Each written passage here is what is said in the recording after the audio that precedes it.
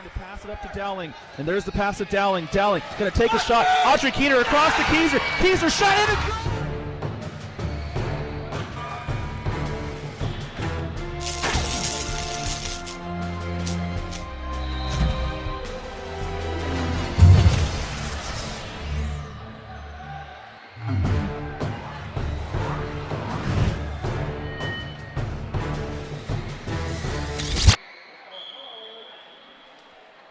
Good morning, ladies and gentlemen. Welcome to Day 3 of the USPSA MK Battery Conference Cup Championship Series.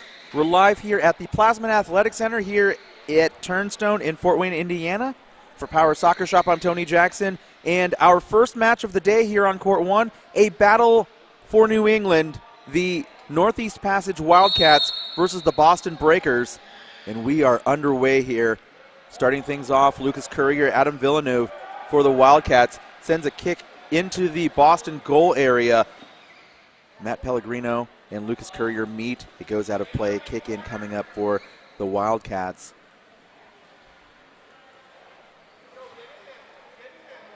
Wildcats actually recently traveled to Montreal to compete in the Défi Sportif competition, a multi-sport, multi-day event, international event, where they placed second.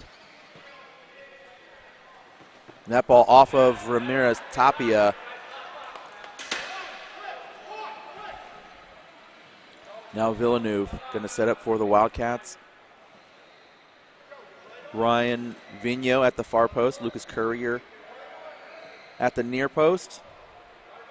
Jim Weiss guarding Courier. Joe DePiece at the far post guarding Ryan Vigneault. There's the kick across the box, cut off by Pellegrino. Now Joe DePiece for the Breakers is met by Spencer DeFosis.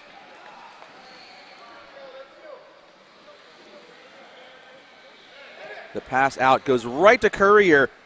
And now Vigneault winding up for a shot. Villeneuve, can he spin? Oh my goodness! He just barely missed that one. And that pass, beautiful pass across the area, and Villeneuve just a little bit too far away.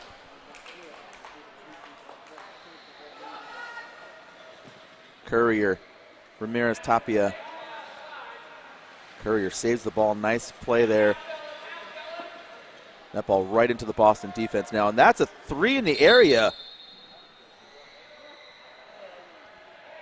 Looks like the referee called a 2-on-1 violation, but I guess either foul could have been called. This is going to be an indirect free kick from, you can't get any closer than that without being in the goal area.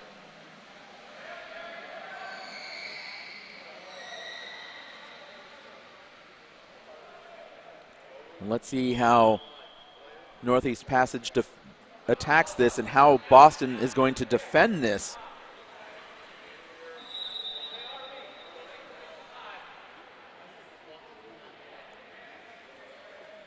Now, the Northeast Passage players can't get too close to each other, otherwise that's going to be a 2-on-1.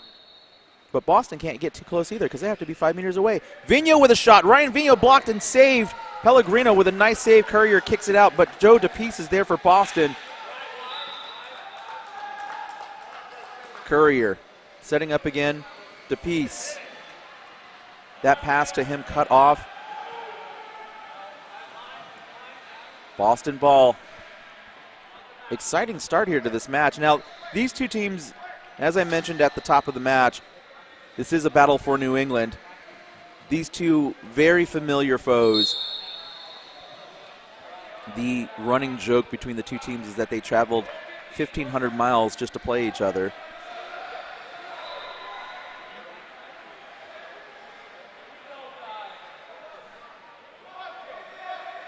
Pellegrino. Courier stops that one. That one gets away a little bit, but he manages to get it back under control again. And that ball springs loose. Joe DePiece over to Pellegrino. Pellegrino down to DePiece, cut off by Courier. And Courier's right there again to cut that pass off. Well read. Villeneuve trying to go the other way with it. Courier now has to pick it up. DeFosis with the ball now. Spencer DeFosis, the goalkeeper. Lucas Courier drops back into the goal to cover. Ramirez Tapia winds up for a spin kick, saved by Lucas Courier.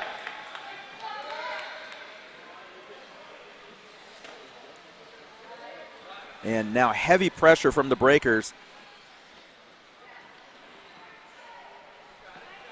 Nice move, Courier to get away.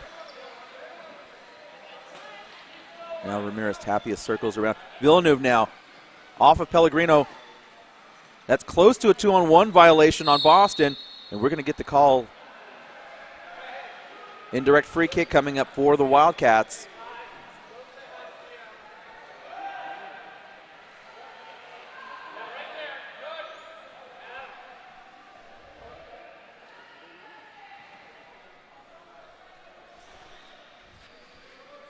Courier. That ball cut off by Ramirez Tapia. DeFosis comes up to stop DePiece from advancing any further. The kick out to Pellegrino. Cut off by DeFosis. That's close to a 2-on-1 again, and referee David Ruelas is going to make the call.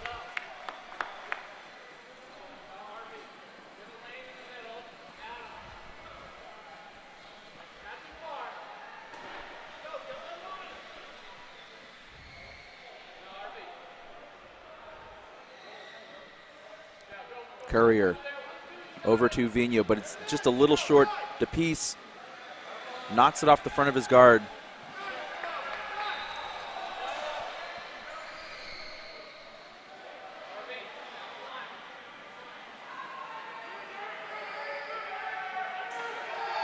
Very tight triangle here for the Wildcats.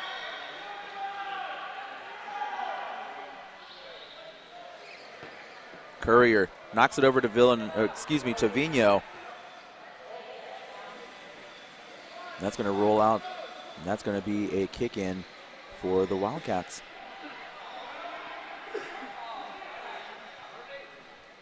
It is Championship Saturday here at the Plassman Athletic Center. The Founders Conference and the President's Conference will have a winner by the end of the day. We'll bring you those games later on. Heavy contact between DePiece and Courier. Another kick-in coming up for the Wildcats.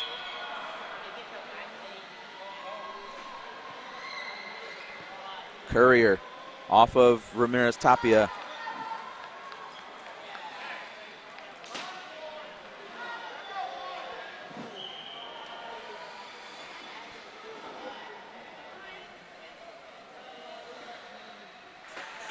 And the kick out to Ramirez Tapia.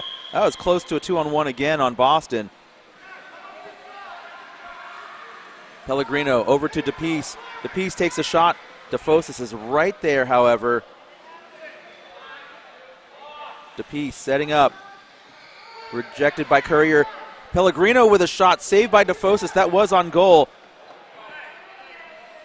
Lots of action here in the first match of the day. Close to another 2-on-1 on Boston. They just can't seem to stay away from each other.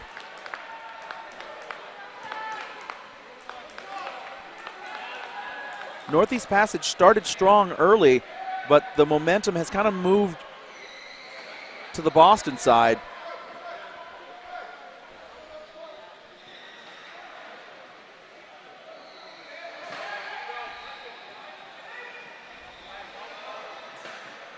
Courier getting around Ramirez Tapia. And that ball is out of play. That's going to be a Wildcats kick in.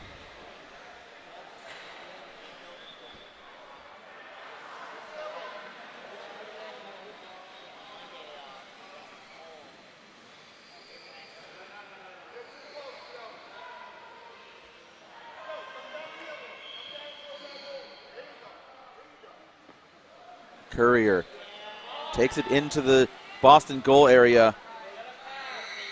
Now Ryan Vino at the top of the area waiting for a pass. And there it is, Vino across to Villeneuve. Villeneuve with a shot, and he slams into Jim Weiss while taking the shot. Jim Weiss felt the full force of that one. Good passing by the Wildcats, and you see Villeneuve just completely slam into Jim Weiss.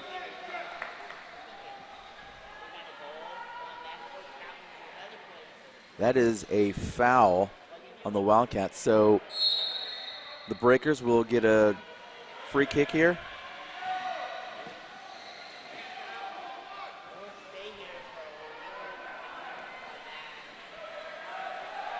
Action on all 4 courts to start the day. On court 4 to our left, the Turnstone Flyers versus Glass of Chicago Fire. Strong move by Courier to get around Pellegrino. And that ball's coming into the area. Jim Weiss very smartly cuts it off before Villeneuve could take a shot on it. And the Wildcats are setting up quickly here. Cam Urich into the match for Ryan Vigneault. Urich going to take the kick. Urich sends it across. Courier tried to cut it off, but he was a little late on that. But that pass from DePiece, not a ton of pace, allowed Courier to get back on defense. And now Villeneuve tried to get the ball, but Ramirez Tapia cut it off. Now, Pellegrino's got to be careful. He doesn't want to get another 2-on-1. Courier. The kick out. Villeneuve. Villeneuve with a shot. Cam Urich now with it.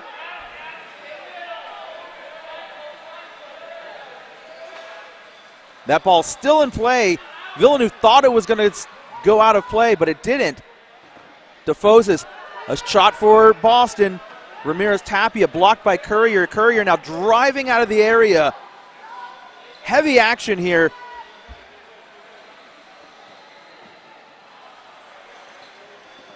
Courier on DePiece. Courier gets it away from DePiece, but he gets hooked on the chair, and DePiece is able to recover. Frantic back and forth action. That's close to a 2-on-1 violation again, but play continues here. Pellegrino, the last to touch that ball. Wow, I have to catch my breath. There's so much back and forth action over the last 2 minutes. Cam Urich for the Wildcats going to take this kick. Villeneuve down by the corner triangle.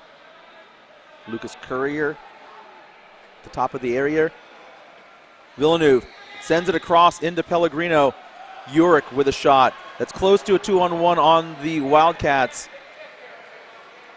But they're going to get the kick in from just at the top of the goal area.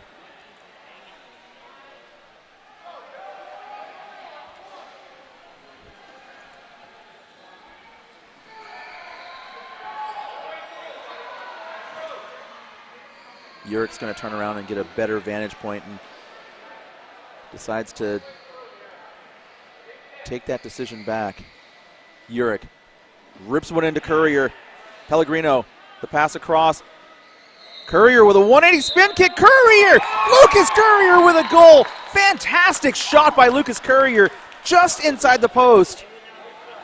Watch right there. Lucas Courier spins around and beats Ramirez Tapia. 1-0 Wildcats.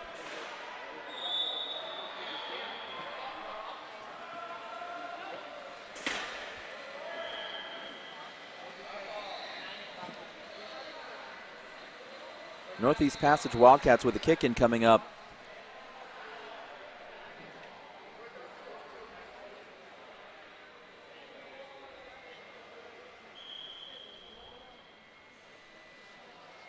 Villeneuve.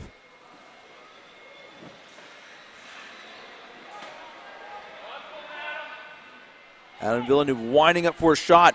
And that one almost in. That one off the post. Cam Urich with a shot and a goal. Northeast Passage with 2 quick goals. The first shot almost went in off the post, and Cam Urich was right there to finish it. 2-0 Northeast Passage Wildcats over the Boston Breakers.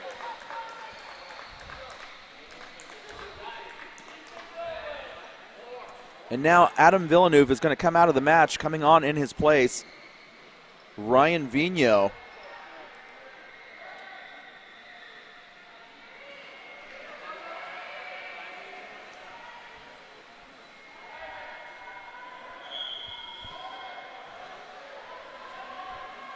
And it looks like Jim Weiss is coming out of the match, and coming on in his place, Steve Hirsch.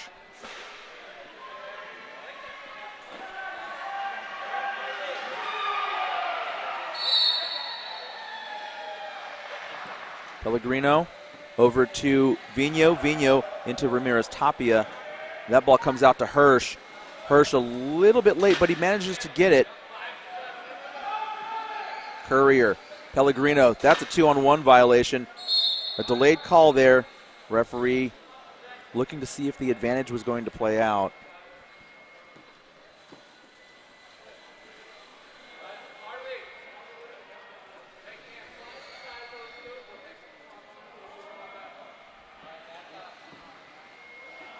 Pellegrino, Courier, back to Pellegrino. Vino holds on to that ball. They have to be careful to avoid the 2-on-1 there. Vino slowing down Pellegrino. Vino now. And that ball is going to go out in favor of the Breakers. Boston Breakers just not able to find any kind of rhythm. We're in the 16th minute, and they are just all out of sorts right now.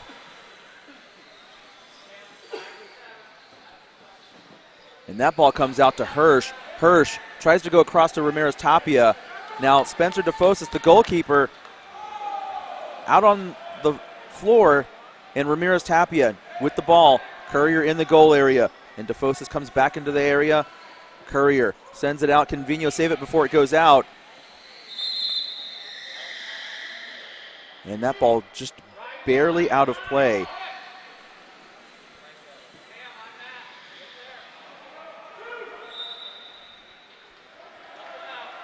Doesn't have a lot of space to get it through. Courier, nicely done. That ball off of Pellegrino. That's going to be a kick in for the Wildcats. Team's moving quickly here. Now, Hirsch is taking the ball, but it looked like that went off of Pellegrino.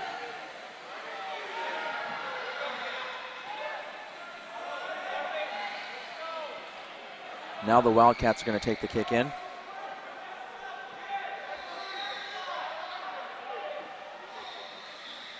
Ramirez Tapia getting around his Courier. And Courier loses the ball, and everybody's diving in for it, and everybody has to split off to avoid 2-on-1 violations. Uric. Oh, Steve Hirsch sends it back to his own goal area. And that allows the Wildcats to start the attack again, but Ramirez Tapia does well to turn that ball around, and now he's heading towards the Wildcats goal area, starting up the Boston attack. The kick out to Hirsch. Hirsch just a little late on the turn. Courier going back the other way, 2-on-1 violation, but delayed call, advantage played. Courier trying to get around Pellegrino. Courier still working. Steve Hirsch there. Courier just getting around Hirsch. Well done. Nice moves. Lucas Courier, and the pass bounces off of Pellegrino, and now here's the counterattack for Boston. Courier there to stop it, though, at least slow it down. Courier trying to keep that ball in play, and he does. And that ball just goes behind DeFosis, out of play. Kick in coming up for Boston.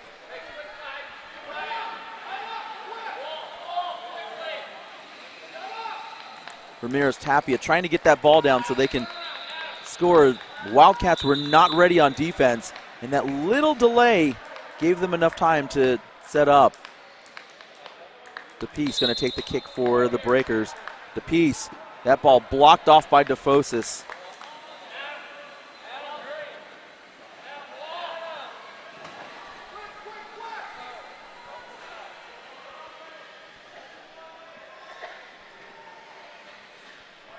Now Pellegrino just trying to confuse the defenders. Ramirez Tapia looking to go to Pellegrino. And Villeneuve does very well to cut it off. That was very close to a 3-in-the-box violation. 2-on-1 called. That ball is going to come back to the spot of the infraction. We're just about done with the first half here. Northeast Passage Wildcats with a 2-goal lead.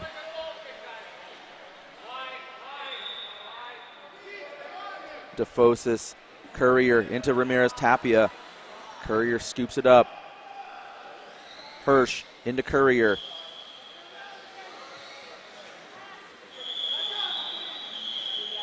That ball out of play off of Pellegrino.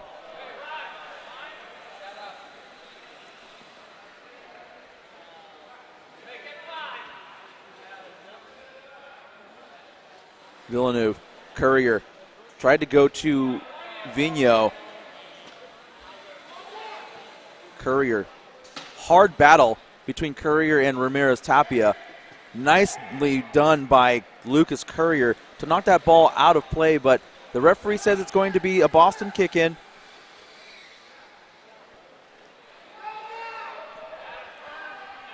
Ramirez Tapia, Pellegrino, the shot, and that one just wide of the post. The first real good scoring chance for Boston.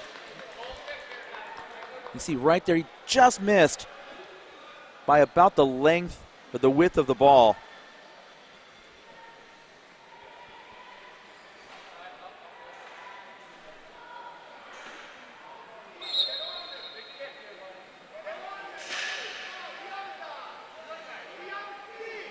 DeFosis just trying to pick his spot here. Courier. That ball bouncing in the air. Play continues. Close to a 2-on-1 on Boston again. Villeneuve now winds up for a pass. Pellegrino to Ramirez Tapia. Nicely done by Ramirez Tapia to get it back to Pellegrino.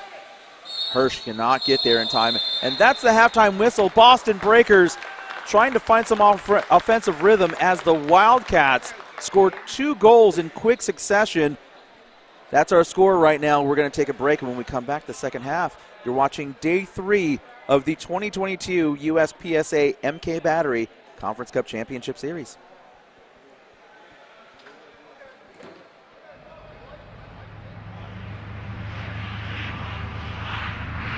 NIMI is a manufacturing company for 25 years. We started out of our garage manufacturing products and for the industrial market, as well as disabled products and outdoor products too as well. We were able to help out the disabled sports world by building a power wheelchair. We have developed many products for the industrial market, like vacuum fixturing that holds down, sucks down parts using vacuum power versus using double-face tape that customers would do and use clamps and vices and traditional stuff like that. We can do full 5-sided machining by using vacuum chucks and different products of ours.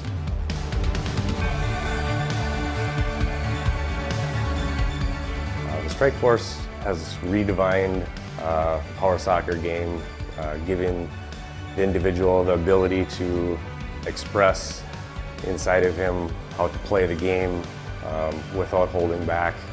We have built a chair, the Strike Force, to be low profile, fast, quick, and take over the game. The manufacturing of the Strike Force has led us into the manufacturing of the Track Force chair, which is an outdoor, rugged chair built for the beach, hunting, any outdoor enthusiast that wants to get out of his everyday chair and be able to go around in his yard even.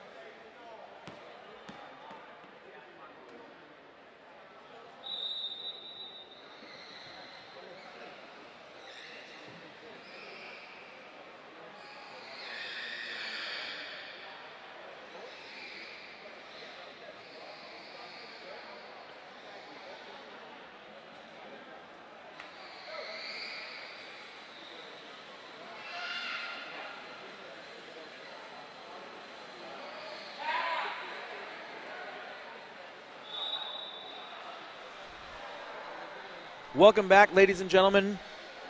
Boston Breakers, Northeast Passage Wildcats. First game of the day. It's day 3 of the 2022 USPSA MK Battery Conference Cup Series for Power Soccer Shop. I'm Tony Jackson. The score is 1-0 in favor of the Wildcats. It had been brought to my attention by several that the first goal did not count because it was a 2-on-1 violation.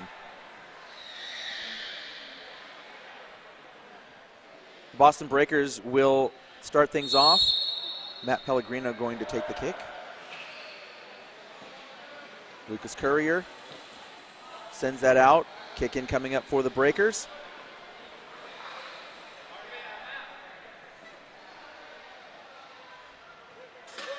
Ramirez Tapia, Courier into Pellegrino. Hirsch is there. That's going to roll out of play for a goal kick.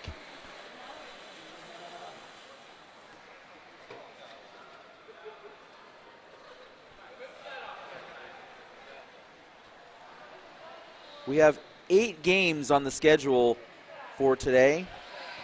And we'll be here to bring you all of the action from Court 1. Courier.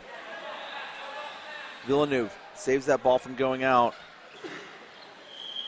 We do have live coverage from Court 3 and 4 as well.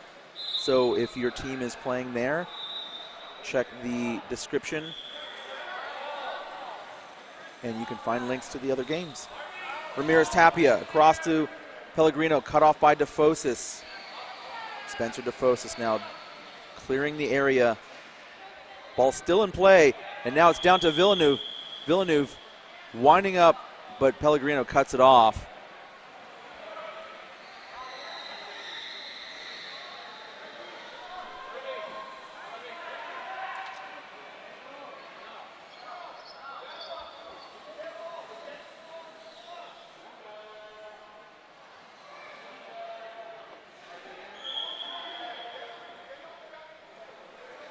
Villeneuve down to Vigneault. Vigneault hit that one a little too high. Now DeFosis going to try to save it. And he saved about 2 inches there. It's still going to be a kick in for the Breakers. Hirsch. Over to Pellegrino. Pellegrino gets behind DeFosis, but he recovers well. That ball off of Pellegrino.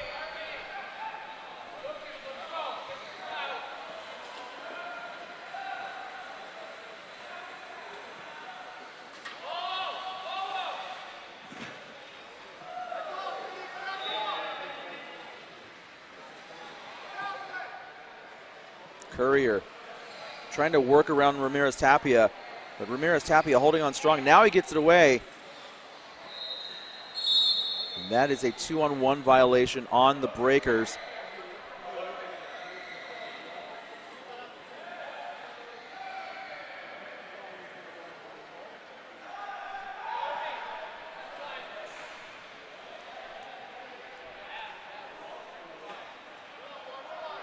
Courier off of Vigneault. Ramirez Tapia with a shot. DeFosis. Ramirez Tapia takes that rebound. Courier sends it out.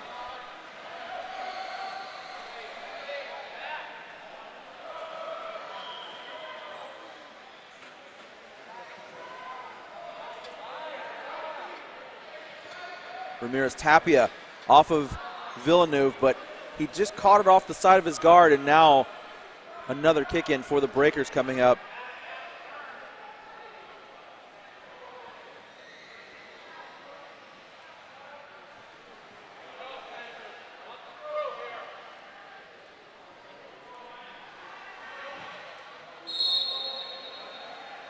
Ramirez Tapia trying to go between the wall, and he almost got there. That's going to roll out for a corner kick.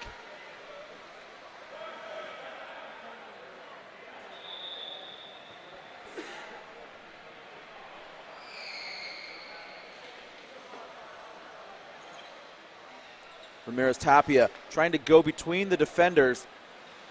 Courier now trying to clear the goal area. Ramirez Tapia trying to keep the Boston attack going here. DeFosis takes the ball out. Pellegrino over to Hirsch. Hirsch DeFosis, a hard shot off of Hirsch. Kick in coming up for the Wildcats. Again, these two are very familiar opponents. They play each other regularly in New England. Northeast Passage located in Durham, New Hampshire. And the Boston Breakers hailing from the great state of Massachusetts.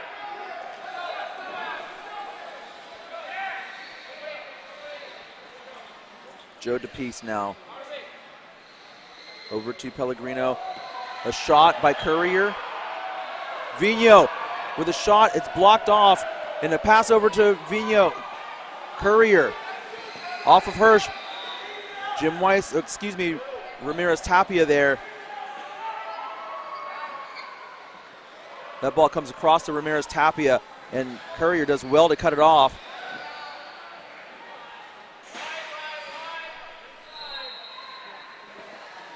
Courier. Pellegrino. That's very close to a 2-on-1. Pellegrino had come out of the area. But play continues. Lots of back and forth action. The Boston defense under heavy pressure at the moment. Ramirez Tapia doing everything he can to get the ball to the other end of the floor. Hirsch is there. Hirsch, Ramirez Tapia. Nice turn move by Ramirez Tapia, but Courier takes it away. Pellegrino, Ramirez Tapia winding up. DeFosis now clears the area. And there's Ryan Vigneault. Vigneault with a pass. DePiece is going to try to take it out of the area. Villeneuve. Courier winding up. A shot. Villeneuve again to Courier. Courier tried to go back to Villeneuve, but Pellegrino cut it off. The pass across. Hirsch is there. Nicely done by Steve Hirsch. Courier over to Villeneuve. Villeneuve with a shot. It gets between. And Ryan Vigneault's right there. Ryan Vigneault with a shot saved by Joe DePiece. Lots of action back and forth here. Boston again under heavy pressure. Lucas Courier with a shot that's blocked by Pellegrino. Now Ramirez Tapia trying to get the ball out of the area desperately for Boston. And they're going to get a kick in. Wow, that was back and forth.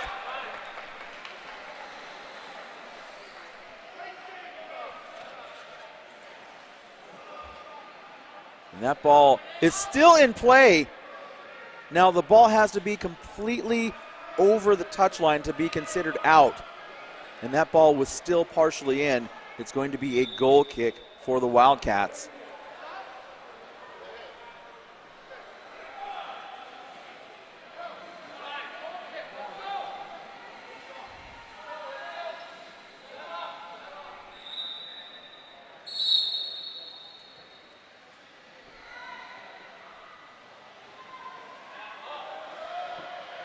Courier into Ramirez Tapia. Courier trying to push Ramirez Tapia. Pellegrino. Ramirez Tapia, 2-on-1 violation on Boston.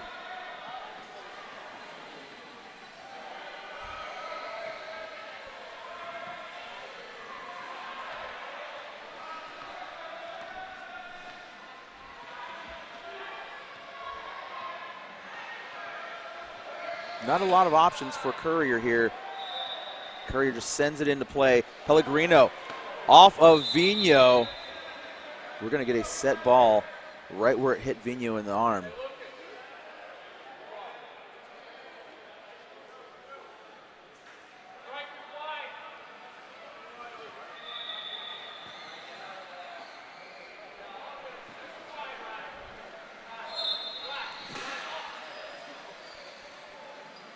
Courier. The fight for the ball, the kick out. Vigneault's there. Vigneault with a shot. Courier now. Courier. Pellegrino. Courier again. Vigneault couldn't quite get there to hold on to it. Kick in coming up for Boston. And that's close to a 2-on-1 on the Wildcats. That ball comes out. Only Ramirez Tapia is there to collect it for the Breakers.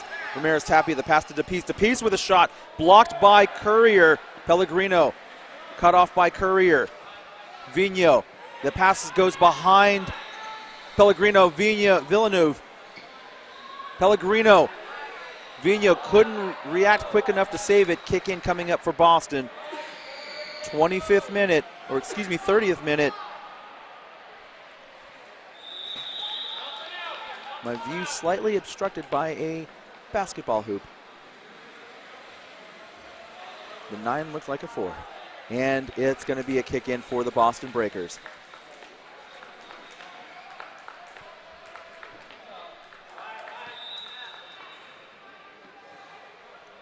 Joe DePiece winding up, hard kick across the area. Nicely done by DeFos as he found the space between the Boston attackers and cleared the area, pushing Boston all the way back.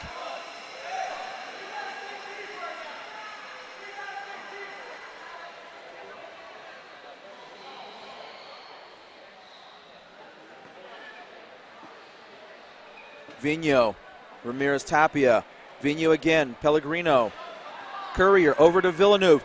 Adam Villeneuve with a shot. Jim Weiss, Ryan Vino's there. Pellegrino, Courier.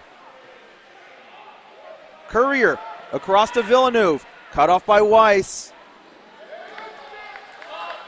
And a substitution now for the Wildcats. Cam Urick coming on in place of Ryan Vino.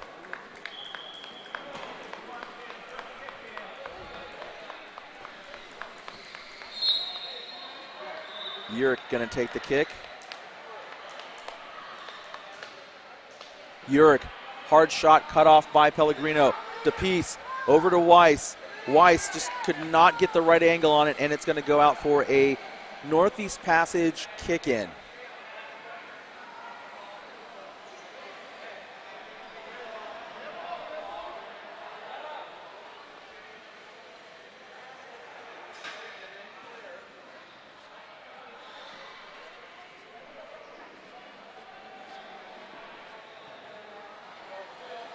Courier trying to split the Boston defenders. Now, that should be a 2-on-1, but it's going to be a kick in for the Breakers. Let's see what the call is here. I think they're just asking the assistant referee to retrieve the ball. It is going to be a kick in for the Breakers.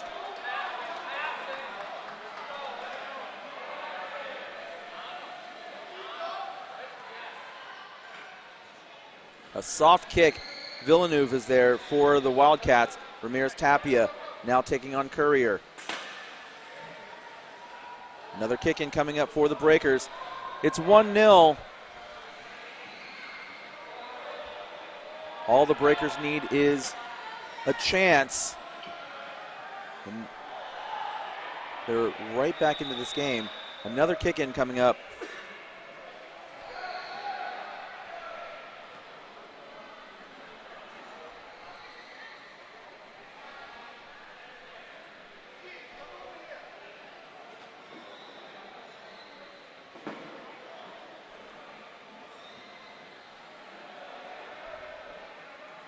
Ramirez Tapia, DeFosis, Villeneuve trying to get the ball away. DeFosis out of the area. Pellegrino winds up for a shot, and Ramirez Tapia just could not connect on that one.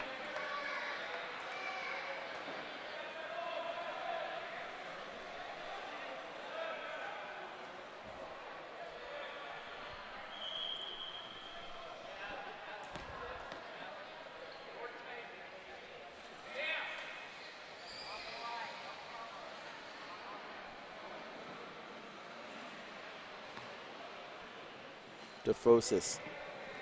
Ramirez Tapia gets that ball now. DePiece is going to wind up for a shot. DeFosis is there to cut it off. Now Courier is going to take that ball and try to head the other way. A collision at the center line. Let's see how the referee decides who's at fault, and it's going to be Courier. So free kick coming up for the Breakers.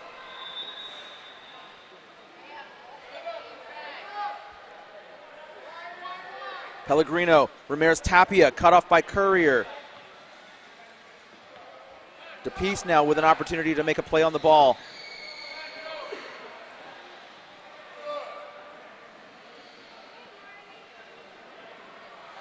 DePiece trying to just pull that ball away from Courier's chair. Courier doing well to just hold on. DePiece gets away though.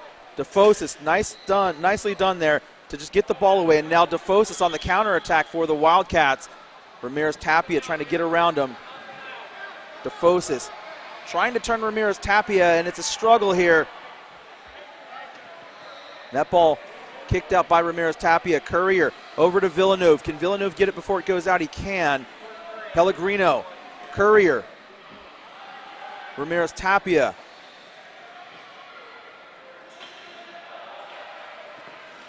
Pellegrino winds up for a kick. DeFosis is out of the goal area. That's close to a 2-on-1. And that ball out of play on Boston.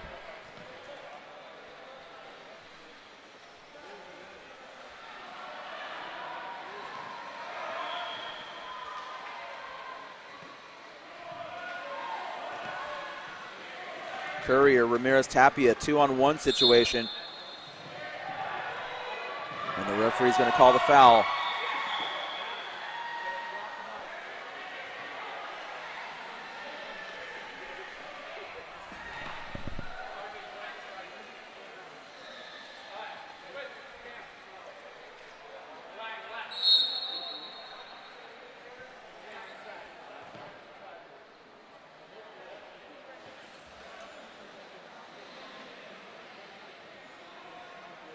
Courier. Again, not a lot of options. Boston defending really tightly here. Vigneault. Courier. That ball goes out of play. Kick in coming up for Boston. 37th minute. Northeast Passage Wildcats still holding on to a 1-0 lead. Boston trying desperately to get back that goal. They've had a couple half chances here and there, but nothing really threatening. And that's a 2-on-1 on the Northeast Passage Wildcats. They've been able to avoid them for most of the game.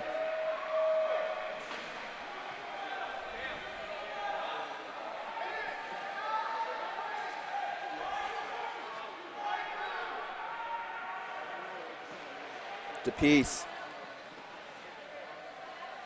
Courier.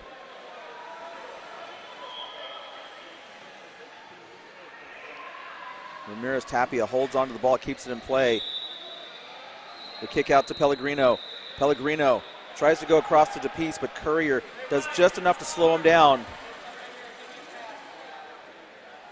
Pellegrino cut off by DeFosis.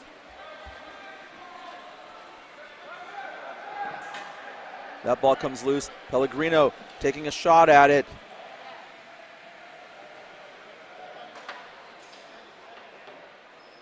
The kick out to Ramirez Tapia.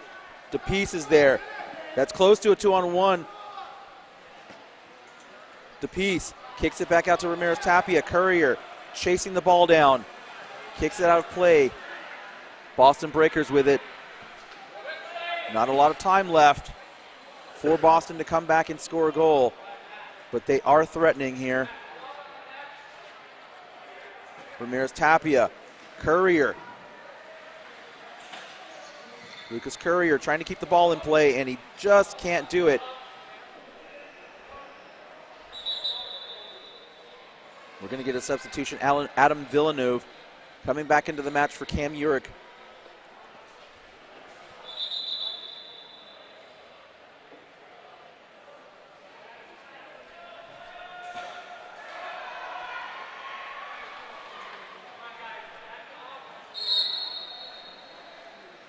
Ramirez Tapia, Courier, DePiece. Courier takes that ball away. Nice move by Lucas Courier to get around Pellegrino. Courier still moving. That ball off of Courier.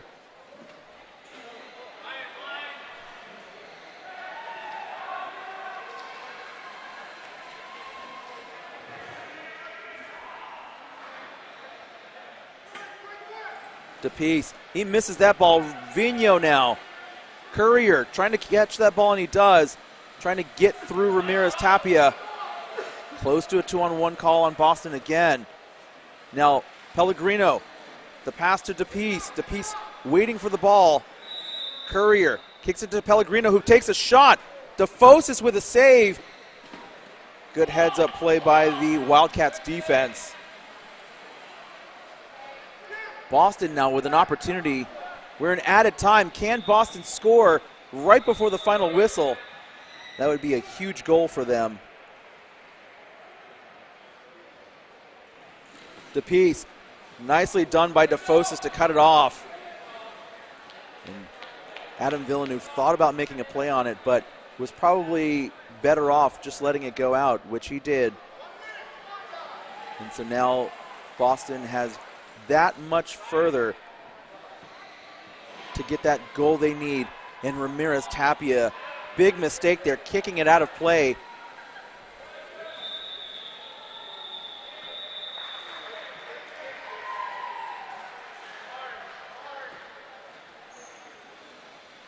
Courier trying to get around Pellegrino. Pellegrino cuts off Courier to get that ball back. Courier aggressive down there. Wildcats again with a 2-on-1. Spacing now becoming an issue for them as this match winds down. Boston getting chances, but they're so far away from the goal area right now. Courier, nicely done. Villeneuve, Pellegrino, Courier over to Villeneuve. Villeneuve over to Vigneault. Ryan Vigneault cut off by Joe DePiece. Pellegrino, 2-on-1 violation. Northeast Passage Wildcats now with the free kick coming up.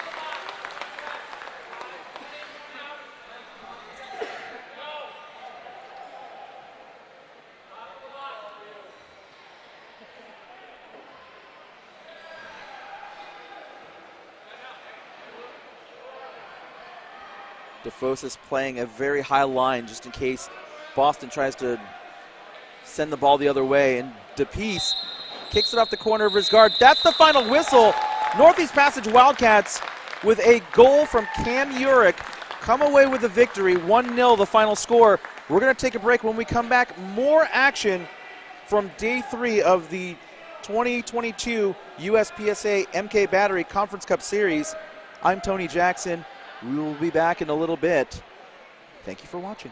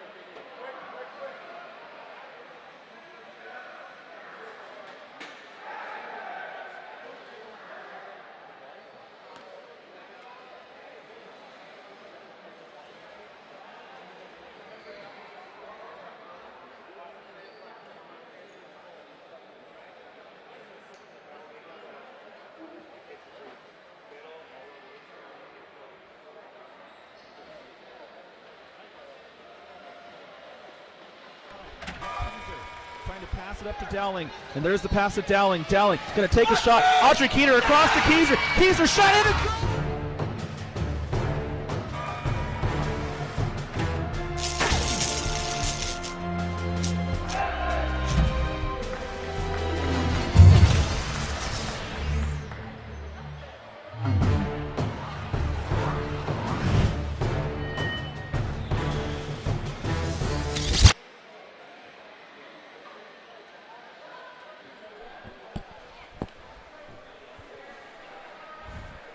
All right, welcome back to the 2022 MK Battery Conference Cup Series. We have a Premier League matchup with the Atlanta Sting and the Dassel Cyclones. I'm your host, Alex Johnson, and I'm here with my son, Devin Johnson. Hello, hello. And we are excited to commentate on this game. Should be a good matchup. Both these teams, this is day 2 for them. They're both looking for the first win, so I'm sure they're excited to get this one going. So starting lineups for Sting, we got Zach Dickey in the middle, Kyle Eggleston on the side, and we're off and running. Pass by Dickey to Eggleston, back to Eggleston, and it's going to be out for a goal kick.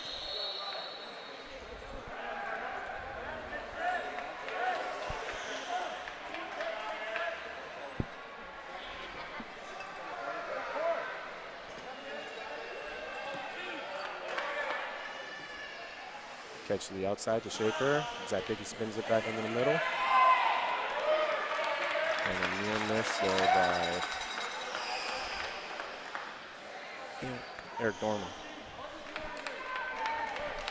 We got a side out here for the Sting.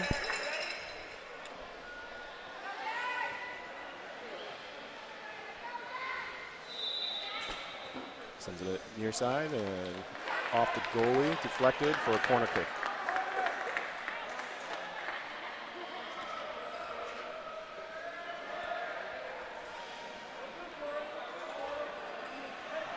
Dickey surveying his options.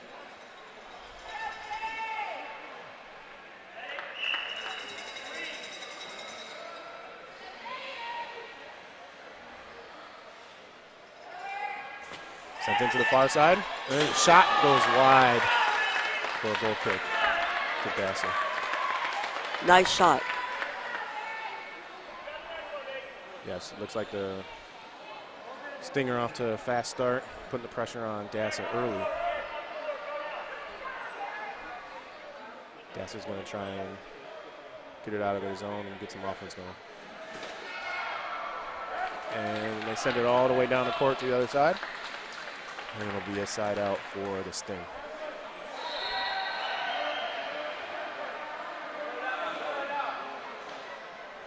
Eggleston will take the kick in. Sends it over to Dickey.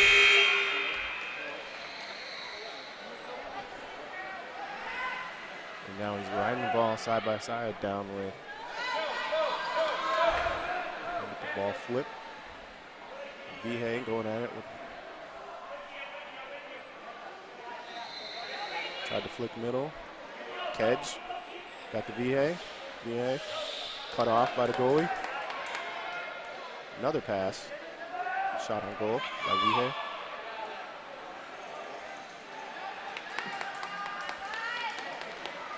And Vihey and Dickey are locked in.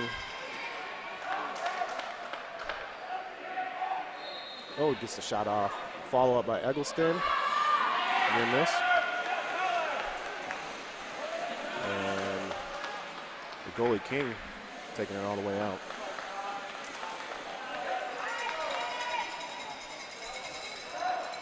Sting putting the pressure on.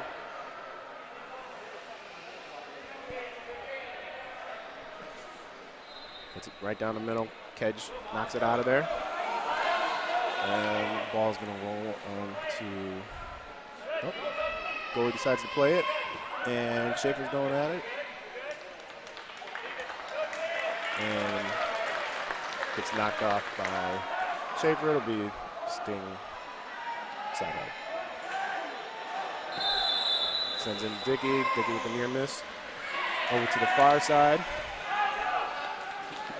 And a spin kick deflected by Kedge. Oh, yeah, I think they're playing advantage. And a spin kick is going to go wide for another Dassel goal kick. Lots of action. Yes. Have a little bit of history with Sting. They're a fast-moving team, so they like to get out and pressure you. Absolutely.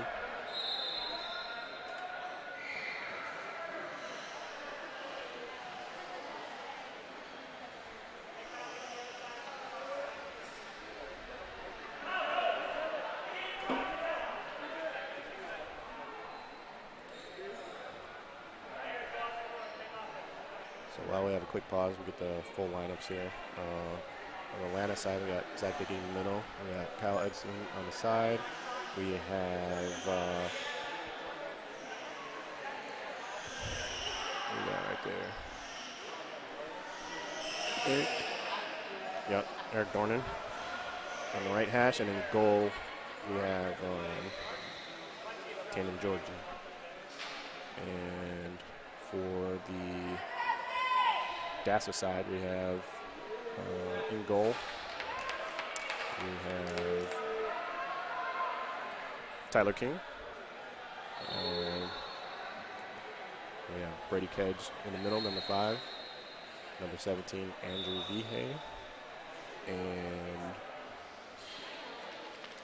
we have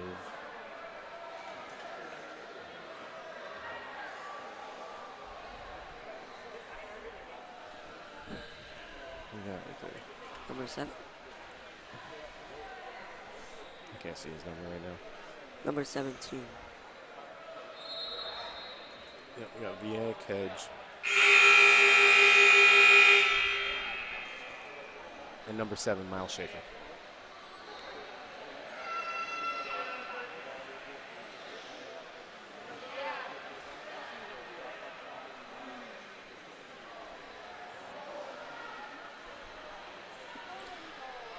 Looks like we have some type of scoreboard issue going on. I think they got it all situated, and here we go. Passing by Kez. Dickey with the deflection. Georgia comes out to get the ball now. Schaefer locked up with Dickey. Wrestling for position. Ball pops out to Vihey. Vihey and Dickey locked up.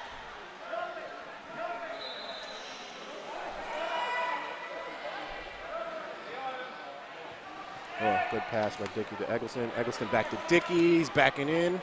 Good stop by King. Dickey in the corner, looking for some room. King clears it out. Pops in the middle. Kedge. Off of Schaefer, off of Dornan. Now, Kedge deflects that one, and the 2-on-1 gets called.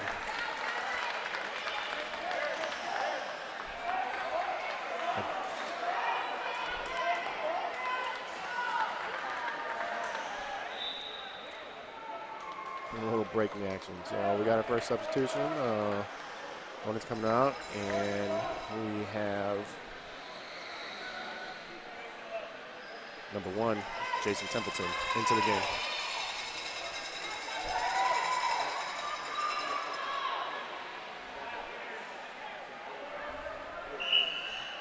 Eggleston to the corner to Dickey, down low to Templeton, blocked by Kedge. A rebound by Eggleston, also taken by Kedge. Now Kedge and Dickey lock up as they're driving towards the goal. Deflection by Kedge. Templeton with the opening, and Eggleston with the shot. Great save by King. Ball deflected out. It's going to be a Sting side out. So This is very... Yeah, we're moving fast here. Right. A lot of action. But definitely the pressure is on right now. Dassel trying to prevent this thing from getting one in. Dickey enters it in. Eggleston with the rebound. Deflection wide out. And it'll be a goal kick for Dassel.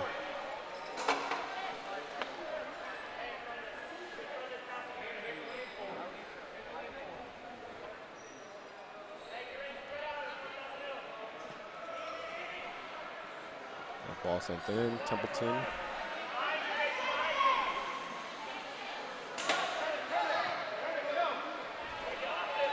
Locked up with VA. VA breaks the ball away. Now Dickey and VA go at it. Dickey gets the ball past VA. Trying to get it past Kedge off of Templeton. Back to Dickey. Trying to send it far side to Eggleston, but Kedge is there to break that up. And a little deflection, and it's going to be a sting ball.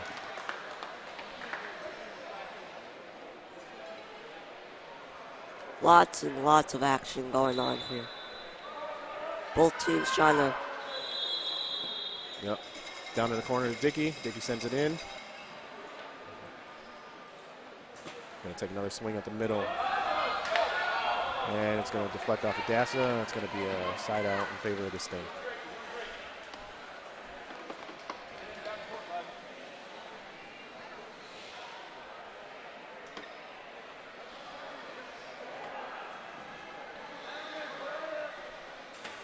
Eggleston sends it in to Dickey. Dickey and Kedge lock up. Dickey trying to get some leverage around him. Kedge staying with it.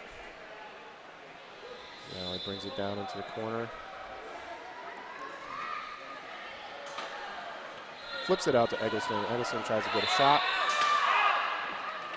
And sends it far side to Templeton. Templeton to Dickey. Tries backing it in, but Kedge is there again. Playing excellent defense. Another deflection by Kedge. Sent down by number 7, Schaefer. Goalie's out. Pops it back out. Schaefer with the rebound. Bringing it around to the far side. And just couldn't get around that ball. So it's going to be Atlanta Sting ball. They both like to play fast. Mm-hmm.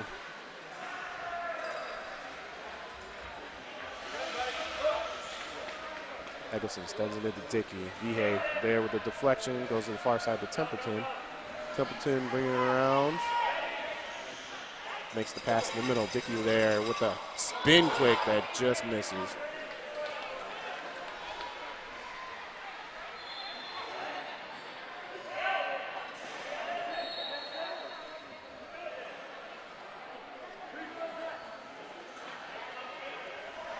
Kedge on the goal kick. Templeton with the deflection. Templeton with the deflection. Eggleston goes for the spin. Ooh. Just missed.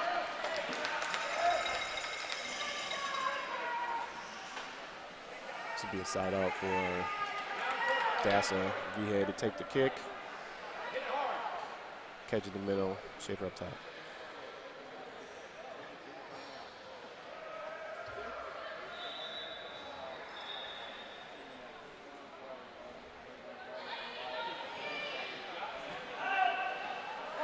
Sends it down the line. Eggleston with the deflection to Dickey. Dickey gets around Kedge. King there to block it. Templeton wide open for the shot. Goal. And the goal.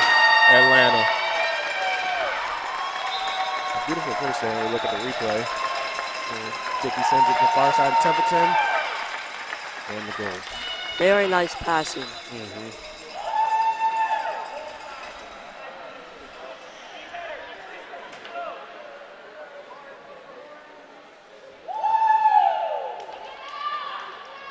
So on the 13th minute here, we have our first goal, and that's going to be to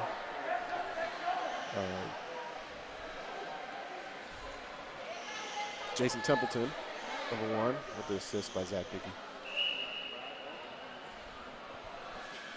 All right, we're off again. Kedge hits it. Eggleston deflects it. Locked up with Vihey. Eggleston gets around him. And he's got the inside leverage there, and he's looking to make that pass in the middle. Kedge with the deflection. Ooh, Dickey sends it down into the middle.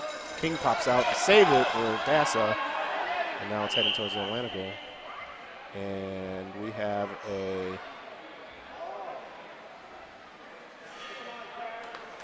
believe we had a 2-on-1 on the play here.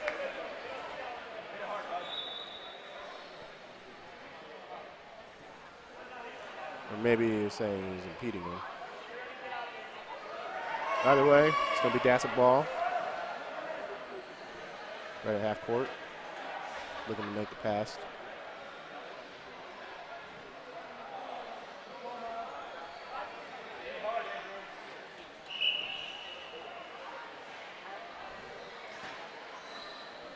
Pops it in. Kedge with the shot on it. Dickey with the stop. Dickey trying to come around VA. VA with the pass over the corner to Schaefer. Deflects off Dickey. It's going to be a Dassa side out. And Devin, this is their first really opportunity for them to have a set piece in their zone. Right. Let's see if they can capitalize here. Best bet is to the far post.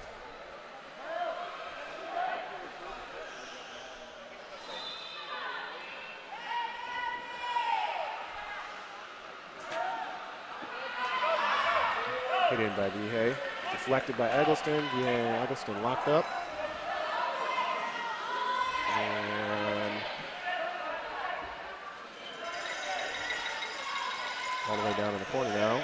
Vihey knocks it loose. It goes right in between both players.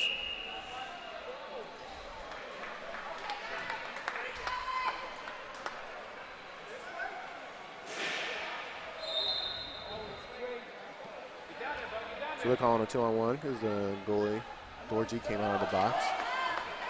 That's going to be Dassa's ball.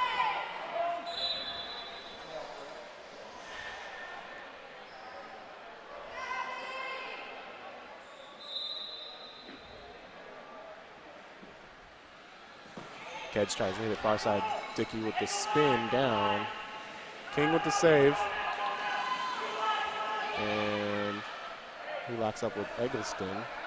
He's also out of the box now, so he has to watch the 2-on-1. King and Dickey locked up. And Dickey drives him. Oh, finds the opening. Eggleston with the pass to Templeton. King is out. King locked with Eggleston. And he gets the leverage, gets past him. Pass to Dickey to the far side. Templeton with the goal. Nice. Beautiful pass and beautiful finish. Look at it again on the replay here.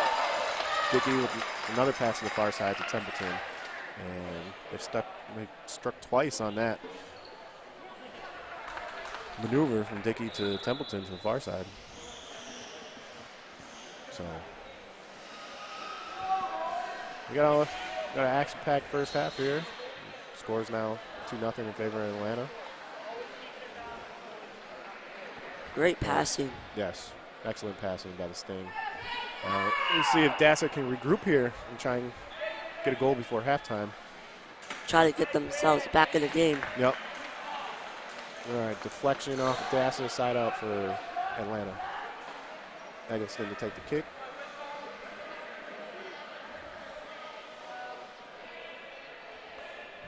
And it looks like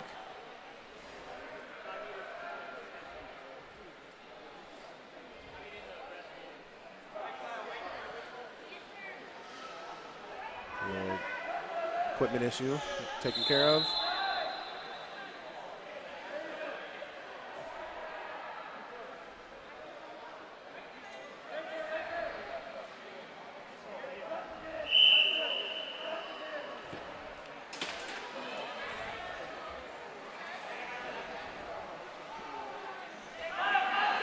Press forward, Eggleston to the far side. King cuts it off. King out of the box again. And he's taking on Dickey. Dickey with a pass in the middle. He tries to get it past King. Nope, deflection by King. And rolling towards the other side. Dorji just hits it off of King nicely and gives the ball back to Atlanta.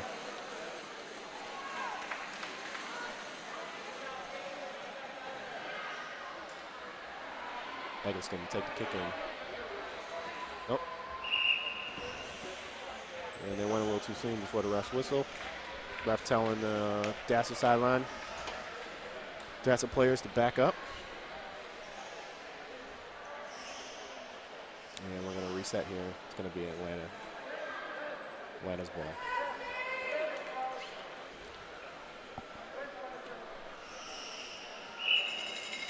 Dickey lines up, knocks it in, goes off Kedge. And Schaefer's trying to catch it to the far side, but ball's going to be out of bounds for Atlanta.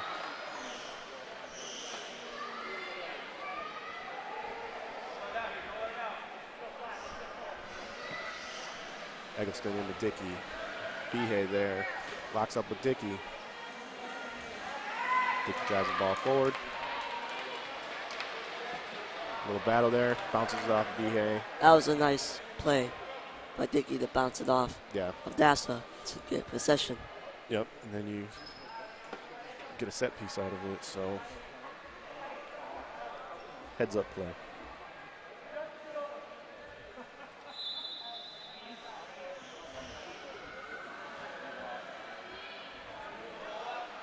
Eggleston to take the kick, sends it in to Dickey. He tries to hit it hard, deflects right off the Kedge, and another deflection off Kedge, and it's going to be another Atlanta side out, a lot closer to the goal.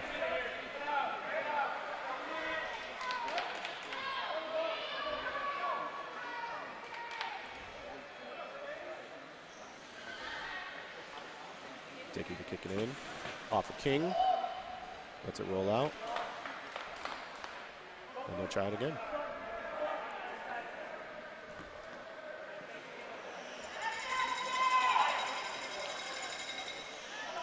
And Steen score another one before the half.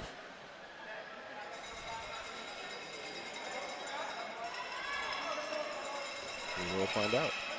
And he hits it hard. Goes off the near side, Eggleston with the shot, deflection. Dickey to the far side now to Templeton, deflected by Kedge. And the ball flew up in the air.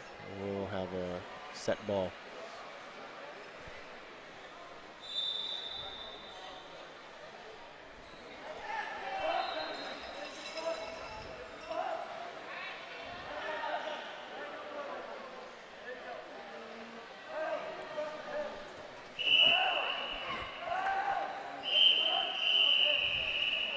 And then it's halftime. And after our action-packed first half, we got Atlanta staying up 2-0. And we're going to take a quick break, and we'll be back with you for the second half.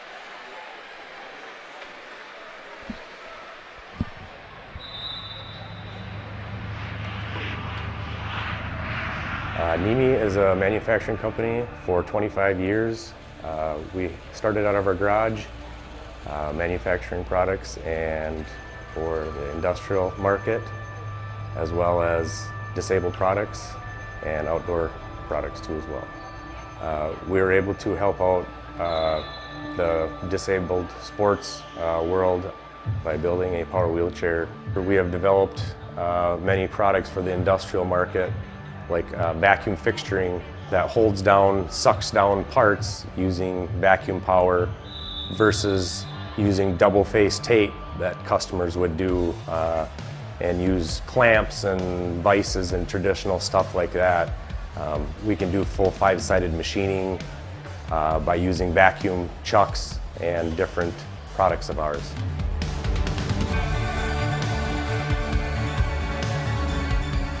The Strike Force has redefined the power soccer game, giving the individual the ability to express inside of him how to play the game without holding back. We have built a chair, the Strike Force, to be low profile, fast, quick, and take over the game. The manufacturing of the Strike Force has led us into the manufacturing of the Track Force chair, which is an outdoor, rugged chair built for the beach, hunting, any outdoor enthusiast that wants to get out of his everyday chair and be able to go around in his yard even.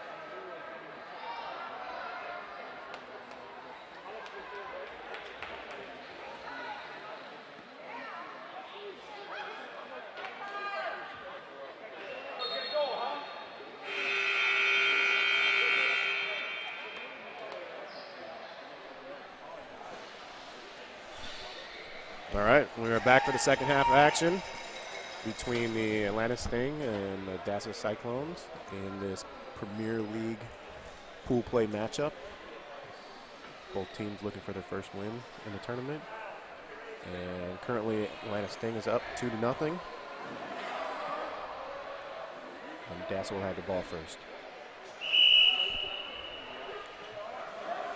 Catch sends it over, deflects off Dickey, and deflects out, and it'll be Sting ball.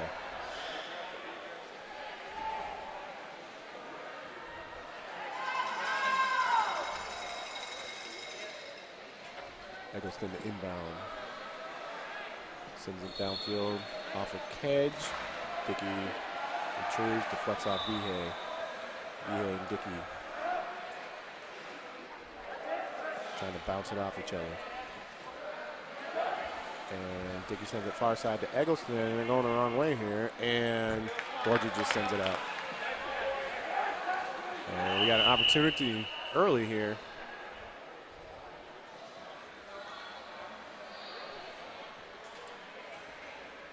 Can Dassel capitalize on a set piece?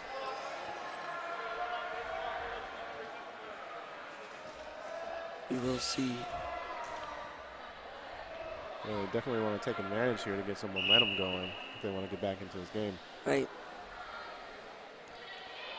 There's still plenty of time. Yep. VA surveying the field.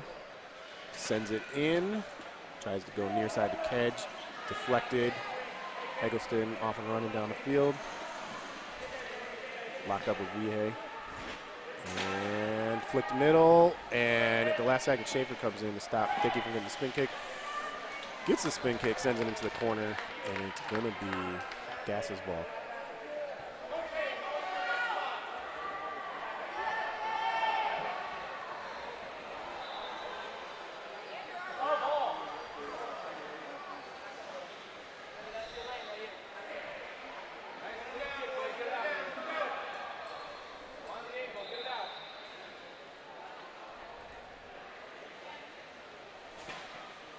Sends it down the line. Templeton with the deflection, goes across to the other side of the court, and it's going to be Dass's ball.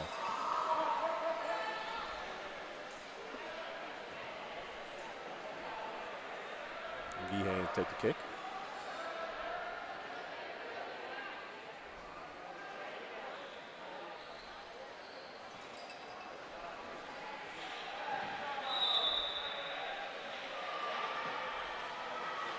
Yeah, he tries to play it down the line to Schaefer, and it rolls out. It's going to be an Atlanta kicker.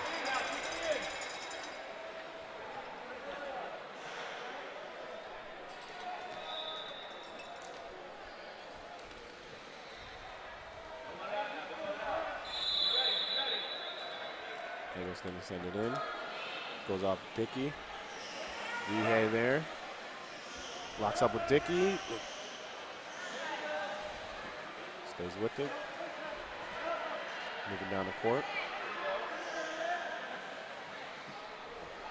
Both of them trying to gain an advantage, and it deflects off Vihey for an Atlanta Sting side out. Eggleston sets up. Sends it in the corner to Dickey. Dickey across the middle. King with the deflection. Eggleston with the rebound. Dickey right off of King. And it'll be Atlanta's ball again.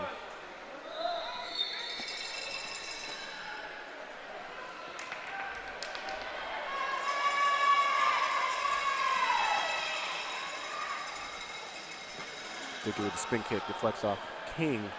Back to Dickey. Dickey spins again, deflects off Vihey to the near side here. And it would be Atlanta's ball.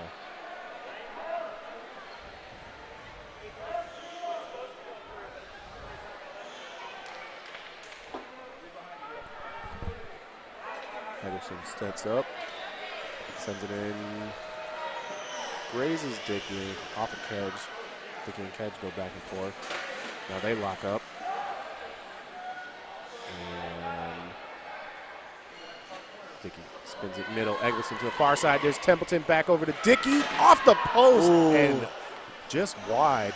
So close. Another great display of passing by the Atlanta side. Just couldn't quite capitalize on that one, but again, keeping the pressure on. Atlanta seems more aggressive in the second half than the first half. They do.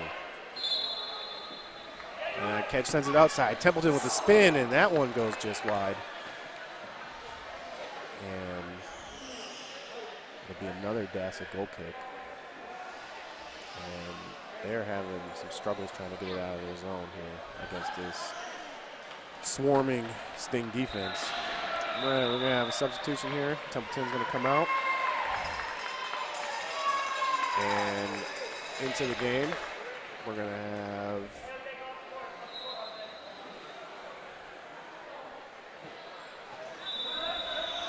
Jose Aguirre, number 13.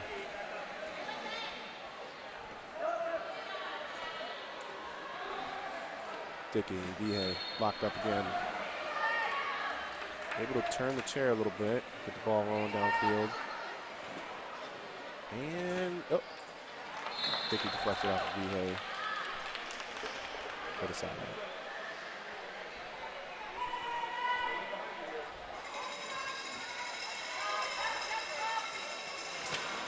Dickey bounces off the back of Eggleston's chair. Vihey there to stop it. Eggleston with the deflection to Dickey. Goes off of Vihey for another Atlanta side out.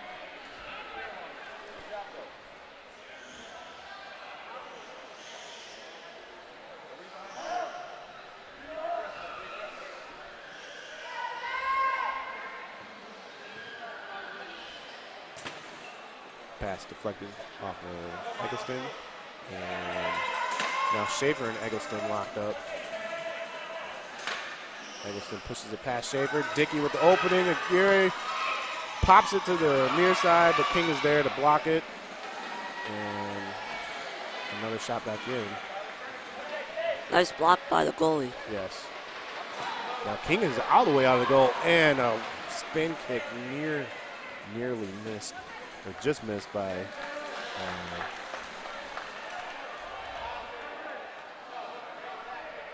Aguirre. I don't know. Sorry if I'm butchering your last name. Dickey from the far side and deflects off Kedge, and that's going to roll out for a corner kick. Kingston put another one on the board.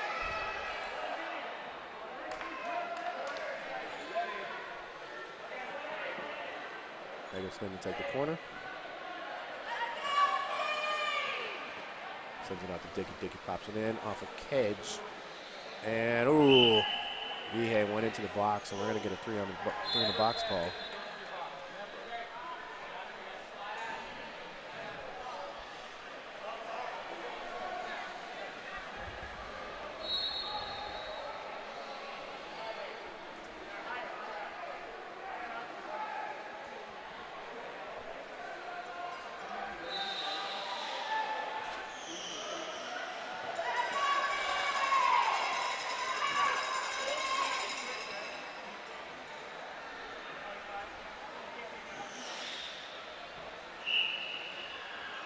Eggleston to take it, sends it to Dickey. Dickey with the spin, deflected. King with the save. Oh, and Vihey's going to go in the box again and get called for it. So we're going to have another three in the box. This is intense. Yes, it is.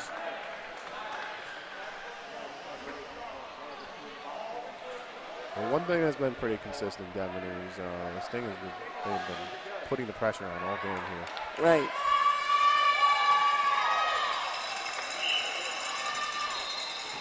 Eggleston hits it to Dickey off of King. Now we're going the other way. Schaefer deflects it out. It's going to be Sting ball.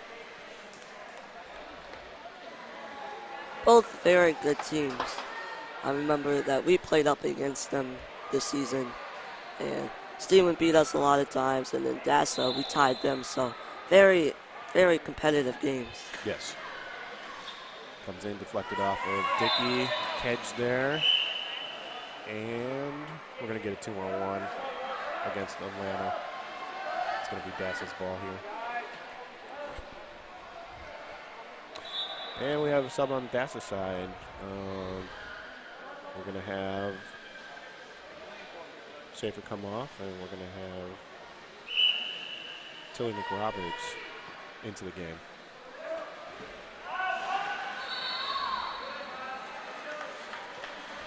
Deflection off of Dassa. It's going to be Atlanta ball.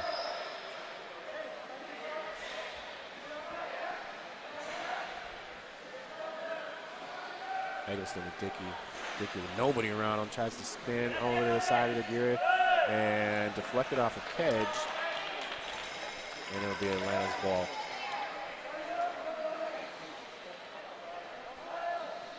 Atlanta already set up.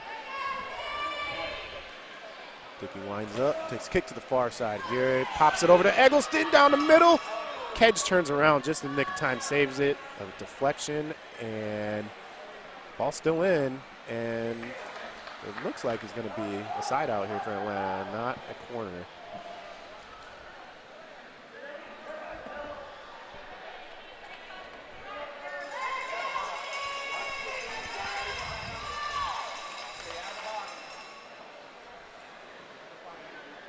Eggleston to take the side out. Sends it in. Dickey to the near side, to the far side again. Pops it towards Kedge there with the save. And Kedge is going to take this ball all the way out. And looks like the ball went out before it hit Kedge. It's going to be Dassa ball.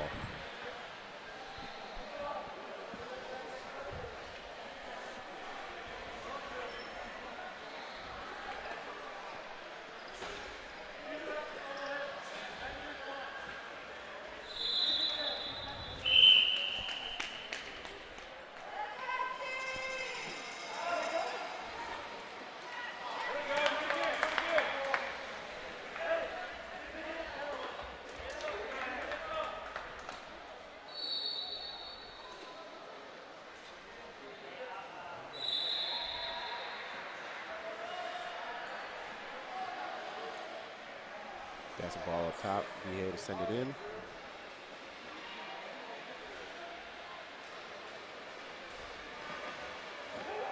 And they meet in the middle there, Eggleston and McRoberts. They're going to get Atlanta for a 2-on-1.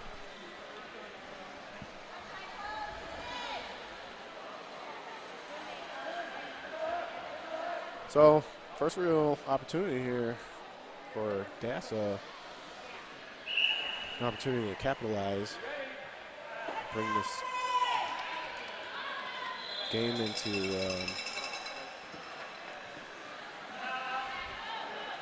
manageable situation here at the end. Deflection, Dickey and Kedge lock up, and Regan with the touch. Ball still in play. Kedge locked up with Dickey. It pops off of Dickey. And it'll be a Dassa side out.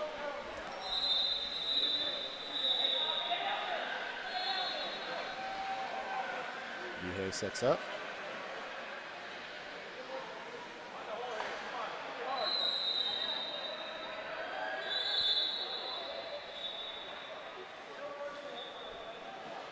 Sends it down the line.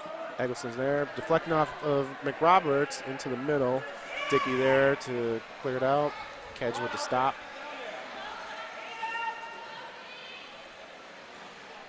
Kedge. Yeah, Eggleston gets it back. Kedge and Riga tries to get the shot off. King with the deflection. Kedge now working the ball back down for Dassa. Dickey there, knocks it off of Kedge. For another Atlanta side out. Nice move by Dickey. And we're going to have a substitution here as McRobert comes out and Schaefer goes back in for Dassa.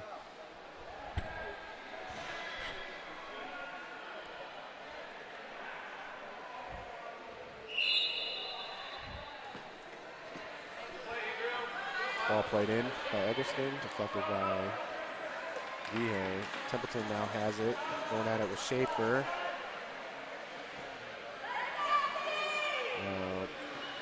Kedge deflects it off of Dickey, and it'll be a Dassa side out. Vihey with the setup.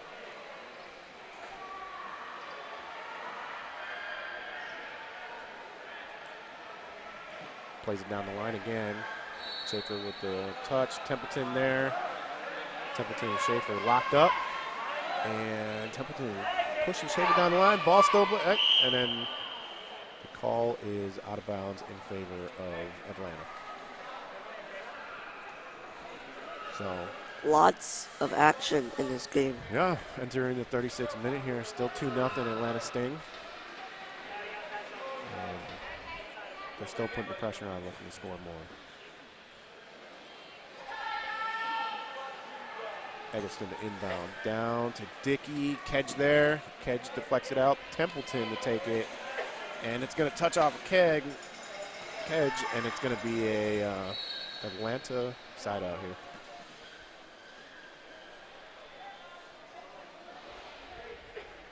Eggleston steps up. Sends it in. Dickey with the touch off the post. Kedge with the deflection gets it out of there. And now Vihey off and running along with Schaefer on the side if he can get the touch over to him. Dorji there. Ooh, Kedge with the shot, but Dickey was there to deflect it. Wow. If he didn't come back in time, that might have been a goal right down the middle. Right. So great awareness there by Zach Dickey. So Atlanta ball. Dickey sends it off of Vihey to get some more field position.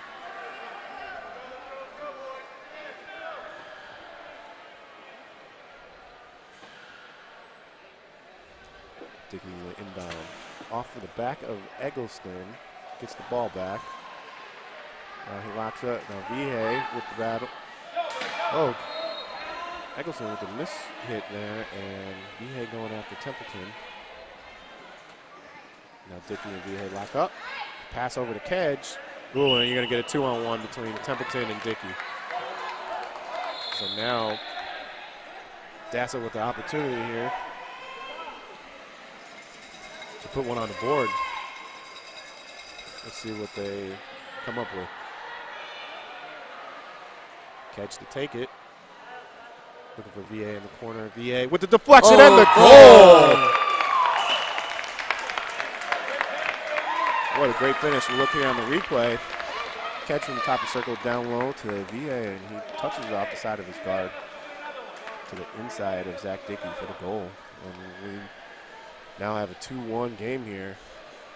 They still have plenty of time to get another one up on the board. Yeah, get the equalizer here. So plenty to play for these two teams as they're jockeying for position in their group place.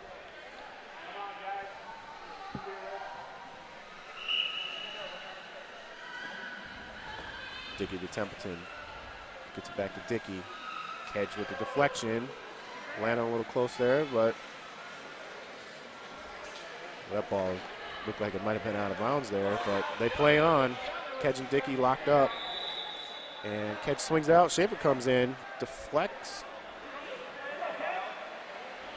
Kedge with another touch.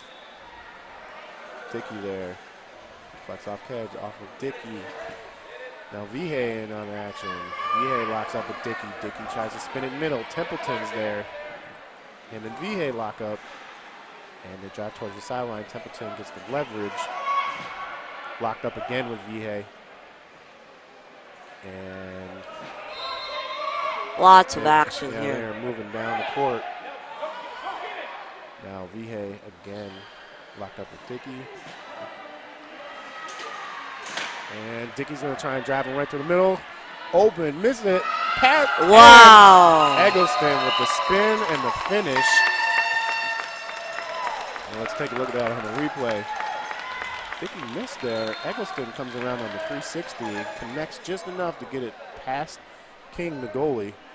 And we now have a 3-1 ball game here. Nice job to bounce back from the goal that Dassa scored too. After giving up one, they came right back and got another one. So we are now entering into stoppage time. So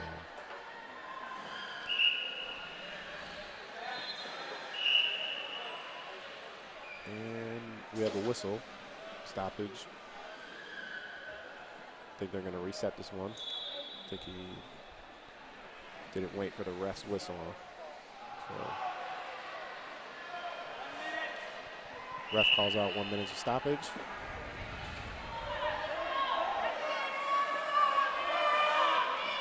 Dickey down low. Eggleston there with the push to the middle. King off of Templeton. Templeton tries again. Deflected off of King. And that's going to be an Atlanta side out here. So Gonna put one more. Dickey spins far side. Oh! And I think that ball deflected off of Kedge's head. Wow. We're going to make sure he's all right here. Looks like he's okay. Referee making sure that he's okay. We're going to have a set ball here. Dickey and Kedge go at it. Okay, driving to the goal. Dickey trying to drive him right in. King gets in position to prevent that. Now they're, and that's going to be it. And that's the final here. So the Atlanta Sting come away with 3 points. They come away with a 3-1 victory over the Dassa Cyclones. They get the first win. Yeah, they get the first win. And for myself and Devin, we appreciate you guys' time, and we are signing off.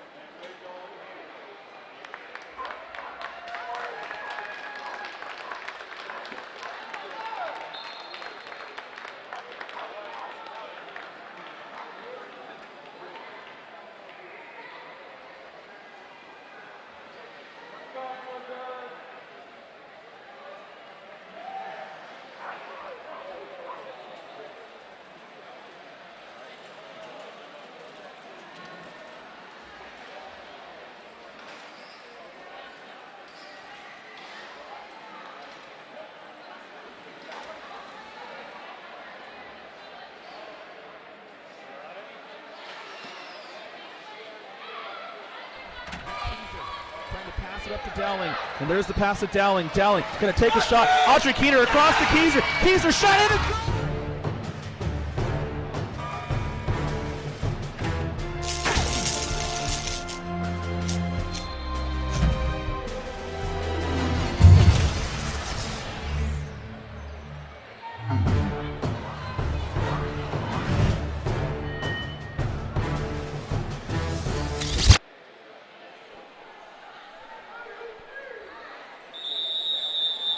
Hello, everyone. Welcome back to the Plassman Athletic Center here at Turnstone in Fort Wayne, Indiana. For Power Soccer Shop, I'm Tony Jackson, and we are now in the Founders semifinals where the Courage Kenny Blizzards are taking on the Tampa Thunder.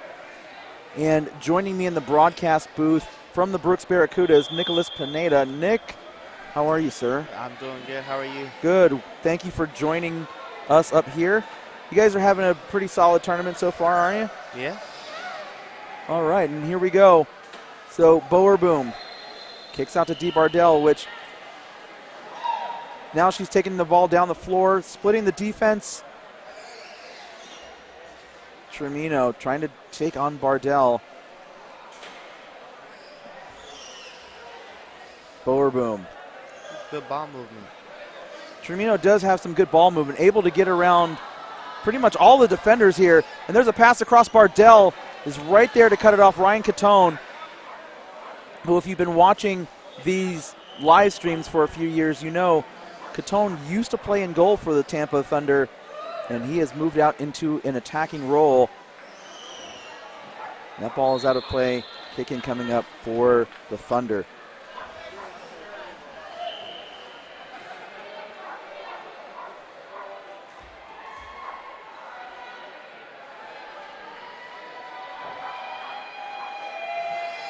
Bardell kicks that ball off her back wheel. Catone taking on Bardell, two players that have been around this game for a long time. And now someone who hasn't been around very long, Joe Boer Boom. He's having a great tournament, though. That ball's going to roll out of play. Wyatt Sexton, the goalkeeper for the Blizzards, tried to get it before it went out. Try to keep his team as far forward as possible.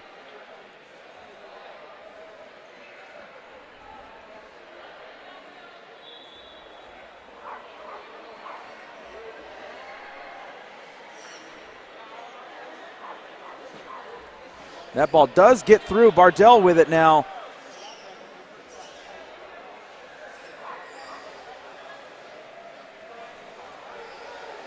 Tampa Thunder moving down the floor. Ooh, just missed it. He just missed it, indeed, and now it's out of play.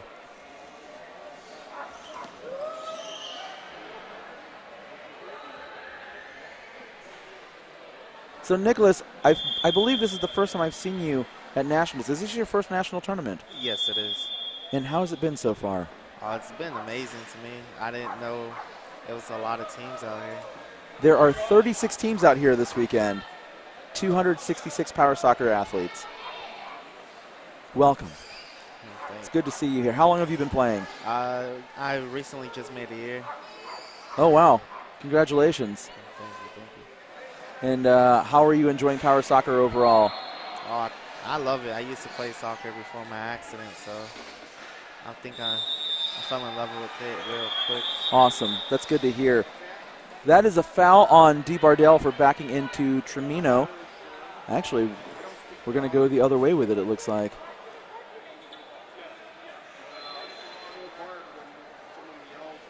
And Tremino is arguing about the call. And he may have an argument. Let's see. Okay, it is going to be the Thunder ball. The referee pointed in the direction of the Blizzards, so that was a little bit confusing on my part. So the Thunder, this is going to be a direct free kick, but they're going to go over to Catone. Catone across the area. Shield misses it. Boer Boom now has to be careful about going into the area.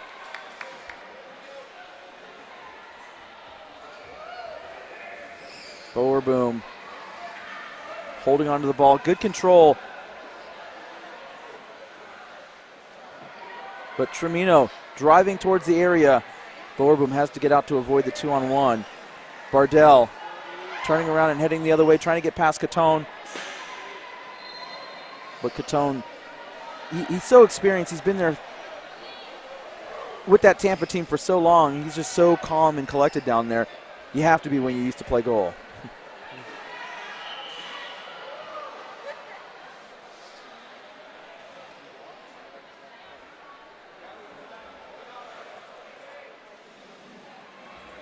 Tremino looking for a teammate. Catone's right next to him.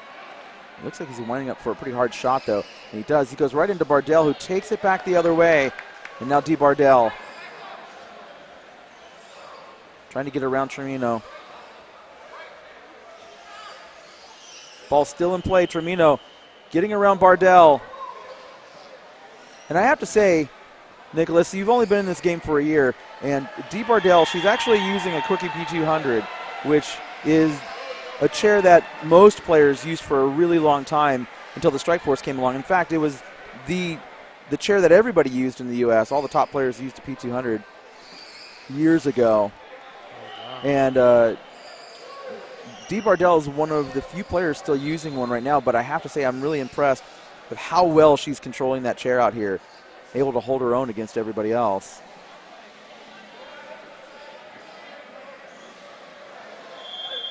Now Bardell getting turned around by Tremino.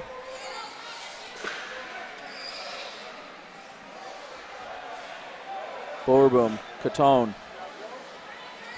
Joe Bowerboom.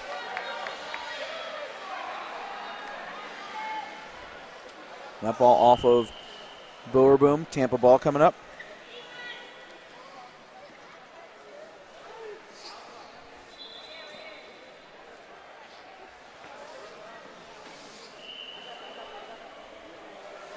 Oh, he saved it. Good save by Tremino there.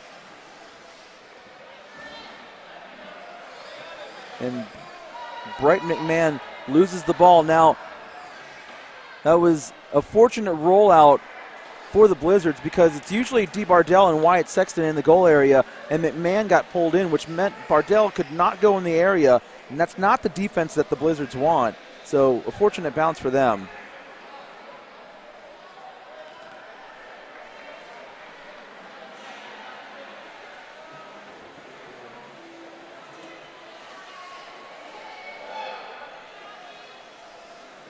That ball bounces out to McMahon. McMahon takes a shot down the floor, but that's going to roll well wide of the Tampa goal area. Goal kick coming up for the Thunder. So, Nicholas, let me ask you a question. So you used to play soccer, Yes. the running form of the game. Correct. And now you're playing power soccer. Do you see any similarities between the two versions of the sport? Oh, yes. I see a lot of them.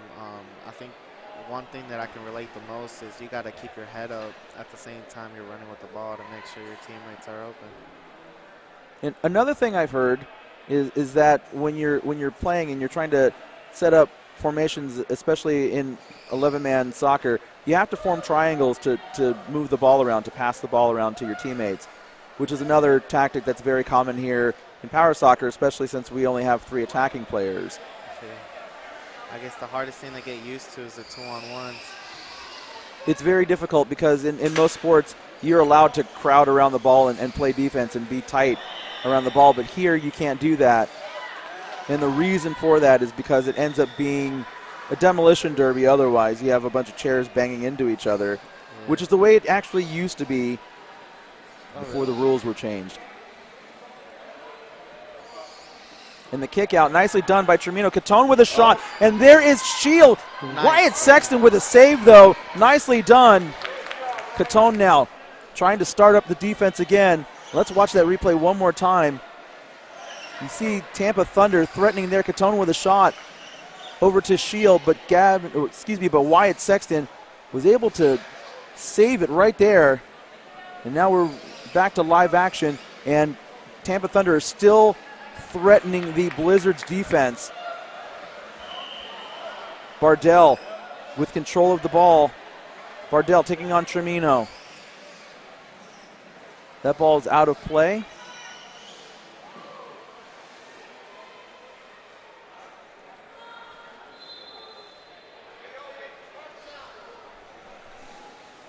Catone. Close to a 2-on-1 violation, and we're going to get one here.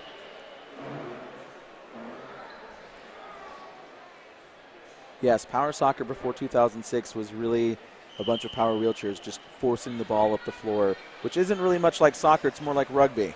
Yeah. So the 2-on-1 rule was created to create space on the pitch, so that way it would more closely resemble soccer. And close to another 2-on-1, speaking of which. Tremino with the ball. Bowerboom saves it. Nicely done. Great turn by Bowerboom. But that ball actually off of Bowerboom, so the Tampa Thunder are going to have a kick in. I have to say, I've been watching the Blizzards for most of their matches, and this is the most pressure that I've seen them under so far, and they seem to be doing a pretty good job of handling it.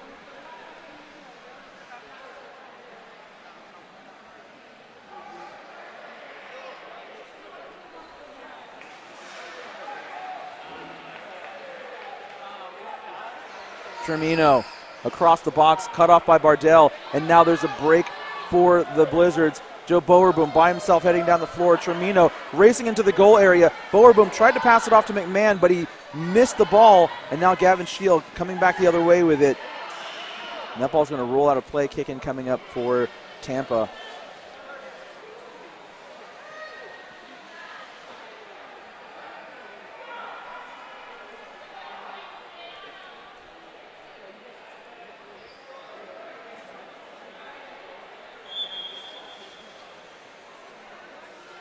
Tremino trying to power one out, but Bardell uses the back of her chair to just send it out of play, allow her defense to reset.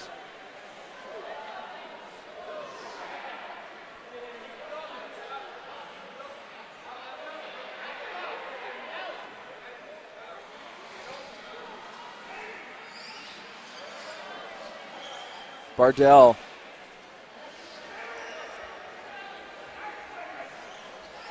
Bardell doing very well against Tremino right now. But Tremino gets around her. Now can Tremino get the ball on target? He can. Tremino tries to pass across, not a lot of pace on it, and that allows Bardell to pick it up. And she gets past Catone. Now she's got to get past Tremino. But Tremino getting the better of her momentarily. That ball off of Bardell. Kick in coming up for Tampa.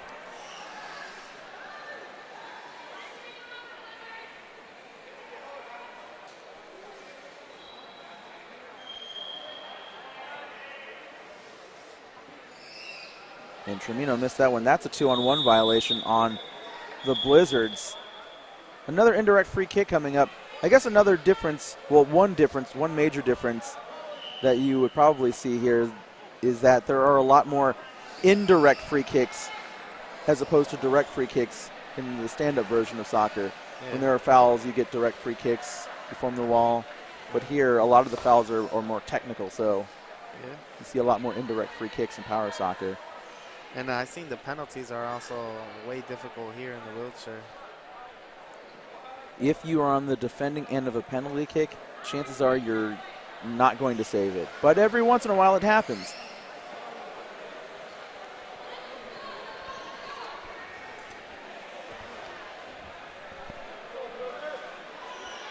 Joe Bowerboom now going to take the kick.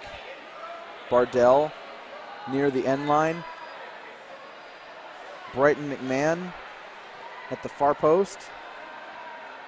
Bowerboom right into Catone. He read that one all the way. Pretty easy to read that one there.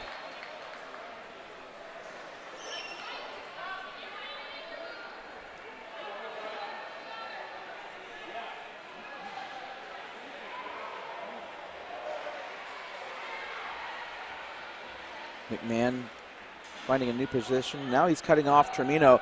Bowerboom trying to go all the way across to Bardell. Bardell with a shot. Dean Bardell with a goal. And just like that, the Courage Kenny Blizzards are up 1-0. Good defense. For a moment, Termino got there, but Bardell just ricocheted off the back of his chair. Blizzards, they've been unbeatable so far. Oh. Nice setup. Termino got screened out by McMahon. And DeBardell finished it.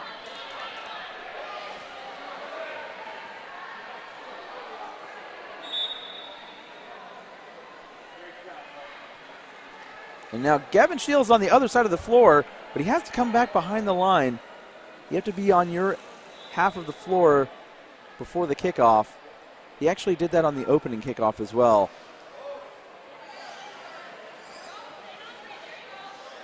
Catone has the ball taken away by Bowerboom.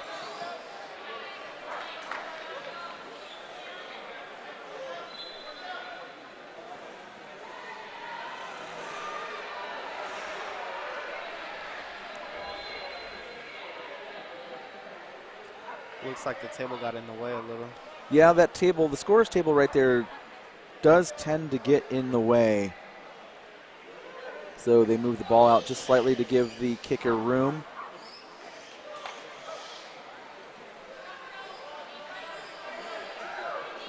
Bowerboom off of Termino.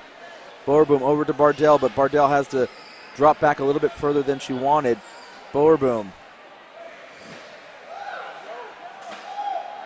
McMahon, 2-on-1 violation. Play continues. Bardell.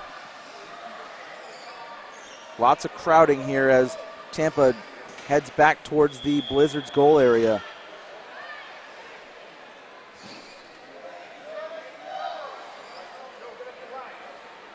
Termino, spin kick off of Bardell, and now he collects the ball and heads the other way, close to another 2-on-1 on the Blizzards. Termino. Bardell has to be careful not to get caught on Sexton. Now Bardell right there stops Termino again. Hard defense, well done. Now Termino with an opportunity. Bardell backs into him and stops him again. Incredible defense by DeBardell. How long can she hold him off? Wonderful defense by DeBardell. And now she gets around Termino, and Termino now has to work that much harder to get back in. Termino trying to kick the ball back up. Bardell's right there. Catone is just waiting for that pass to come through. And now Wyatt Sexton taking the ball out of the area. Now Wyatt Sexton has to be very careful not to cause a foul there, pushing on the chair like that. And he's caught out of the area. Termino with a shot. Sent out by Bardell, kept in by Termino. And Bardell, unbelievable defense by DeBardell. Termino was on the goal line, and try after try, he just could not get it over. Fantastic defense, Nick. I can see why they're unbeatable, huh? She has been incredible down there for them.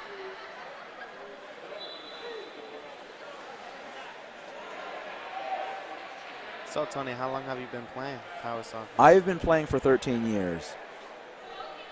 A long time. My first season was 2009. I guess I've played 11 full seasons since we didn't have a season or two. But, yeah, I've been playing since 2009.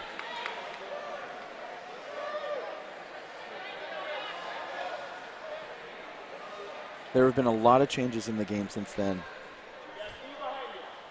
But quite frankly, it's wonderful to see. The game is so much faster now. There's a lot more strategy involved now.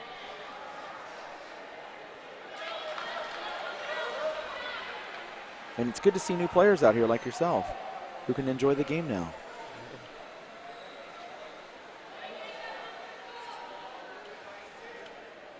Bowerboom, cut off by Catone. Bowerboom goes across. McMahon is there. Termino, McMahon knocks it off of his guard, and it goes out. Kicking coming up for Tampa.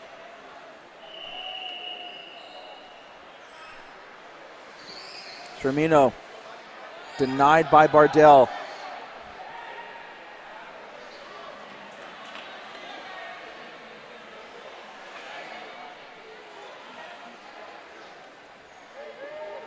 Bowerboom off of Catone.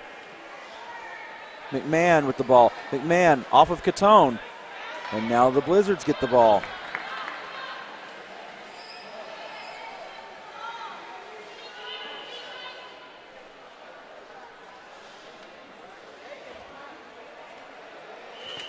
Bardell tries to get it past Tremino, but now Catone is going to take the ball for the counterattack.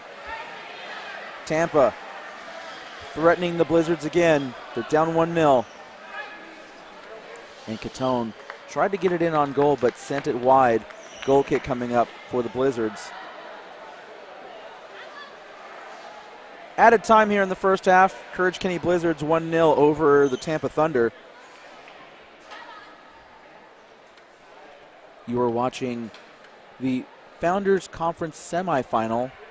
The winner will go on to the final and earn promotion to the President's Conference next season. Nice touch by Bardell, but McMahon wasn't ready for it, and he's just not going to get there in time.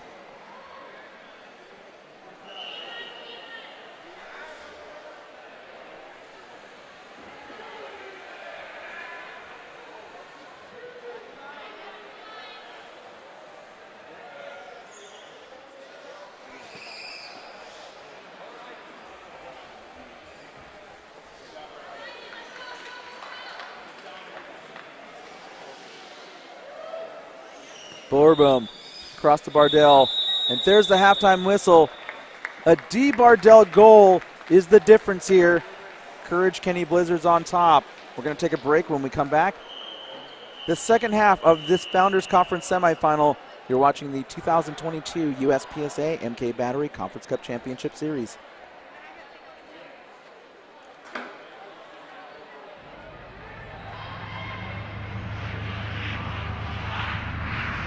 NIMI is a manufacturing company for 25 years. We started out of our garage manufacturing products and for the industrial market, as well as disabled products and outdoor products too as well. We were able to help out the disabled sports world by building a power wheelchair. We have developed many products for the industrial market, like vacuum fixturing that holds down, sucks down parts using vacuum power versus using double-face tape that customers would do and use clamps and vices and traditional stuff like that. We can do full 5-sided machining by using vacuum chucks and different products of ours.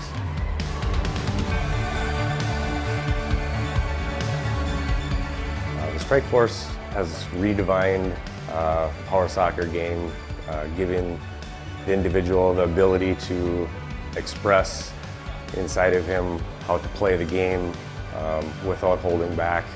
We have built a chair, the Strike Force, to be low profile, fast, quick, and take over the game.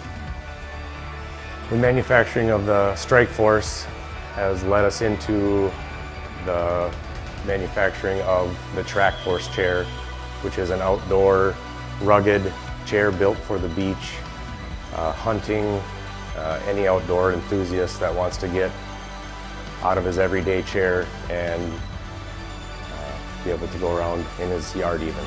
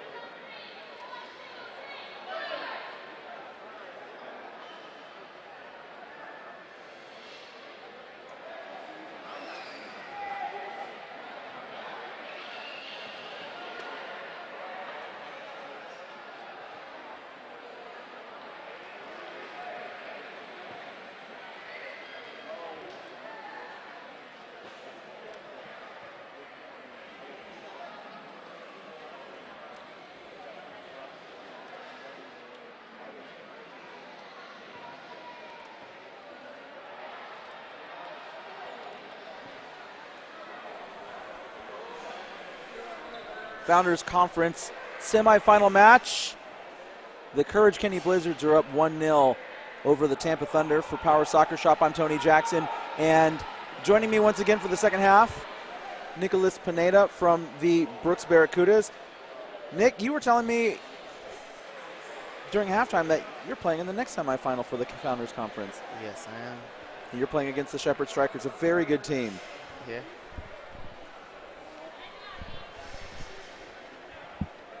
But you're very familiar with them, though, because you play against them in the Southeast Power Soccer League fairly regularly, correct? We played them once this season. And how did that game go? I think it was like 4-1. They beat us, and I scored one on them. Well, it looks like you're going to have to score some more today, aren't you? Yeah. Alan Termina going to take the kick for the Tampa Thunder. Ryan Catone and Gavin Scheel also on the floor for Tampa.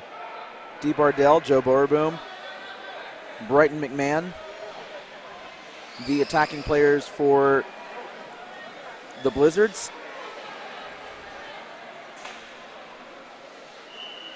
Matthew Smith in goal for Tampa and Wyatt Sexton in goal for the Blizzards.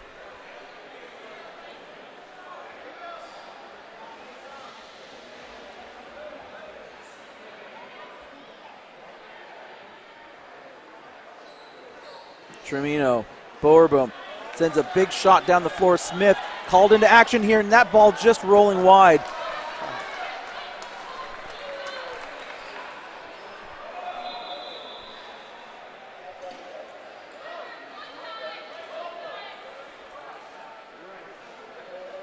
Looks like Smith had to make a save on that one, so corner kick coming up for the Blizzards. McMahon at the far post, Bardell at the near post. Bowerboom right into Catone.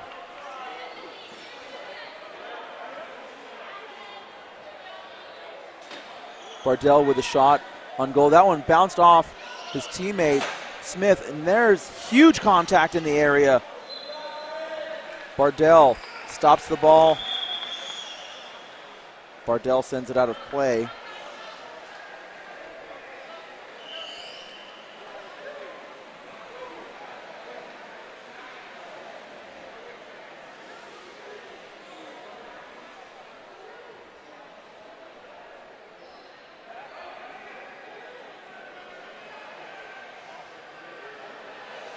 Tremino all the way across. Gavin Scheel right into Bowerboom. That's a 2-on-1 violation.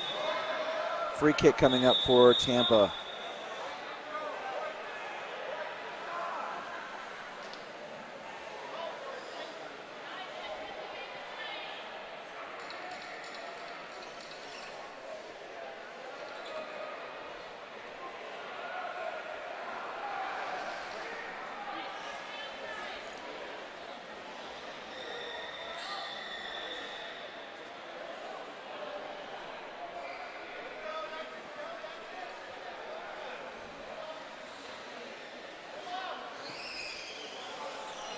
Wyatt Sexton had to make a play there. Bardell tried to do a 180 spin kick to send that ball the other way, but she didn't make contact with it, so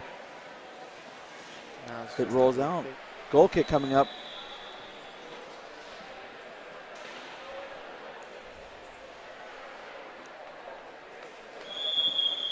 Catone sends the ball into space. Bowerboom picks it up for the Blizzards. Bowerboom. Pass to Bardell. Actually, that's McMahon. Ball still in play. Termino does well to shield off McMahon. Termino. McMahon waiting at the top of the area. Bardell fighting Termino.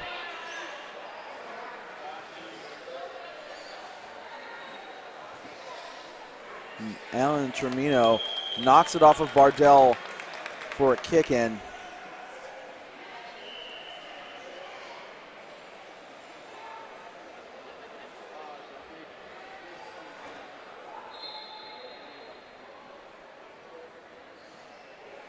Tremino looks like he's going to go across the shield, but that ball is behind Shield. Shield off of Bardell, and McMahon hit the ball, and it's going to go out. That would have been a nice counterattack for the Courage Kenny Blizzards.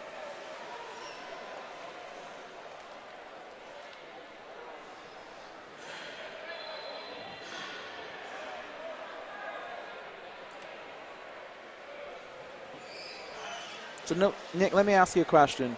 Yeah. You've been playing, you just finished up your first Power Soccer season. What's the biggest thing you've learned so far? I guess the biggest thing that I've learned is trying to communicate well with the rest of your teammates and learning how to have pace on the ball. It's all about technique. And the more time you spend on your technique, the better you will get.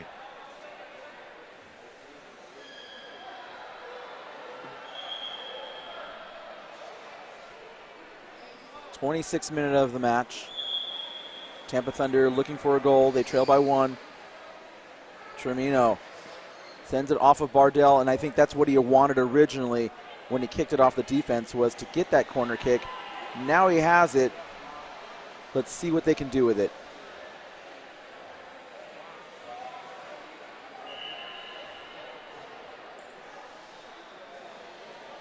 Tremino looks like he's going to kick it behind the goal area. Let's see what happens here. And he did. You can see the way he was lining up. That ball was going to go behind the defense. And a wasted opportunity for the Tampa Thunder.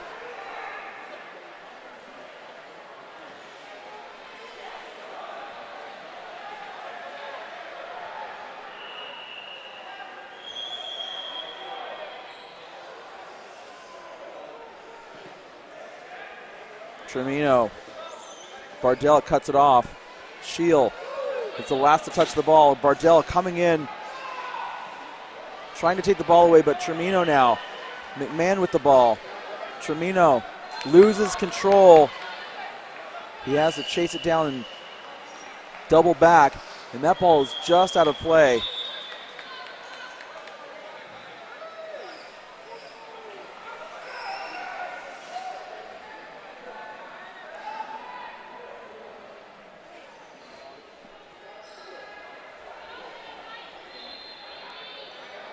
Your Blizzard with a chance to score.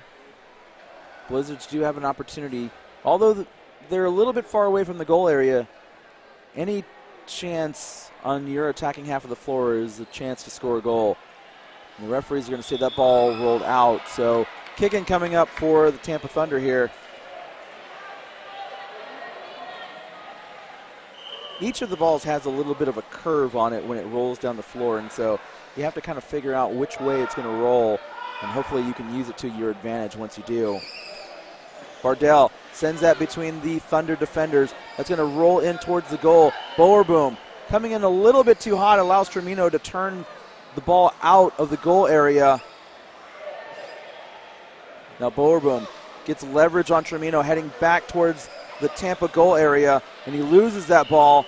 Bardell takes a shot off Tremino. That ball bounces back over to Bowerboom. Bowerboom trying to get it over to Bardell, chases the ball down.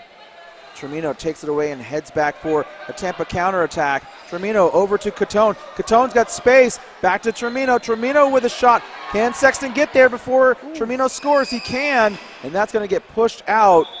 The referees are going to award a corner kick to the Thunder. Good defense by Sexton. Good attempt by Tremino. That was one of their best chances yet.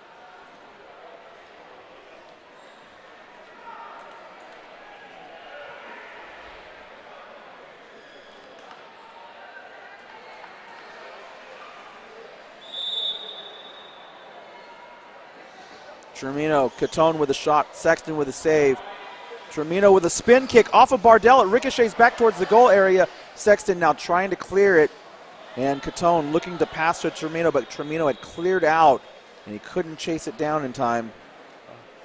Very intense game now.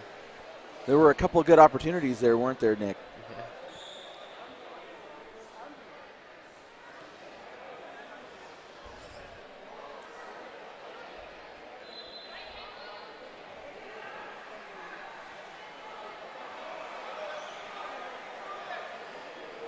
Now, all of Bowerboom's teammates are pretty far away, but somehow Bardell got that ball past Catone.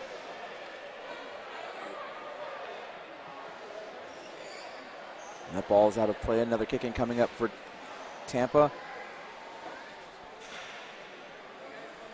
We're coming up on the 31st minute.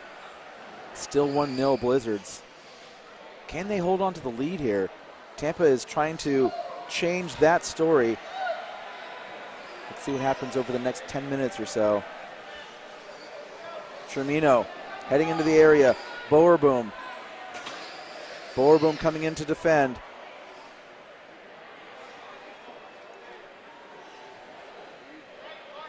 Tremino off of Bowerboom.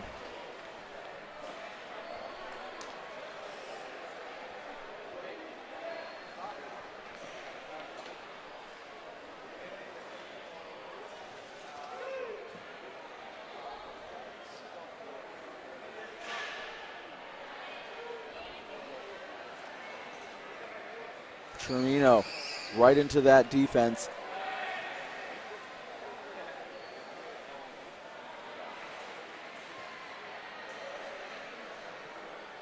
Now this corner of the floor is the hardest one to kick from because you have that metal bevel going all the way around and it comes in towards the court, so it gives you a little less room over here without rolling over that thing. It does mess with your rhythm a little bit when you have to navigate over that thing, which is why I think they're choosing to kick from the bottom corner of that triangle. Catone, Tremino's got space, but he can't get the ball across the box. Another goal kick coming up for the Blizzards.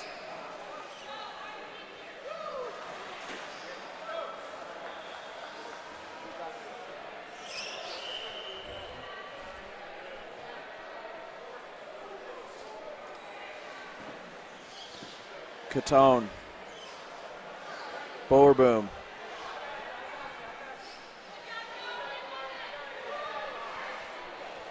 Oh. Catone trying to find some space. Catone got around Wyatt Sexton. Catone, Ryan Catone gets around Wyatt Sexton, scores a goal for Tampa. Very patient play by Catone, and the Blizzards got caught with only one defender in the area, and that makes it much more difficult to defend. Nick, we're tied at 1. Yeah. Now it's even again.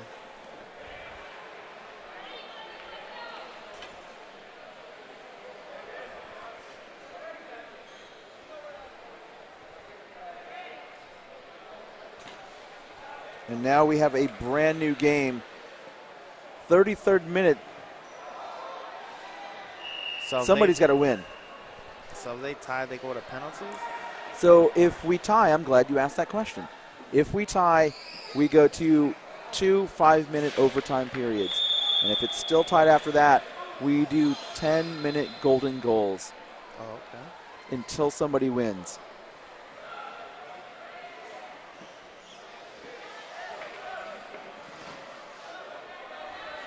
Bowerboom tries to kick it past Catone. Bowerboom now trying to roll it past Catone, and he does. Bowerboom, the pass across to Bardell. Bardell bounces it off the back of Tremino. McMahon now trying to do something with it. Bardell has to move out of the way. It's close to a 2-on-1. McMahon coming into the area. Advantage called. Tremino, the kick out to Catone. Catone setting up something on offense here for Tampa. DeBardell trying to stop him. And she does. Well done, DeBardell, to get the ball out of the area. But Tremino's there. Contact by Bardell. The ball rolls out for a Tampa kick-in.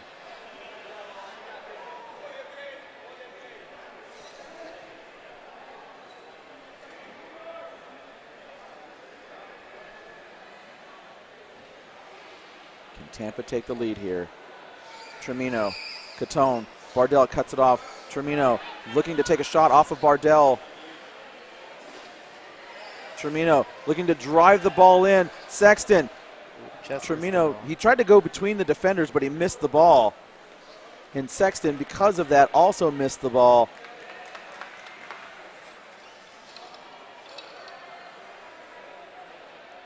Tampa's doing a good job keeping the team over here. They are doing much better this half, maintaining control. They had dominated the first part of the second half, or the first half, but as soon as the Blizzards... Another goal. Ryan Catone once again scores a goal. Bardell left her spot. Tremino right to Catone, and Catone split the defenders. Tampa Thunder now up 2-1.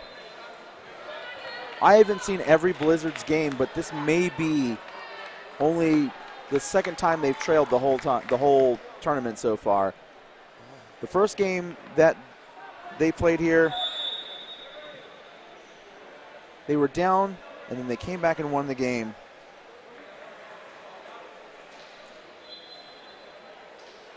And they've been undefeated so far, but now they found themselves down in the 36th minute.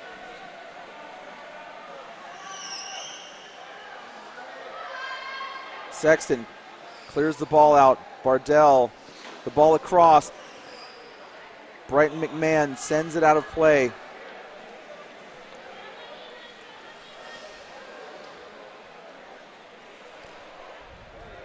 Tremino, that ball just sailing wide.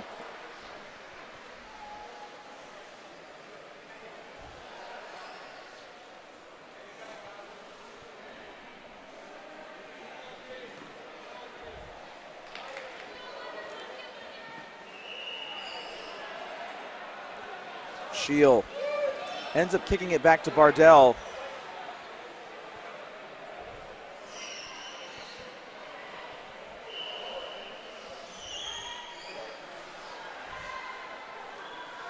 And that ball goes out of play, kicking coming up for Tampa. Ooh.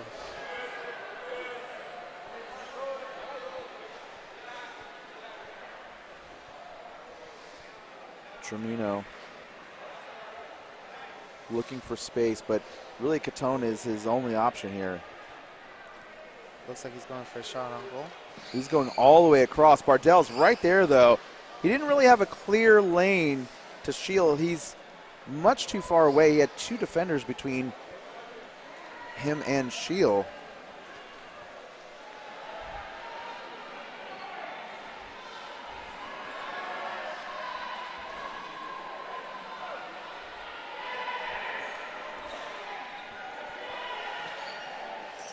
Catone gets the ball around Bardell.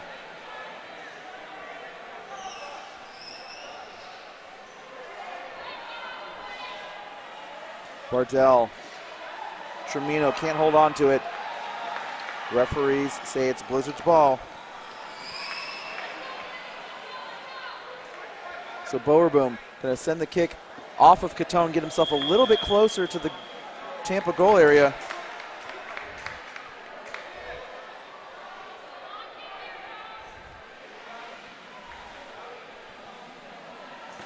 Bowerboom right into Catone. That's going to roll.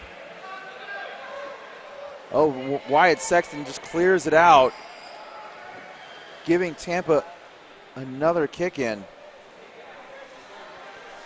Tremino with a shot. Tremino just wide of the post. The Blizzards left so much room back there. They weren't ready for that. They were still trying to set up, and Tremino, alert, just missed.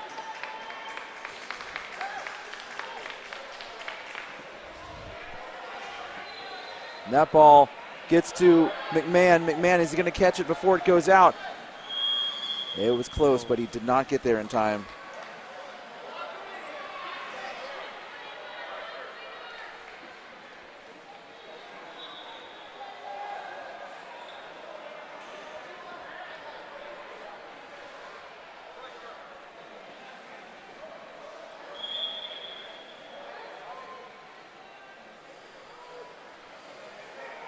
We are in added time here, and the currently undefeated Blizzards are on the verge of experiencing their first loss, which will send them to the third place match, which is a little bit surprising considering how they've been doing so far this tournament. Now McMahon with the ball. Brighton McMahon That ball's still in play. Catone sends it out. Bardell, the pass across, nothing on that one. Bowerboom. McMahon chasing the ball. It goes out of play. Can the Blizzards pull one back? 1 minute of added time, says the referee. Can Blizzards come back? We're about to find out, Nick. McMahon working against Catone.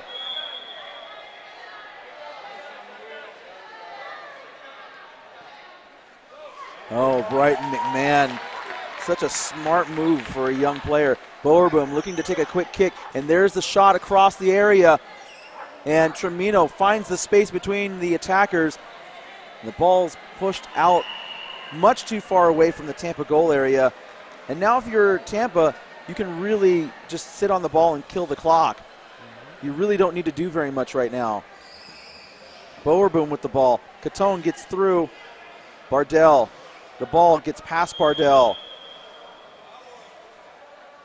And that ball rolls out for a corner kick. And if I'm Tampa, I'm just sitting on the ball. You don't really want to do much more at this point. That ball is out for a goal kick. And the referee has his whistle in his mouth. Looks like he's about to call this match.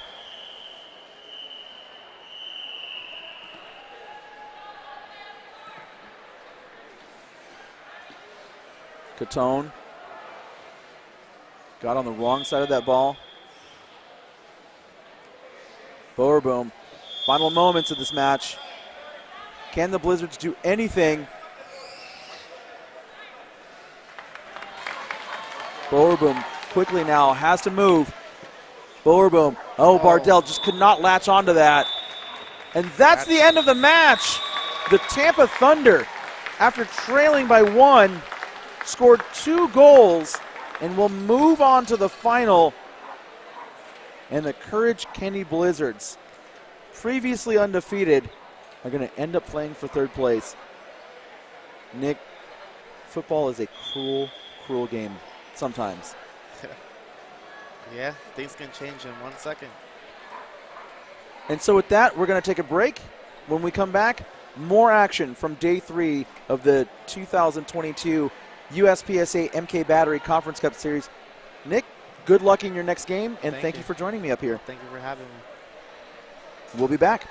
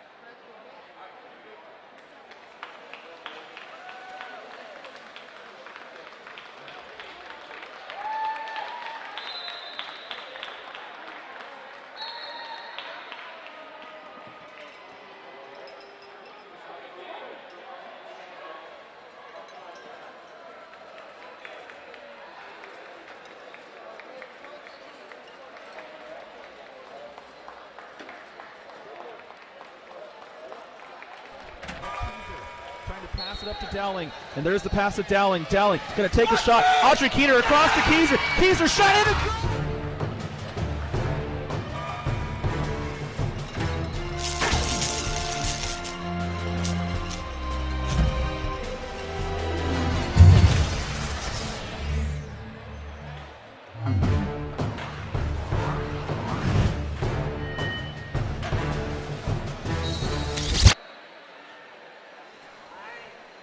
It's the President's Conference semifinal round here at the Plassman Athletic Center in Turnstone here in Fort Wayne, Indiana. Shepherd Strikers versus the Brooks Barracudas. For Power Soccer Shop, I'm Tony Jackson, and joining me now from the very victorious Tampa Thunder, Gavin Scheel. Gavin, welcome to the broadcast booth. Thank you. This is my first time. Well, welcome. You guys had a really good game against the Courage Kenny Blizzards. It looked a little scary for you guys for a little bit. You were trailing for quite a long time. Yeah, we were, until one of my teammates scored 2 points in a row. It was epic. And now you're on to the final. Yeah. We're going against the one of the other teams. One of the other teams, and we will see that other team and your team later on today. Right now, the President's Conference semifinal taking place. Again, two very familiar teams. Shepherd Strikers from Atlanta, Brooks Barracudas from Jacksonville, Florida. Yeah, it's that Jacksonville's a decent team. We struggle against them a little bit. Tampa does. They're kind of a complicating team to go against. Now Pineda breaking up the floor for the Barracudas, but Taiwan Britton, the ever-steady veteran for the Shepherd Strikers, cuts him off, and we're going to get a 2-on-1 violation on the Barracudas. And Scott Stokes for the Shepherd Strikers is their long-range hitter. So Strikers are going to try to take advantage of that all day long. Britton trying to get it past Albaugh.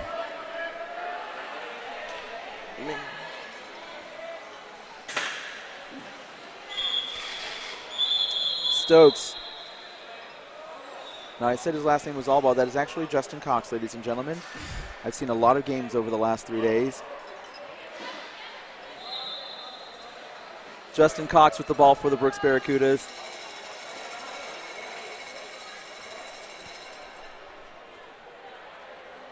Looking for Pineda, looking for Johnson. Sends it right into the Shepherd's defense. Cox with a pass across to Johnson. Cut off by Britton, but there's a foul on the play. That was a good defensive play. If only if there wasn't that 2-on-1 penalty, they could have had kept going. They certainly could have kept going. Scott Stokes now for the Strikers.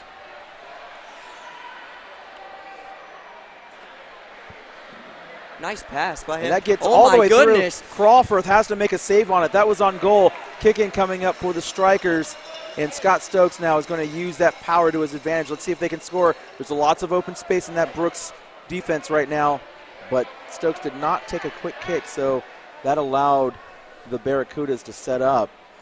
That was a good defense by Brooks to Stokes all the way across. Britton with a shot. Oh, my gosh. Taiwan Britton with a goal. And there it is, ladies and gentlemen. Scott Stokes is going to do that all game long. The Barracudas have to figure out how to stop it. It's 1-0 Shepherd Strikers. That was an amazing play by the Strikers. Scott Stokes has a lot of power, and they have to figure out how to stop it. Otherwise, the Barracudas are going to be in for a very long match. And probably a disappointing one as well. There's still a lot to play, though. We're only in the 4th minute. Pineda, the pass across to Cox. Cox trying to get past Britton, and he does. Now Pineda, well done to anticipate that pass. Britton takes the ball away, and it goes out for a kick-in favor of the Strikers. Now, Gavin, I feel like I've seen you at Nationals before. How long have you been playing? This is actually this is my very first year. I've been with Tampa not for too long, but I'm a rookie here. First year here at Nationals. It's really good. I love it here. Well, I'm glad that you're here for the first time. I have mistaken you for somebody I have apparently never met before. But welcome. We're glad to have you here. Thank you. Justin Cox with a spin, and he goes right into Britton, slamming right into him. No foul called there. Now Taiwan Britton heading towards the Barracuda's defense. And Dustin Swafford slams into Crawford. Not only should that be a foul on Swafford, but now Crawford is immobile. It looks like they're stuck together. It looks like Crawford's joystick is caught in the handlebar of Dustin Swafford. Has that happened before? Gavin, I've seen a lot of things in my years of broadcasting, and I can't say that I've ever seen that before. And so now they're probably going to have to lift up the chair for Swafford. That's exactly what happened here. The joystick got caught in the handlebar, and there he goes. He's now free. Swafford had backed into Crawford and got his joystick jammed in the handlebar there. I've never seen a collision like that where they would get, stuck together like that. Very interesting. So the referees are now checking Crawford to make sure he's okay. Looks like everything is back in order.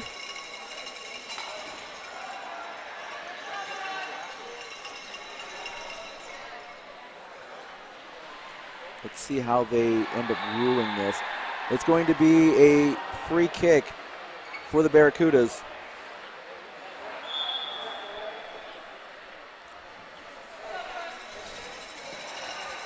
Cox. Johnson over to Pineda. Pineda back to Cox. Cox over to Pineda, but it's cut off by Britton. And it goes out of bounds. It does go out indeed. The Shepherd Strikers. Dustin Swafford taking the kick. Britton tried to get it back over to Swafford in a little give and go, but they misplayed it. And now the Barracudas with an opportunity here. Let's see what Justin Cox elects to do with the ball. Pineda sitting at the far post and waiting. That one right into Carlin Camp, who yesterday had quite an impressive game. Made some incredible saves. And that, I have to imagine, was a huge factor in the Shepherd Strikers making it to the semifinal now. Johnson off of Stokes. Another kick in coming up for Brooks. What do you think about these two teams? Do you think these two are evenly matched, or?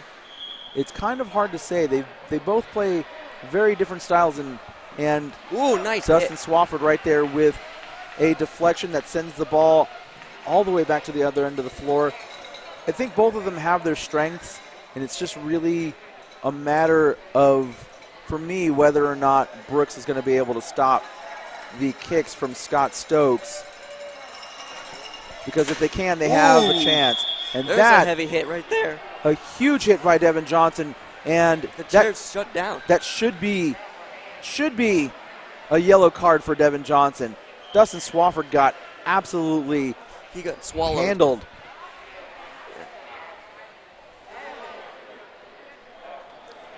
Those hits should not be made like that, or be hit at all. That is an illegal hit right there. It is certainly an illegal hit. That's going to be a free kick for the Strikers. Now, that should also be a yellow card. Even though it was unintentional, that was heavy contact. Doesn't look like Johnson saw Dustin Swafford and slammed right into him. Yeah, I'm almost wondering if he was trying to get to the ball, but then he moved and it just smacked the guard to guard. That's probably what happened. Now free kick here for the Strikers. So this is going to be a direct free kick. Stokes has the power to get it in there from here, but he's got Devin Johnson in the way. We'll see if he can make it past him, maybe get to a goal. And Britton across the area, and that goes between the Brooks defenders. And Britton, that ball pops up in the air, and now Justin Cox with the ball, but the referee stops play. We're going to have a set ball just outside the Barracuda's goal area.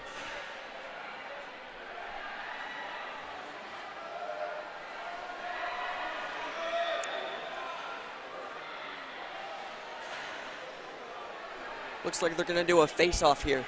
They are going to do a set ball just outside the goal area here. Johnson does very well, but that's a 3-in-the-box violation on Devin Johnson. That's definitely a 3-in-the-box violation right there. Devin Johnson had to be careful because there's already a defender, there's already a goalkeeper in the area.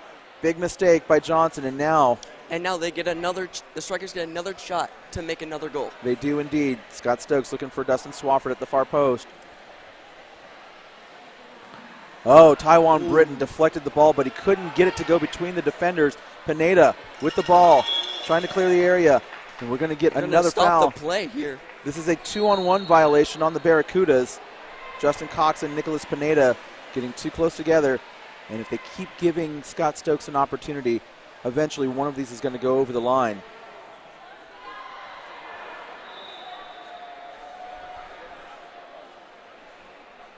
Stokes does it. Stokes, Taiwan Britton. He gets it. Oh, my goodness. Just inside the post, Taiwan Britton scores another goal for the Shepherd Strikers.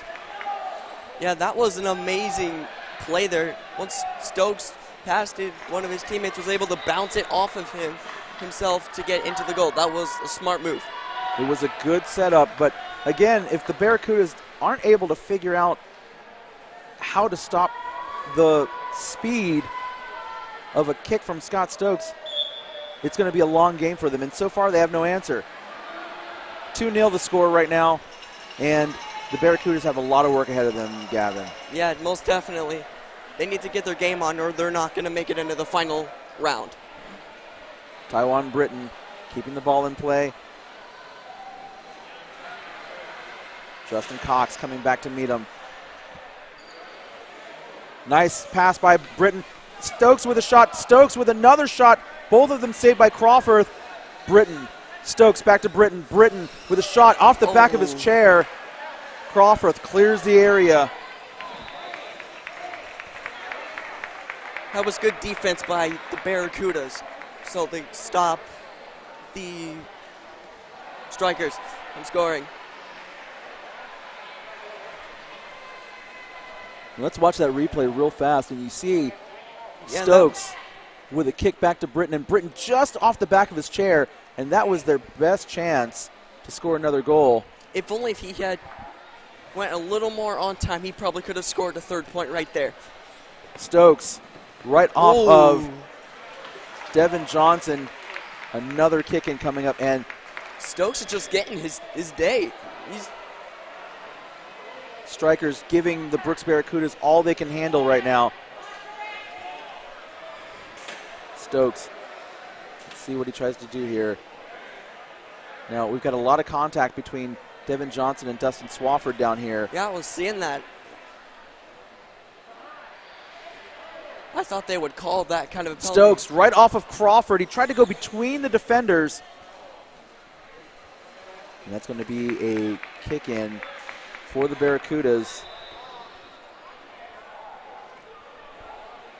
This game has been excellent for the Strikers so far. Barracudas need to wake up a little bit more. They need to figure out some kind of offensive rhythm here. Taiwan Britton, though. Cox is able to steal it away from him. Carlin Camp now in the goal. Carlin Camp trying to drive Cox away. Cox trying to get Johnson to rotate out of the area. Carlin Camp with the ball. Cox needs to be careful and patient here. Cox with the kick out. Camp. Devin Johnson's there, and that should be a foul, and a shot saved. And the referee is going to call a penalty kick on Carlin Camp. He ran into Devin Johnson. Yep, you are not allowed to hit them. Right there, you saw the contact. Yeah. And so now Taiwan Britton and his Shepherd Strikers team are trying to defend a penalty kick. Carlin Camp is in the goal. Justin Cox is going to take it. The Strikers should know that they shouldn't be getting penalties like that, especially in their own goalie box, especially. When you're on defense, it's very hard to control yourself when you're under attack. Justin Cox ready to take the hit. He is. And now on the referee's whistle, Cox will take the kick. Now, Carlin Camp cannot move until the ball is struck. Cox. And he it's saved by deflects Camp. it. Pineda with another shot. Camp. And that ball he gets deflects it. off Oh of my Pineda. goodness. A mistake by Carlin Camp. He had the ball saved, and I think that's what Taiwan Britton is telling him right now. And let's watch it again because Carlin Camp, he made the initial save, and then he did a 180 spin kick and kicked it right off of Pineda. Now Pineda will get credit for that goal, but Carlin Camp needed to hold on to it. It's 2-1, Shepherd Strikers over the Brooks Barracudas. I think what he could have done is just sit sideways and pull forward and backwards. Doing that 180 spin is not a smart move right there. It was a huge mistake. We'll see how it plays out as the game goes on. Pineda with the ball now. Yep. We're going to get a foul on Pineda for running into Britton.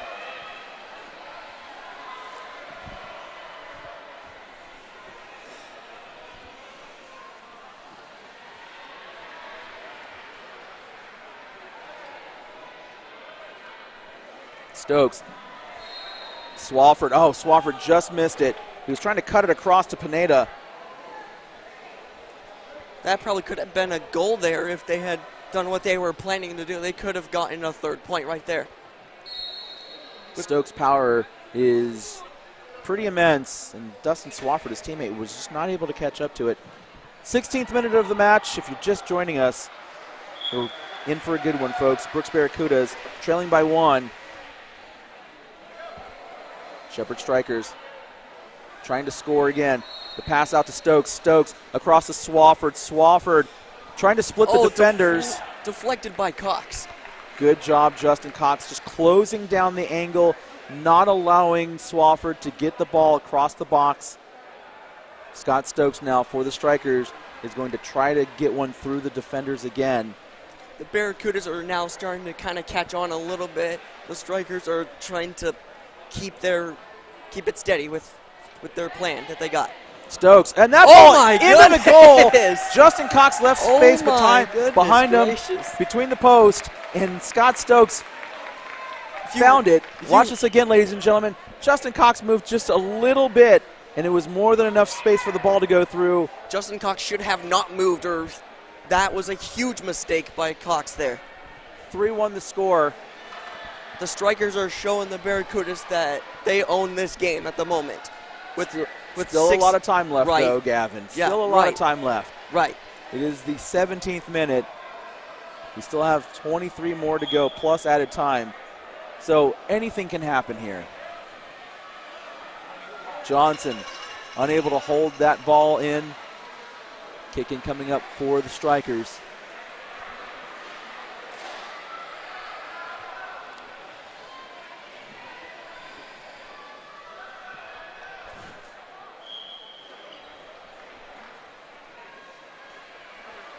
Stokes who gets to kick this one. That one just a little bit ahead of Britton, but he's able to pick it up. The pass across, Stokes going back to Britton. Britton now splitting the defenders, down the floor he goes. Alex Spitzer in the game for the Shepherd Strikers.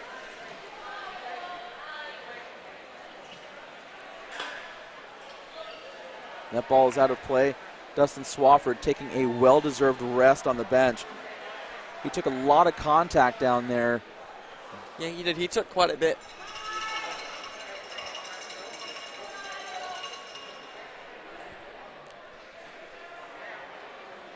Cox. Britton cuts off that ball. Spitzer now going to take that ball. Spitzer across, and it goes right over to Stokes. Nice pass by Alex Spitzer.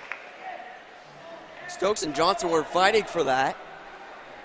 And Stokes thought that ball was going to be his, but the referees called it the other way. Saying Jacksonville ball. Oh, and Bavaro hesitated there for just a moment. We'll see what the Strikers decide to do here at the goal box. And that ball is going to go out for a goal kick. So Michael Bavaro into the match for the Brooks Barracudas. Justin Cox on the bench.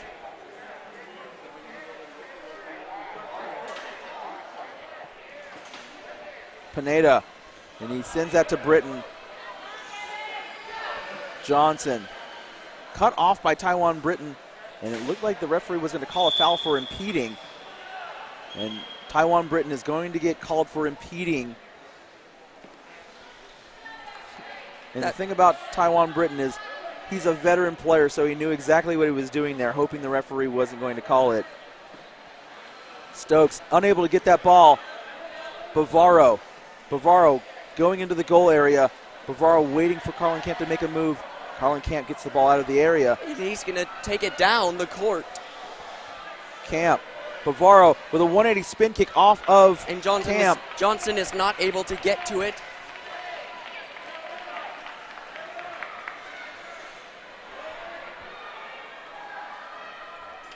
Bavaro trying to go all the way across. It's close to a 2-on-1 on the Strikers. That was very close. But the ball is going to go out of play. The Brooks Barracudas get the ball back. Added time here in the first half. Shepherd Strikers leading 3-1. Bavaro looks like he wants to go down to Johnson, but Taiwan Britton's right there. Now he goes right into the defense. Carlin Camp makes the save, though. Pineda can't make a play on the ball. Carlin Camp trying to drive it out. Camp, Pineda, the pass across. To no Johnson. one there to collect it. Britton very calmly pushes the ball out of the area. The Barracudas defenders have to split off to avoid a 2-on-1.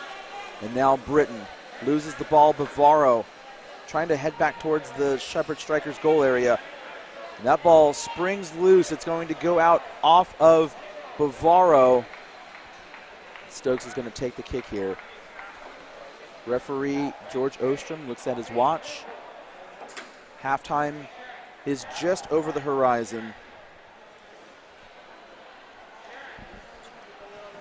Stokes off of the back of Johnson. And there's the halftime whistle.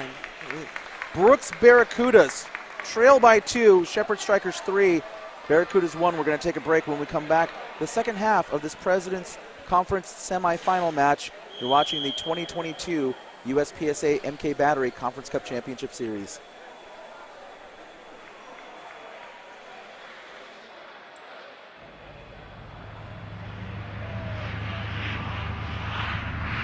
NIMI is a manufacturing company for 25 years.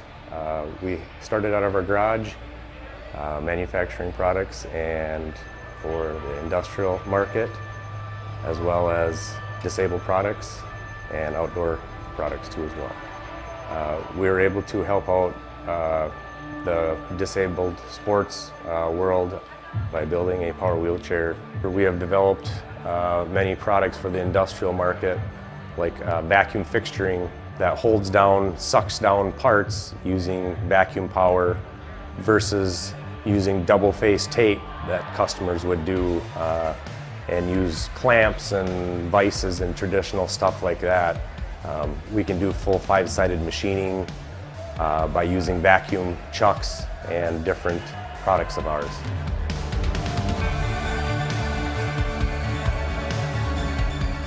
The Strike Force has redefined power soccer game, giving the individual the ability to express inside of him how to play the game without holding back. We have built a chair, the Strike Force, to be low profile, fast, quick, and take over the game. The manufacturing of the Strike Force has led us into the manufacturing of the Track Force chair, which is an outdoor, rugged chair built for the beach, hunting, any outdoor enthusiast that wants to get out of his everyday chair and be able to go around in his yard even.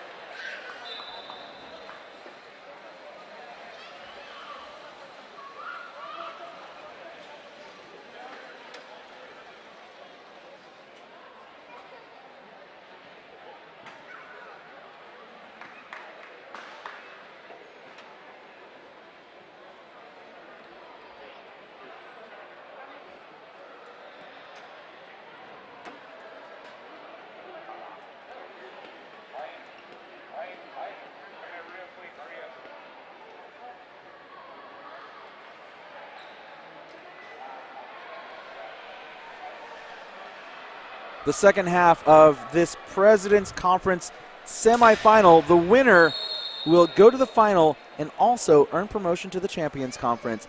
For Power Soccer Shop, I'm Tony Jackson. And joining me in the broadcast booth, Gavin Shield. Gavin, Shepherd Strikers are up 3-1. If you're the Shepherd Strikers, how do you maintain the lead? Just make a plan with your team and kind of just stick with it. So far, they are doing exactly that. Robert Harris into the match for the Brooks Barracudas. We're going to get a 2-on-1 violation on them. Shepherd Strikers with an indirect free kick coming up. And it looks like Michael Bavaro still in the match for the Barracudas, along with Greg Crawford in goal and Devin Johnson. The Shepherd Strikers lineup is their original starting lineup. Carlin Camp in goal, Taiwan Britton, Scott Stokes, and Dustin Swafford. It looks like Stokes is going to be the hitter for this foul hit. He usually takes most of the kicks for the Strikers. That is his main job out there, to just send balls long range down the floor. Wow, and that ball went high. Also bouncing in the air. That was a close range spin kick. Bouncing off of Devin Johnson. That was quite a fly ball. It was indeed. And so now the referee is going to initiate a set ball. Now that's a 2-on-1 violation. Devin Johnson coming into the play, not quite sure why, but he did. I don't know what he was thinking there. He wasn't supposed to even be in there. It was a one-on-one ball. So. Well, Johnson had his teammate right there taking the set ball, and as soon as it was taken, he came in to make a play on it, and that is an automatic 2-on-1 violation. So now Dustin Swafford, after we just said that Scott Stokes was the primary kicker, is going to take this one. He's going to go to Taiwan Britton. Britton tries to nudge it over to Stokes, but no power on it, allows Bavaro to make a play on it, and that's a 2-on-1 violation on the Brooks Barracudas. They've had quite a few this game so far. They have indeed. And so now Scott Stokes going to take this kick. We'll see if he passes it or shoots it. We'll see what he does. Stokes over to Swafford. That one just cut off by Crawford. Britton was making a play on it. Now Devin Johnson with the ball. Devin Johnson breaking. Stokes, Carlin Camp defending. Johnson trying to get around him. And that ball off of Johnson. Backwards. Bavaro had to make a play off of it, but he could not. And so looks like the Brooks Barracudas going to take a kick in here. This is their opportunity right here to score a point right here. Bavaro, Harris, closed off by Britton. We'll get another opportunity. Now, the thing that the Barracudas don't have is a powerful kicker, so they have to use a little maybe deception and definitely some finesse to get the ball around the defenders here.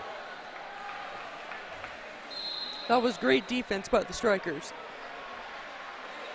So now Taiwan Britton's leaving a lot of space behind him, but he's such an experienced player, I have to believe that it's intentional. Bavaro going to go to that space. He sees it. He wants to go there, and I think Taiwan Britton knows it. Bavaro, Taiwan Britton off the back of his chair. He didn't react as quickly as I thought he was going to, and that ball almost snuck through. Yeah, if the ball hadn't hit him, they would have gotten a point on that. So now Taiwan Britton. This is a corner kick situation.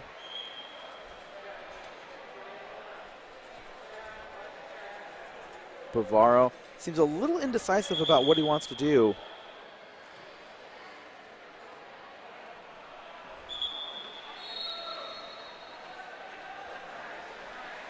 Bavaro, Harris. Nice pass.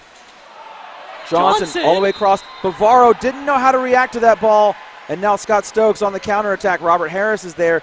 That ball off of Stokes and out of play. Good kick by Devin Johnson, but Bavaro just did not know what to do with it as it came back to him.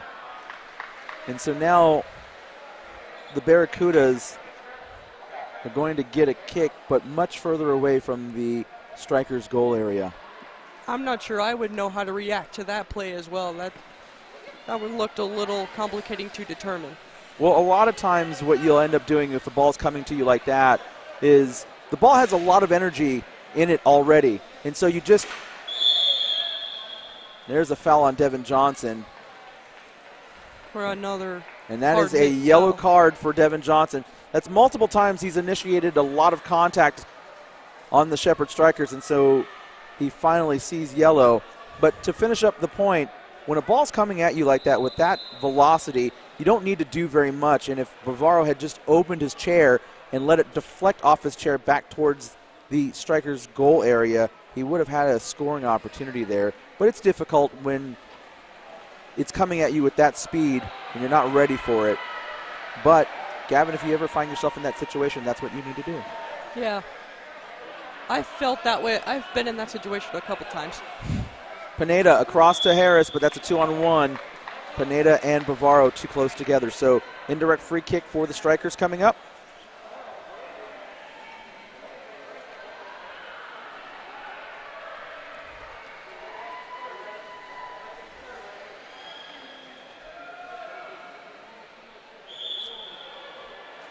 Stokes over to Britton. Robert Harris taking the ball away. And he slams into Taiwan Britton. That should also be a yellow card, and the referee is going to caution Robert Harris as well. Give him a yellow card for that hit. That was definitely not a great idea, especially for that kind of a play. Well, Harris was just trying to make a play on the ball as it was coming to him, and I don't think he realized how close Taiwan Britton was. And Britton has taken a little bit of punishment himself in this game.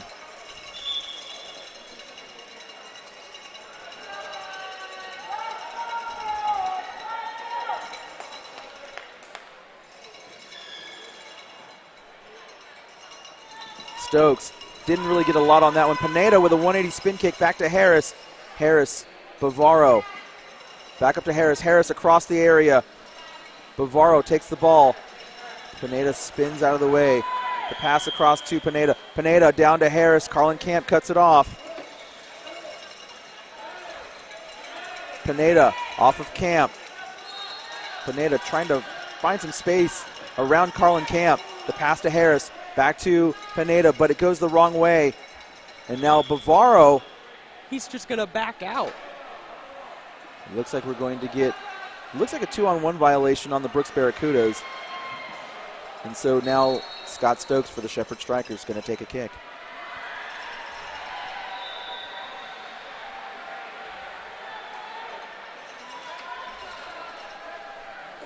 Taiwan Britton getting around Pineda. Britton off of Bavaro. Kick in coming up for the Barracudas. And this is prime striking distance for Scott Stokes. They're already up 3-1. Can the Shepherd Strikers get a fourth? We'll see what Stokes decides to do here.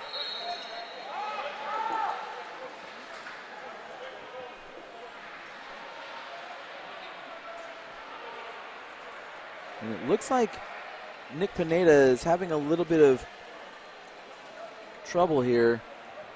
Or maybe it's Greg Crawford. Gregory Crawford is having some issues with his chair, it looks like. Yeah, it looks like maybe it just shut off or something. That can happen sometimes. But it looks like everything is operational again.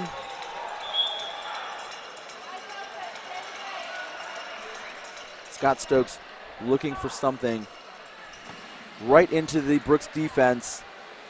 Stokes winding up for a pass, but it didn't get to him fast enough. Stokes just pushes it out. He just couldn't control it, so it's going to be a kick in for the Barracudas.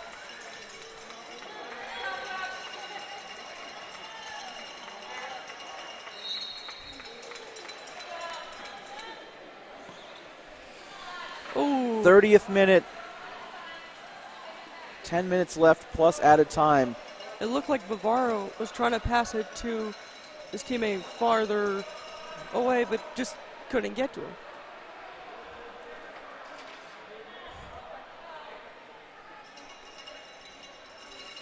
Stokes into Swafford. Swafford opens up.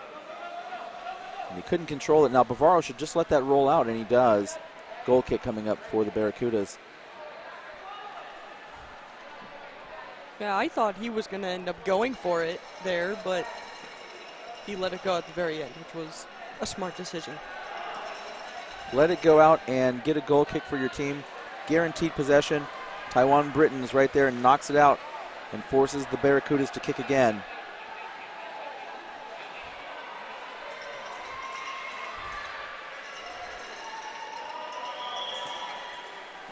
Bavaro, who hits it, but is deflected by the strikers and goes out of bounds.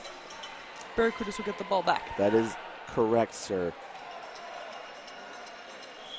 Bavaro now taking the kick for the Barracudas.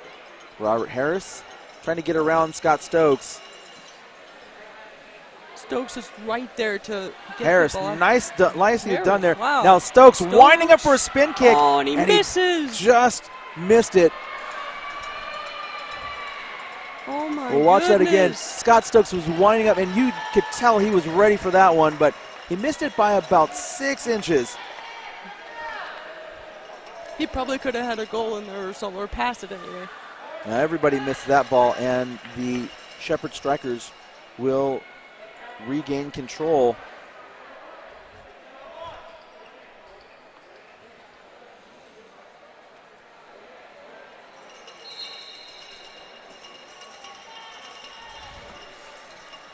Dustin Swafford takes that off the side of his chair. Britton is right there. Nobody from the Barracudas made a play on it and let Taiwan Britton take that ball.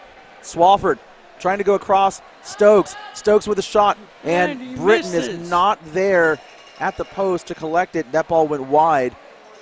Goal kick coming up. If he was there, he probably could have just punched it forward in for another goal. Potentially. You have to read the defense and see what they give you and then take it from there. Wow, what a hit. That ball blocked off by Harris. Now Pineda with it. Pineda trying to make a little progress here. Off to Bavaro. Bavaro stopped by Stokes. Bavaro trying to get around Stokes. The pass across to Harris.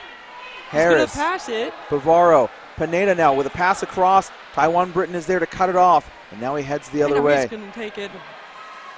Britton getting around Bavaro. Nice turn.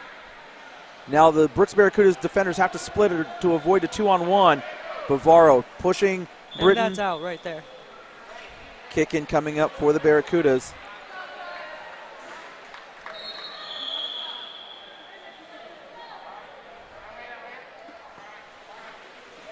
Swafford takes that one away. Bavaro's there.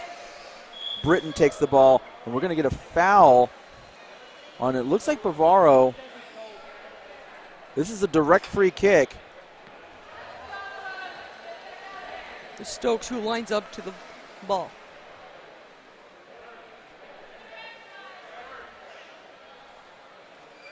Now they don't have to wait for the referee's whistle. I was thinking that Stokes was going to take a quick kick here, but he didn't. Stokes winds up and shoots. Stokes off of Bavaro. Stokes Deflected.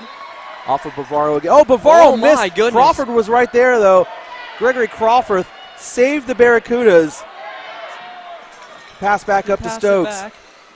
Swafford can't control it. It goes out. And the Barracudas regain control of the ball. Let's see that again. Michael Bavaro just missed it. And thankfully, Gregory Crawford was right there to save that. And I think Dustin Swafford there, if he had stopped for just a moment, he might have been able to get around Crawford and just drive the ball in. Now several substitutions coming up for the Barracudas. Coming out of the match, Robert Harris and Nicholas Pineda. Coming back in, Justin Cox and Devin Johnson. Dustin Swafford is out for the Strikers. Coming on in his place, Alex Spitzer. Devin Johnson. Bavaro hits the ball out of play.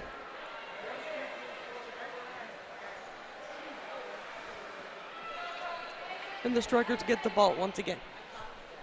5 minutes to go plus added time. Brooks Barracudas down by 2.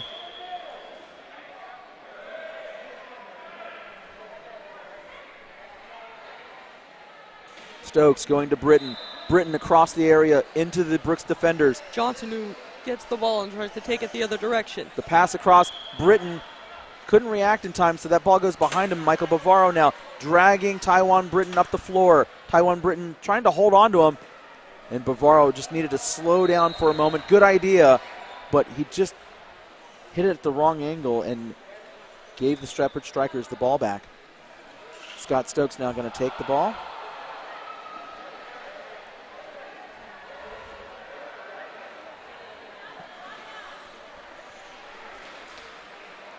Justin Cox, who's trying to take the ball down the other direction, passes it, and Bavaro's not able to get to it. Now that a little too much pace on that one for Bavaro to catch up to.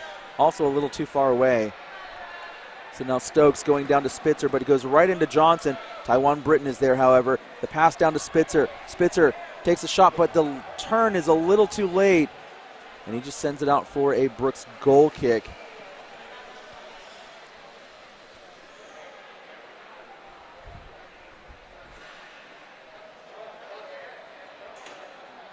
Bavaro over to Cox.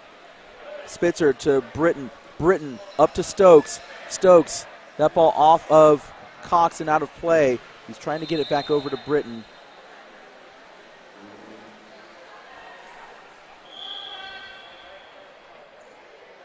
Barracudas are trying their hardest to try to get the ball back as much as they can. And there's Devin Johnson taking on Carlin Camp. Can he get around Camp?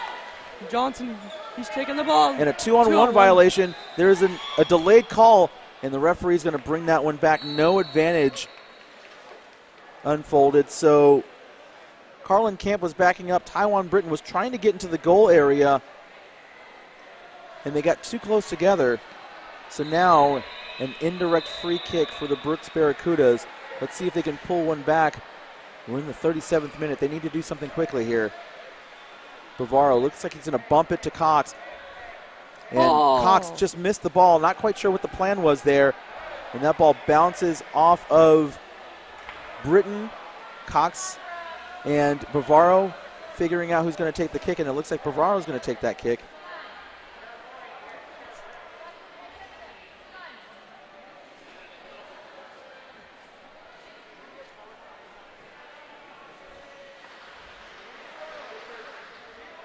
Lots of space behind Britton.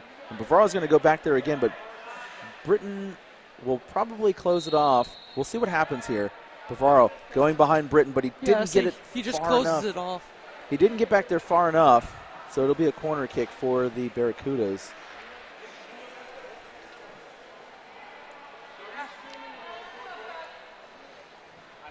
Either here he'll give it to Cox or Johnson. Either way, one of them should be able to make a point score here. Bavaro. Oh, deflected. Stokes opens up the chair, and now Alex Spitzer making a break. Spitzer, the pass across. He gets it past Crawford, but Crawford gets it back. Stokes was winding up for a 180 spin kick. At least he was thinking about it. And a 2-on-1 violation on the Brooks Barracudas. You could see Scott Stokes was thinking about a spin kick, but Bavaro was there to close him off. That was a good move by the Barracudas to stop him from making whatever move he was going to do. It was indeed.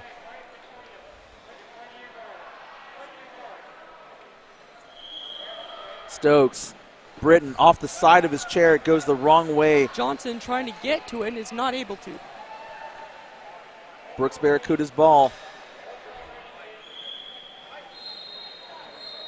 One more minute plus any added time. That ball all the way over to Cox, but Cox can't react quickly enough to control it.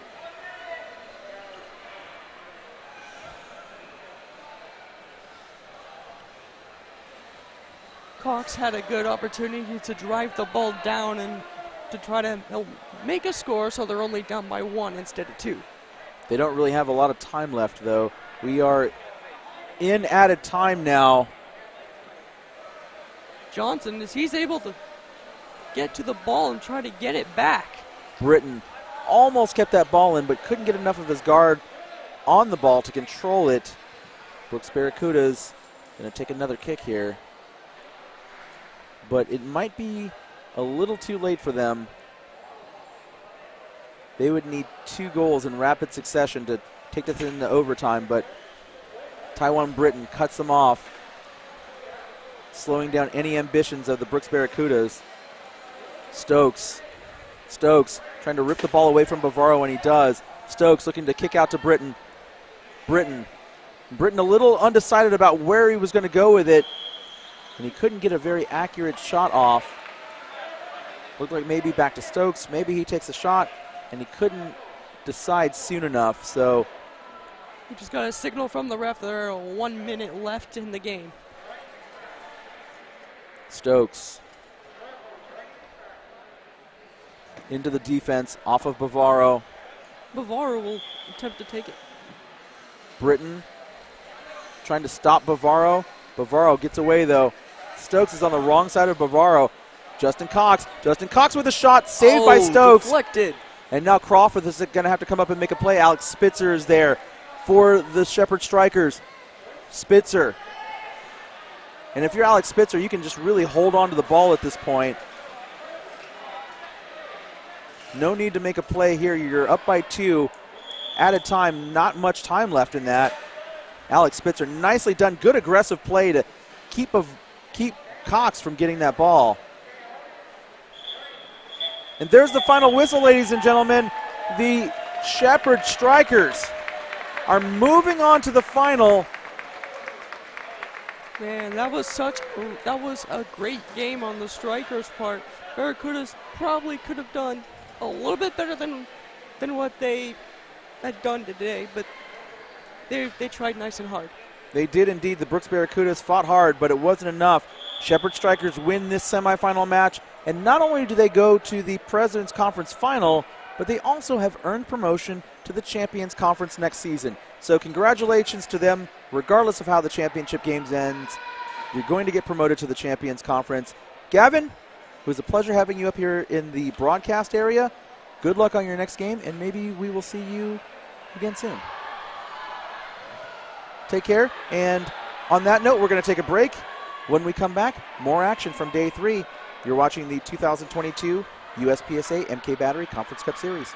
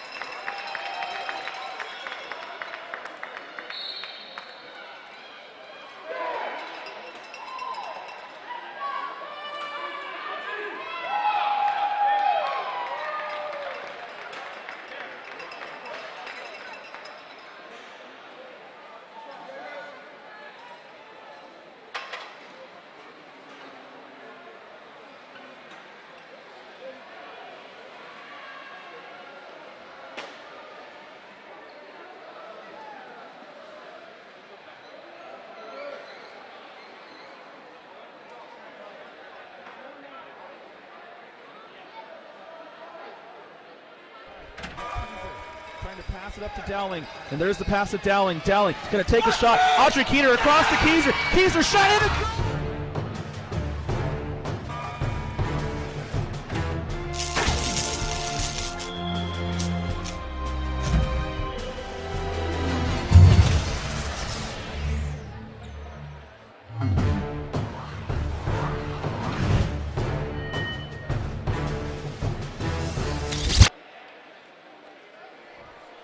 Hello, ladies, gentlemen, boys, and girls. Thank you for coming to our USPSA MK Battery Conference Cup. We're on a day 3 of competition. We got Atlanta State versus Turnstone Flyers. We have Eggleston number 6 on the far wing. We have Zach Dickey on the near wing. And we also have, I'm trying to see his number, I'm sorry, I apologize. I'll get back to that one. Then we have Turnstone Flyers with David Dowling at the center, Luke Labus on the far, and Tiffany Labus in the goal. Like we were starting out pretty hot already.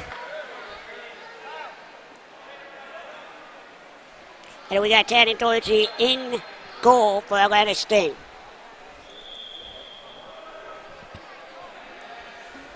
Eggleston with a nice kick to Labus. Making a dribble around Labus, trying to fight it around him. Labus fighting the ball. And David Dowling with the wind-up. Number 2 for Turnstone passes. David Dowling with the wind-up again. And just couldn't make the shot. Zach Dickey barreling down. Beautiful play, beautifully done. And I apologize, but that number 1 is Templeton for Atlanta State. Yeah, Josh, this is a must-win for this thing. They're trying to get a better, seeding in the cup there. So. Yeah, absolutely. And I apologize. I did not introduce my partner, Julian Perez from LA Galaxy. Say hello, Julian. Hello.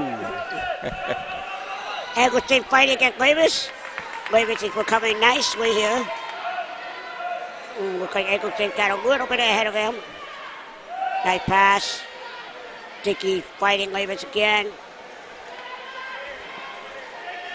David Dowling with the catch. And Templeton is just getting in his way, making his life difficult. David Dowling barreling down on Dickey. Dickey fighting. He's saying no, thank you. And nice shot. Tandon Dorsey with a nice save. Just kick it out and kill the play. Now we have a kick-in, not a corner. And we got Atlanta State with the wall, classic wall defense here. And there's a nice play. Whoa! Wow, what an impact. That is a very dangerous play, and that does happen. But the person that instigates the backup does get the foul. And Turnstone Flyers will get another chance to do it again at the spot of the foul. I mean, I've definitely been in that situation where a person backed up to me. I'm sure Julian did that to me before, haven't you? Unfortunately, yes, I did. No hard feelings. That's the beautiful thing about this sport. You leave it all on the court, and then everything comes off the court. We're all best friends after. Absolutely. Okay, look like David Dowling gets another chance on this side. This side's a little difficult. The court kind of cuts off a little bit because of the Turnstone track here. So it's always difficult to hit in the spot. David Dowling to Labus. Labus hits it back. Dowling makes a pass. Templeton got to recover. Templeton's on a breakaway. Eggleston got it. Eggleston get on Tiffany. Tiffany says, no, thank you. Not today. Zach Dickey with the windup. And she could not get a shot on it. David with the recovery here. And Zach Dickey steals it. Oh! Templeton almost had a 180. Could have been a top 10 highlight on SportsCenter. What did you think of that shot? That was a nice shot. It was one of those da-da-da moments, right? Oh, yeah.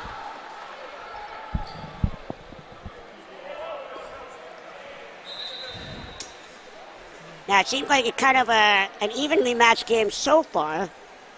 Some equal opportunities on both ends. Labus with the ball. Templeton's on him. Dickey's on him. Dickey turning around, make a recovery. Templeton, ooh, be careful there. All right. That is now Atlanta State's ball. Look like Eggleston will be taking the kick here. Eggleston's looking for the opening. But look like he's going to play nice and safe. Oh, he's going to right to Templeton. Dowling. Templeton hits it. Dickey hits it back. Looks like we have a foul. Looks like a 2-on-1 foul.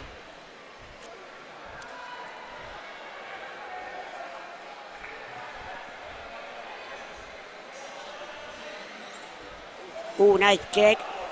Nice play. We have a goal kick.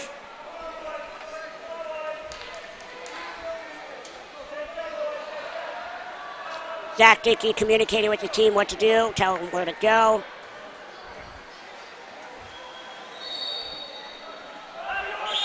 Ooh, we got another.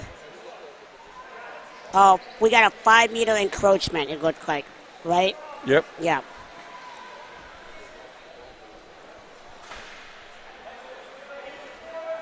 Dowling with the kick. Luke Labus with the receiving end. And looks like it went off of Labus.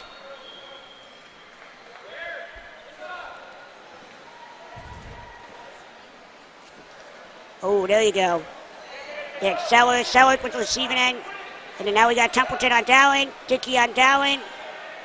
Dowling trying to figure out a way to get around this Zach Dickey. Zach Dickey is really hard to fight against.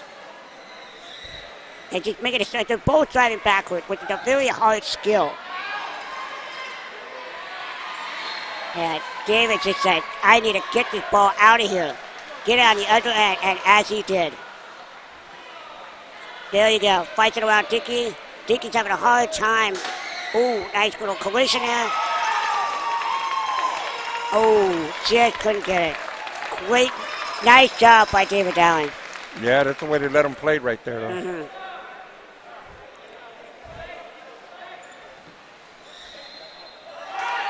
Oh, that is something you just don't want to do.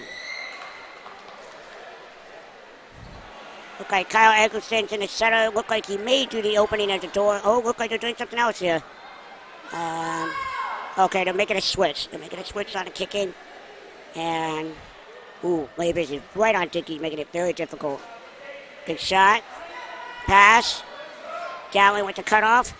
Dickey passing it to the sideline. Dowling receiving it. Dowling saying no. Trying to whip that ball off of Dickey. Templeton with the nice recovery.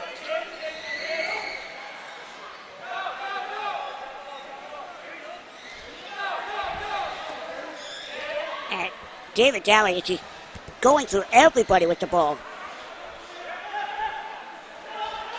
And there we go. Sellers lets it go, and that was a good call. And a Turnstone ball. Yeah, look at Zach Dickey's doing a great job communicating with his team out there. Absolutely. David Dowling with the windup. Templeton says no. Kyle Eggleston barely down on Dowling. Eggleston taking it, trying to take it. Dowling just getting in front of him, and looks like it's going to be Turnstone ball because he just turned into him right at the last second.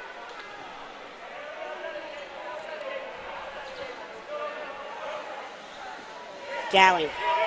Labus on Templeton. Templeton getting it, whipping it, dribbling around Labus. Labus says no. And Templeton wants the ball. He's trying to get it away. There you go. Zach Dickey with the receive. Miscommunication there. Templeton with a nice recovery.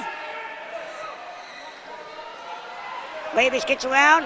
Now he's got to deal with Dickey here. And we got almost a 2-on-1. Sellers trying to push it in. Dickey saying no. And nice pass to Templeton. Templeton with the catch. And look at, they're already making a switch. Nice, doing some nice rotations there. Kyle with the pass. Dickey with the pass. Kyle with the pass. Kyle trying to whip it off of Labus. He needs to whip it off right now. Templeton. Templeton trying to get around there. Labus, he's taking it away. And Dowling with the windup. And Sauer's on the back door. Oh, what a goal! What a goal by Luke Williams. A great assist by Derek Sauer. Incredible shot. Man, let's watch that replay. Master passing. Oh, right there. that was poetry. Yeah. Poetry in motion. Beautiful. In my opinion, I feel like it's more fun to get a goal that's not a set play. How do you feel about that? I believe that. Yeah. It's a lot more action. That's definitely that way. Yeah, a lot more action, a lot more moving parts. And it's just beautiful to watch as a fan, too, when we see something that happens on so organically. Yeah, well, it shows all the skill level that these guys have been practicing on. So, it's a great way to show their skills. So it's beautiful. Mm-hmm. And this is the premier level, but everybody in every conference is very capable of making plays like that. And our sport has just grown so much stronger in the last 10 years. Templeton with the kickoff. Dickey looked like he's just going to catch it, not make a play on it. And Derek trying to get around. Dickey takes it away, passes it to Templeton, passes it back to Dickey. And we just made a mishap pass here. Ravens is trying to get it, and looks like it's going to be Turnstone ball, as it should be Turnstone ball. Ravens, if he's kicking it, he's got one of the hardest kicks I've ever seen. Look like they're going to do some kind of deflection here. Okay, they're making it. Templeton with the ball. Dallin crashing in on him. Is he going to let it go? Is he going to let it go? Can he catch it? He caught it, but just cannot get in front of it. It's a very helpless feeling when the ball is getting ahead of you when your chair's at max speed. Yeah, that's absolutely true. Sometimes I wish we can play faster. I wish that too. I wish we had a little boost on East Strike Force. Kind of like a video game like Rocket League. Yeah, a little nitro, huh? Yeah, a little nitro doesn't hurt anybody. Luke Lavis, Dickey battling with Lavis here. Two veteran players. Dallin barreling on it. Eggleston getting it. Lavis on Eggleston. Eggleston is not backing down here. It looks like we got Dickey now taking over. Lavis is trying to get it on the other end of the court here. Dickey pushing it. Pushing. Hits it off of Dallin. Dallin trying to take it away. Dickey's battling. Templeton. Nope, not Templeton. Dickey's got it now.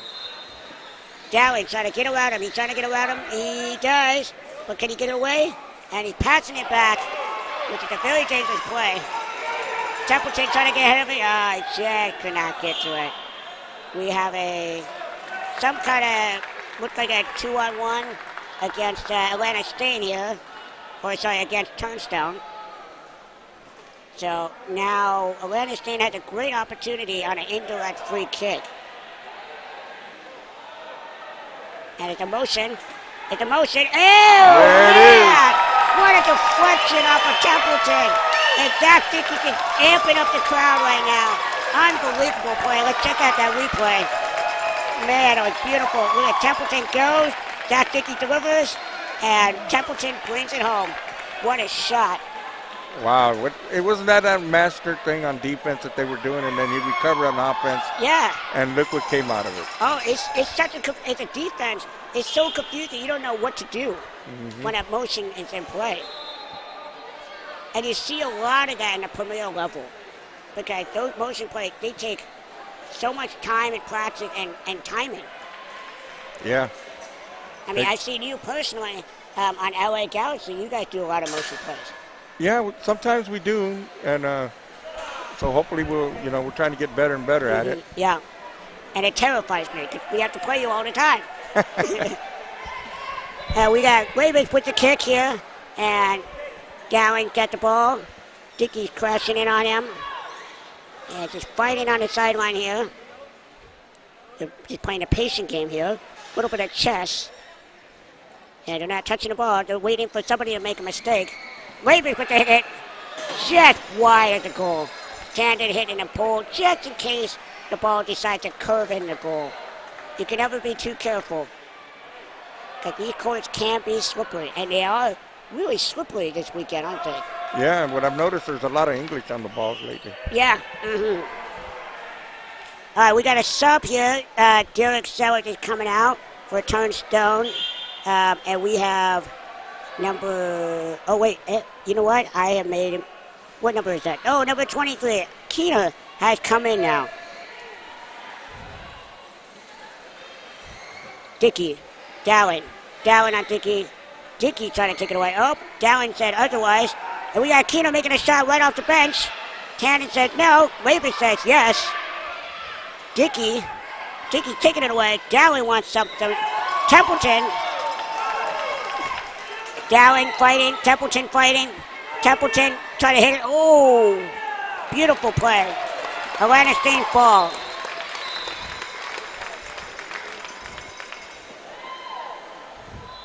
This is a great game so far. Oh, yeah, they're not messing around, that's for sure. They know it's important. Yeah, even though it's 1-1, it's been an action-packed game. Templeton with the long pass receiving. Templeton taking it down on Dallin. And we got a Turnstone ball. Labus with the kick here. Gonna do a nice little soft kick in, maybe a little give and go. And yes, exactly what they do. And Turnstone ball again. It went over Luke Labus' cage. You know what I like here is that they're letting them play, a little contact and not calling the minor stuff. Yeah, they're pretty lenient here, aren't they? Yeah, and this game, that's good though, let them play a little. Exactly. It's kind of like the NBA Finals. They just kind of let them play. And it's like, oh, watch out for the scoring table. Holy Hello. moly. Oh, my goodness. Good Lord, they done squished the poor girls over there. Who said the scorekeeper can't be involved on the action, right? Now they're going to take away points. Hopefully we didn't mess up the time. The time is still going. We have 16 minutes, 4 minutes to go in the first half. We got a little equipment here. It looked like the referees and the coaches are all having a good time over there, laughing it off. Hopefully those girls are okay. And look like they are. Dallin on Dickey. Dallin trying to take it away. Templeton on him now. Dallin trying to take it away. Templeton with a missed windup. Labus. What a great recovery. Oh, beautiful recovery. Templeton taking it away. Dallin get on him. Labus, sorry. Labus pushed it, and it is Atlanta State's ball. Kyle Eggleston, let's see what he does here. Doing a hard wind-up here. Dallin intercepts the ball. Kyle says, I want that ball back. Kyle with a huge hit on Dallin. Kyle needs to get around him if he wants his ball back. And Dallin just says, no, I'm going to take it all the way down to the corner and then pass it back, hopefully. Well, look like that was a great veteran move. Takes it right off of Tannen Dorsey, the goalie for Atlanta State. Now we have a corner kick. A great opportunity for Turnstone Flyers here.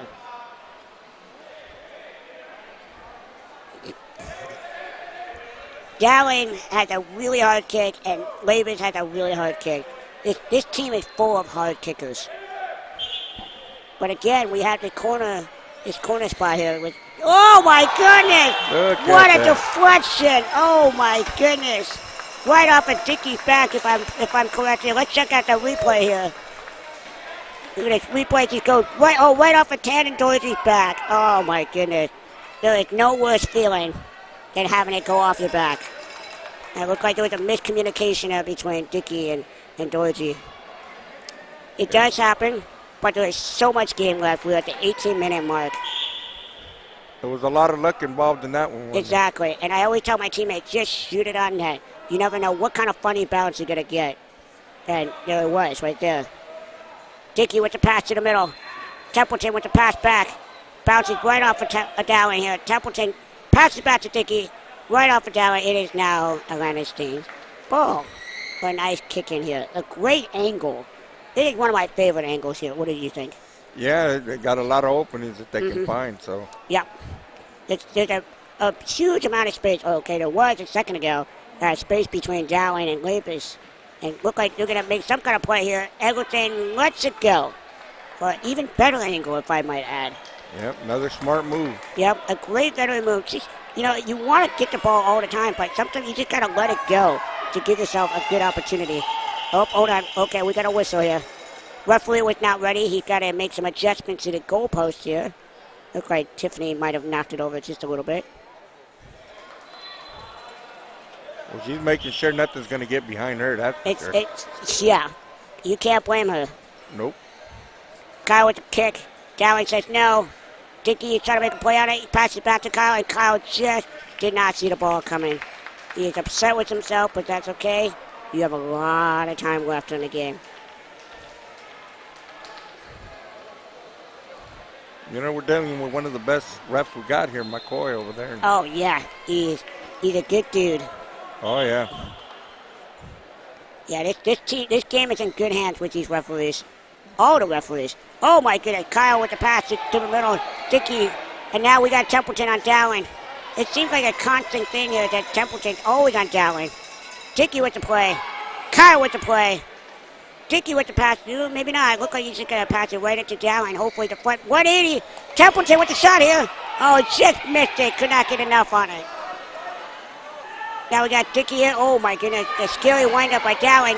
Templeton going to make a play on it. He kicks it off, lets it go. Or he's not going to let it go. Hits it right off of Tiffany. Tiffany saying no, thank you. Right off of Dowling. Zach's going to catch it. Zach's going to pass it back to Templeton.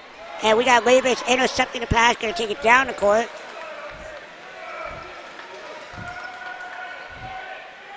And we got a battle here. It looks like it's going to be Turnstone ball. Another great opportunity. Potentially right before the whistle blows. At any second now. Although we might have a long extra minute because we did run into the scorekeeper's table. So that might have delayed just a little bit. Dowling looking for an opportunity here. Dowling's going to pass it possibly through between Dickey and Levis. And Dickey says no. Templeton, he's got to watch that box. And it is now halftime. Mike McCoy has blown the whistle.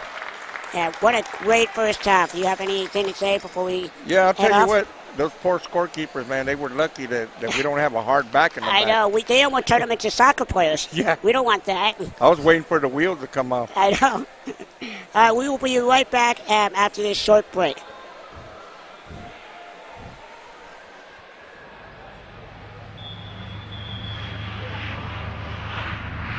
Nimi is a manufacturing company for 25 years.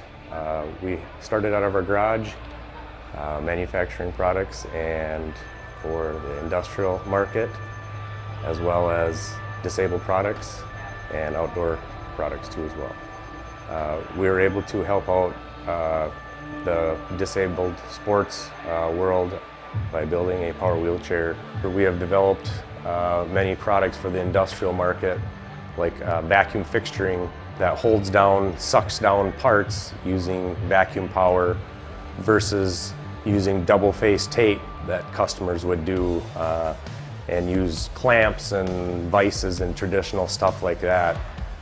We can do full 5-sided machining by using vacuum chucks and different products of ours.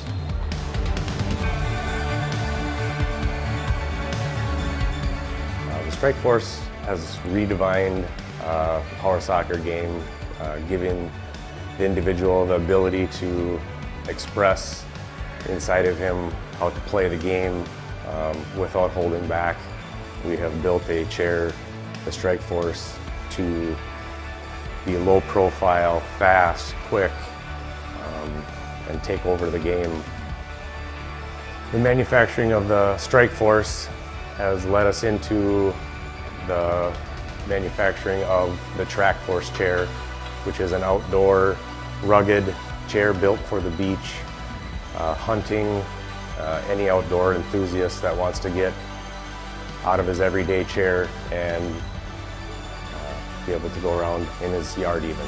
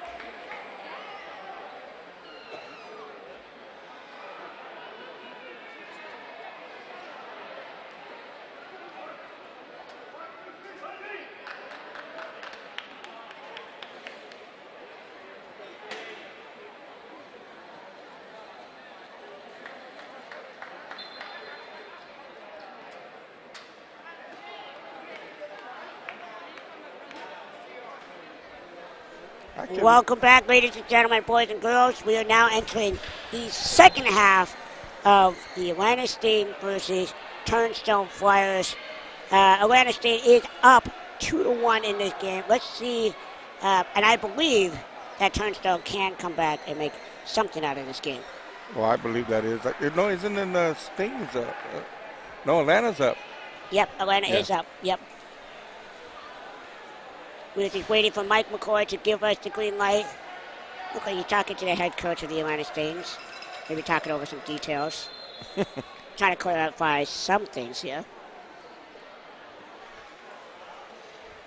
Looks like we are squared away, ready to go. Mike McCoy checking his clock. Ready to go. Here we go. David Dowling with the kickoff here. And Labus with the receive. Templeton, right on Labus. Labus is pushing it away. He is taking it away. Ooh, look like he just made an error there. Oh, man. It is now Atlanta State's ball, and the ball has disappeared under the scorekeeper's table again. I tell you, they want to play. I know. Hopefully Kyle got enough room. He does look like he has enough. Zach Dickey with the receive. Dowling got, here we go. Dickey with the play. Tiffany making a save, front guarding it. Dickey is just trying to push it, bouncing it off to Dowling here. And look like Zach Dickey is going to try to pull it around. Yep. Oh, Dowling saying no. Dickey wants that ball. Templeton with the nice recovery. It is now Turnstone ball went right off of Templeton. I can see them getting ready to put the pressure on them. Mm-hmm. Yep. Hey, Labus will be taking the ball here. Dickey coming crashing on David here. Templeton on Labus. Labus is just trying to figure out a way to get around Templeton. Oh, man. Look like he's just, he thought he had an opening, but just Templeton made a nice recovery. Oh, little crash here, but it looked like play on. Oh, my goodness. Dowling with a great opportunity on that 180. Just missed wide left. Yeah, but he's going to make that up. Oh, he will. He'll make a better pass and somebody will score. Mm-hmm.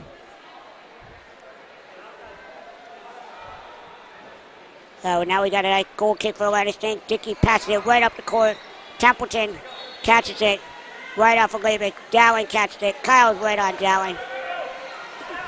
Kyle trying to whip it, and he does. He's going to push it, but it goes off of Eggleston. And Eggleston just could not catch the ball.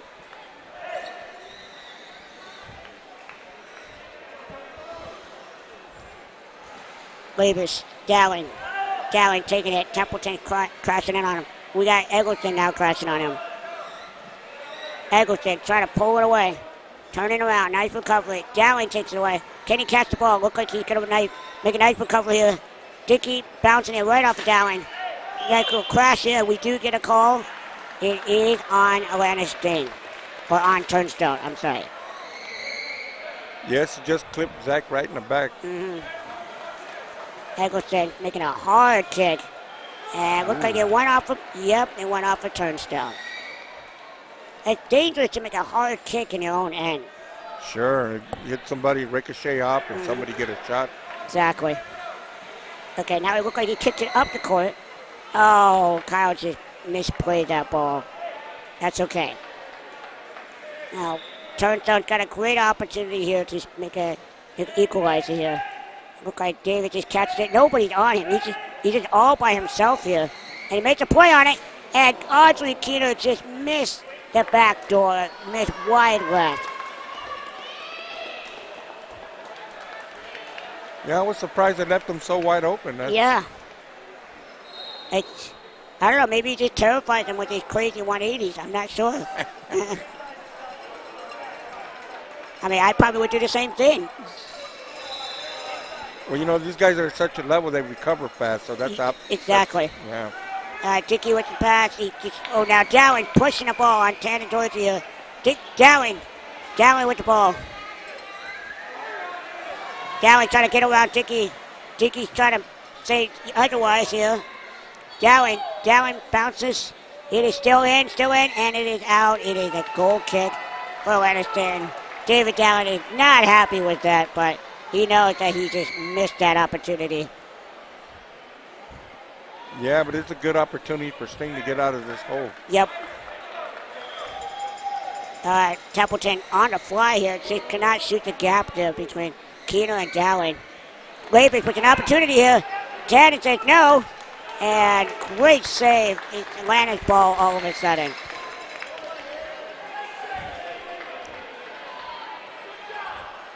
Want to make a nice kick here. Oh my goodness. Jack Dickey trying to make a recovery here. It is now, all of a sudden, it's now Turnstone's ball. And just like that, they have an opportunity. Oh no, they gave it to Sting. Oh, they did? Oh my goodness. Okay, well, that happened. Dickey with the catch. Dowling just trying to rip it off of Dickey. He's taking him all the way to the end. Oh my goodness. Meets up with the goalie. And Labers with the kick. Oh my God. Dickey with a nice backdoor save. Oh my goodness. What a save. Let's see that replay here. Oh my, that wind up. Oh, Dickey said, no, not in my house. Exactly. Wow, what a great shot that was. Dowling with the pass across. Keeter. Oh my goodness. Dickey with the save. Templeton, the ball is right behind him. He can't see it. That was close to a 2-on-1. The referee swallowed his whistle. Was about to call that 2-on-1, but decided not to. We are 26 minutes into the second half here. Sorry, 6 minutes into the second half. Oh, Zach Dickey, he's got kind of like cat instincts. He's pretty quick. He really does. Oh my goodness. Great play. You know, sometimes that's what you want to do. Just kick the ball down the court and try to keep it on that end, even though you don't get the ball back. That's a good way to relieve the pressure on him. Dowling passes back to was supposed to go to Labers, but Dickey said no. Oh my, nobody caught it. It is now Turnstone's ball. That's a rare mistake they made. It is. We have a sub here now. Alrighty. We have Audrey coming off. He's going on the bench. And we have Derek Sellers coming back. Labers. Dowling, Templeton on Dowling. Templeton is just trying to whip. Oh my goodness, they are caught on a 2-on-1. Now that is okay. Jack Dickey can go off the court.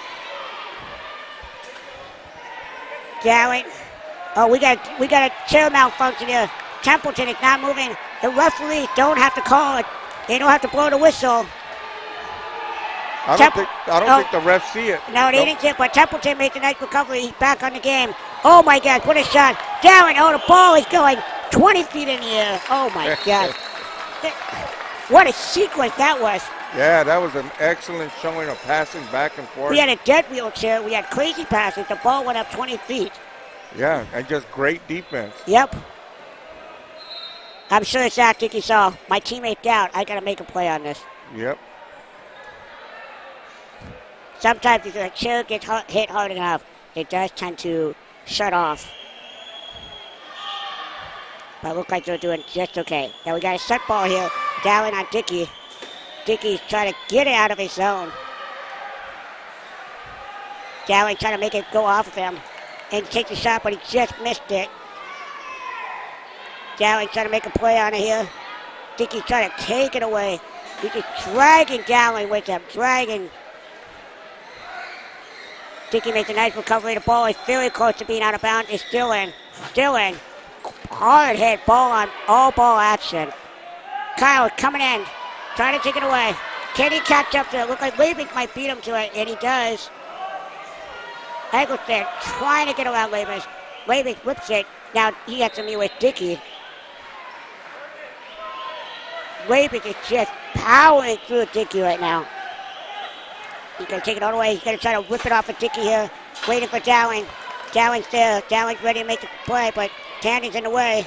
Oh my goodness. He's just trying to make a play on it. Dowling waiting for the windup. Derek Sellers is waiting on the back door. He can licking his chops. He's ready. He's ready to make that play. Dowling sees him, but he cannot get it to him. Labus needs to rotate out. Dowling trying to get around him. Is he going to get out of bounds? No, I don't think so. Oh, he's just bouncing. He's going to make a kick. Labus with the kick. Sellers with the pass back. Labus. Oh, my goodness. Whew, man, I'm getting exhausted here. Yeah, I'll tell you what. This might be the game of the season right here. No kidding. In the tournament because, I mean, so much action in just one little space. Yeah, right in that little square footage in that corner. Mm-hmm. Dowling with the kick. Labus. Dowling. Dowling got it right between Templeton and Dickey here. Dickey. Templeton got to be very careful with that 3 in the box. He's very close. Sellers with the kick. Hit it right on Dickey. Templeton barely down on the ball. Labus got other ideas. He makes a kick. Dickey hits it back. Down. Eggleston trying to barrel on the ball. Tiffany. Tiffany makes a great play. Oh, he's just trying to get around her. Eggleston dragging her down. They have no goalie other than Dowling in the goal box. Templeton makes a play. Kyle makes a shot. Dowling with a great save. Oh, my goodness. Woo! Look at all these people here. There's so many people watching this game because they know this is the game to be watching. Dowling makes a play. Dickey's trying to get around him. Dowling trying to tell Sellers to get out of the way. Rotate out. Dowling trying to wait for Dickey to make a mistake. Templeton passes it back, but they didn't get enough on it. Labus just getting rocked around by Templeton. Templeton says no. Labus wrapping around him. Oh, Dickey. Dickey's trying to get it out of there. Eggleston trying to pass it back to Dickey. Oh my goodness, that's so dangerous. It is now Turnstone Flyers' opportunity to equalize the ball. We are at the 31.5-minute mark of the game. We are 8.5 minutes to go in an action-packed game. Wow. Oh my goodness. This game's moving so fast, it just took all the words out of me. Yeah, speechless. Dowling with the kick. Sellers could not make a shot on it. Kyle is taking the ball away. Labus is right on his tail. Kyle's got Templeton with him. He just could not get enough on that pass. Labus intercepts the ball. No 2-on-1. And we got Dowling making a pass. And Dickey's right in his way. As always in his way. Dowling, he knows he has Labus behind him. He's trying to get it to him, but Dickey's just preventing that from happening. Oh, great veteran move. Just get it off of them. I'll tell you one thing that I've noticed. I don't see none of them really staying into their diamond. No. Offense or defense. They're just going a lot of one-on-one. It's kind of free-flowing, isn't it? Yeah. Yeah. Okay, we got Dickey barreling down on Tiffany. Tiffany's trying to make a play on it. Dowling is just trying to take it out. Dickey's just like trying to whip the ball. He wants that ball. Dowling wants it more. Dowling taking it down. They are neck and neck. Taking it all the way down to the goal. Can he make a pass on it? Labus is in the center. Labus makes a recovery. Oh my goodness. Whipped it around. George Dickey. Watch out for that 2-on-1. Derek Sellers is now in the action. And Labus needs to back up into Templeton. Great job on not hitting Templeton. Now Dickey had to come up and make a play on it. And almost gets around Labus. Almost gets around Labus again. And I believe, it is Turnstone ball.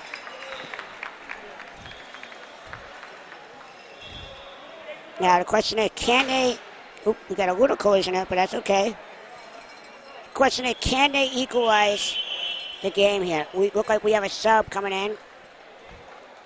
Templeton is going off. And I cannot see the new player's number. I will give it to you in a second. Well, it's hard to read their numbers. It They're is so very small. hard to read their numbers. I will get that to you as soon as I can see its number. All right, Labus is making a kick here to Dowling. Dowling gonna do a nice, he's just gonna let it kind of roll off him. He's gonna go around, He's just trying to get behind Dickey. He is, and Dickey knows what he's going to do because they play each other a lot, so they know each other pretty well. For the sub, Atlanta State, it is Alejandro Hernandez.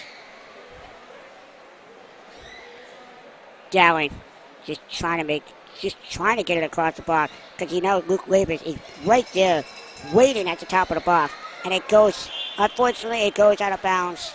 It is now. Looks like it's gonna be. Yep, it is Atlanta State ball. Well, I tell you what, they've been so tight right there, they can't even flip the ball out to nobody. Mm-hmm. All right, Kyle Ergensen going to take a quick shot here, looks like. And I'm not sure where he's passing to. Derek Sellers making a recovery on it. Passing right off of Zach Dickey. And Zach Dickey just complimented Derek Sellers, saying, good job. Great play. Yeah, I think Hernandez was trying to quick kick it down to get to the other side. Yeah. Mike McCoy, the referee, telling they're encroaching a 5-meter mark.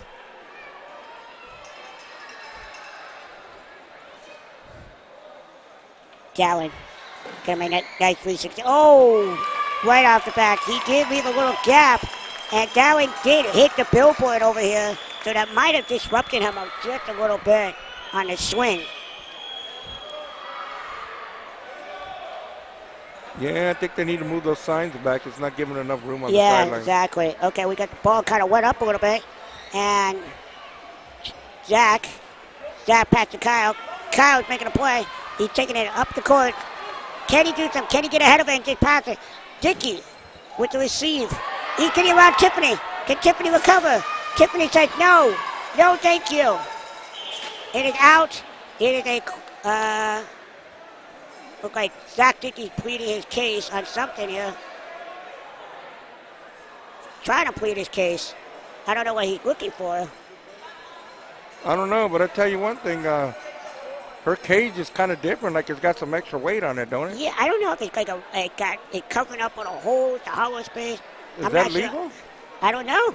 And she's had it for years. Looks like my advantage of its extra weight. Who knows? But looks like it is going to be a corner kick, so it looks like Zach is going to get what he's looking for. I'm not really sure what the argument was, but we'll have to find out. Zach with the windup. Hits it right to Dowling. Kyle hits it into Dowling again. Dowling taking it away. Dowling just dribbling through everybody. Gonna try to dribble through Dickey here. Dickey saying no. And Dowling is saying yes. And there was a little collision there, but that's okay. Looks like it's not okay. Mike McCoy will call it in favor of Turnstone. Yeah, that was just a little too hard. We are at the 37.5 mark of the game. And Turnstone is trailing 2-1, but they have a great opportunity here. Labus with the 360. Oh my goodness! Oh, just missed wide right. Oh my goodness! Well, they're clicking like they scored. Oh man! I don't think they did. Nope. Nope, it just missed it. Wide right. Another 6 inches to the left. Oh, Derek with a nice pass. Dowling with the pass back. Derek with the trying to make a play on Dickey. Dickey's trying to take it away. That's close to a 2-on-1, but they're not going to call it. Oh, Eggleston just missed on the wing. Julian, look around. Look at all these people gathering around this game. Yeah, man, what a fan base. Oh, my goodness. Almost want to scream myself up I know. Dowling with the pass back. Nice give and go. Eggleston recovering, trying to take it away. He wants to get that extra insurance goal. Labus with the 180, right at the Dickey. There it is! Oh my goodness! Oh! Oh my goodness, Dickey is amped right now. He tied it up. Oh my gosh. Let's see that replay. Labus, he made a big mistake. You never ever want to do a 180 on your end of the court. No, not with Zach Dickey in the middle. That is, oh man. He shot that like a bullet. Oh, Dickey saw that coming a mile away, and he said, I'm barreling down on this ball. It's mine. I want that insurance goal. Yeah, that's Wow. absolutely right. I'll tell you what, this will be my first tournament that I come. Yes. Everything you said, Josh, it came true, man. It's I'm so beautiful. glad. I'm so exciting. glad you're here. Yeah, and the Power Soccer Shop doing a great job over here in the league and everybody. Oh, my goodness. Oh, he hit the back. Oh, my gosh. What an answer. What is happening here? What is happening here? Oh, my goodness. Dowling, Wabus just took it around Tanner Dorsey. Oh, my gosh. I'll tell you what What Zach is Dickey going is on here? not happy right now. Oh, my goodness. Shit like that. It's 3-2. Wow. Well, you know what Turnstone's going to do now? They're going to waste all the time they can. I know, exactly. They're not going to give him a job. Look, I mean, Mike McCoy is looking at his watch. He looked like he could have blown a whistle at any second here. Man, this place just erupted on those last two goals. Oh, no. Steen trying to make a play. Templeton's back in the game, by the way. And Labus. Eggleston trying to make a play. Labus, he shoots it on. Tiffany says no. Dowling is right there. Dickey wants to get that goal. He is trying. Templeton needs to get out of the way. Templeton's off the court, but he is going behind the goal line. Oh my gosh. Can he push it through? There's nobody there. Oh my gosh. Oh my goodness. There was nobody there for the back door. Oh my goodness. Yes, and Eagleston didn't see it either. Oh my goodness, what a play. Oh, man, my heart is racing right now. Davis, 2-on-1. That's the 2-on-1 ensued. The whistle is going to blow any second. Oh, yeah, look at him. Another collision. Oh, man. Oh, boy. No, here's an opportunity. Here is an opportunity. Can they do it? Zach Dickey's got definitely enough punch to put his He's straight got in. the power. The question is, will his wing capitalize? Eggleston at midcourt. Oh, he's in motion. Oh, he's going to another 180. He's going to... Oh, my goodness! Right off the post! Oh, another game, ladies and gentlemen. Oh, my gosh. What a thing. We got a confrontation down there. Oh, we had a little... Oh, maybe it was just a congratulatory hit. I don't think there was anything. If that's a congratulations, it should look more like he was mad. Oh, my goodness.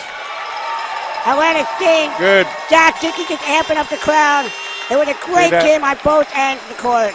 That's what this game's all about, is giving them the notoriety that they deserve. Exactly. Great sportsmanship. Exactly. Wow. What a game, ladies and gentlemen. We just got to see the tournament game of the season. I wholeheartedly agree. Look at all these people. They all agree. Yeah. Oh, my gosh.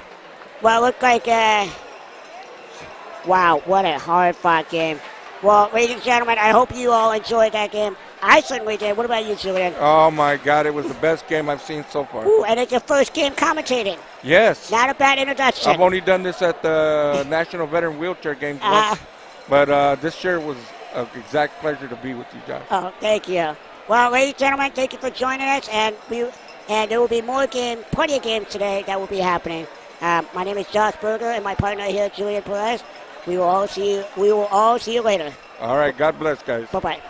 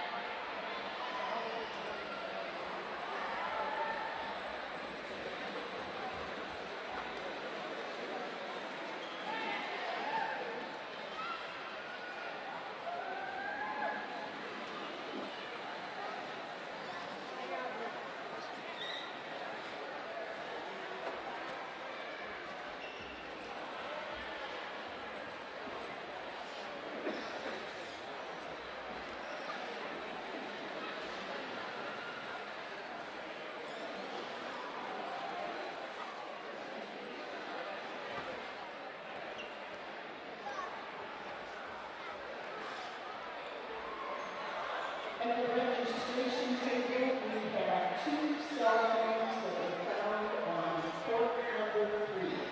Please come up to the table to claim telephones.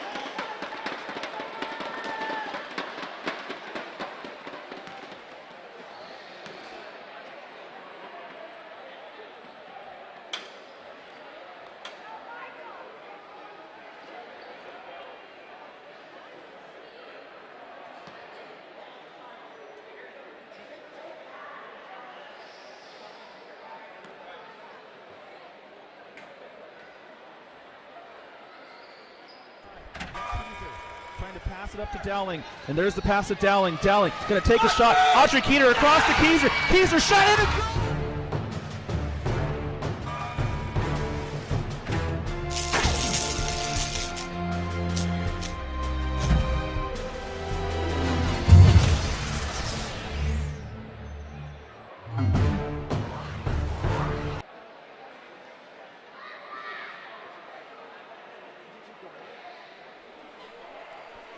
Welcome back, ladies and gentlemen.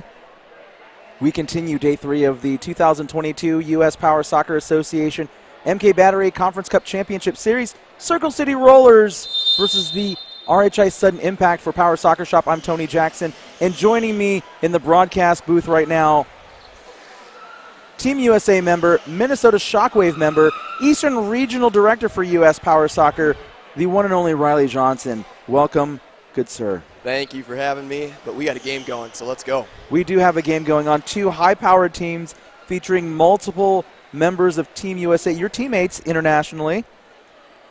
Yep, and former teammates during the pandemic season, Circle City I was playing for. You were, and how was that season with Circle City? It was good. We had 2 tournaments, and then COVID hit and put a damper to that, so I'm glad we're back. Same, Riley, same. It's been too long, and this should be a very good match. These 2 teams have been playing each other for decades, literally decades at this point.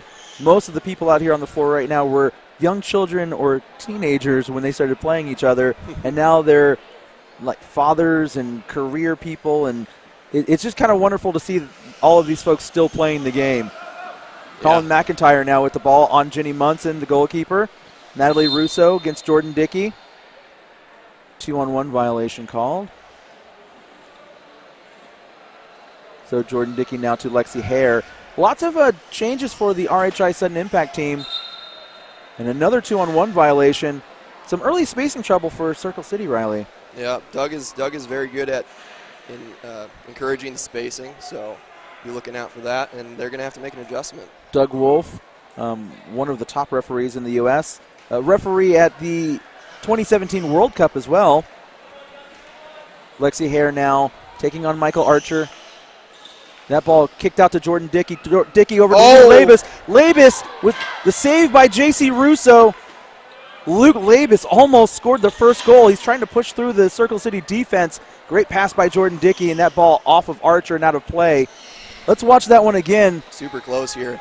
Really close. You see Jordan Dickey pass to Labus. And Labus had space right at the post behind him, but he just could not get that chair around. He also had that gap between the defenders, but it was a tight window. J.C. Russo now. Jordan Dickey across off of Russo and out of play.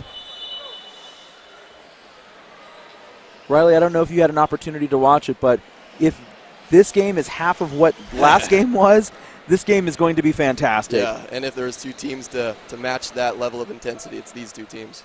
I mean, watching Zach Dickey and David Dowling go one-on-one was incredible. The whole facility was screaming towards the end of that game. Dickey and Michael Archer doing battle here. Ball out to Labus, and we're going to get a 2-on-1 violation on Luke Labus and Jordan Dickey. Now, I believe this is the first year that those 2 have played together. Yep, that's correct. Luke is coming from Turnstone. Yeah, he played his entire time there until the season.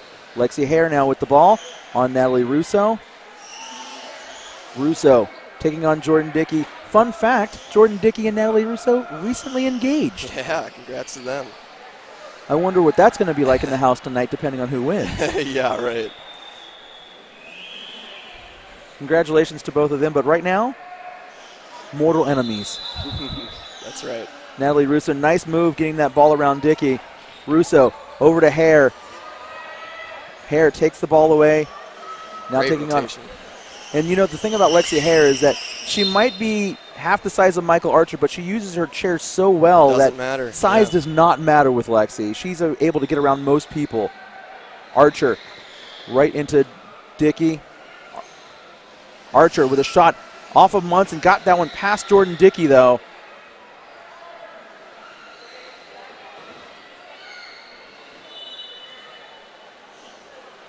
That ball off of Jordan Dickey, out of play. This is exactly where Michael Archer wants it right here. Yeah. prime real estate right here. Looking for crossing it right in front of Jordan. Colin better be ready. Archer. Low shot. Yeah. And you could kind of see he was leaning that way as he was setting up. He was kind of trying to fake out like he was going to go high, but you could kind of see that he was going to go low. Yeah. And we're going to get a holding foul on Circle City. So now Lexi Hare is going to kick the ball to Jordan Dickey. Nice touch by Dickey. Russo picks up the ball. Jordan Dickey manages to get the ball away. Trying to get around Russo, and he does. That's close to another 2-on-1. Archer now taking on Hare. And that ball last touching off of Hare. Kicking coming up for Circle City. Now you've played with Circle City. You've played against them numerous times. You've played against RHI. How do you beat both teams? I won't even have time during this game to explain it. It'll take about a couple days. Well, you've got 35 minutes to condense it. So. No, the important part about playing against Circle City is taking it outside, keeping away from there's a deflection there. Wow. Great deflection by Jordan Dickey there. Luke Labus with a hard kick. And that's the thing that RHI has now that they've never really had. Katie Dickey was a good kicker, but Luke Labus has so much more power. And we're going to see them use that to their advantage this weekend. Luke Labus has got space. He's going to try to get around JC Russo, and that goes right in. JC Russo lost control of the ball, and a slow-rolling goal kicks things off for RHI Sudden Impact. And it looks like JC Russo just kind of lost where the ball was, and Luke Labus just kind of like shuffled it in there. It's 1-0 RHI Sudden Impact.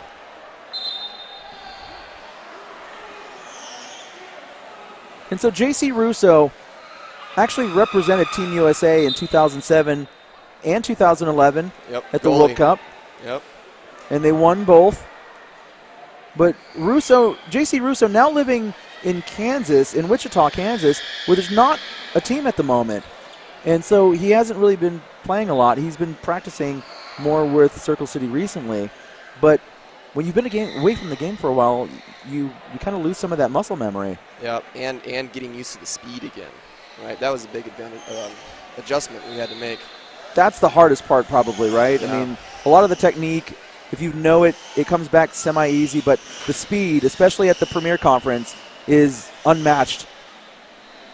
A lot to process in a short amount of time.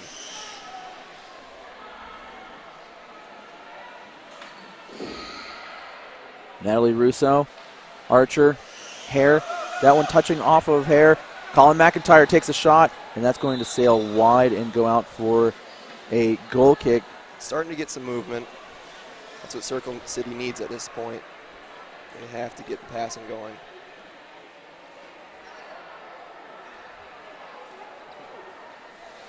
Nice move by Lexi Hare, but Natalie Russo did well to keep it from going too far.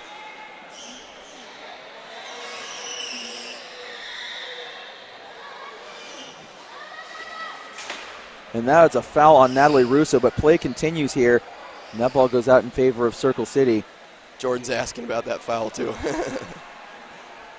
Yeah, I think Doug Wolf, the referee, was trying to let it play out and maybe should have called that foul and brought it back.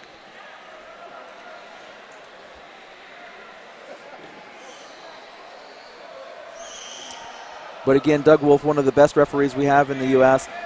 J.C. Russo now hitting the ball to Archer. Very dangerous play there. Dickey now taking on Russo.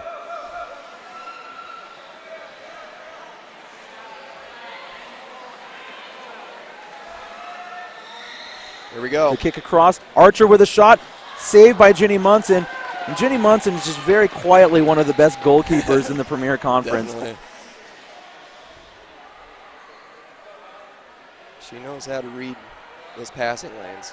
She's very good at it. And even though she's not the designated keeper, that's the role she's playing while Jordan is out on the attack. And she's, as we just said, very good at what she does.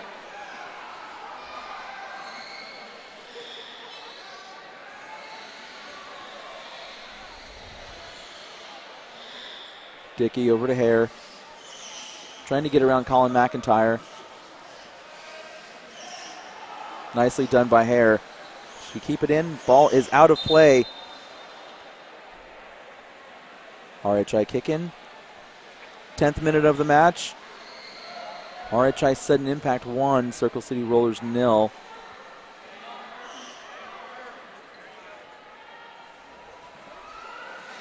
Archer in a foul on RHI, sudden impact. So while we have just a brief moment, we were kind of talking here about how most of the players out here are veteran players who have been playing the sport for over a decade, well over a decade. But one thing I wanted to touch on for a moment is how many new players we've seen out here over the course of this weekend. Oh, yeah. So many new faces out here. And, you know, every once in a while when you've been around this game long enough, you start to wonder where the new players are going to come from. Right, I've been wondering that for a while. But this year, I mean, we've had so many new faces out here, and it's wonderful to see. Yeah, the future is bright, definitely. I mean, the Hot Shots have a lot of good players. Even the Courage Kenny Blizzards. I mean, Dee Bardell has come back after not playing for a long time, and she's got some really wonderful young teammates as well. San Jose. Yep. Dassa. Yeah. I mean, lots of great young players out there. Moises Rojas is out on the floor right now. 2-on-1 violation on Circle City Rollers. And Riley, what do you think it is? I mean, Natalie Russo and Michael Archer just having a lot of problems right now. Yeah, I think they were throwing off a little bit with Doug's spacing. I mean, he's calling it right. He's calling it tight, though. And they got to make the adjustment. So Moises Rojas stepping in to prevent Michael Archer from firing that ball down the floor. Archer, Hare, over to Dickey. Now Russo is going to come in and try to take that ball away. Archer trying to kick out to Russo, but Russo again too close. Now this time Jordan Dickey and Lexi Hare too close. Archer with a quick kick. Jordan Dickey was ready for it though. Rojas back to Dickey. Dickey back to Rojas again, but that one's off the back of his chair. Colin McIntyre's there. Now Hare, Russo, back to Archer, but Lexi Hare is going to pick that one up and take on Archer.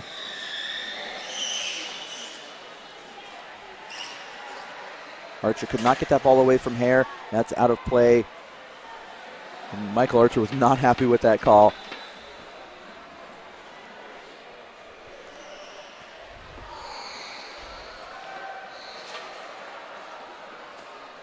Hare over to Dickey. Archer. And that ball comes loose. Natalie Russo picks it up. Hare. Natalie Russo takes it away from Dickey. Uh-oh. She can't quite get there in time. Goal kick. RHI. What you are seeing, Michael and Natalie, they're starting to get that spacing down. So slow rolling, but you know it's going to pick up. You can definitely feel it. Indeed. And every referee interprets the 2-on-1 rule a little bit differently, so it does sometimes take a little bit to kind of figure out what you're able to do and what you can't do. And there's another 2-on-1 on RHI. Now the balance has shifted. Michael Archer, one of the hardest kickers in the game. Let's see if they can get a bounce here and score a goal. Archer, McIntyre, Archer, and Whoa. Michael Archer got hit right in the face.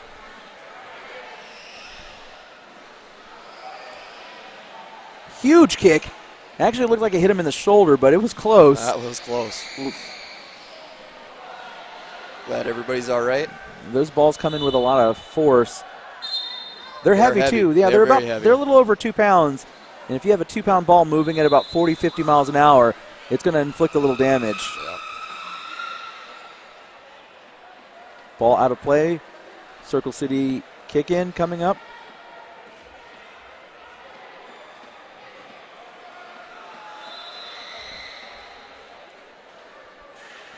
Archer Off of Hare. And that ball almost gets between Hare and Dickey.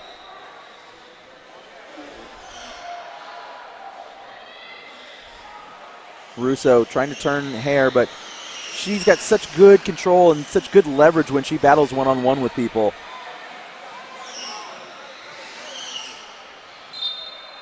The ball out of play. Another kick in coming up for RHI. Such a good play right there. Brought it all the way, halfway down the court. Hare trying to move Russo. Nicely done by Michael Archer to cut off the pass to Rojas. Now Moises Rojas. Now, he also has a very powerful kick. He does. They do have a lot of weapons on sudden impact. And absolutely no room left by J.C. Russo.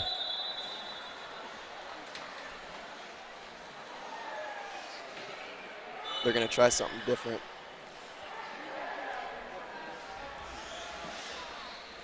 Dickey. Archer had to come up and stop him before he made a play on it. Little contact in the goal area. Archer trying to keep Dickey from passing the ball out. And the ball is slipping around. Here we go. Nicely done by Jordan Dickey. Corner kick. And you know, when you're in that situation, especially if you're Michael Archer, you know that ball is coming, and you know what to do to stop it from rolling out, but it's so hard to do that, even at that close distance especially. Yeah.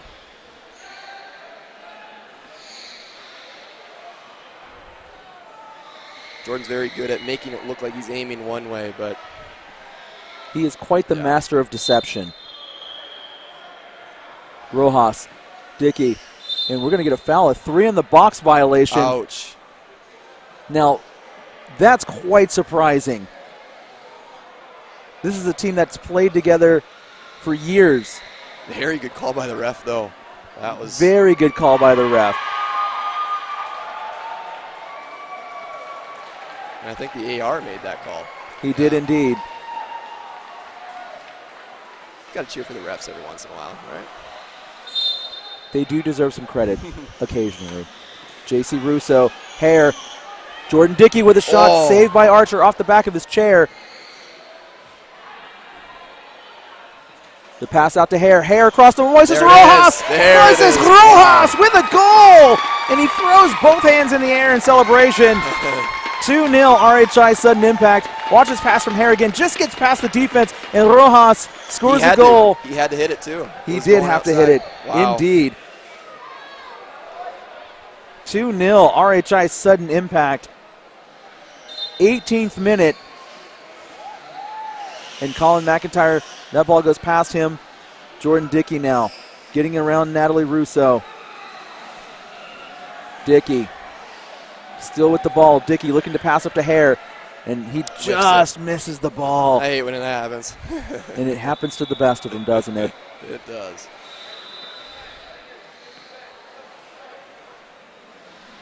Archer off of Rojas. Back to Rojas. The ball goes. Now Jordan Dickey.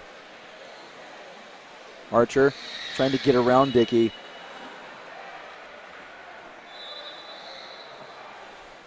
Nicely done. Good maneuvering by Archer there.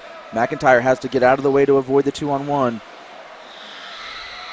Archer and Dickey battling in the corner. Now this is where patience really pays off, Riley. When you're in that corner trapped like that, you have to be patient and you have to wait and make subtle moves. Definitely. And not overreact. Russo has Archer out there. Archer winding up for a shot, blocked by Dickey. Easy save for Jordan Dickey. Impact defense is just playing so good right now. Oh, nice move by Michael Archer. That's close to a 2-on-1. Actually, Jordan Dickey is the goalkeeper, so that's not a 2-on-1. They're calling something, though. Referee Doug Wolf did signal a 2-on-1, but I'm not sure if he's calling a direct or is he calling it to. I didn't see Jordan get out of the box. He didn't come out of the box, certainly. So this is going to be a direct kick then. see the signal from the ref. Well, this is going to be tough to stop. Michael Archer's got a lot of power in those kicks, so they're going to have to be fast and have to read that ball well. Actually, it looks like he's going to kick over to Russo. Ball to Russo, back to Archer. Archer with a spin kick off of Jordan Dickey, and it hits Ginny Munson in the head.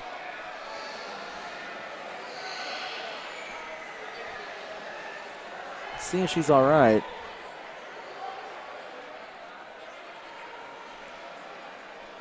Now, if Munson has to come off, RHI does have a couple options if they need them, but it looks like she's okay. Thankfully. Ouch.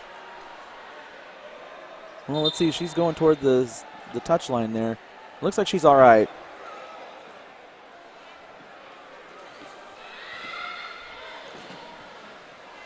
As we mentioned earlier, that ball is Yeah. heavy. And even when it's not coming in very fast, it still can hurt a little bit. Right.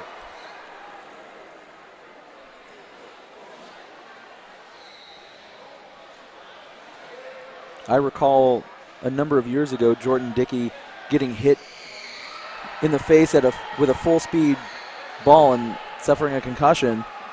That was a number of years ago, but, I mean, it happens. It does.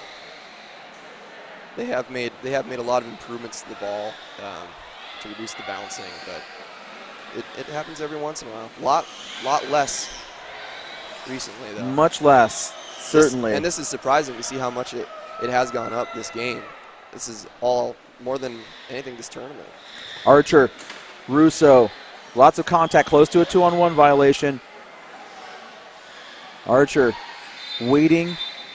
There's the halftime whistle. RHI sudden impact with 2 goals on the board. Circle City, Riley, they just haven't really seemed to find a rhythm at all yet. No, there was a few moments, but sudden impact has their triangle passing has been super smooth down in the offensive area.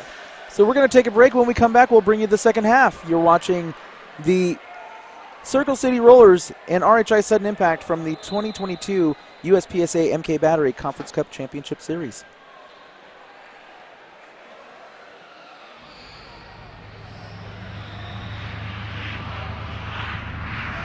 Nimi is a manufacturing company for 25 years. We started out of our garage manufacturing products and for the industrial market, as well as disabled products and outdoor products too as well. We were able to help out the disabled sports world by building a power wheelchair. We have developed many products for the industrial market, like vacuum fixturing that holds down, sucks down parts using vacuum power versus using double-face tape that customers would do and use clamps and vices and traditional stuff like that. We can do full 5-sided machining by using vacuum chucks and different products of ours.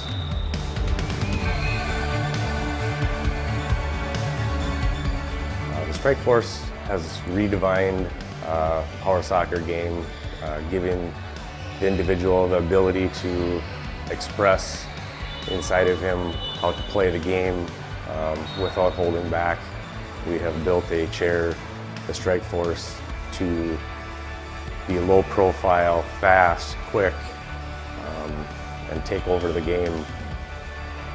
The manufacturing of the Strike Force has led us into the manufacturing of the Track Force chair, which is an outdoor, rugged chair built for the beach, hunting, any outdoor enthusiast that wants to get out of his everyday chair and be able to go around in his yard even.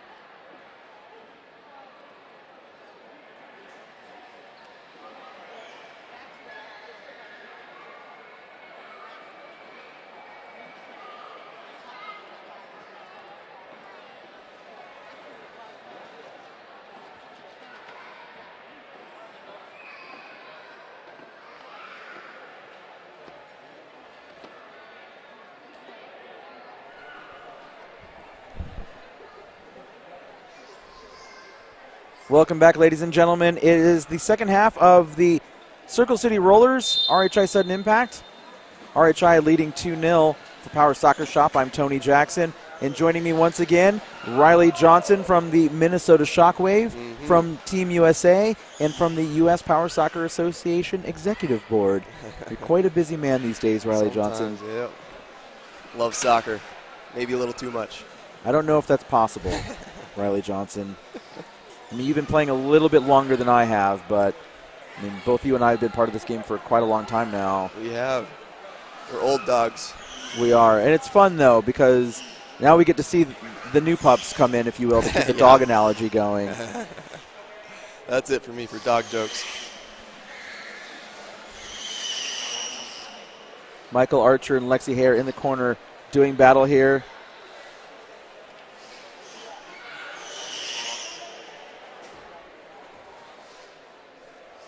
And again, this is where you really just want to be very patient and not overreact. Trying to get a corner here. Oh, nice pass by Hare all the way across to Munson, but it's blocked off by Archer. Really good defense right there by Archer. Margins are small. It was a few inches and it would have been a goal.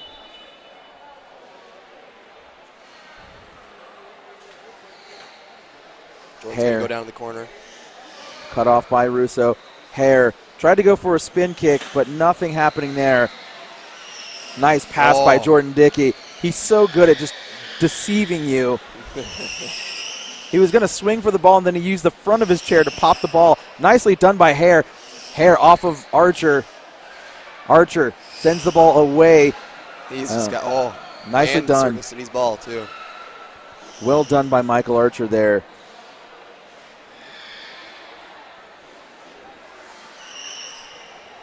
Michael Archer, Jordan Dickey doing battle. Russo now trying to take a shot, but she nicked that off the corner of her guard. Didn't really get any pace on that. Russo working the ball, trying to get a better angle to get it out to Archer here. Or even get a corner here.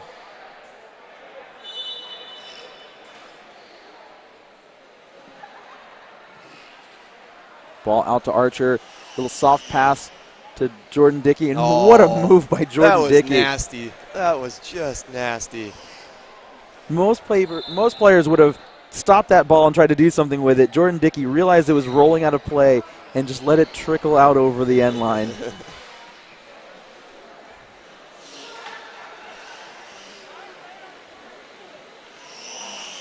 Kick in coming up for Circle City.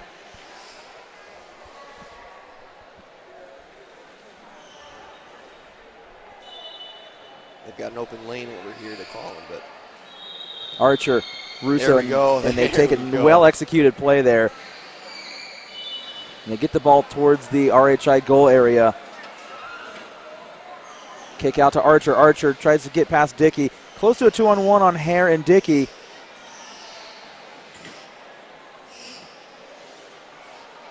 Oh, Hare just missed that ball. Nice pass over to Munson from Jordan Dickey.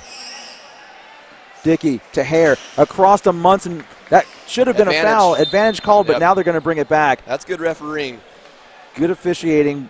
Anytime a referee allows the advantage to play out and then determines that it didn't happen and brings it back, sometimes you really just want the flow of the game to continue. Nice move, Jordan Dickey. Jordan Dickey, 180 spin kick. Hare meets Russo at the top of the area. Hare across. Jordan Dickey going to control the ball. Passes to Hare. Hare down into the area. And now all the way across the court to Colin McIntyre. McIntyre gets it across. Jordan Dickey's there. Natalie Russo's there for the Circle City Rollers.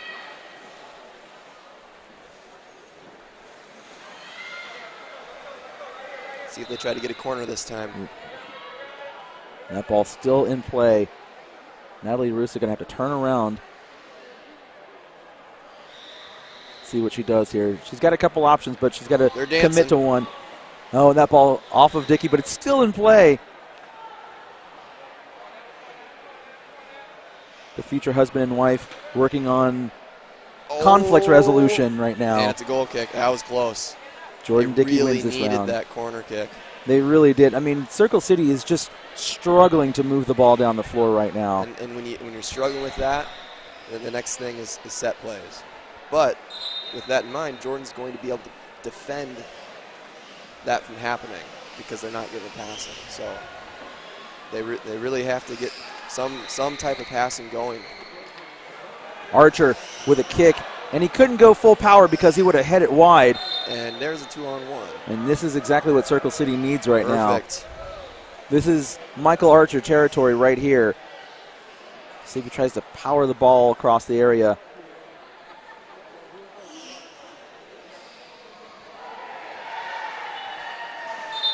Soft kick to Natalie Russo coming up. Back to Archer.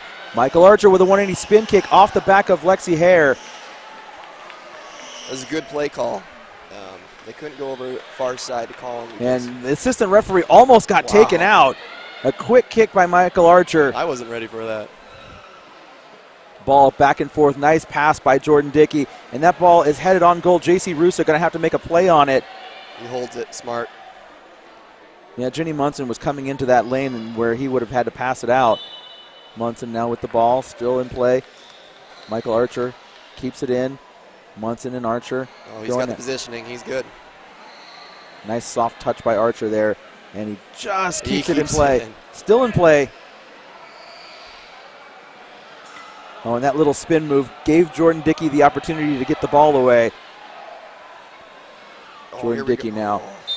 2-on-1 violation on RHI Sudden Impact. Circle City Rollers starting to gain a little bit of momentum here, but it's been fickle going for them. Michael Archer thought about a kick, but Lexi Hare stops that one immediately.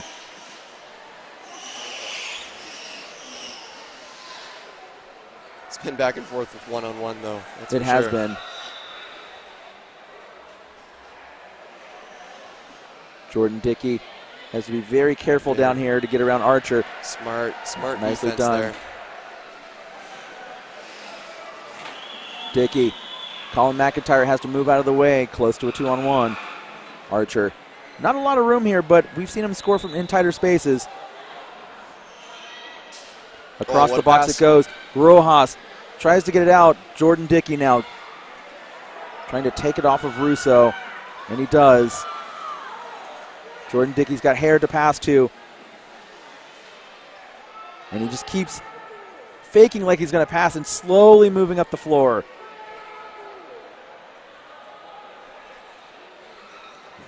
And the ball, hard pass out, and that's going to be a foul on Jordan Dickey.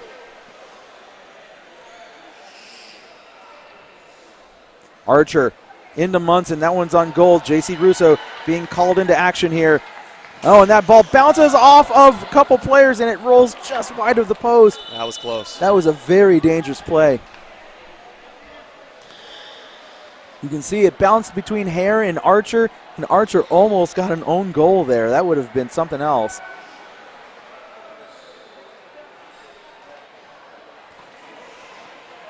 Jordan Dickey now will pick up this ball. And he gets around Russo, who got thrown off a little bit there.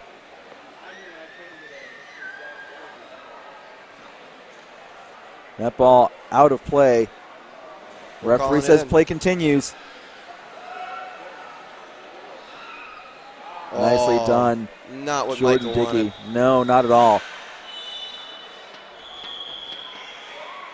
They have to keep it down here. Nice give and go there between Hare and Jordan. Nice Lexi Hare. That was a very quick reaction, by the way. She didn't have much time to think about that one. That ball up in the air. I've seen a lot of bouncing balls this weekend. Yeah.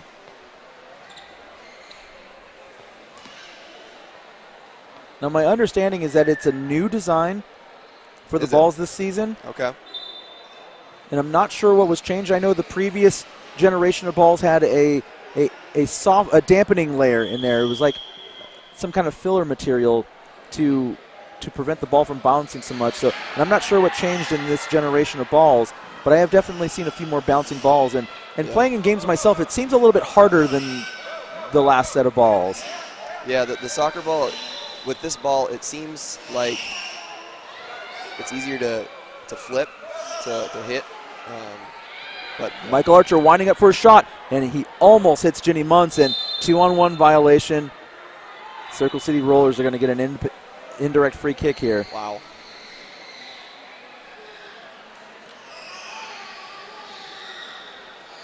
They're going to try and hit that middle gap. Natalie's going to take that shot. Archer to Russo. Russo to McIntyre. McIntyre. Now that's where you could have passed it back up to Archer there. He didn't really have a good angle to hit that corner here. Yeah, and it hit Natalie a little higher than she was expecting, so it didn't get over to Colin as much as she was wanting. But going back to the ball for a moment, it does seem a little more lively. It doesn't have as much give as the previous generations of balls did, right? Sure. And I don't know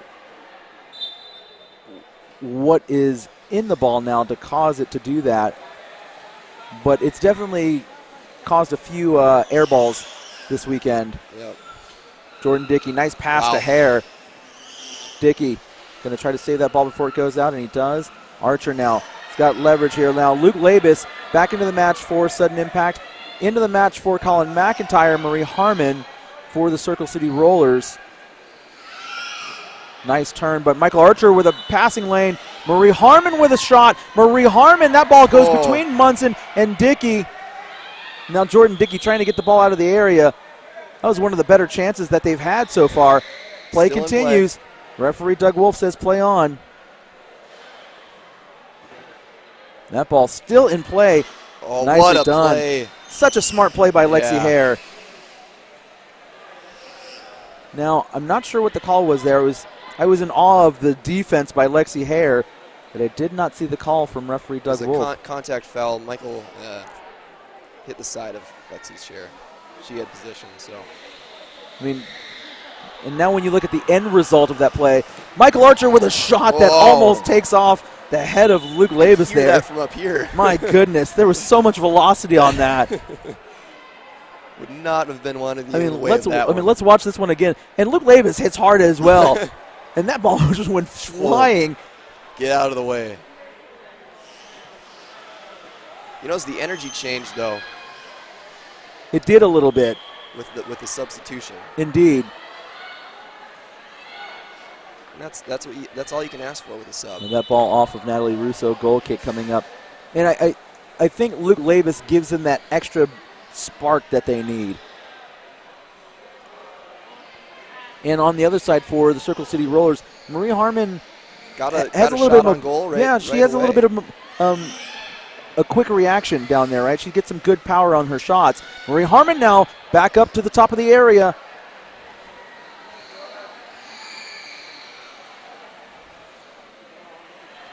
Natalie's in position. Russo waiting for the ball. It comes across, and there's a shot. And I got to say, Lexi Hare, her defense has been incredible this match. What a play. What a play, too. Unbelievable play.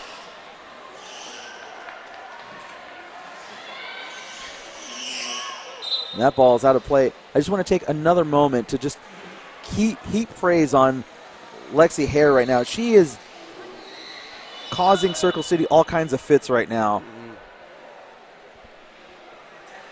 Labus off of J.C. Russo. Close to a 2-on-1 violation. Labus needs to move out of the way. Marie Harmon with the ball. Hare takes it away. That spacing is just not there right now. And that ball is out of play. Corner kick coming up for Circle City. This is big. 34th minute coming up. They need to get one back here.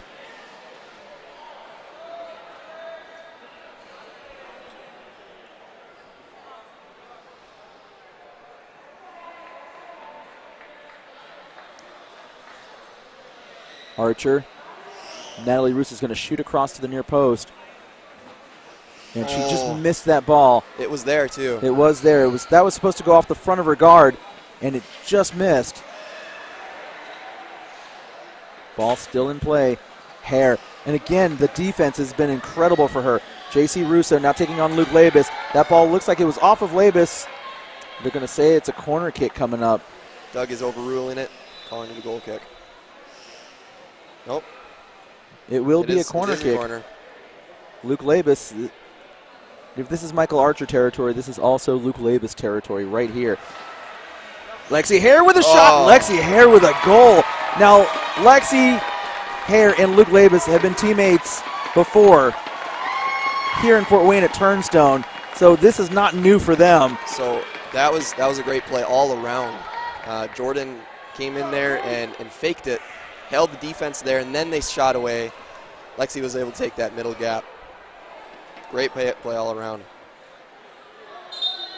And you know, when that center player dives into the defense, it's such an effective tool when trying to create holes in the defense because they don't know if you're going to hit it from the top of the area or if it's going to go all the way across. Now Marie Harmon with an opportunity to get the ball back up. Michael Archer's right there, but Lexi Hare also in the way. 2-on-1 violation on Circle City.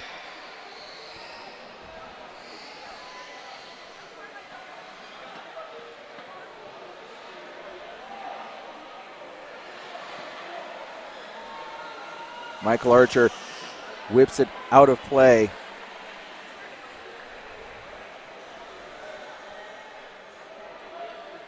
Not a lot of time left. They've got to get the ball down. Luke Labus. Oh, heavy contact. That is definitely a foul on Labus.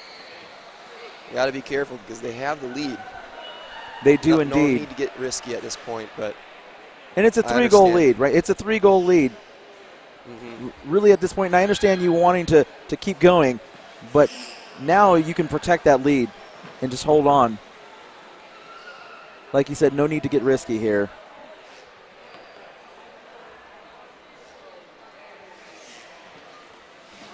Nice give and go between those two. Close to a 2-on-1 though. Archer to Russo. There we go. Russo splitting the defenders there. 2-on-1 violation between Hare and Dickey. And here's the thing, Riley. Circle City have had plenty of chances in this game. And they just haven't been able to convert yet. Defense is tough. That sudden impact defense is tough. Marie Harmon sitting at the far post. Michael Archer with a shot. And Lexi Hare once again. Just ready for it. She's been all over the place this match. Now, if I had to pick a player of the match right now, I would have to say Lexi Hare. I would agree. She's been all over the court, causing havoc, like you said, and scoring goals. That pass off the back of Michael Archer. Russo going to have to come out and make a play on it. And he just lets that one roll out.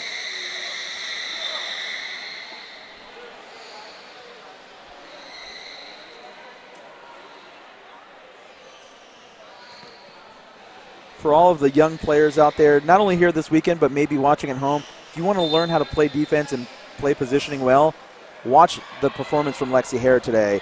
She has been incredible out there. That ball bounces in the air. Lexi Hare, Jordan Dickey there. Into the match for RHI Sudden Impact. Shelby Smith is in the game. Kelby Smith. Yep. Excuse me. Kelby Smith in the game now.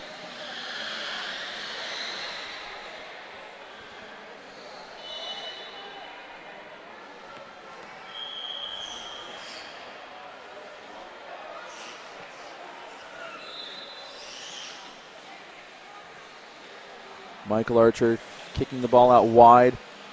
Going back to Russo. Russo with a shot. Not a lot of pace on it. Archer gets the ball back. Now Hare is going to go the other way with it. Sends it down the floor. J.C. Russo coming out to take it.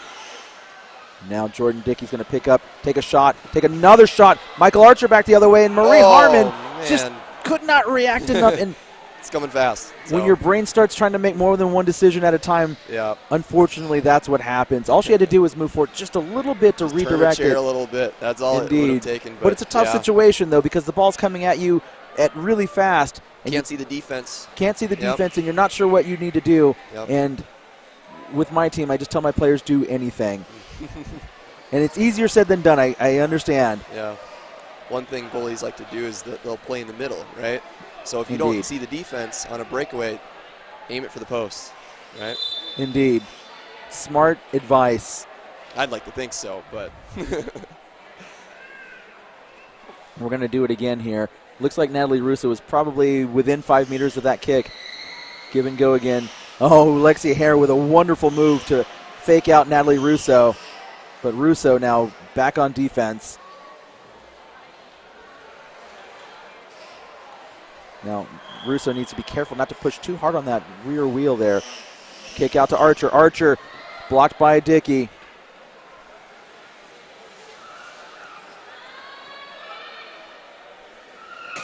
No, and Jordan Dickey running into the back of Michael Archer. And Archer going to get called for the foul. Yep, he did back into it. Yep. Refs are going to call that every time a defender is reversing.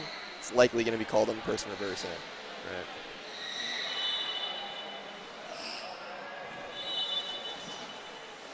Archer gets the ball. Referee Doug Wolf, whistle in mouth. And there's the final whistle. RHI sudden impact, 3. Circle City Rollers 0.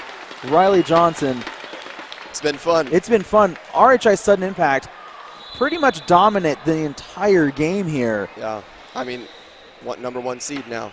I believe they've clinched that. That is correct. They are the number 1 seed in this pool, and they look really good. They look really good out here. And again, my player of the match, Lexi Hare, her performance was unbelievable. Not only was she creating offense, she was playing incredible defense this game. Mm-hmm. Yeah, and another reason why the sudden impact won was everybody played their role. So, you know, when you can rely on people to know what they're going to do, you played with them before, and they do what they do. That's the result. It's tough to beat. It's tough to beat indeed. Well, Riley, I want to thank you for coming up here and joining us in the broadcast booth. It was a pleasure being here with you for the last 45 minutes. Good luck for the rest of the tournament. Thank you, Tony. Thanks for having me. You're welcome. And on that note, we're going to take a break. When we come back, more action from day 3. You're watching the 2022 USPSA MK Battery Conference Cup Championship Series. We'll be back in a little bit.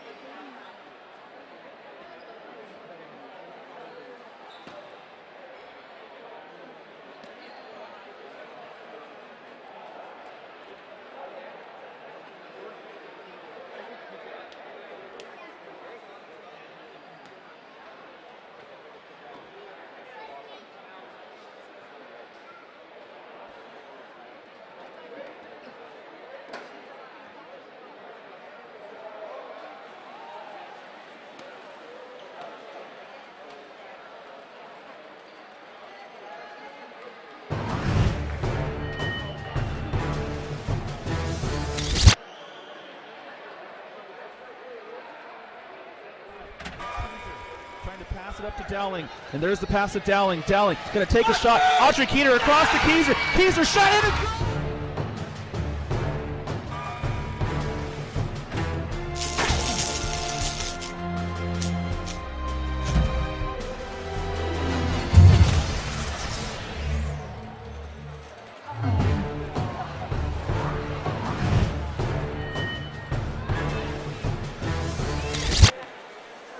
Hello, ladies and gentlemen. We are back. It is the first Finn Cup match here at the 2022 USPSA MK Battery Conference Cup Championship Series. The Founders Conference will be playing for the Finn Cup. LASC versus the Tampa Thunder. For Power Soccer Shop, I'm Tony Jackson. And joining me from the Brooks Barracudas, Robert Harris. Robert, good afternoon, sir. Hey, good afternoon, Tony. Thanks for having me up here with you. You are very welcome. Thanks for joining us. Tampa Thunder. Now, Tampa Thunder is a very fascinating story here. Now, Ryan Catone has been playing for the Tampa Thunder for well over a decade now. I would venture to say nearly 2 decades. All of his teammates from the past have moved on. Some of them have unfortunately passed away. Others are no longer playing. He's got a whole new complement of teammates. They moved down to the Founders Conference, which is the 4th of 4 conferences here in U.S. Power Soccer, and they find themselves in the championship match against LASC. Now, LASC, I don't know if you know, Robert, another fascinating story. Their head coach, Armando Ornelas, his son, Kyle, used to play Power Soccer and unfortunately passed away after the conclusion of the 2019 national tournament on the way home. And somehow, through resilience, Armando Ornelas has carried on his son's legacy by continuing to coach, and his team here in the Founders Conference is in the final match as well. So this should be a fascinating 40 minutes of soccer. Absolutely. So now LASC with the first scoring opportunity of the match. That ball all the way across. Ryan Catone, one of the most experienced players you're going to see out here, sends the ball away, kicking coming up again for LASC. James Albaugh going to take the kick. Chase Martinez at the near post.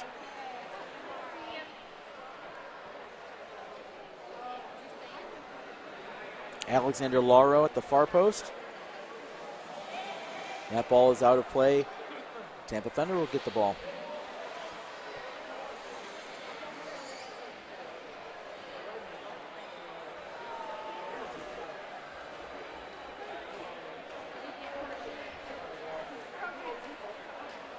Alain Tremino, that ball sent out by Chase Martinez. Now, Robert, you play with the Brooks Barracudas, who had a very tough match against the Shepherd Strikers a couple hours ago. Yeah, we did. It was tough losing, but you just got to pick your head back up and get back in it.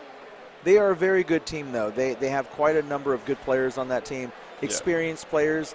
Taiwan Britton, who, as I mentioned yesterday, used to play with the Atlanta Synergy, who year in and year out were one of the top teams in U.S. Power Soccer. And now Albaugh, a little too far away to execute a 180 spin kick, and then he touches the ball before it goes out.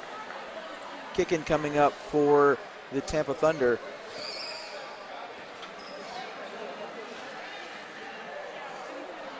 Albaugh heading towards the Tampa goal area. Albaugh and Tremino going to work here. Alexander Lauro, we're going to get a 2-on-1 violation on LASC. But going back to the Shepherd Strikers, you had Taiwan Britton, who played a long time, lots of championship matches at the highest levels of U.S. Power Soccer. You have Dustin Swafford, who used to play with the Atlanta Tigers a long time ago, which were essentially the partner team of the Atlanta Synergy, so they were one program together. And then Stokes, Ryan Stokes has been playing for quite a long time as well. So lots of experience on that team. You although you did not come out on top of that game, you lost to a very good team. Right. And your team's got some younger players on it right now. Yeah, we do. Indeed, right? Devin Johnson's on that team, one of the young players in U.S. Power Soccer. Oh, LASC close to another 2-on-1 violation, and there it is. Yeah, I mean, our two most experienced players are Greg Crawford and Devin Athey. They've been playing 10+ years. Everybody else is 5 and under. And so you have a lot of potential still in your team, and you have a very young team in terms of experience. Catone. Chase Martinez now for LASC. That ball comes across to Lauro. Lauro with the pass back across. Tremino takes it away. Alba with the ball now. Tremino keeps it from going out of play. Nice.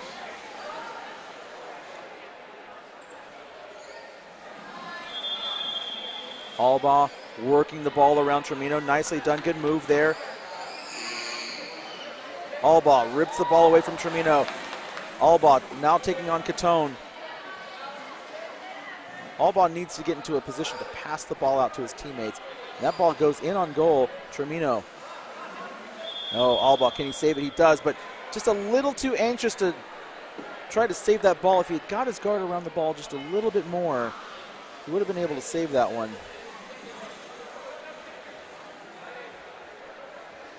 Tremino into Martinez. That off of Catone. Now Martinez coming into the area, the pass across, and no one from his team is there. That's going to roll out for a Tampa kick-in. Oh. That ball is out of play. It just barely went out. It looked like it was curving out and then sort of came back in. Now, play is continuing here. I thought the official had signaled that it was going to be an LASC kick-in, but play is going on here. Gavin Scheel loses the ball. Catone with it now. That's a 2-on-1 violation on Tampa. And Robert, that is the quickest way to stop your attack, to commit a 2-on-1 violation.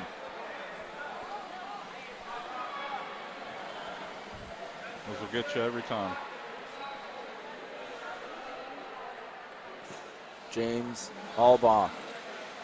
Chase Martinez now. Alain Tremino.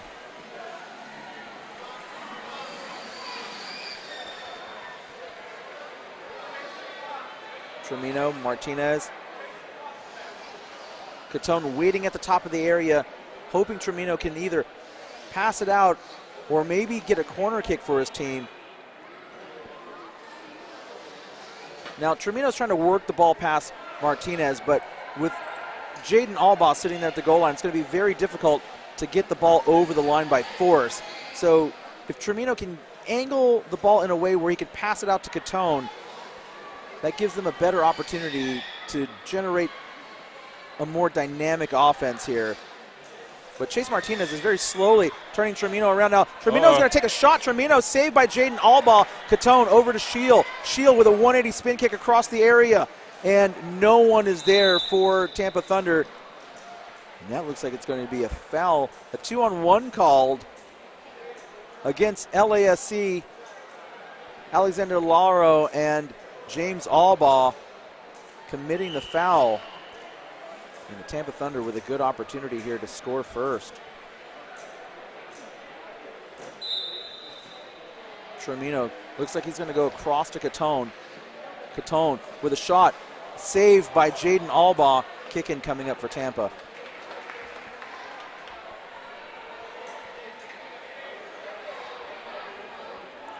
Tremino looks like he's going to go up to Scheel, but he may change his mind here.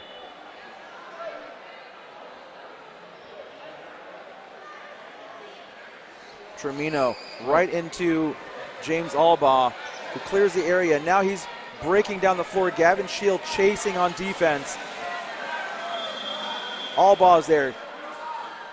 Alba trying to rip that ball away from Scheel. Chase Martinez waiting for a pass, but he's getting too close. He needs to back up, otherwise he runs the risk of creating a 2-on-1 violation. Now that ball is out of play, and referee is going to say it is Tampa's ball. It's always the hardest for me knowing whose ball it is when you're both fighting for it out of bounds. I always just leave it up to the referee and maybe try to help them every once in a while to make that decision. Alba tries to get it around Catone, but he stops that. Ryan Catone.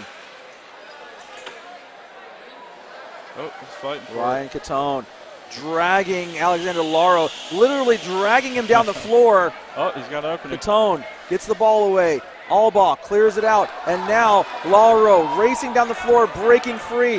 Matthew Smith coming out to play defense, and a huge collision. That happened just outside the goal area.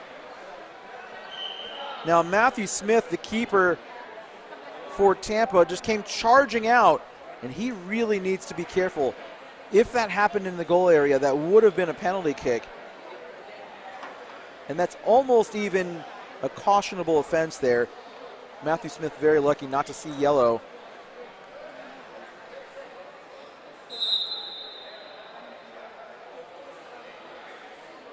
So now James Allbaugh going to take the kick here. Looks like he's going all the way across to Martinez, but Tremino's right there ready to cut it off, and he does exactly that. And we're going to get a 2-on-1 violation on Tampa. And so an indirect free kick coming up just outside the goal area, Robert. Very dangerous. Yes, it is. If you're a Tampa defender right now. So indirect? This is an indirect free kick, so Martinez is going to try to park himself right between the defenders there. And let's see if Allbaugh can knock it off the front of his chair. Now, one thing you can do here is you want to believe that Smith is going to try to back up and stop it from Martinez. Martinez can pass it back. And that ball, not over the line, the ball is still in play. And somehow Tampa has managed to save it. And we're going to get a 2-on-1 violation on that. Somehow that ball did not go over the line. Let's see if we can get a replay of that. Here it is. That ball bounced off of Martinez, but it didn't go over the line. It bounced straight out. And because Allbaugh came in, that was a 2-on-1. And LASC's opportunity is gone. Now, if Martinez were able to move his chair forward a tiny bit as soon as the ball touched him, he would have knocked it forward and over the line. But unfortunately for LASC, it bounced straight out. And Tampa survived that one.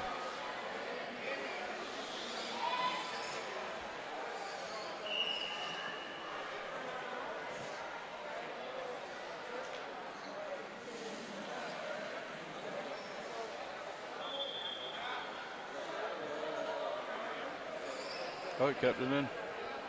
Tremino knocks it off of Allbaugh. Well done there. Kicking coming up for Tampa. But first, a substitution. Chase Martinez coming on in his place, number 30, Anthony Lopez.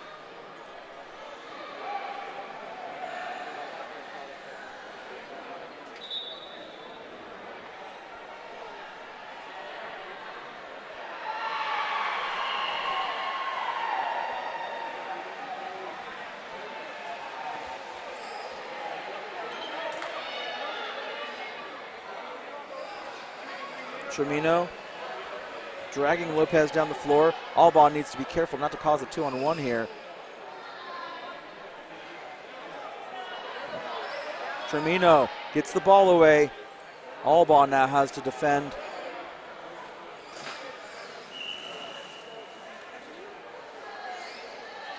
Tremino trying to turn Allbaugh, but he can't quite do it.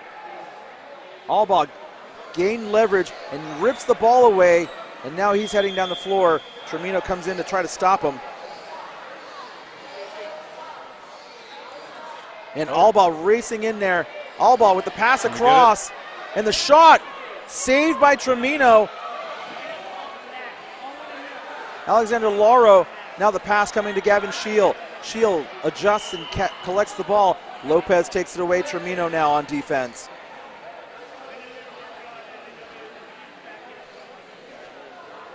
Lopez, Tremino. Tremino wins that battle, and now he's heading towards the LASC goal area. Tremino now taking on Allbaugh. And Allbaugh, the last to touch it, he's got to save it before it goes out. Kick in for the Tampa Thunder. Let's see if they try to take one quickly here. They do, but it's not quite quick enough. LASC now set up.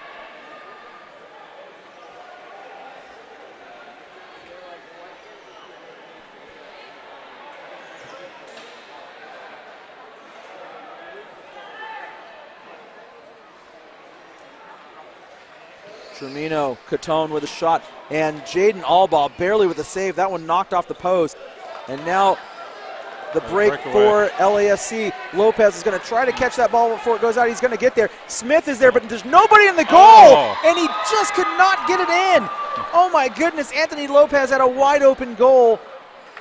And Robert, I will say that's a very difficult goal to score, but that's when you have to just breathe for a moment and collect yourself. Get the ball on the side of your chair just a little bit so you can get it in there. Tampa, once again, extremely lucky. Good counterattack by LASC on that, though.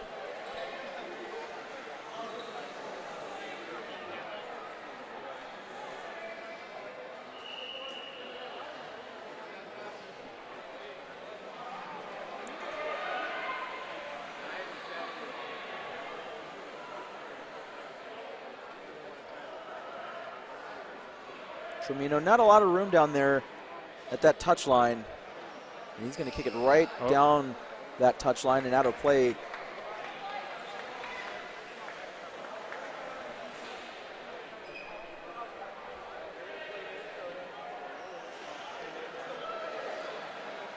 That ball touched off there.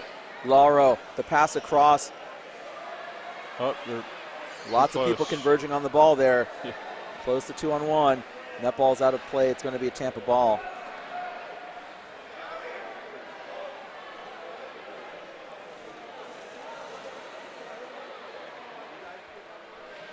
Tremino, Lopez, Catone now with the ball for Tampa.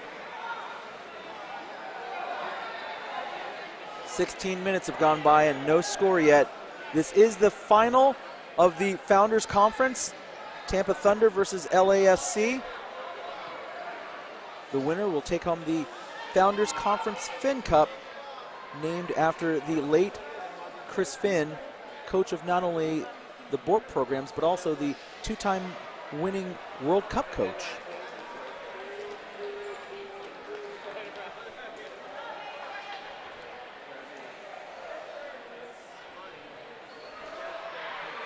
Tremino, Catone with a shot, saved off the back of Albaugh's chair, and that's going to roll out for a corner kick.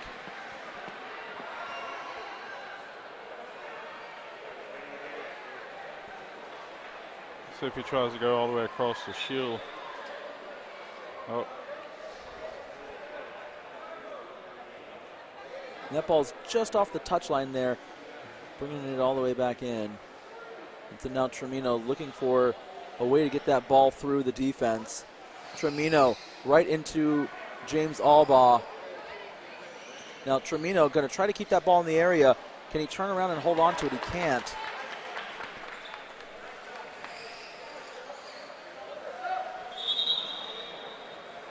Substitution coming up for LASC. Coming out of the match, Alexander Lauro, we think. It looks like Xavier Burrell is coming on.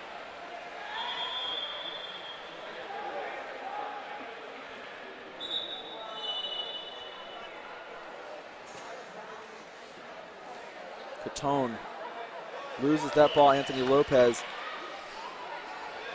heading down the floor. Tremino.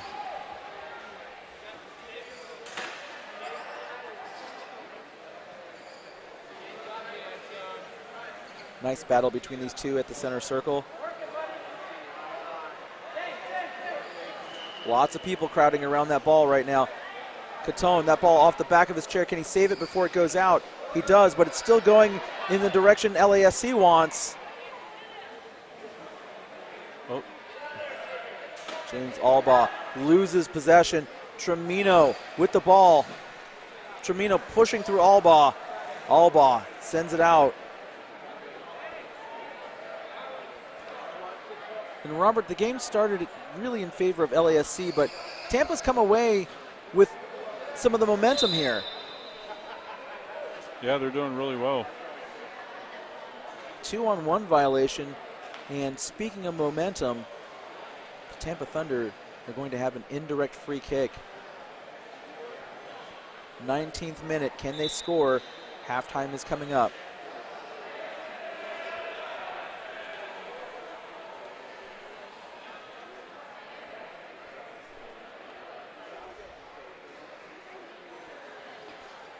Shield off the back of his chair. Tremino back into the goal area. Albaugh tries to send it out.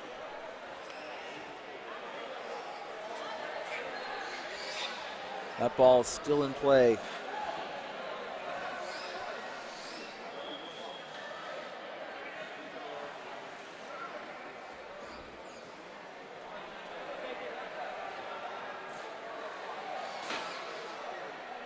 Heavy contact.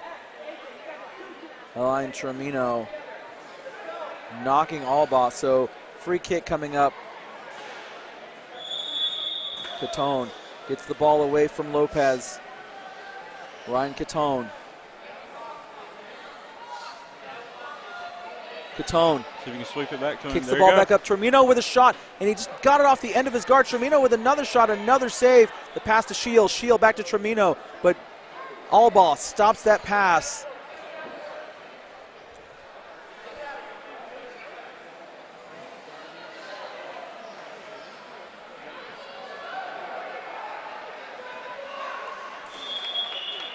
Nice job by Albaugh stopping the Tampa attack. It's close to a 2-on-1, and the referee's going to call it right there. Added time here in the first half. Tampa Thunder with likely one more opportunity to put one on the board before the halftime whistle blows.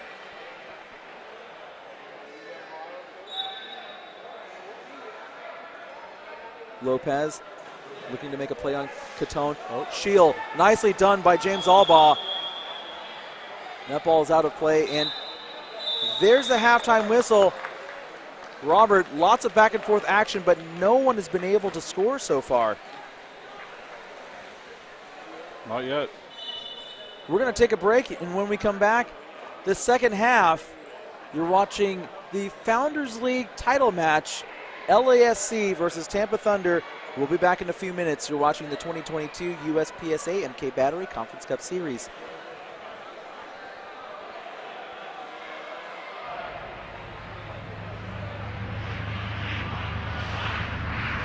Nimi is a manufacturing company for 25 years. We started out of our garage manufacturing products and for the industrial market, as well as disabled products and outdoor products too as well. We were able to help out the disabled sports world by building a power wheelchair. We have developed many products for the industrial market, like vacuum fixturing that holds down, sucks down parts using vacuum power versus using double-face tape that customers would do and use clamps and vices and traditional stuff like that. We can do full 5-sided machining by using vacuum chucks and different products of ours.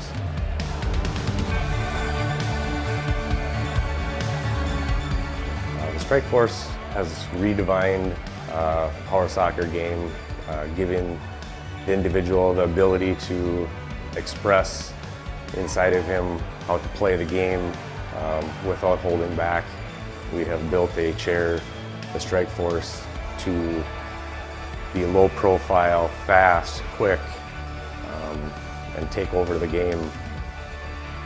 The manufacturing of the Strike Force has led us into the manufacturing of the Track Force chair, which is an outdoor, rugged chair built for the beach, hunting, any outdoor enthusiast that wants to get out of his everyday chair and be able to go around in his yard even.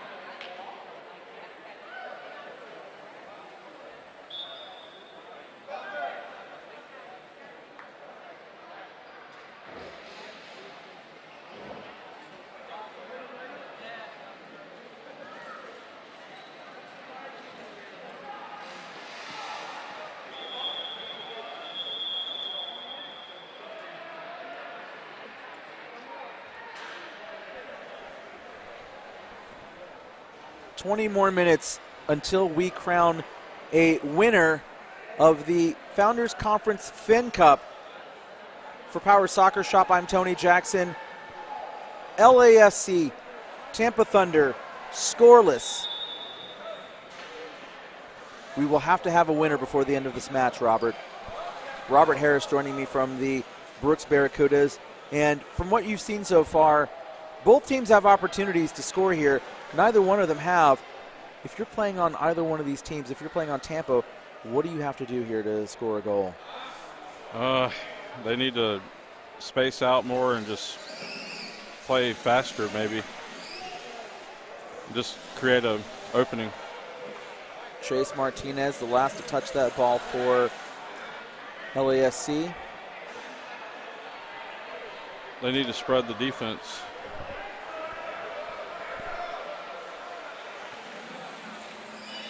Catone now takes the ball for Tampa. James Albaugh for LASC on the counterattack. Tremino dropping back to defend. Oh, went out. Ball still in play. Now the ball is out of play, kicking coming up for Tampa. And really, so to go to your point about opening up the defense, one thing that we're not seeing too much of, we saw it in spurts here and there, but passing the ball and moving it around forces the defenders to chase, and that's when you start seeing holes opening up in that defense, and that is easily the most effective way to get scoring opportunities, to pass the ball around. Right. And a lot of players, especially younger players or players that haven't been in this type of competition for very long, tend to drive the ball a lot and lock up one-on-one and beat people one-on-one. And to a certain extent, that can work, but to be really effective as a team, you need to be able to move the ball around. And communication's a huge aspect of that, so. It is indeed a huge aspect of that. Alain Tremino looking for a space in that LASC defense, but he's really far away. Catone driving down. Albaugh sends it out, and he's going to get a little bit closer now, Tremino is. That's a little bit better of an angle to shoot from.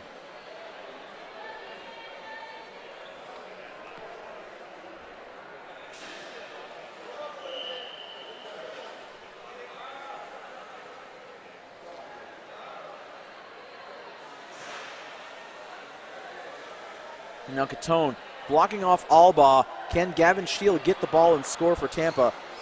That ball right into the LASC defense, but to Tampa's advantage, now they have a better angle to get that ball across the area.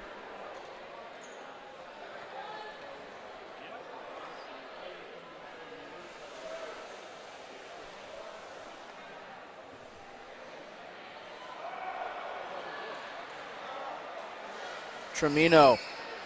That one off of Martinez, and then it bounces off Catone. Catone still has it now. Ryan Catone going to try to drive around Albaugh. Oh, can he?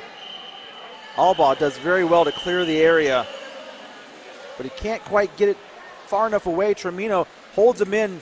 Oh, and there's a foul right there. Alain Tremino bumping into James Albaugh. And a little bit of a relief for the LASC defense. Close to 2-on-1 for Tampa. And Alexander Lauro almost took it into his own goal area before he realized where he was. Tremino sends it across, and no one's going to get there. LASC with the ball.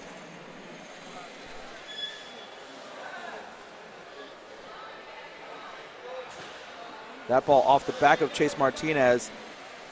Tremino is going to come up and make a play on it. Martinez is there. Tremino, Albaugh.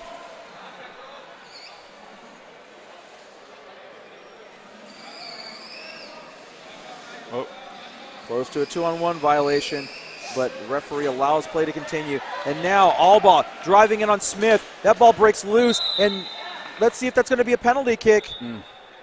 It is going to be a penalty kick. Matthew Smith ramming Albaugh, and now LASC with an opportunity to take the lead.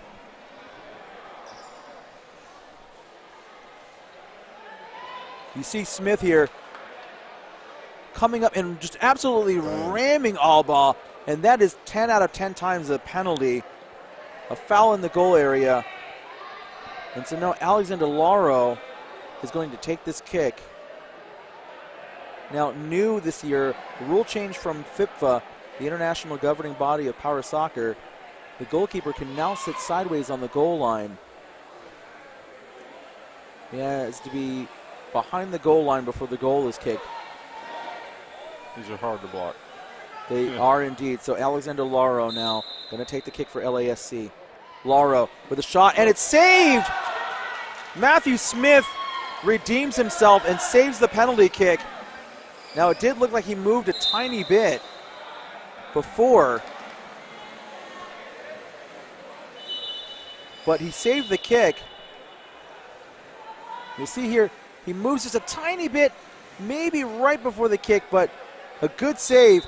When you take those penalty kicks, you have to aim for the posts, just inside the post. And now, there's an opportunity for Lauro. Chase Martinez now with the ball. Martinez trying to drive around Tremino. Tremino trying to drive him out, and he does. Alain Tremino, well done.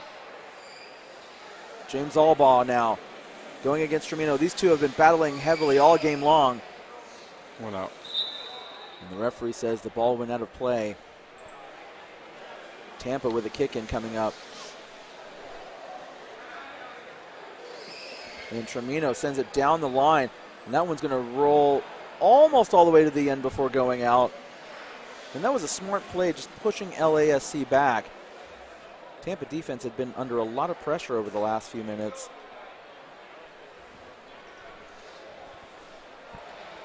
Still no score so far.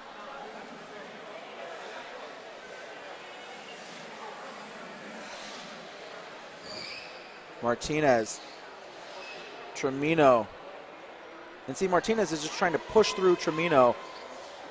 And as we were talking about earlier, this is where passing the ball out can help open up some of those defenses a little bit. Martinez trying to drag Tremino around. And Tremino very carefully carries the ball out of there. Now Chase Martinez needs to move out of the way. Kicking coming up for LASC.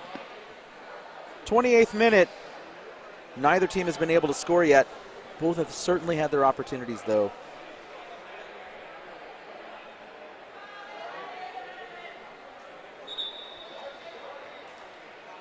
Now that ball is off the line, and as a player, James Albaugh can ask the referee to move it back on if they don't notice.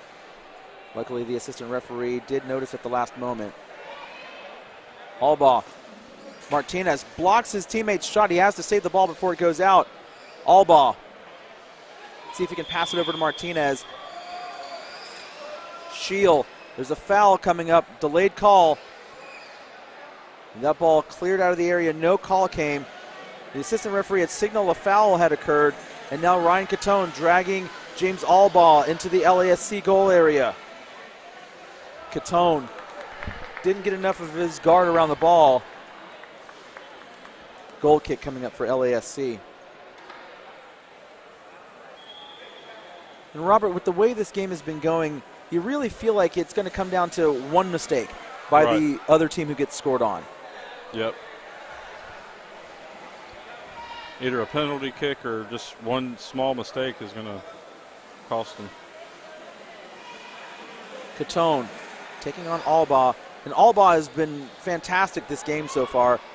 Alain Tremino now taking the ball and heading down the floor with it. No one to pass to, however. That ball coming all the way out to Martinez. Martinez just stopped the ball's momentum, and that gave Tremino an opportunity to catch up, but Martinez now breaks down the floor again.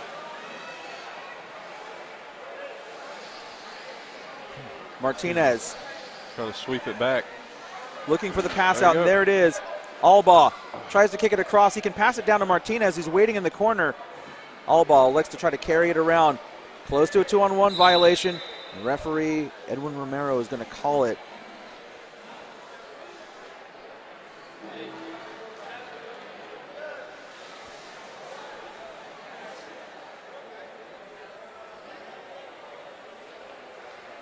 Tremino, Catone, Lauro. Foul on Lauro. Free kick coming up.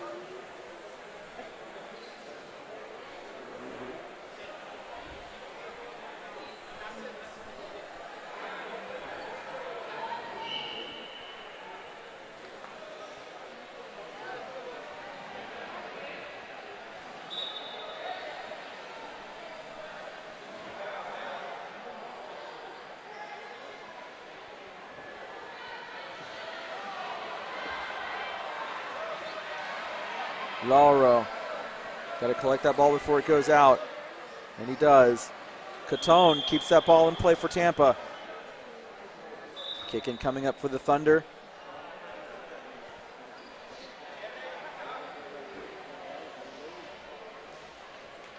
Now we still have about 8 minutes plus added time here.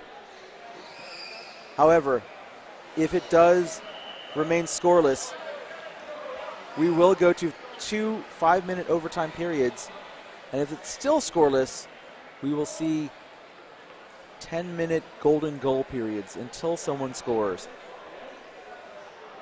But still lots of time left. Still opportunity for one team to break this scoreless draw. We've got a foul on the plate. 3 in the box violation on LASC.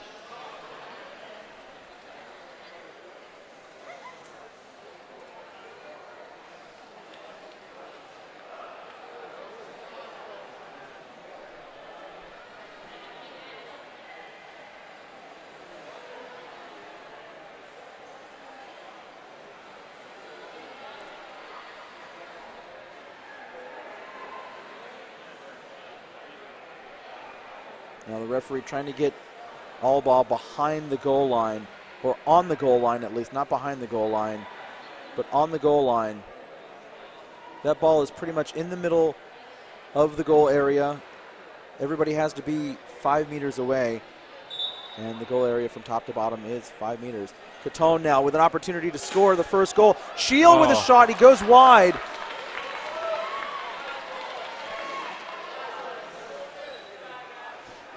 And you saw that ball was right on the goal line, and Shield had an opportunity to just kind of push it back toward the middle, but he just shot it wide.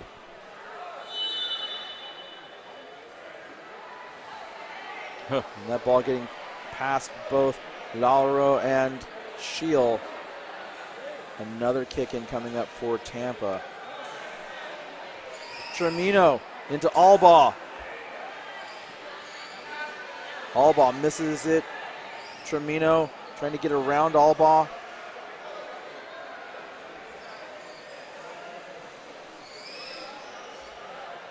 Ball still in play.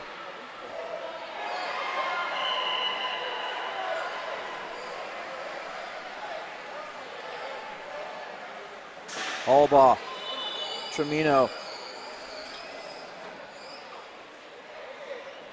And the pass out, and no one was there. Kick in coming up for LASC.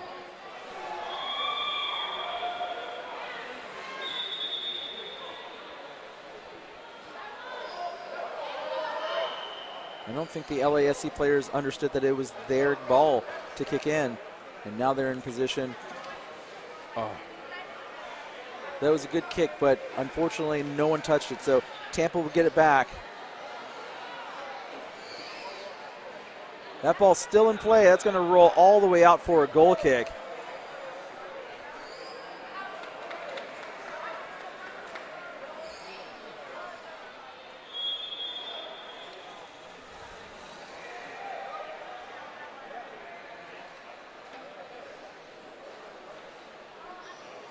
Alexander Lauro is going to come out of the match. Coming back in, number 1, Chase Martinez.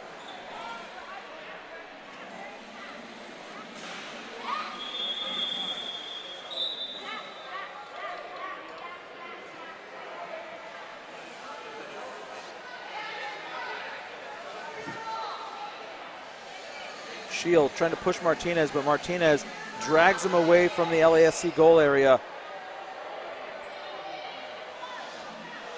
Martinez, nice move by Chase Martinez, and now he's one-on-one against Tremino. But we're going to get a stop in the action here. Foul on Tampa, or excuse me, foul on Tampa, so LASC with the ball.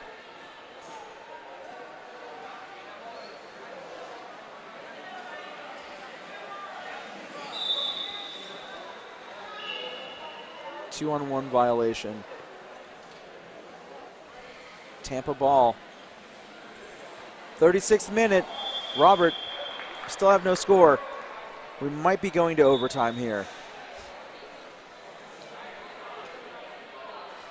Yeah, they seem very evenly matched. They're playing hard, though.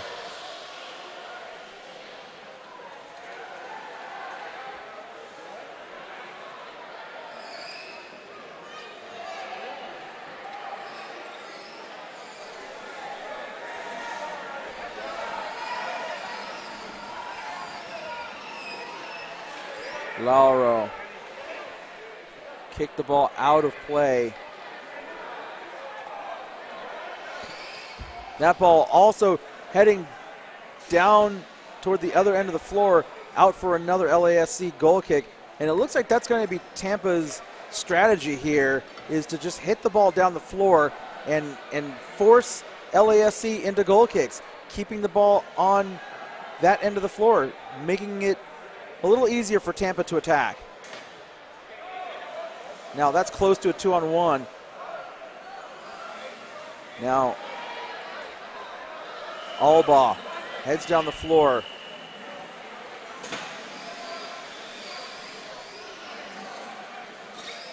Ooh. That ball's still in play. Nicely done by Alba, recognizing that it had not gone out and continuing play here. Guards banging against each other. Alain Tremino raising his hand, wanting a foul. Now Alba drags the ball out. Smith, there's a little movement in the defense. If you're LASC, this is what you want. Martinez now with the ball. That ball still on Tremino. The pass across, Lauro with a shot. Lauro saved by Tremino. Chase Martinez now. And a foul. Matthew Smith with a save, but after the whistle.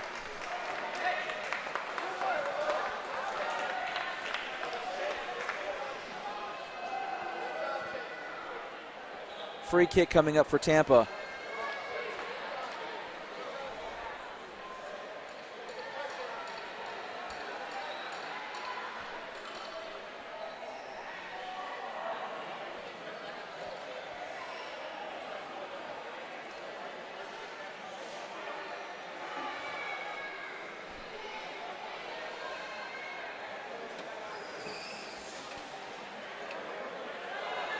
Gavin Shield almost touched that ball to give it back to LASC.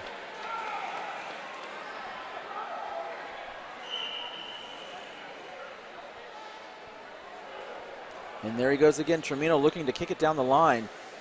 And now he goes to Catone. Lauro takes the ball away. Tremino and Lauro doing battle here, close to a 2-on-1 violation. Tampa ball.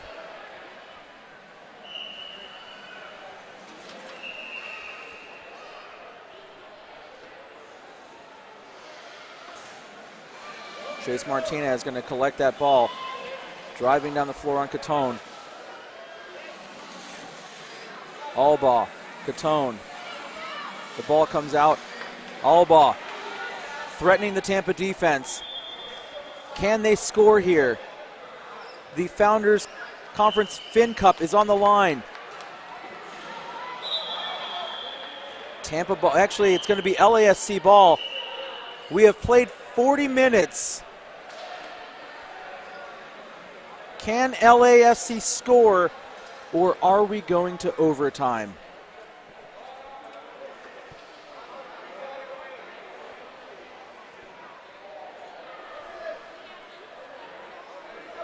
Alba, the ball off of Tremino. They were trying to screen and get it over to Lauro. Now Gavin Shield heading down the floor with the ball. Gavin Shield, the ball back over to Martinez, cut off by Tremino. All ball lets it go out. LASC with it. Robert, I think we're headed to overtime. I think so too. Catone. Ball out of play.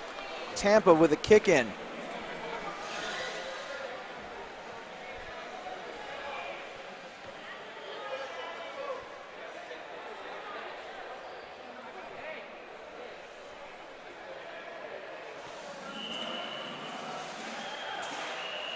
And it looks like Catone was the last to touch it. Still in play, though. Close to a 2-on-1 violation. All ball with it. Referee says it was out. And there is the full-time whistle. We've played 40 minutes. No one has scored. We're going to take a break. Robert, I believe you have a game coming up soon. Is that correct, sir? Yes, sir. Well, if you have to go, it's been a pleasure working with you up here. I wish you good luck in your next match. Thanks a lot. Appreciate it, Tony. And we will see you again sometime. Alrighty. We're going to take a quick break. When we come back, we'll bring you overtime from Court 1. LASC, Tampa Thunder. You're watching the 2022 USPSA MK Battery Conference Cup Championship Series.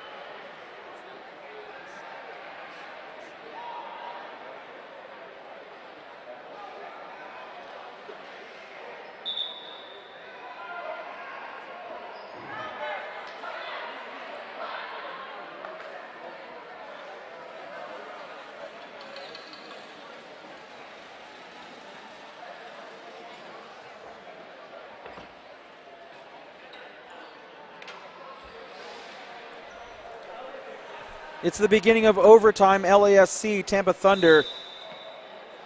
It's the 2022 USPSA MK Battery Conference Cup Championship Series.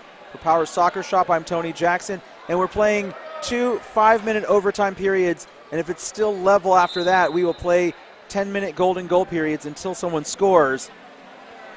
And at the end of 5 minutes, we are not going to take a break. We're just going to switch sides and restart.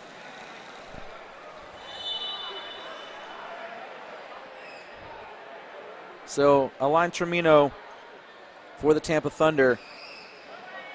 Off of Catone. Close to a 2-on-1 violation. Catone. Alba. Martinez now with the ball. Martinez.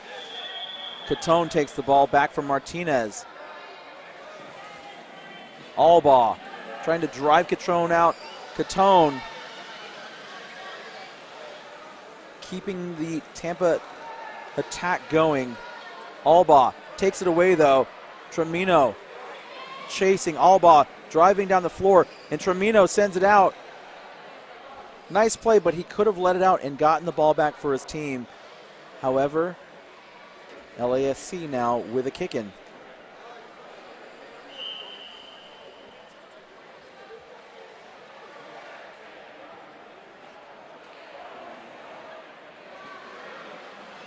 That ball gets by Catone. Chase Martinez in the goal area now. And that's a foul on Tremino. LASC with a direct free kick coming up. Referee explaining that the contact was a little too heavy and also direct. Just guard on the side of the chair. Direct free kick coming up. LASC trying to break this scoreless draw. James Albaugh with the kick. Martinez with a shot. And they were waiting for the whistle to blow, but LASC just a little anxious to get things going. And Matthew Smith needs to be behind the goal line there, even though he's more than 5 meters away from the ball, so still a direct free kick coming up. Martinez across. Lauro with a shot. Martinez with a shot. And a foul on the play. LASC come away with nothing.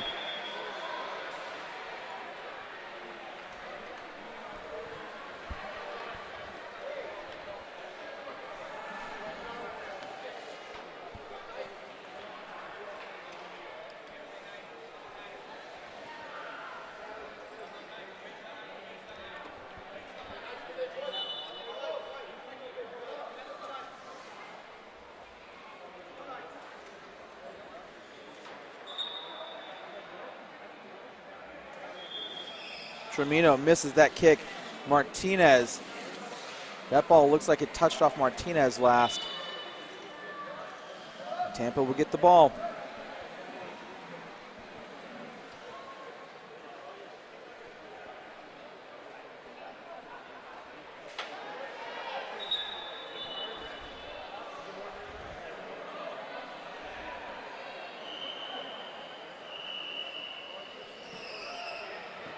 Lopez, Catone, that ball last touching off of Lopez.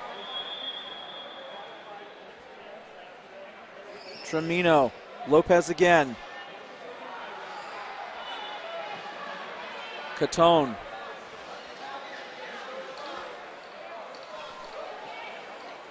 The pass across Tremino, looking to pass back to Catone. Catone back to Tremino. Albaugh cuts it off nicely though.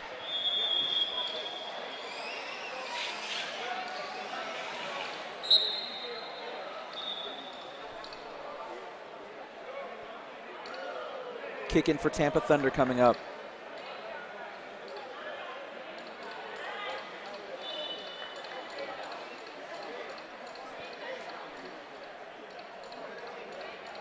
Referee going to have a few words with Tremino and Albaugh.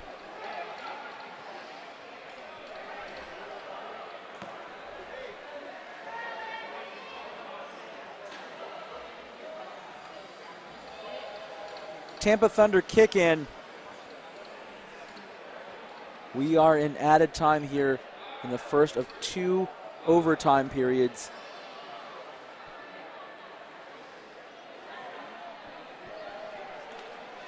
Tremino right into the defense.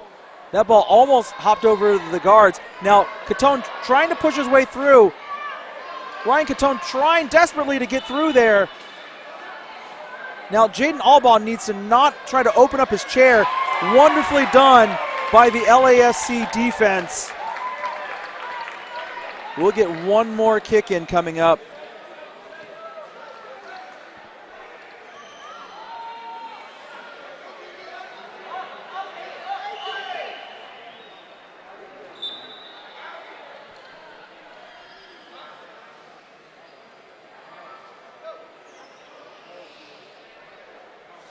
Tremino, Shield, actually that one cut back into the goal area by Lopez. Now Anthony Lopez pushing towards the Tampa goal area. Lopez trying to turn Tremino. Tremino turning Lopez away. Lopez has a teammate in Albaugh. 180 spin kick from Tremino.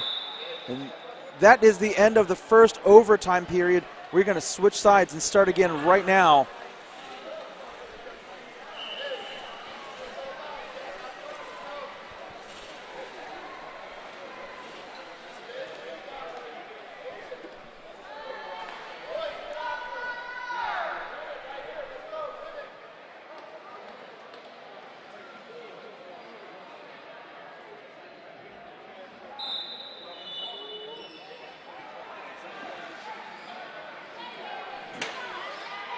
The second overtime period underway. And a foul immediately. A direct free kick. It looks like coming up.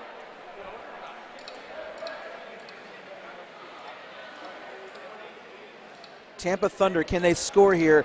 And joining me now for the second of 2 overtime periods from the Atlanta Sting, Kyle Eggleston. Kyle, welcome back to the broadcast booth, sir. Yes, Tony, this has been a fantastic game. I can't believe we're already in the second overtime. Nice save there by Jaden Albaugh. Now James Albaugh pushing the ball out of the area. Heavy contact here. Like a foul. It did look like a foul, but play continues here. That's out of play. Kick in coming up for LASC. Catone. That one bounces off of Lopez. Tremino with a pass all the way to Shield. Albaugh sends it across the box. Tremino's there. Lopez back the other way. Tremino. Gavin Shield now with the ball. That's a 2-on-1 violation. Anthony Lopez in between the two Tampa defenders. Good play there by Lopez.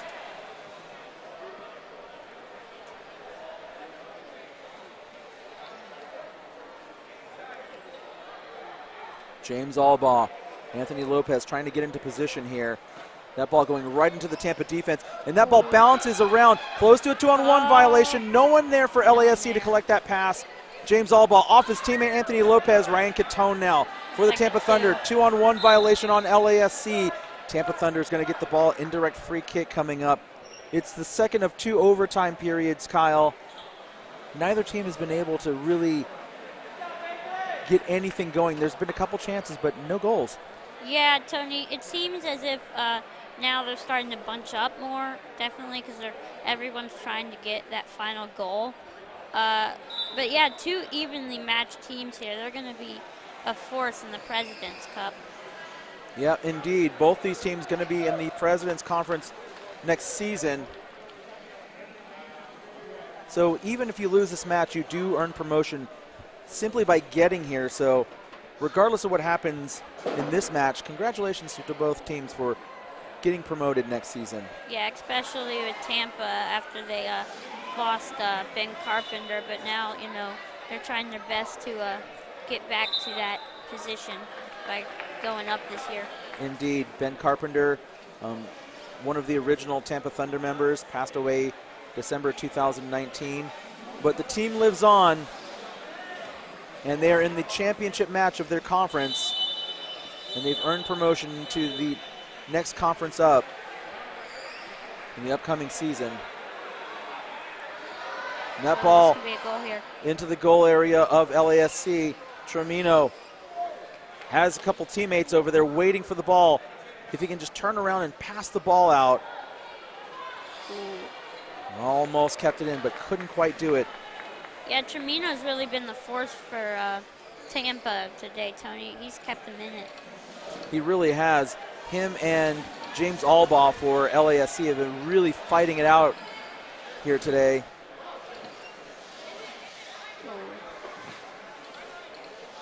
Chase Martinez gets turned around, and that is indeed a foul on Chase Martinez, backing into Tremino.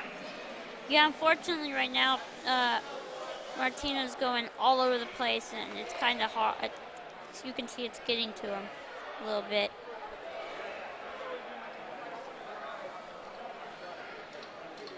Interesting setup here. Yeah, both players for Tampa really far away from the ball on that one. It made it easy for LASC to defend. Ooh, what a play there. He got it right past him. I don't know how he did that, Tony. Nicely done. Good work with the ball in his chair. Now Albaugh and Tremino go at it again. Tremino wins. Tremino racing down the floor. Catone trying to split away to avoid the 2-on-1 violation. Oh, and that ball still in play. Nicely done there. Now the assistant referee says it's out. It's going to be LASC ball. Nice play by James Albaugh there to just kind of keep it in and get the ball off of Tremino. Yeah, Tremino had it there. He should have just let go off of him at that point. Ooh, this is a chance here. Shield with the ball now, taken away by Albaugh. And that's going to be a foul. That is going to be a foul on Gavin Shield. This is big here, Tony. I mean, Oh, wait. That is the final whistle. Okay. We have played 2 5-minute overtime periods. We are now, Kyle, heading to a golden goal situation. We're going to play 10-minute periods until someone scores. Yes, Tony. I know what that's like. We actually, in 2019, when we played the Chariots, we went to 2 OTs, and me and Zach were able to, Zach Dickey were able to score in the last minutes. So, yeah, it's crazy game when it's something like this, especially when it's 2 teams that are so evenly matched. And championship on the line here.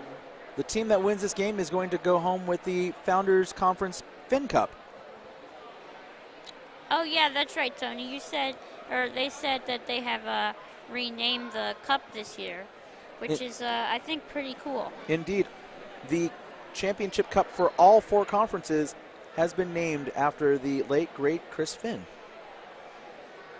Yeah, Tony, I never really got to know him, being that I started the sport in 2012, but I've heard great things about him and what he's done for the sport of power soccer. Indeed.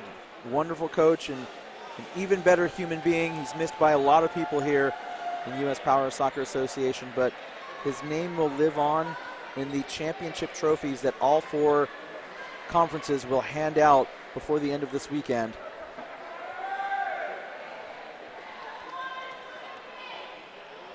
Yeah, Armino here, he seems like he might be a good candidate for the MVP trophy, Tony. And we will find out at the end of this match who the MVP is, the Golden Guard. And Tremino now sends the ball into Lopez. Catone. Shield keeps the ball in play. Lopez now taking on Tremino. Tremino takes the ball away. Alba and Tremino, familiar foes at this point, doing battle once again. And that ball is out of play, off of Alba. I'd just like to also point out, Tony, the goalie for California, earlier he had a fantastic save that kept them in the game. Let's see if we can do it again. Catone off the back wheel. Catone, can he get the ball before it goes out? He cannot. Not quite, Tony. It's going to be a goal kick here.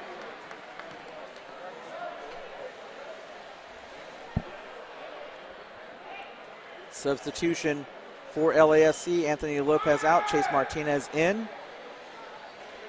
Yeah, let's see, Tony, if this substitution can get California to get some offense going here, since there hasn't been much as of yet. Martinez, that ball comes out toward Gavin Shield, but Alba takes it away, and now Tremino steps up to defend. Martinez, Tremino, Alba. Tremino has no one to help here.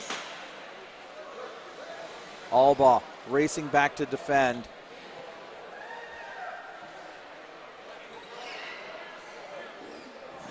And now Alba wins that one.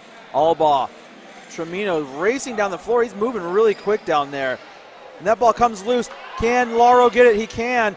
Lauro with a shot off of Tremino. Alba. And I said this earlier to Robert Harris, who joined me during regulation, that this is where passing becomes really important. When you're in the goal area, you have 2 defenders within a confined space here. Being able to pass the ball opens them up. Yeah, Tony, that you really see that also from teams like Shockwave and Sudden Impact. They just have perfected being able to pass and get open space to get that goal, you know, whereas a lot of other teams are not quite at that level, I would say. And that's why they're the best, because they've been able to achieve that mastery of passing and really so much more, but passing is one of the #1 things that all successful teams do. Yeah, Tony, it's a very simple thing. People don't, And Tremino, and there's an opportunity right there. Lauro off of Tremino. The ball's out. Chase Martinez, he misses the ball. And now Catone trying to take the ball the other way. Chase Martinez trying to hold him off, but Catone overpowering Martinez right now, and that was a great opportunity for LASC. Oh, not hard enough pass, Tony. Tremino, Martinez. And now we're starting to see things open up just a tiny bit here, Kyle. Yeah, a little bit. It seems that teams are trying to pass, but it also seems that they're not quite making the pass. Like, they're just short of it, Tony. They are indeed, but you can see that they're starting to kind of try to move the ball a little bit more in between the players. Yeah, that's probably something that the coaching staff or coaches have probably brought up, and that's probably why we're seeing it here. Chase Martinez getting turned around by Tremino. Tremino making a move into the goal area. Tremino passes out. Catone didn't see the pass coming, and now Alba going to take on Gavin Scheel here. Alba's chair seems to be fast, Tony. I'd be worried that he's running too hot for a speed test later. Well, that will be determined after the match is over.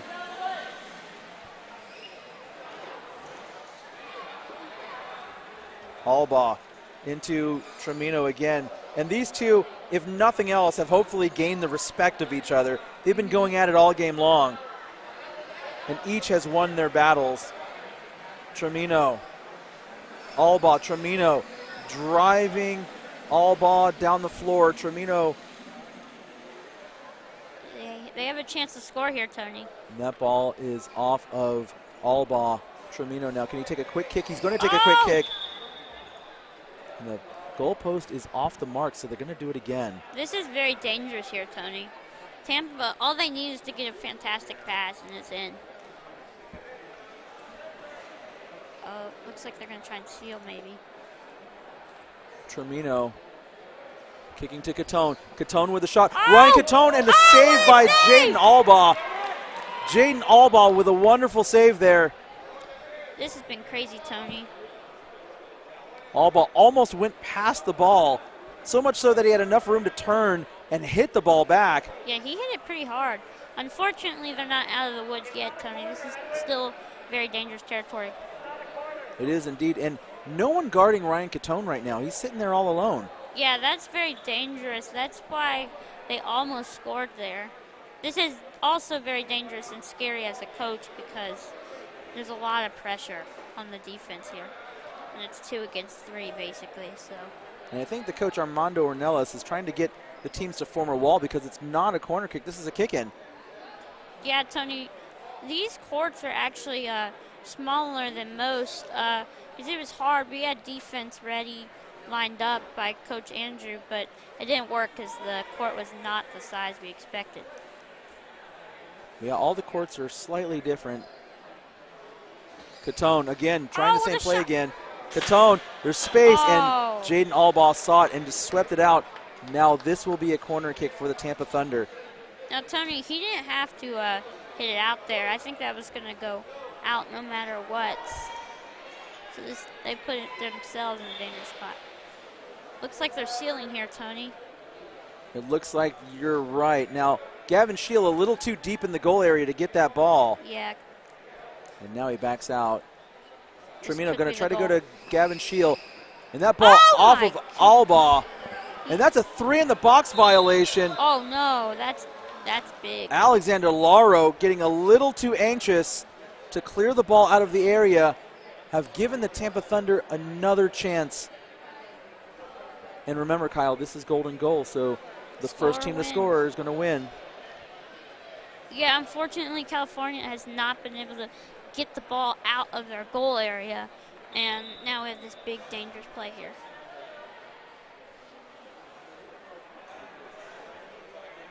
Tremino, Catone, back up to Tremino. Tremino shot, save. Tremino's going to shoot again. Tremino's got space, and Catone, the deflection off of Catone. Tremino close to a 2-on-1 violation, and now Alba breaking free. He's got no one but him and Smith. James Alba, Matthew Smith. James Alba gets around Chase Martinez now. Spins around, 2-on-1 violation. LASC with an indirect free kick coming up. Everybody, the tension is high The emotions are running right now.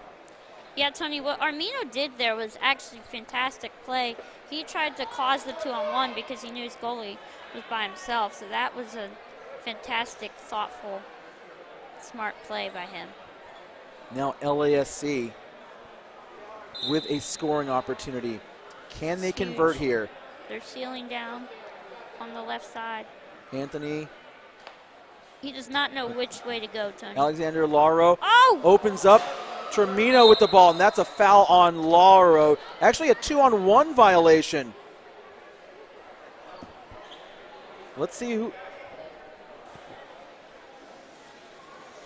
It is a 2-on-1 violation on Tampa Thunder. Yeah, I believe, Tony, it's because I believe the goalie came out of the box there, and that means that he is now regular player, meaning that's a 2. That's correct. Dangerous situation. This position is so hard to defend because you're right outside the goal area. Yeah, Tony, and also you have to be able to give the ball space, like what the ref is causing Armino to move right now. Now, there's nobody blocking, and that one went right to Termino. That was a missed opportunity, Tony. It certainly was. Somebody could have blocked off Termino and forced Smith to go over to try to close off that gap. But that's not what happened there. They steal the ball, though. Albaugh. Catone. Catone turning Albaugh. Catone wins that battle. But Albaugh right back there. Catone with a little too hard of a turn. And we've played one 10-minute golden goal period. We are going to golden goal period number 2. Now, Tony, this can go as far as it needs to go, right? It can go into as many golden goals as needed, correct? Theoretically, we could play 30 golden goal periods. I personally hope we don't go there. Yes, but I do think, Tony, it is better than PKs that we previously had. It depends on who you ask. On one end, yes, you should just let the teams play it out. And on the other ends, penalty kicks is the way to settle it. That is true, Tony. And, you know, on one end, I do agree that it's more fair to just let the teams play it out. On the other side, you think about, like, if you're playing in the running game, players are getting tired. It gets dangerous. They play too much. Termino dragging the ball in, and you're correct. Termino with an opportunity. Oh my! Albaugh. You see Termino raising his hand, thinking he was fouled. He may have a case there. He may have an argument. Yeah, Tony, Kyle. I think he's relying too much on the whistle, though. I feel if he didn't care about the foul or not, he could have pushed that ball in. He certainly could have. Termino. Oh, Catone. There's a space in the Tampa defense. Termino sends it back in, and Lauro sends it out for a corner kick. That's a hard play to decide on what to do, Tony, on whether to leave the ball or to attack it. What would you have done there? I think ultimately no matter what, the ball would be in the box. So I think it's a very hard decision there. This is true. You are correct. I probably would have and that ball rolls out. And now LASC with an opportunity to break, but Termino. Here comes Alba. Termino got back on defense very quickly, though. Yeah, Tony, these motors are probably getting hot. They're probably moving really quick right now. Now, so going back to what we were talking about, because they're still playing it out, when you're running around, at some point you're going to get worn out running. And, and it becomes dangerous for a player who's running down the pitch for, 120 minutes, 200 minutes. And in power soccer, the batteries start to die after a while. Yeah, they start to die, but also the chair will start to speed up because of the fact that it's so hot. You've seen it many times. Nicely done, Ryan Catone. And you are correct. Where teams have to forfeit because they're too fast. You have seen that. I've seen that. Ryan Catone, he just barely nicked the ball off Chase Martinez's guard. But LASC got the ball. Termino now. Termino. Oh, Termino's messed up there. And now LASC will get the ball Yeah, if he would have just had a smaller turn, he probably would have gone for that, I believe.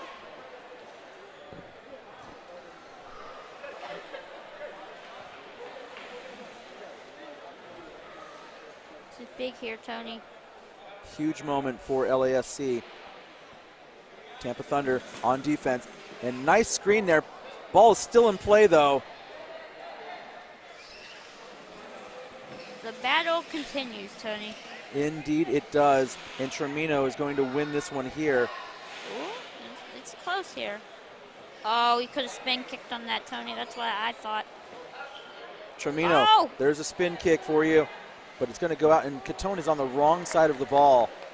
Yeah, Tony, he could have been wider there. That's what a lot coaches really taught us this year that's been different, is that you got to stay wide for when the ball comes to you. Indeed. So you have room to move. Indeed. You have to stay wide, collect the ball, give yourself as much time and as space as possible to get the ball. It opens up the defense.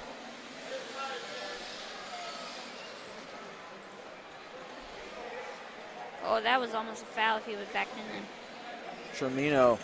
Tremino still on the ball, though.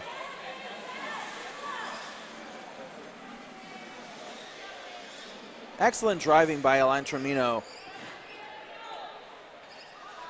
But he's getting turned around a lot here, but he's still able to hold on to where the ball is and battle all ball. And with all of that patience, he wins that.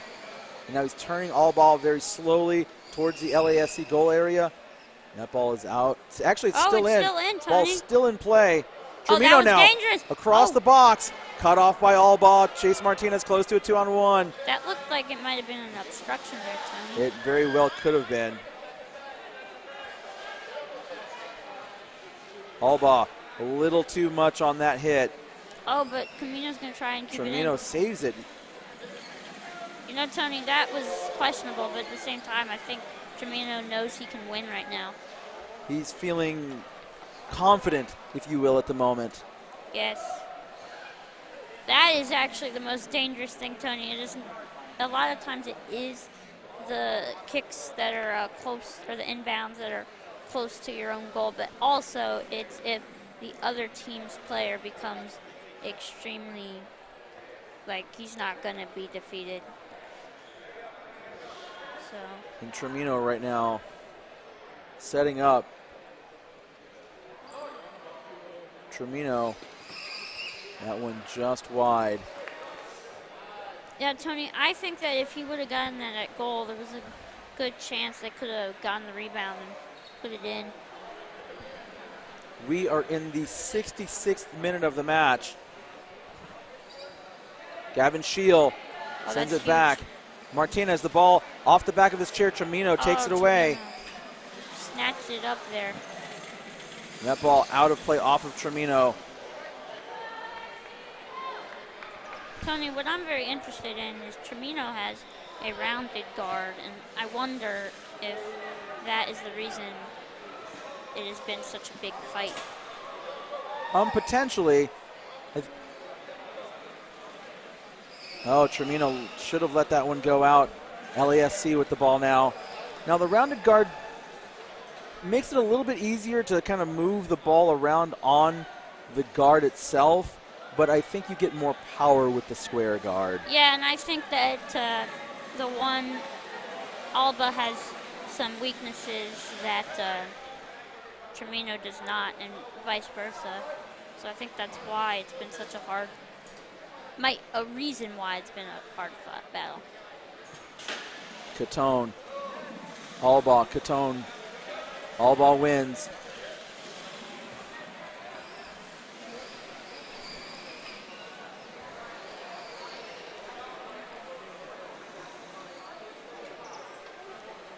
And the ball coming around. Tremino has to be careful. Tremino is going to push that ball out of play. Oh my gosh. Tony, if he would have spin kicked on that, that would have been huge. That would have been a rebound. And I could have put that in. He was just short of it. Yeah, that ball was always behind him. You kind of have to be next to the ball to be able to do that when you're riding backwards. That ball directly into Tremino. Albaugh. Can Lauro get there? Tremino saves Not it. quite, but it's still in. Lauro with the kick out. Oh! Can somebody get there? Oh my goodness, Martinez. Oh, what a pass! Alba, Martinez. Oh my Alba. gosh, Tony, that was fantastic passing. Oh, Martinez. and it continues. Martinez, 2-on-1 violation. Oh, but it's an advantage. It's an advantage here. And play continues. Tremino now racing down the floor. Everybody stopped because they thought they were going to call the 2-on-1. Tremino driving on Jaden Alba. And Jaden Alba, my goodness. Bro. Wow, Jaden Alba with a save. That was crazy, Tony. Let's watch that replay. My goodness. Tremino was all alone on that. Everybody had stopped playing because they thought the 2-on-1 was going to be called. Jaden Alba was left on an island by himself, got a lucky bounce, and just cleared the area. Yeah, Tony, I feel like if Almina would have passed it across, hit a wide open man. Oh, it's still in. My goodness. Alexander Lauro now. Now Tremino looking for another foul. He finally gets one. Tony, I think they should have accepted that wasn't. He had the advantage there. He wasn't going against Alba. I think he should have kept it going.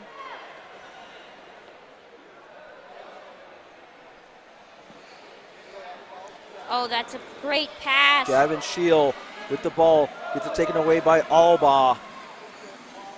James Alba. His brother Jaden in the goal. His stellar saves. Tony, I know they called a foul there. I know this game's trying to get chippy, but I don't think they should have. Alba with a pass. Martinez, he just reacted late to it. He opened his chair up, but just didn't know what to do with it. Yeah, Tony, if he could have gotten that across, that probably would have been the game winner. And now a great chance for LASC, actually. Tampa has to kick it from the very bottom corner of their side. Yeah, this is when, even though you have the ball, you're in a worse spot than the other team is. Now Martinez should come in pretty hard here. Martinez punches it out, and that's okay. Tony, I believe he should have left that out there. He would have had an open, or he would have had an inbound for California.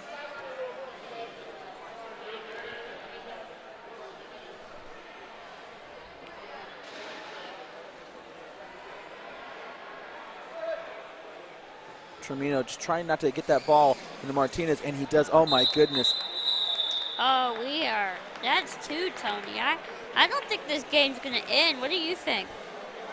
Well, either the game is going to end or it's going to be Monday. Or the chairs are going to die. One of those. We'll see what happens. We are now going into our third golden goal period. Everybody in the Plassman Athletic Center is surrounding the court except for the folks who are about to play in their next match. Yeah, Tony, looking over there at the speed test area, I think those two teams are getting very ready to play. Shepherd and the Piranhas. Yep. That'll be the Tidewater Piranhas, Shepherd Strikers on court one. Unfortunately for them, they're going to have to wait until this match is over. Yeah, and those two teams are fantastic, by the way. The Atlanta Sting, our team, we've played them many times, being that they're in our area, and they both deserve to be in that champions level spot, so it's fantastic that they pulled it out. And we're underway here, the third golden goal period. That one last touching off of Alba. Let's see, a little indecision with the referees there. They're going to give it to LASC. Tremino. Alba.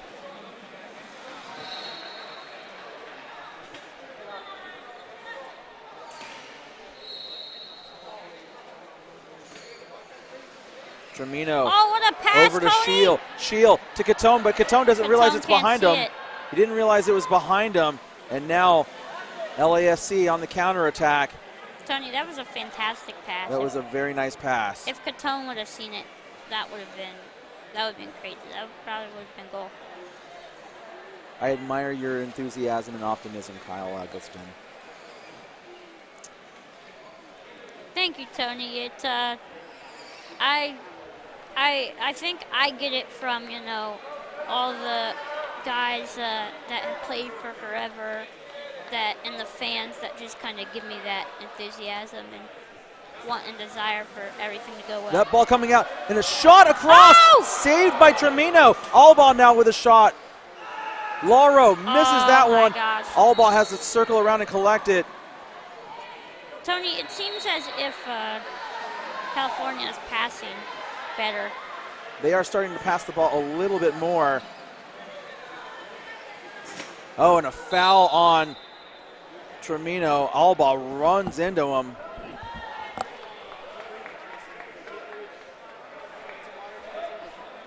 Yeah, Tony, this game's starting to get very chippy. I'd be concerned if I had the coaches of someone getting a yellow card here, or a red for that matter. Now, this is a direct free kick. Oh, this is huge. Catone looking to set a screen, just distract the players. That ball off the back of Catone. Albaugh, an easy save. Tremino, Catone, Albaugh. Oh, Tony, if he could have gotten it past him there, the weak side wing was wide open. He just couldn't quite get there. Tremino into Albaugh. Oh my goodness, my a gosh. dangerous swing by James Albaugh. Yeah, Tony, you got to be careful in that goalie area because all it takes is you hitting it hard and the other player getting the lucky rebound and just putting it in. Chase Martinez loses the ball. Ryan Catone keeps the ball in play for Tampa.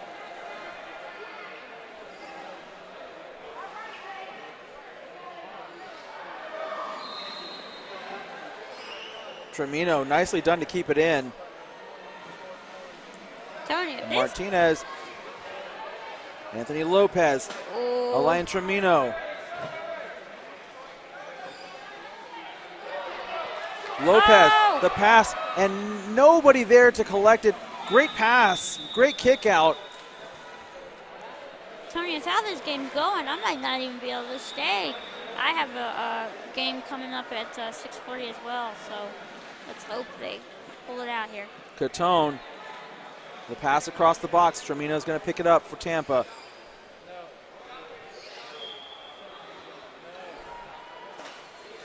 Oh, and a foul on Albaugh, but play continues. Backing into Tremino. Either Tremino or Alba is going to have to take over in this game and just not let themselves be denied.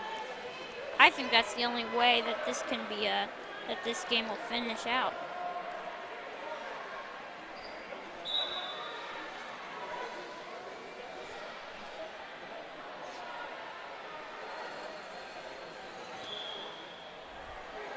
Albaugh, Martinez, cut off by Tremino.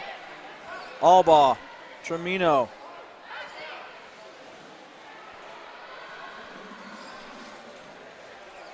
And you can see the chairs look like they're starting to slow down, Kyle. It looks like the batteries are starting to get a little worn here. Tremino breaks through, and Albaugh has no choice but to give Tampa a corner kick. I think Tremino might get it here. I think he might get a goal here, Tony. I have to say, since the extra periods have started, it's been mostly Tampa. Tremino with a shot. Jaden Albaugh. Now that ball still in play.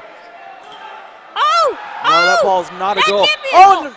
The referee says no goal. No goal. Good Tony, call. That was, he had it in between him, but it moved that post there, and the ref had to say, no, that is not a goal.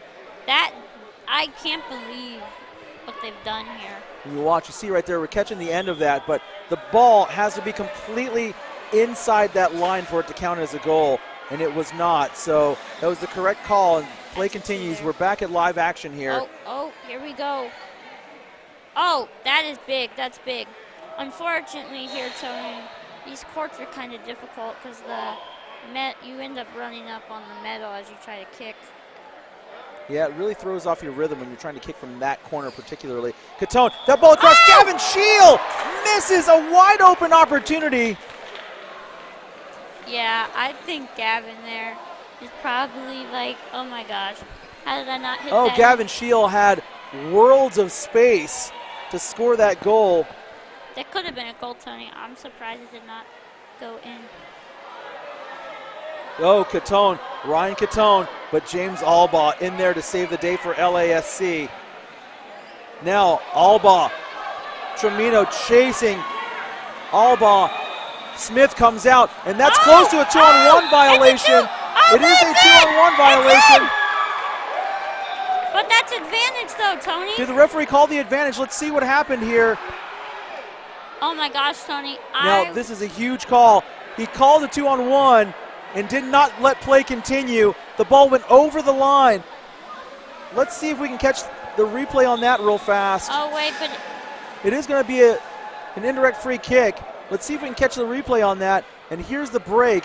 You'll watch it again. It is a 2-on-1. Oh, actually it was not a 2-on-1. It looks like Matthew Smith was still in the goal area.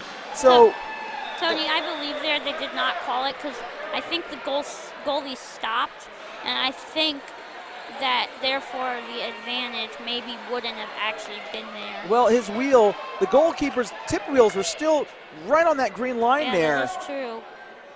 But now it's an indirect free kick for LA. Martinez, that goes off the back of his chair. Excuse me, that was Alexander Lauro with the shot, he misses. Yeah, I think the coaches of LA are questioning. Oh, and a foul on Gavin Shield. Now, he got hit earlier by Lauro. Yeah, it's looking like it might be taking a little bit out of him. That might be why he didn't quite make that goal earlier. Oh, close to a 2-on-1. Anthony Lopez in the game now. Oh, Lopez could change this whole game right here, Tony. Lopez he's going to. Driving. Lopez trying to stop Tramino. Oh, he could push here. Lopez trying to get around Tramino. Tramino trying to stop him. Lopez trying to get leverage on Tramino. He's turning Tramino. Tramino fighting back. Tramino clears it out close to a 2-on-1 violation. Good control by Tramino, however. And we're going to get a foul 2-on-1 violation called on LASC. Tampa Thunder with the ball. We are in the 79th minute of this match. Yeah, Tony, I think here the coaches, as you can see, Alba on the sideline, are trying to conserve the batteries. But I think that's important that Lopez is in because his chair is probably fully charged. Lopez, the kick out. Martinez takes it. Chase Martinez, Tramino tries to keep it in. He can't. Kick in coming up for LASC. Now 80th minute. It is a kick-in, Tony, but I believe he probably should have tried to hold that there. Nice touch, Martinez. Tramino with the ball. Oh, Tramino with the win, Tony. That was huge. Tramino taking a quick kick. LA was not set up yet. Catone, Lauro, close to a 2-on-1 violation. Martinez lets the ball go out very smartly, but Martinez actually thought the ball was going to be theirs, but Tramino is going to take a kick now. Tramino trying to set up here. Tramino needs to pick his spot. He doesn't want to hurry here. Tramino. That one just off the post. Goal kick coming up. We have played 80 minutes, ladies and gentlemen. Kyle Eggleston, I believe you have to go. You have a game coming up right now. Thank you for joining me. We may break the record for the number of color commentators on this match if we can find another one. But in the meantime, I will be here continuing to bring you the action. We are about to start our 4th golden goal overtime period. Kyle, good luck in your next game. I'd like to thank you, Tony, and I hope whoever wins that they get a fantastic goal at the end. Thank you, guys. Take care.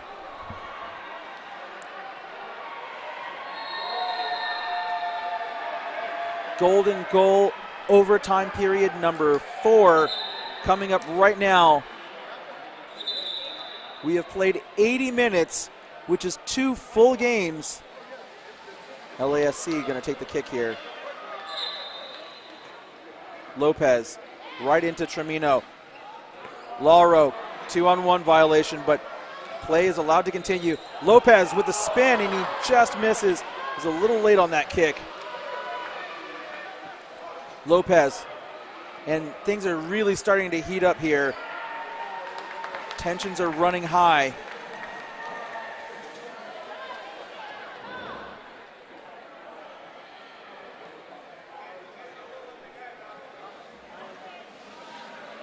Martinez with the ball. Tremino trying to keep it off the goal line. Martinez trying to get around Tremino. And then Tremino hits it out of play.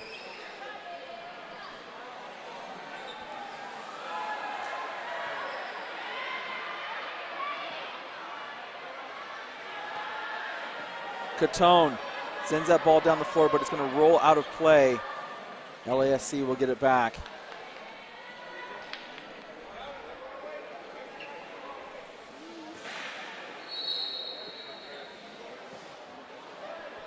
Lauro off of Catone.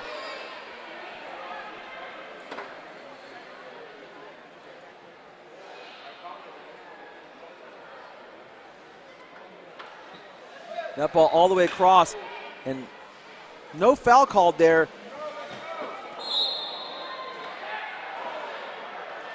Gavin Shield going to get a few words from the referee here. And it looks like Chase Martinez is coming off. He got hit pretty hard there.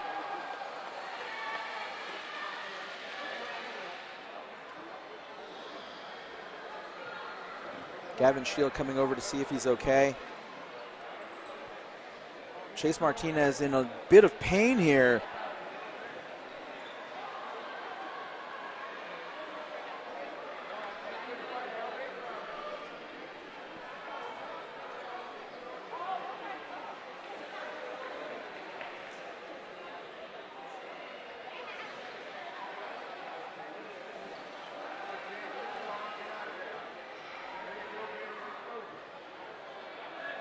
So Xavier Burrell going to come into the match for Chase Martinez.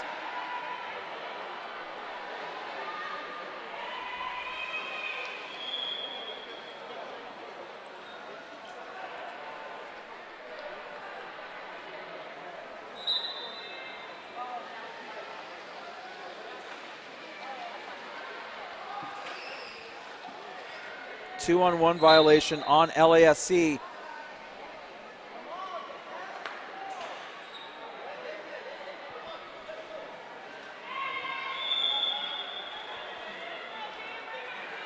Tremino going over to Catone.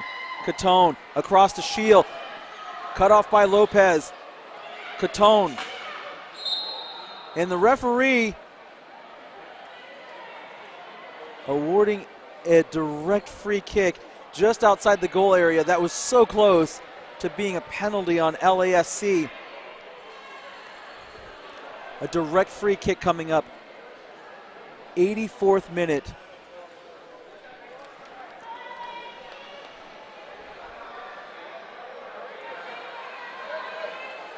Tampa Thunder looking to put this one away. Tremino, Catone, and a save. That ball saved. Jaden Albaugh spins around, still not in. And the goalpost has come off of its mark.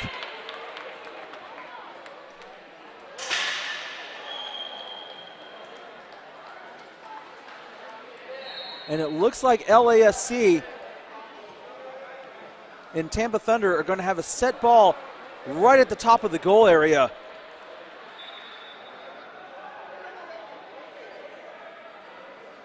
Let's see, I'm not quite sure what's happening here.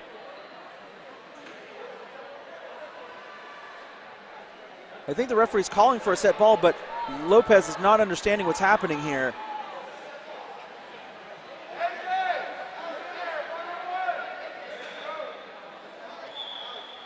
Anthony Lopez still not understanding what's happening here. And so Alexander Lauro going to take the set ball for LASC.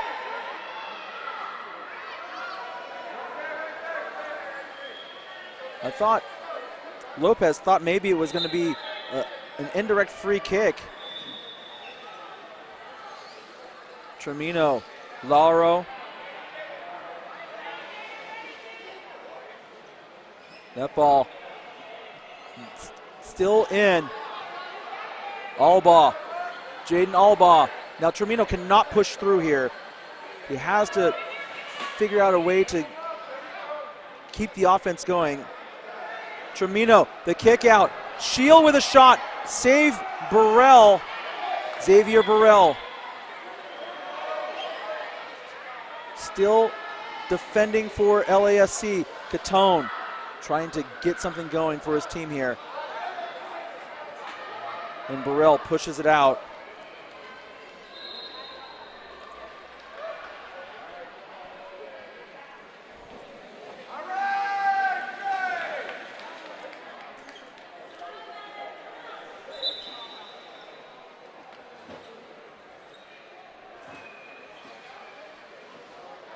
Termino, cut off by Lopez. Shield. Lopez just pushing it out. He couldn't get around the ball. Gavin Shield was defending, cutting off that possibility.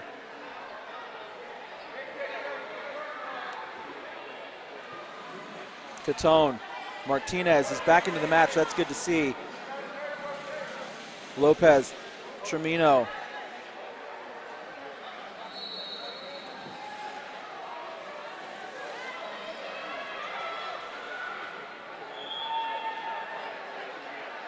Termino wins that battle. Nicely done, Alain Termino.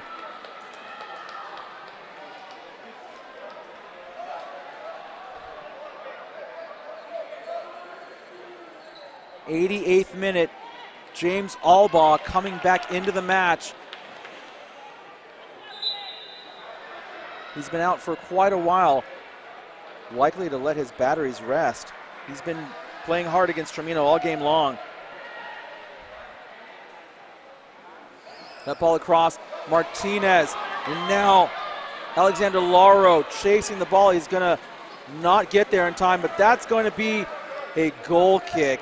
So close to a kick in.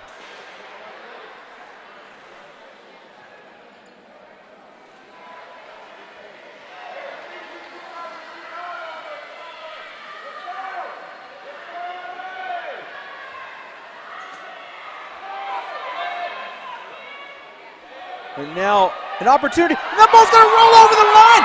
James Albaugh wins the game and the title for LASC.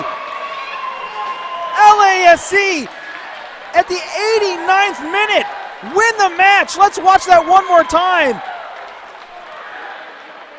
And a mistake by Matthew Smith. James Albaugh rolls the ball over the line. LASC win the Founders Conference Fin Cup. An amazing match that went 89 minutes. LASC come out on top. What a wonderful game. What an excruciatingly heartbreaking finish for the Tampa Thunder. LASC held on to win the game, win the Founders Conference Fin Cup, and they will head back to California champions. And not only that, they have also earned promotion to the President's Conference next season.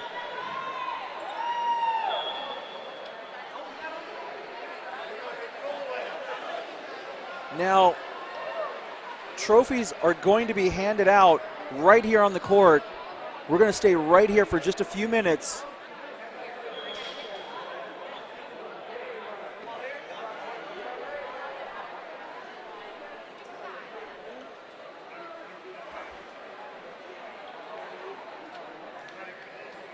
So we're going to give out first, second, and third place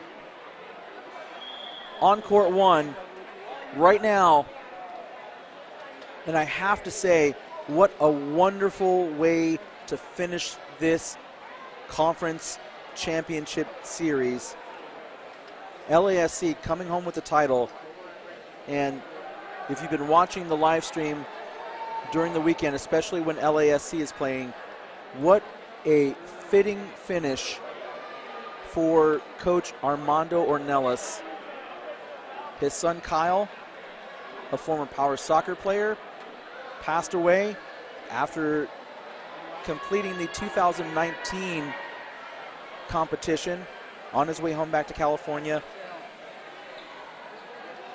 And his father, Armando Ornelas, continued coaching because not only did he love the game that much, but his son loved the game that much.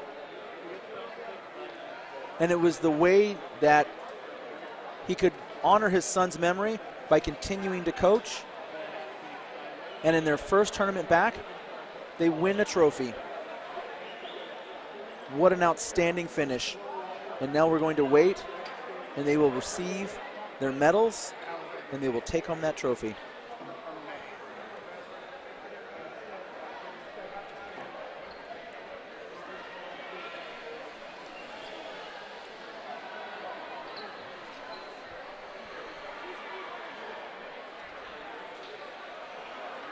You're now just waiting for the speed testing to finish. We're going to stay right here. We're going to hand out trophies. Now, I was keeping tabs on court 4 where the third place match was going on, and I believe the Bay State Falcons are going to come home with third place. We'll confirm that in just a few moments.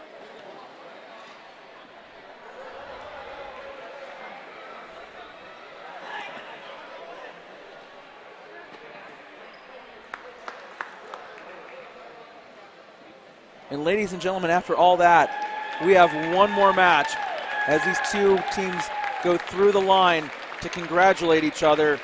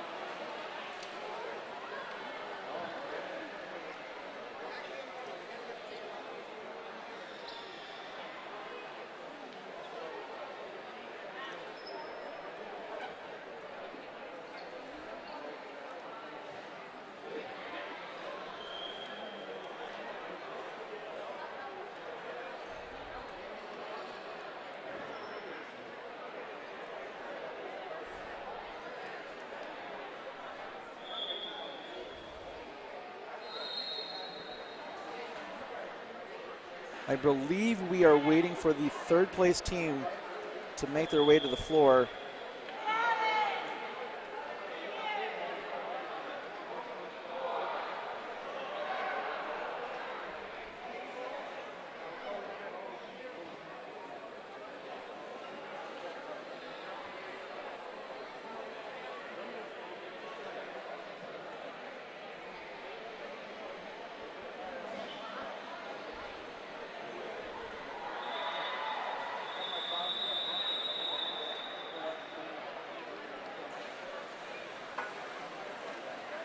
Tampa Thunder players had left the floor, but now they're making their way back on. As I mentioned a few moments ago, we are handing out trophies courtside, including the all-tournament teams.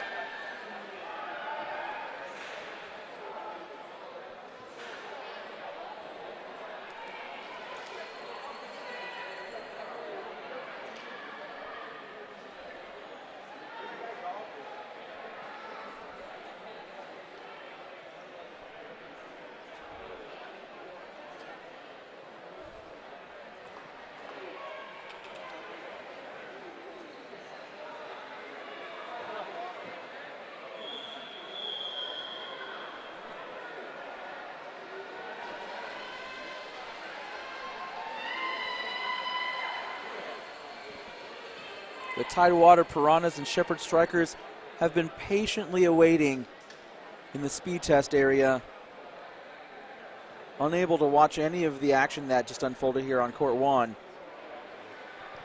They will be the next match right here.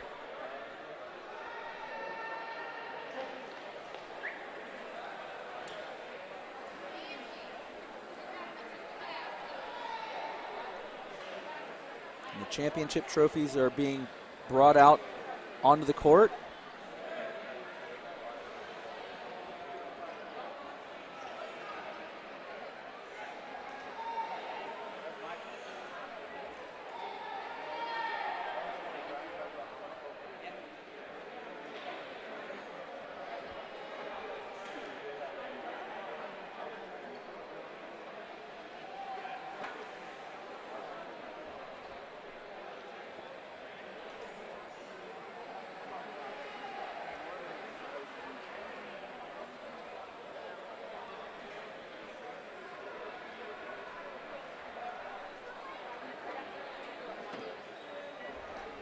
Still no sign of a third place team.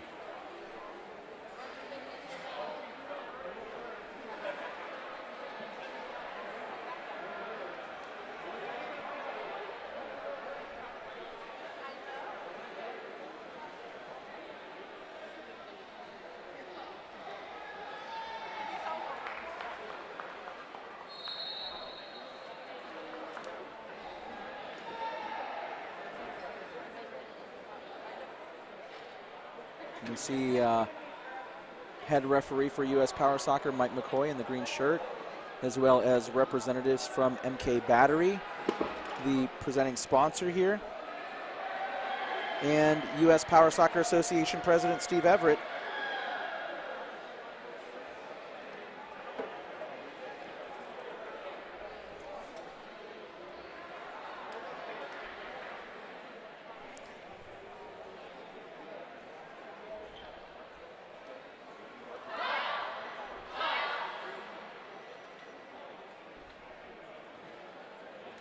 Now we're going to announce the all-tournament team here.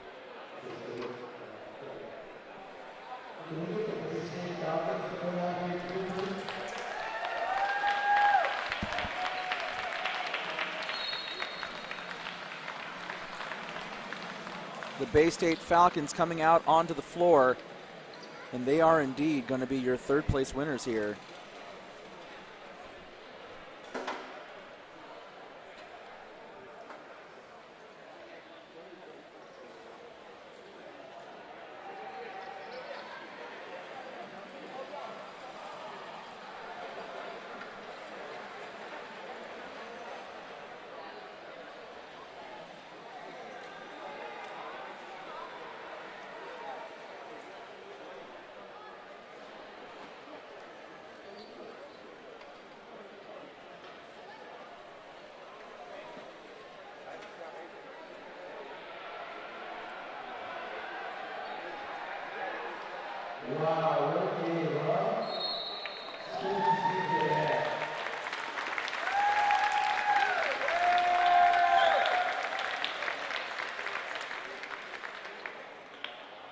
We're going to start off with the alternate team selection. So can I have Alexander Liaro? Alexander Liaro. They're announcing the all-tournament team for the Founders Conference.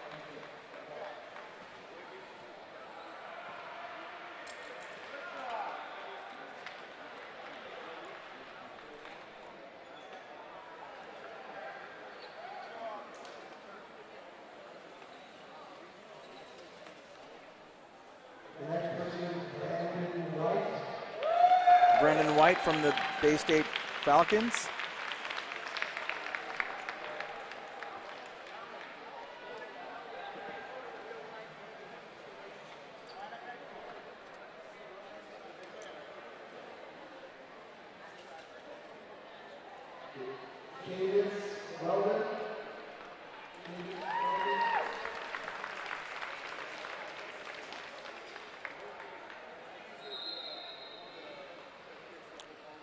We had Cadence Waldron.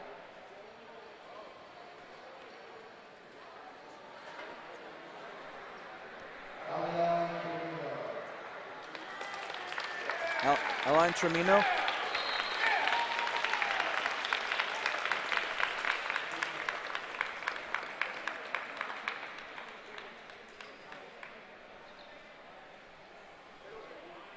Jenna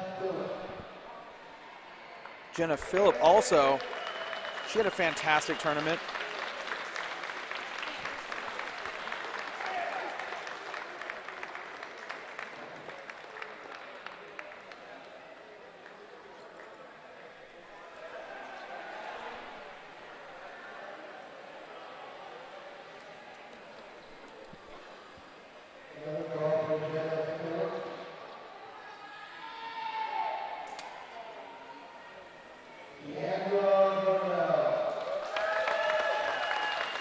Dee Bardell from the Courage Kenny Blizzards, who had an incredible competition, very deservedly also making the all-tournament team.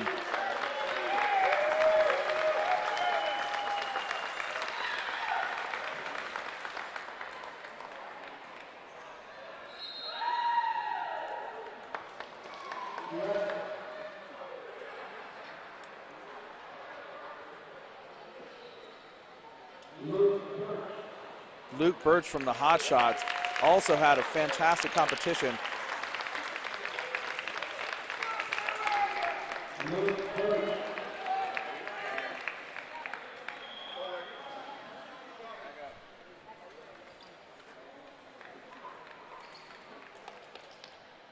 Luke Birch coming out on the floor.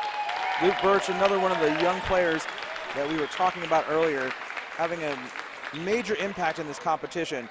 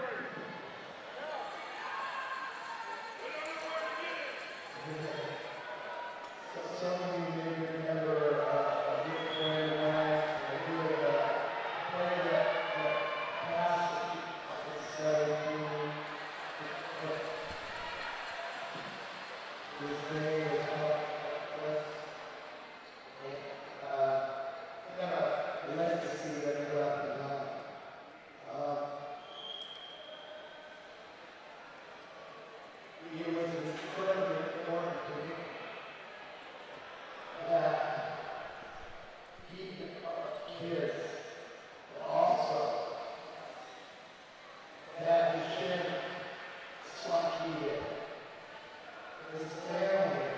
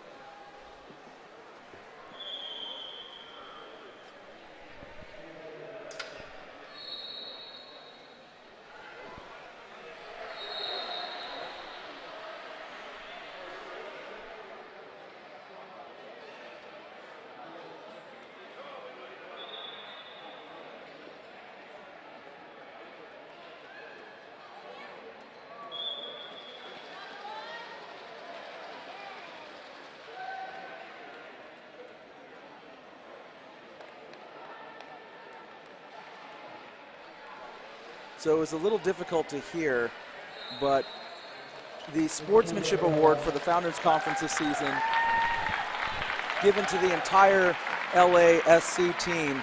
As you heard me say at the conclusion of the match, Kyler Nellis, a former player, passed away.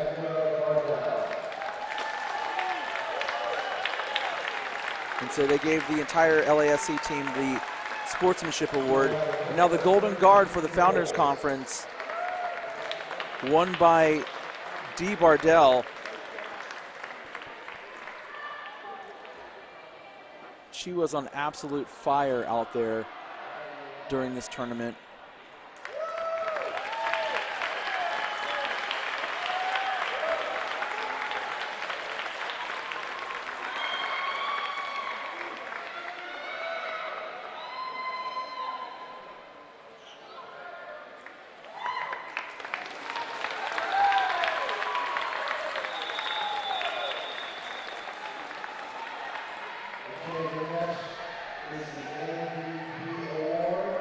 And now the MVP trophy. Elaine Termino winning the Founders Conference MVP award.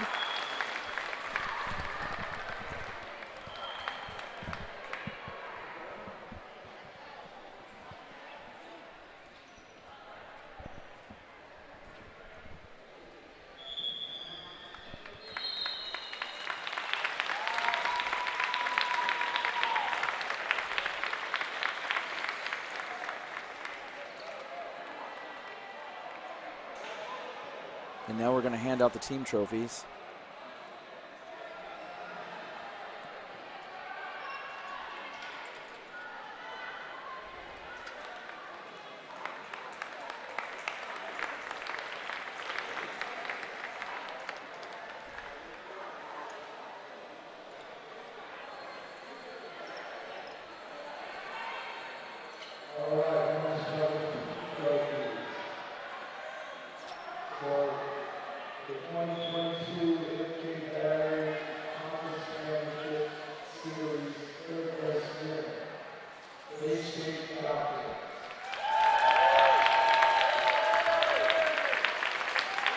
The Bay State Falcons winning the third place trophy in the Founders Conference.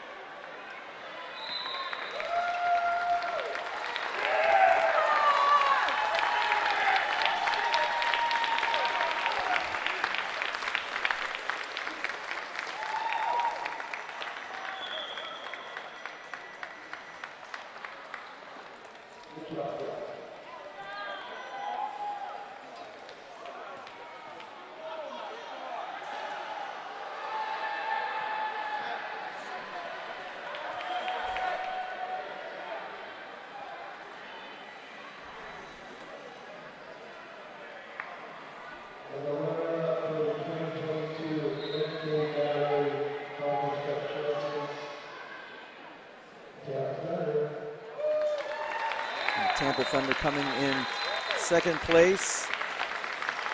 Such a hard-fought battle. They should be proud of the performance they put in, although it unfortunately did not end in their favor.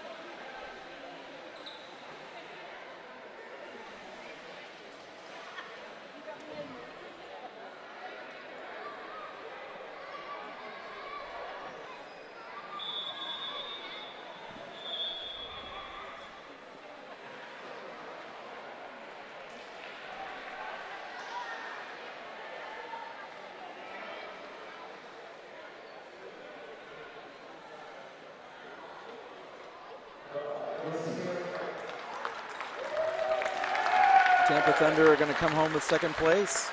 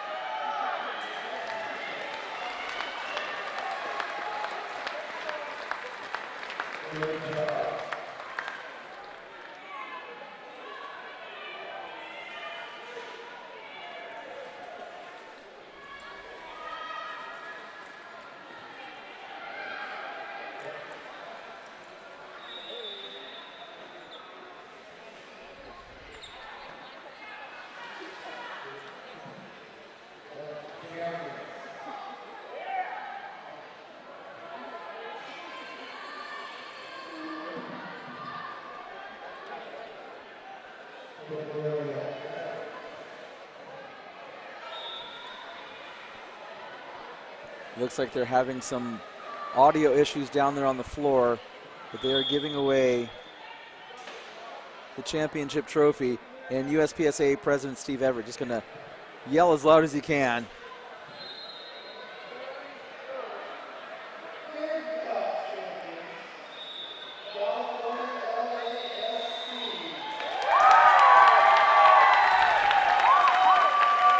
California LASC. Their first national tournament, coming home with their first trophy.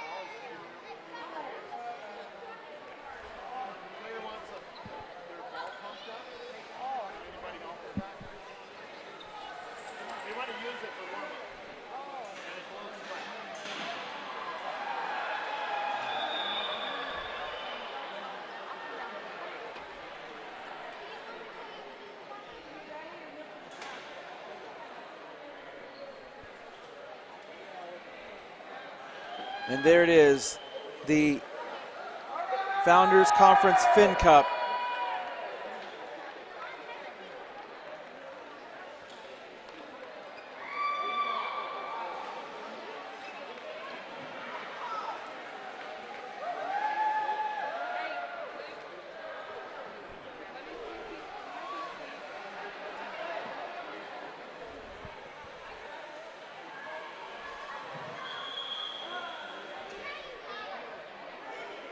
What a wonderful scene here out on court 1 at the Plassman Athletic Center.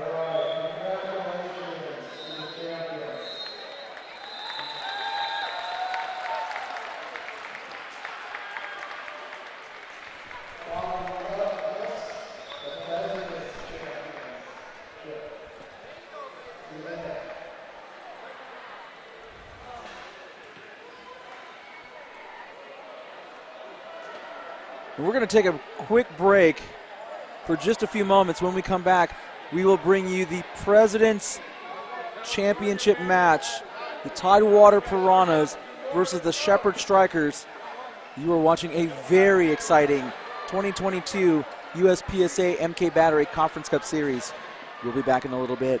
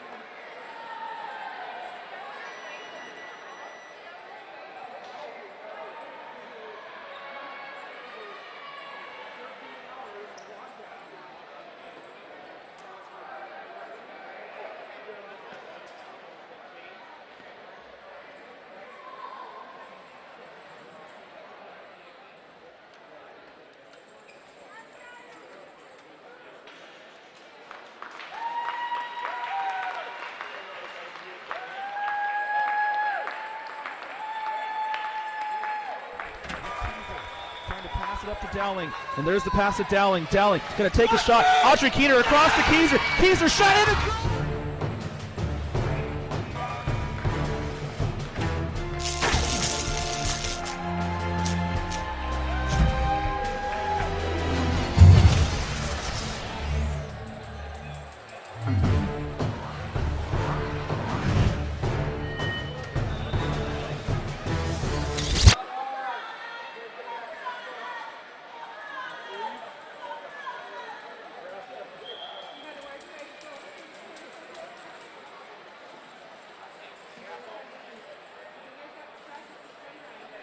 Welcome back, ladies and gentlemen. We are starting once again after the Founders Conference finished up. We're moving right along to the President's Conference. The Shepherd Strikers versus the Tidewater Piranhas are now going to be playing for their championship.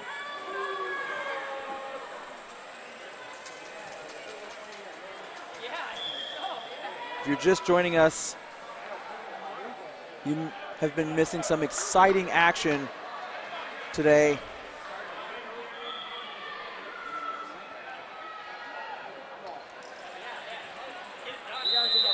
And we are underway here. Shepherd Strikers, Tidewater Piranhas. Stokes taking on Nikki Dwyer, and a trail across the box. Sawyer with an early opportunity. Carlin Camp there. Sawyer, the kick out. Dwyer, Britton there for the Strikers.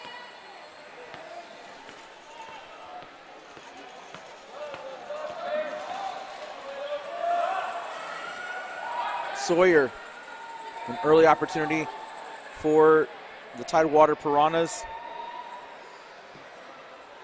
That one off of Britton.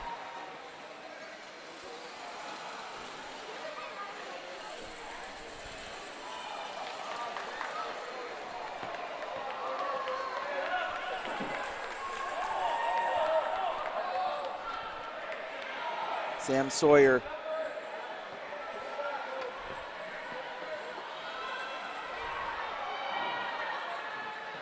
With the kick off of Britton and Camp.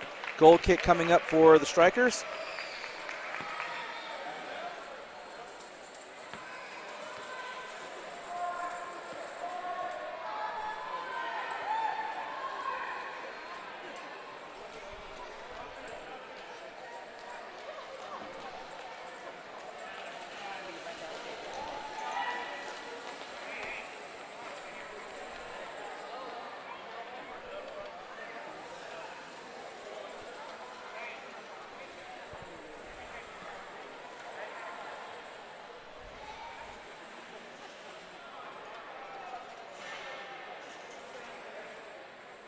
Sam Sawyer. Ball deep in the area. Dustin Swafford over to Britton. Dwyer. Off to Sawyer. Sawyer now. Back to Dwyer. Dwyer trying to get past Britton. Taiwan Britton now. Driving on Sawyer, and it's out of play. Kicking coming up.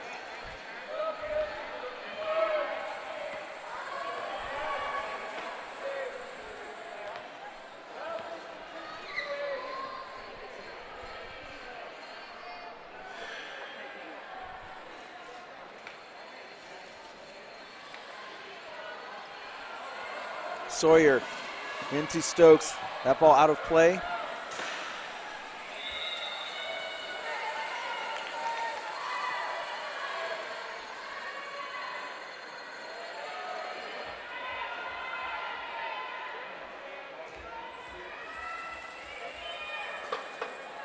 That ball over to the Trail. That ball off the back of Hannah Trail.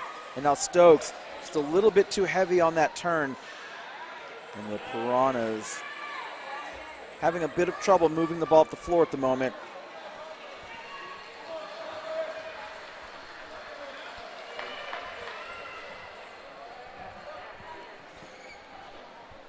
Trail off of Britton.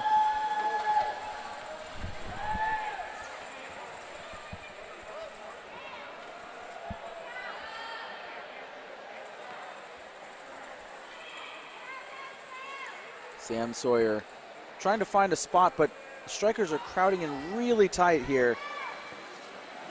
That into Stokes. Behind Dwyer and out of play. Another kick in coming up for the Piranhas.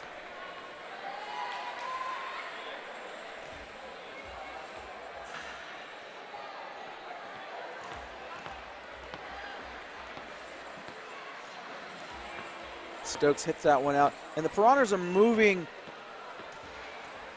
up the pitch, but at a very slow pace, just taking little chunks at a time here. Not able to sustain any movement, but they're advancing slowly.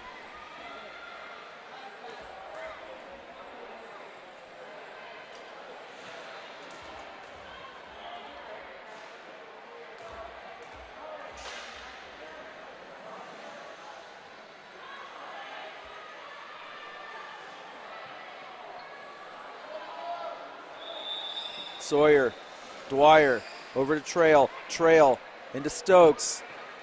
Sawyer's there. Sawyer, the pass down to Trail. And that ball's out of play now. The Shepherd Strikers get the ball.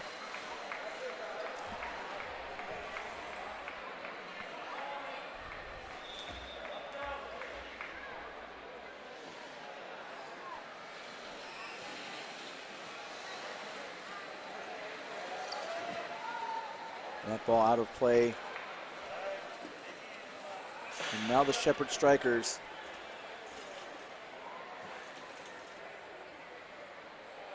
Within striking distance here.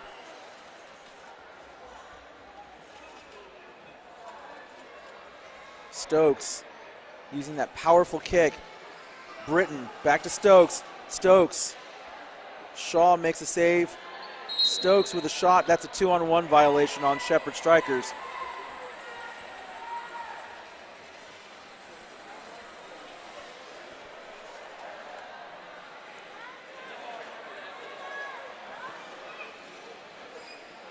Sawyer over to Dwyer. Now both Swafford and Britton converge on Dwyer. That's going to be a 2-on-1 violation. Again, this is the championship match of the President's Conference. Atlanta's very own Shepherd Strikers versus the Tidewater Piranhas from Chesapeake, Virginia.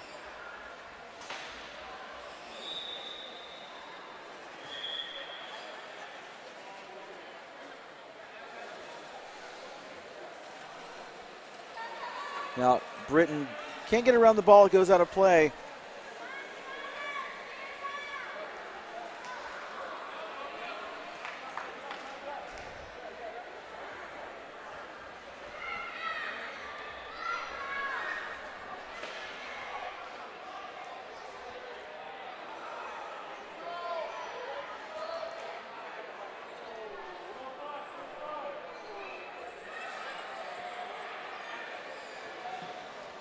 That ball off the back of Trail. Kicking coming up for the Strikers.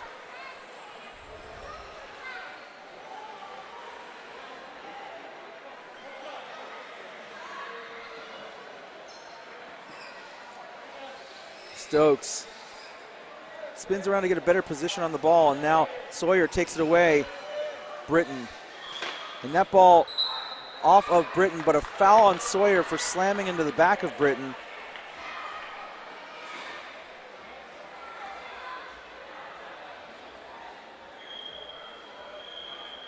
Stokes powers the ball off of Swafford, and that's going to roll out for a Tidewater goal kick.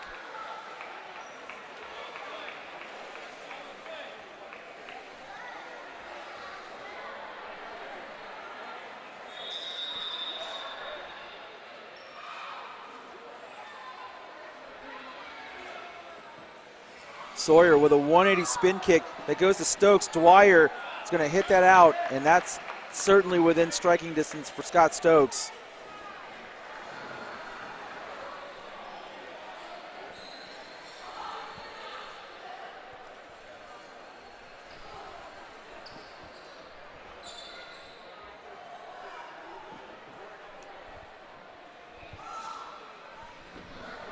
That ball to Sawyer, but it goes right back to Stokes. Sawyer cuts it off, though.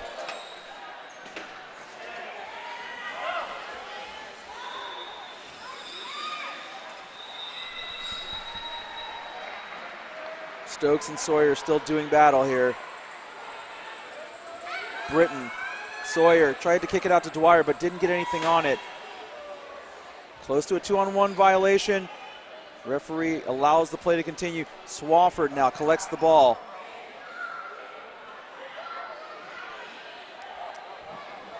Dwyer trying to turn Swafford around.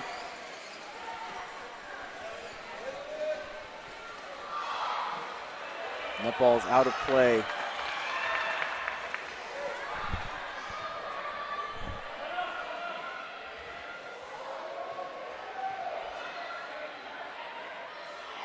Stokes over to Britton, down to Swafford.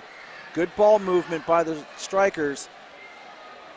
Dwyer off of Britton. Now that one's off of Dwyer. That's going to roll out for a kick in. Shepherd Strikers trying to get on the board here.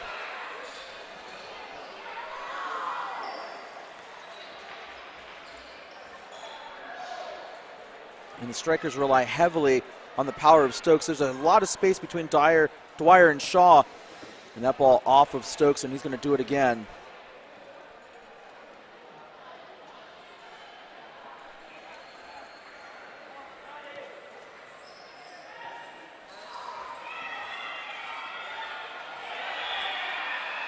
Dwyer watching, waiting. Stokes going all the way across. Britton with a shot. Taiwan Britton with a goal. That has been their MO this entire tournament. And Dwyer was just late on that. And Taiwan Britton finished it.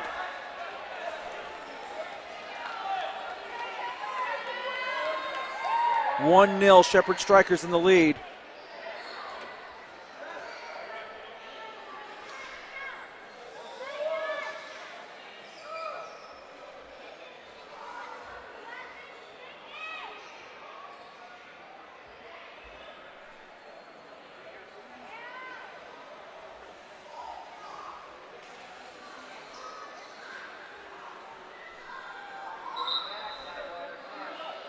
Dwyer set to kick off. And that's a 2-on-1 violation on the Shepherd Strikers.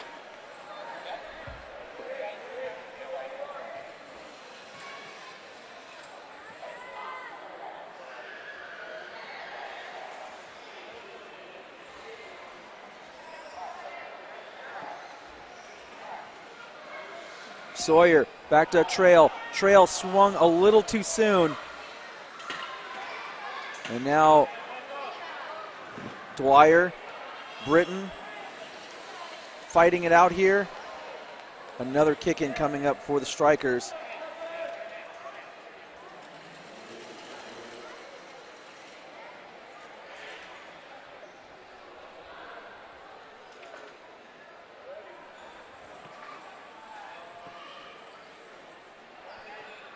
And a miss hit by Swafford as Nikki Dwyer just pushes it out of play.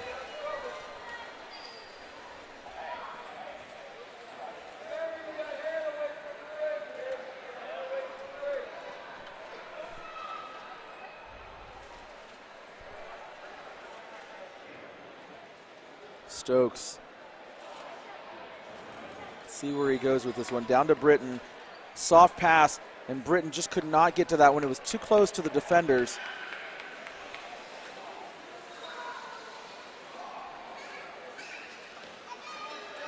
PJ Shaw almost takes out the referee and knocks the ball off the back of Nikki Dwyer. That's going to be another kick in for the Strikers. Good idea, but Shaw just rushed the play far too much. Let's see if Scott Stokes is going to make them pay for it here.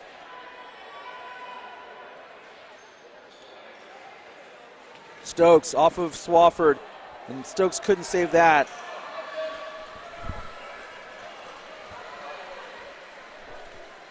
Piranhas survived that one.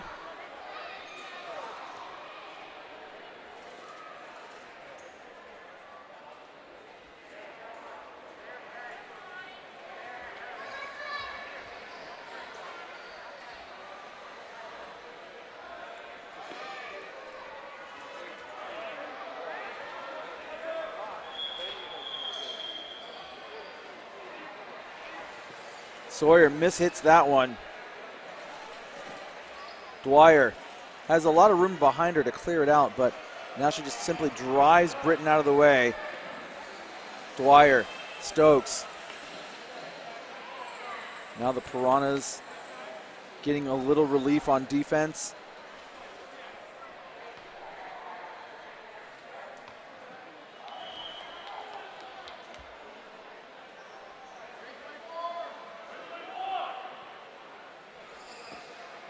Dwyer into Stokes.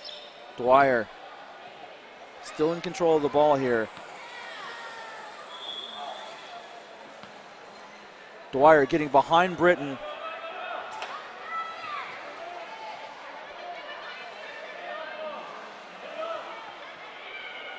And Camp just knocks it out of play. And now here's an opportunity for the Piranhas to try to get an equalizer here.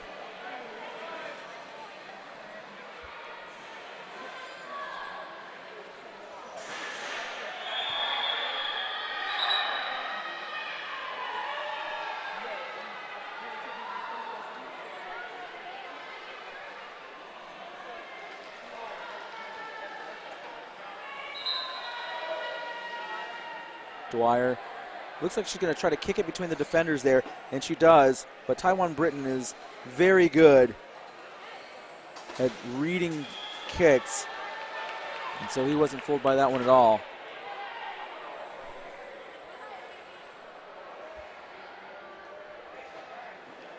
This ball now going up to Sawyer. That one's a little too high though, and Britton will knock it out, and the Piranhas will try again.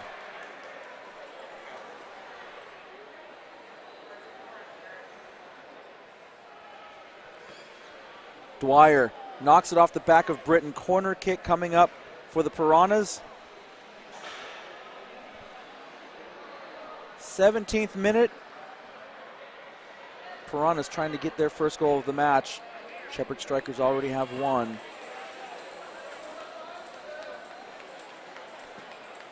Sawyer, trail, back to Sawyer. Sawyer driving. That one goes out off of Britton.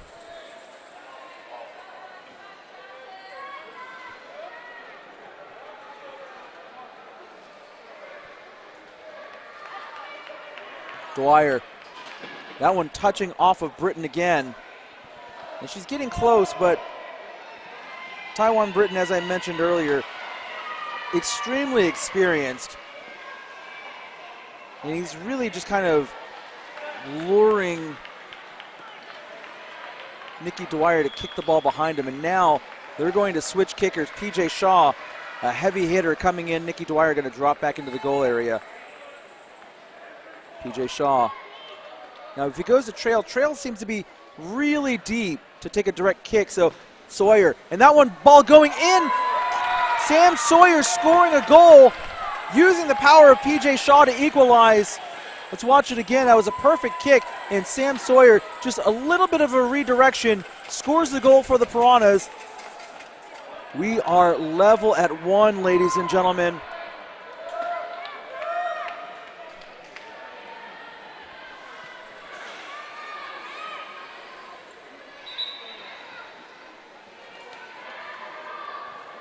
Trail knocking that one out of play.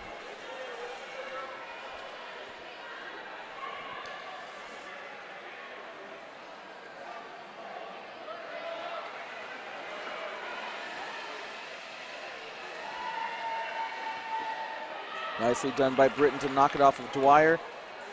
Stokes once again will take a kick for the Strikers.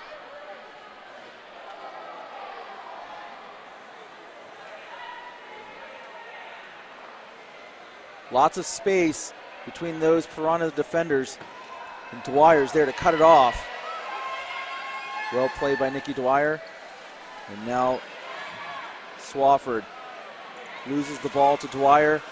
Dwyer trying to turn Stokes. Stokes just out muscling her there. Stokes looking to kick out Britton. And that ball just a little too far in front of Britton.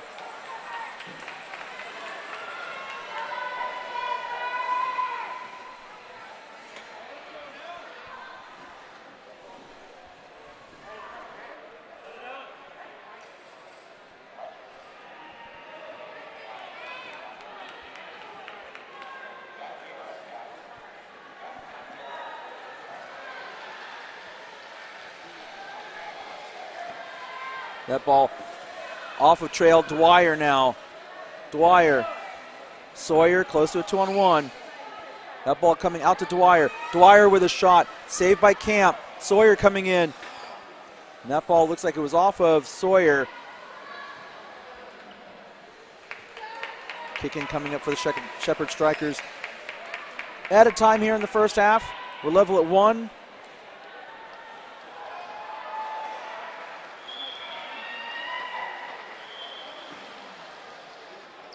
Swafford, Dwyer, Britton. Now Swafford will carry the ball, and he misses it. And so now the Piranhas get the ball.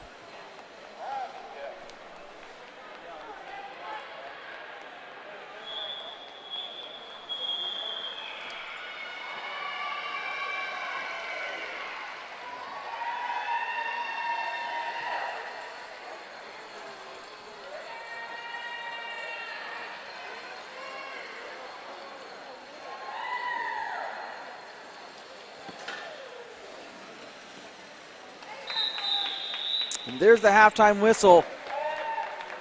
A goal by each side brings us level at 1. We're going to take a break. We'll come back with the second half. You're watching the President's Conference Championship match from the 2022 USPSA MK Battery Conference Cup Series.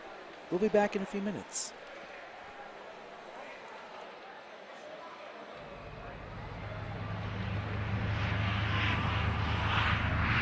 NIMI is a manufacturing company for 25 years.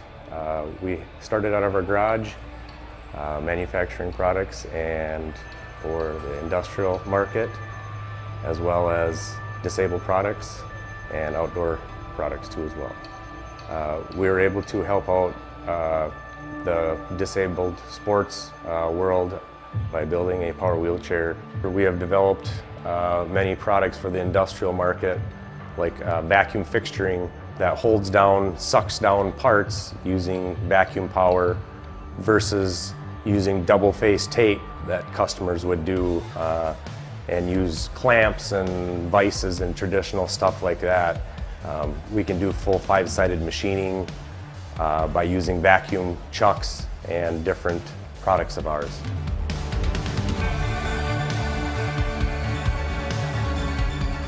The Strike Force has redefined power soccer game, giving the individual the ability to express inside of him how to play the game without holding back. We have built a chair, the Strike Force, to be low profile, fast, quick, and take over the game. The manufacturing of the Strike Force has led us into the manufacturing of the Track Force chair, which is an outdoor, rugged chair built for the beach, hunting, any outdoor enthusiast that wants to get out of his everyday chair and be able to go around in his yard even.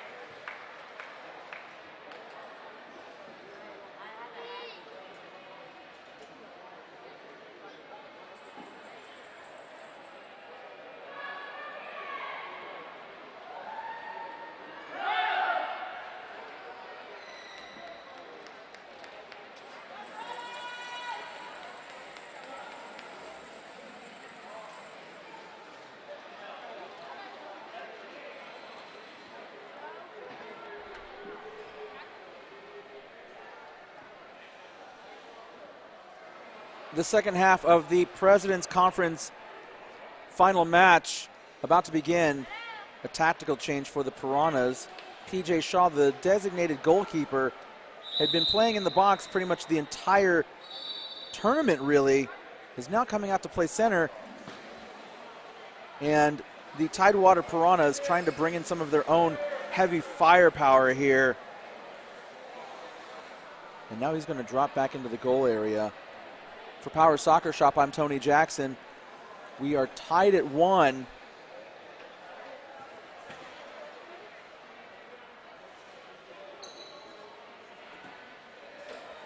Britton getting past Dwyer.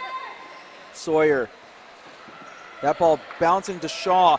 Shaw gets it out. Swafford's going to take it back for the Strikers, but Sam Sawyer picks it up. Sawyer getting slammed into by Stokes, but Sawyer's the one that's going to get called for the foul.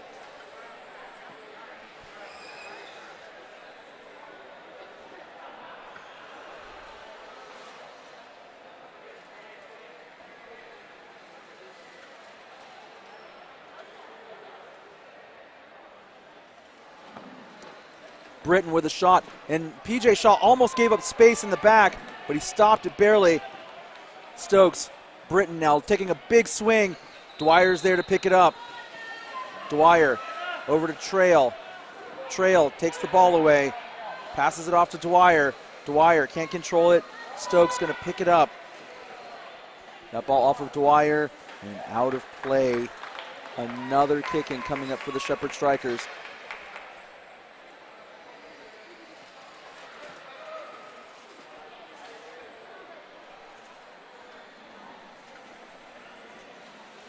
Stokes all the way across. Britton with a shot, and he's late on the ball.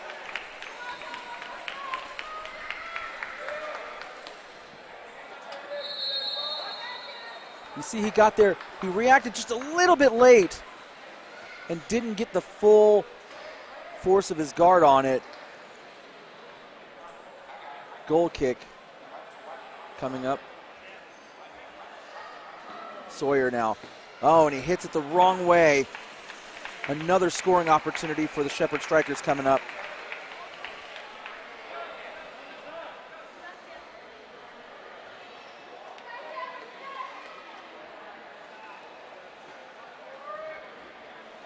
Stokes all the way across, but it's just cut off by Dwyer.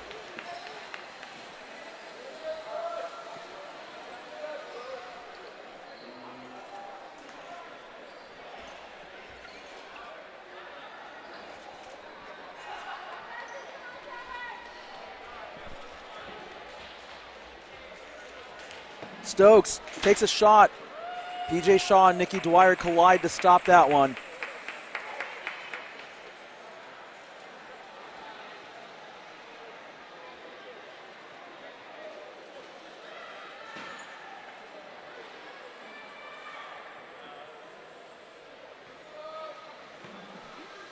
Britton with a shot off the post. That one goes. That's going to be a goal kick as that one touched Swafford.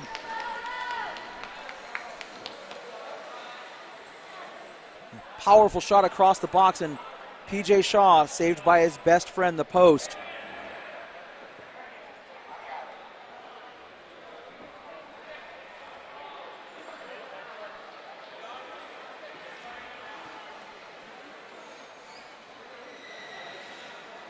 Dwyer gets that one away from Stokes, and she keeps it in play.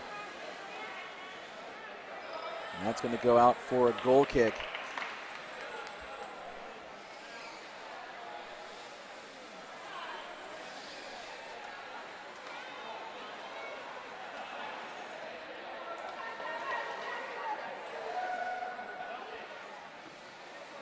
Britton, Trail, Dwyer, over to Sawyer. Sawyer punches it into the goal area. Carlin Camp sends it out.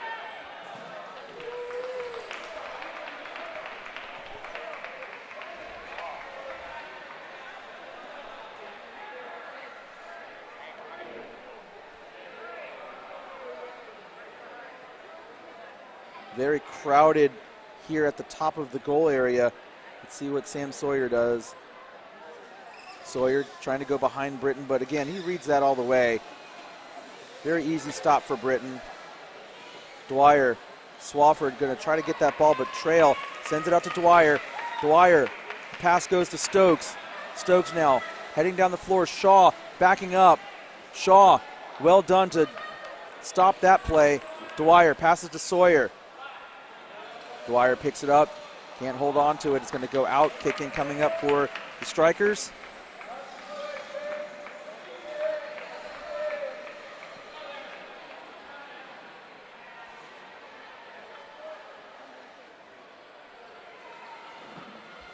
Swafford, that ball off the back of his chair.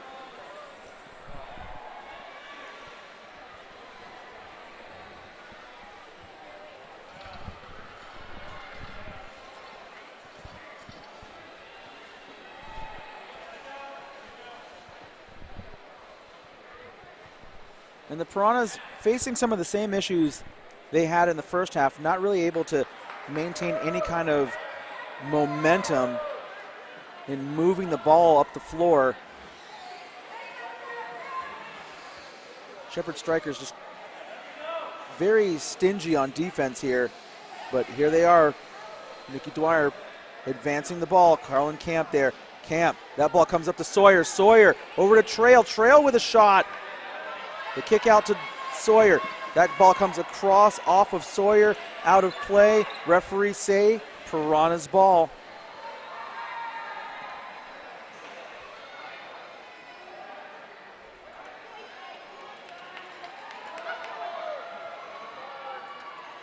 Sawyer going to go into the defense again. That ball comes out towards Swafford.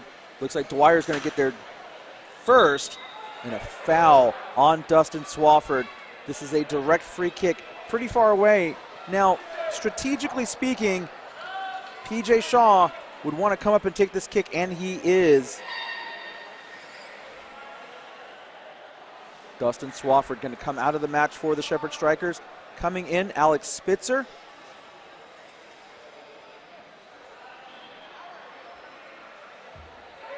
PJ Shaw looking to maybe power the ball. That ball goes into Britton, and now Shaw and Britton. Heavy collision. And we're going to get a holding foul on PJ Shaw as he heads back into the goal area.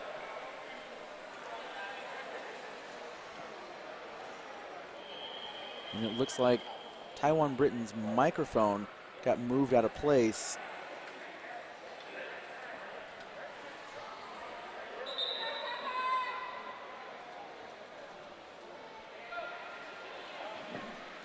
Nikki Dwyer with a shot, and it's going to go just wide. Dangerous rebound for the Shepherd Strikers.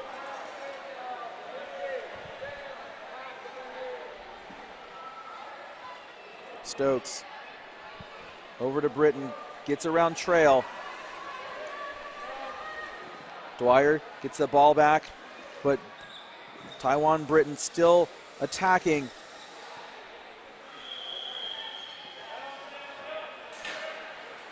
Now there's a foul on Taiwan Britton.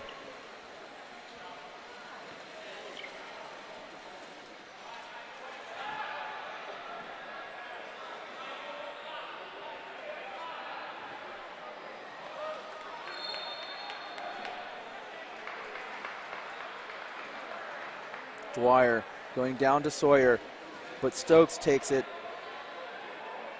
And the Piranhas are going to get pushed back just a little bit.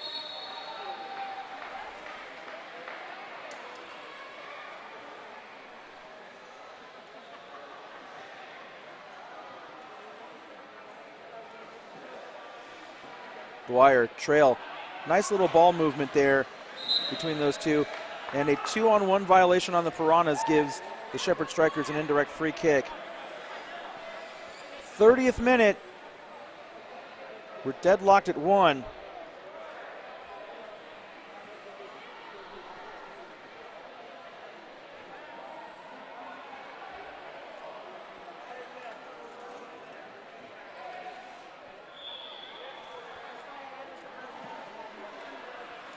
Britton tried to take a swing at that ball, but he missed, and now Nikki Dwyer heading back up the floor. The pass across to Sawyer. Sawyer punches it down the floor. Stokes trying to control the ball. Hannah Trail is there. Stokes trying to get around Sawyer.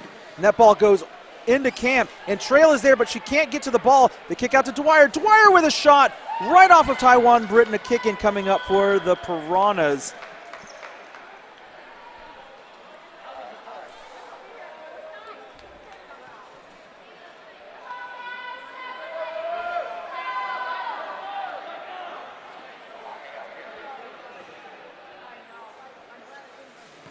Nikki Dwyer, Hannah Trail, and there's a collision. Let's see who referee calls it on. It's going to be on Taiwan Britton. And Britton is questioning that call. That really could have gone either way. Unfortunately for Shepherd, it goes against them. So PJ Shaw coming out for the kick, and Shaw is eyeing Hannah Trail all the way across the court. Trail into Sawyer. They're going the wrong way. Trail now sends it in into the goal area. Trail driving.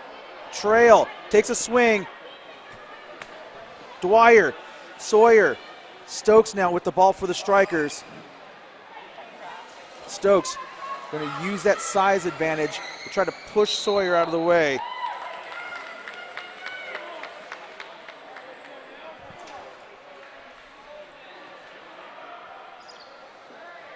And now Scott Stokes, maybe just at the outer edge of his striking range.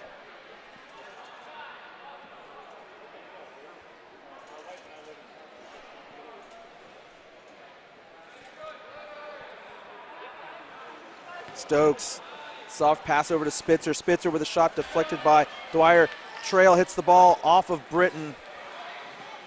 Stokes now. Stokes with an opportunity. Stokes winding up for a spin kick, and he waited a little too long to take that one.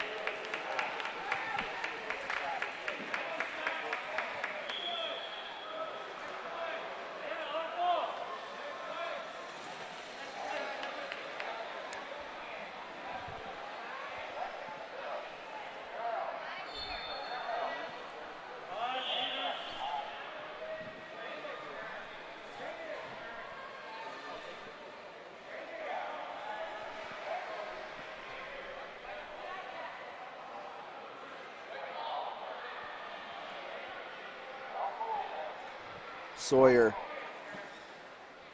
That ball coming all the way out. Taiwan Britton with a 180 spin kick, and that ball is just going to drift wide. That ball made it all the way through, but just not quite on target.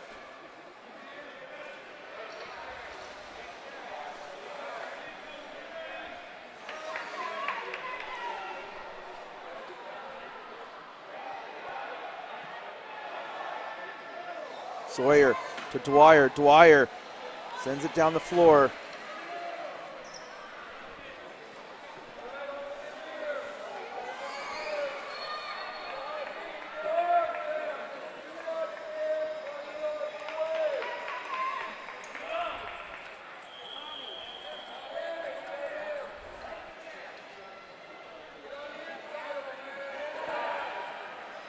Britton heading down the floor. Dwyer retreating into the goal area.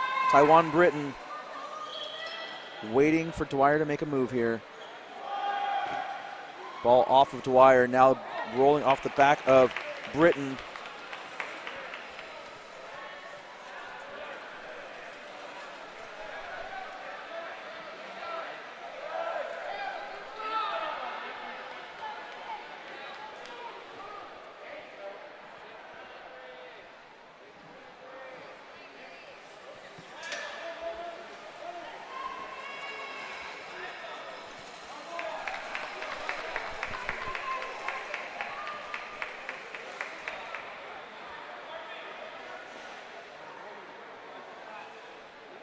Scott Stokes going to take this kick here. Looks like he's going to go over to Britton, maybe slide it over to Spitzer, but it goes right to Nikki Dwyer. Trail just not going to get there quite in time.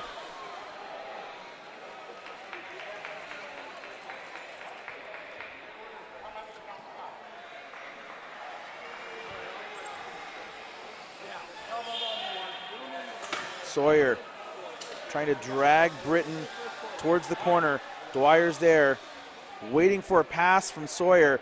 Let's see if Sawyer can either get a kick. Carlin Camp is there. The ball's right between the two. Dwyer's going to wind up for a shot. And a 2-on-1 violation. Sam Sawyer just getting too close. He really needed to clear out of the way. And now Hannah Trail's going to come out, coming into the match for the Tidewater Piranhas. Number 5, Kevin Mulholland.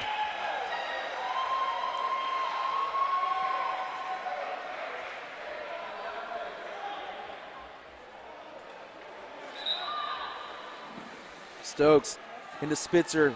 Well done to get the stop from Nikki Dwyer. That ball's out of play. Kick in coming up again for the Piranhas. 36th minute. We're still tied at 1. We just had one multiple overtime game. Will we have another?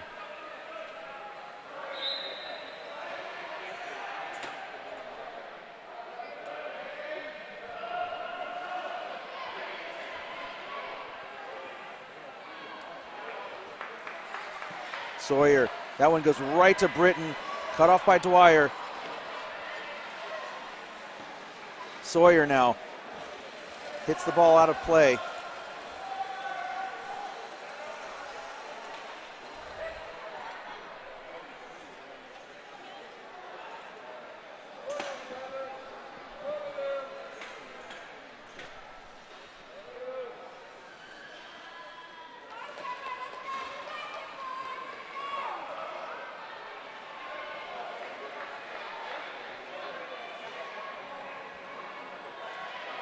Kevin Mulholland has to back up just a little bit there.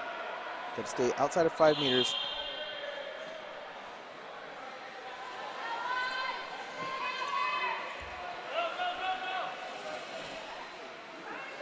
Dwyer getting Britton turned.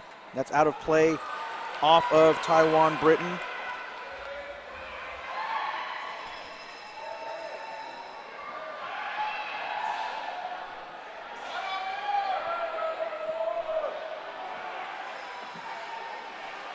Britton, nobody there from the Piranhas to collect that ball. Dwyer, Britton fighting here. And that ball out of play. Kicking opportunity coming up.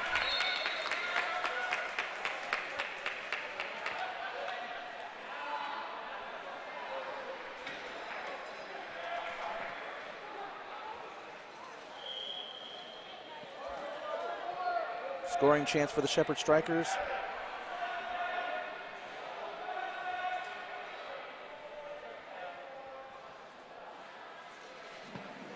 Britton with a shot. Taiwan Britton with a goal. He snuck in there. Split the defenders. Shepherd Strikers now up 2-1. Wonderful play, and really the Tidewater Piranhas left a ton of space in between them.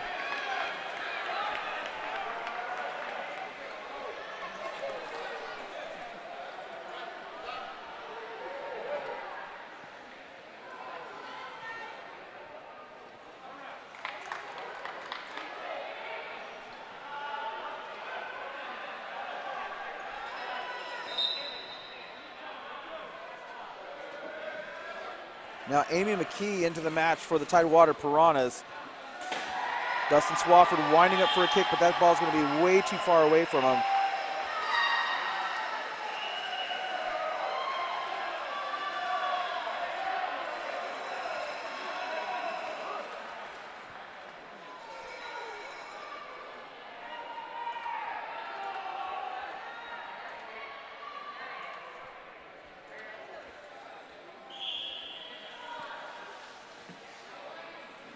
That ball goes all the way to Taiwan Britton. Nikki Dwyer looking to make a play on the ball, and she does, but she can't get it towards the goal area. It is added time here in the match.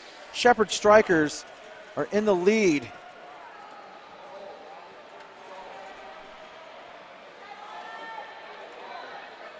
Tidewater Piranhas desperate for a goal in these final moments of the match.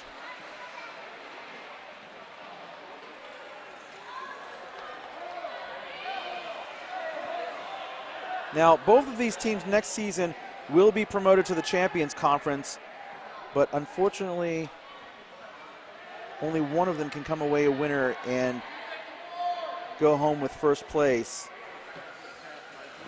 McKee, heavy contact, Dwyer over to McKee. 2-on-1 violation on the Piranhas.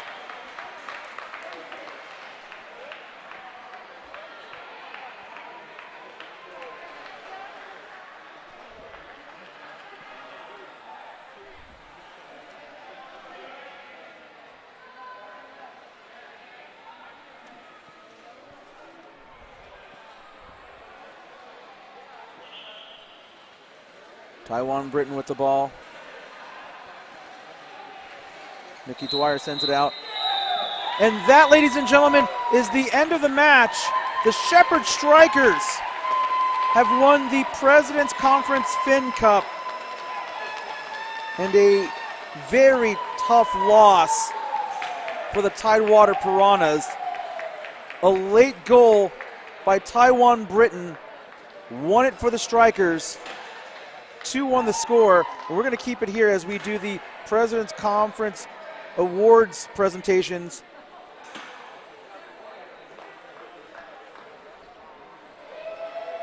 We'll be here for a few minutes as they bring out the trophies.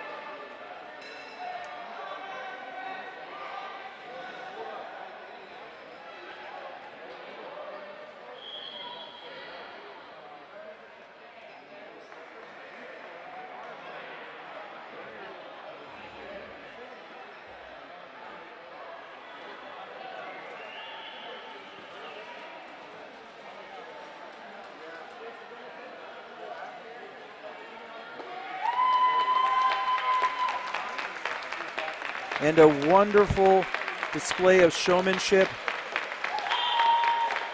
Unfortunately for the Tidewater Piranhas, it wasn't the finish that they were hoping for. Chris Mulholland out here today. I have to say it was wonderful to see him in this competition. We already talked about his story a little bit, but one thing that was brought to my attention yesterday actually is that Kevin Mulholland and Chris Mulholland are the first father-son duo to play power soccer, at least in the United States, if not the world. I can't confirm that part of the statement, but certainly in the United States.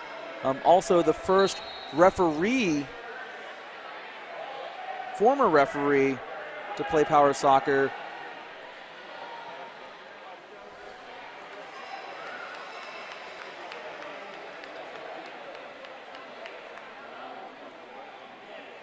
And unfortunately for them,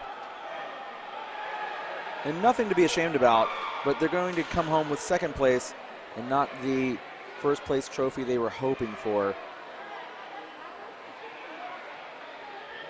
But for the Shepherd Strikers, they played an unbelievable competition. They played stellar defense when they needed it.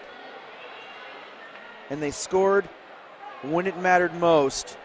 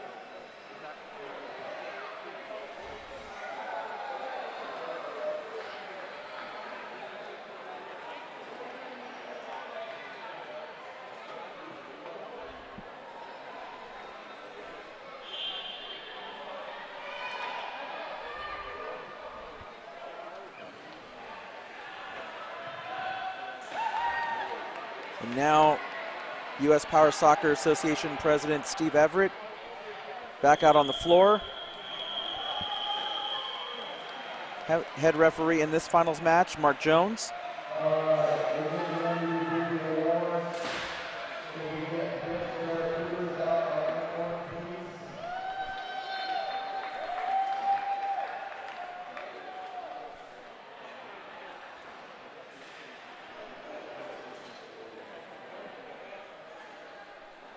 MK Battery representatives out here again.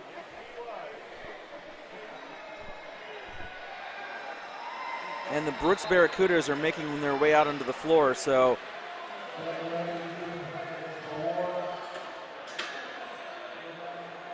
it looks like the Brooks Barracudas, using a little deductive reasoning, will be awarded third place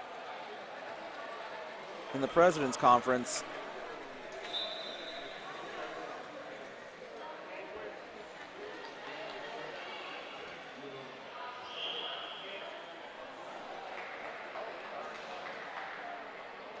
All right, we're going to start off with the alternate team. Samuel Sawyer. And now they're announcing the all-tournament team. Sam Sawyer from the Tidewater Piranhas.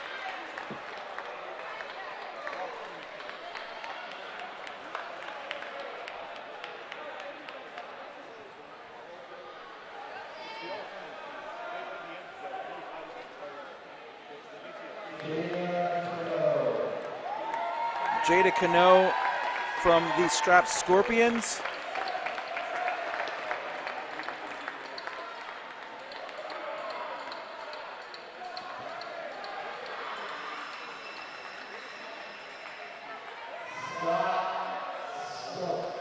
Scott Stokes from the champion Shepherd Strikers.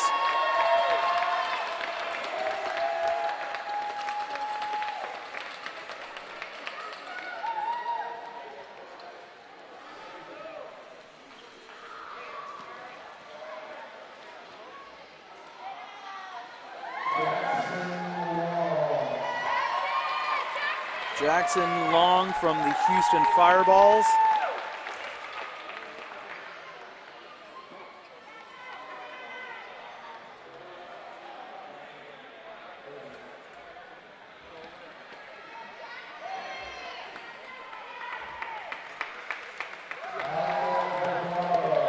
Michael Bavaro from the Brooks Barracudas.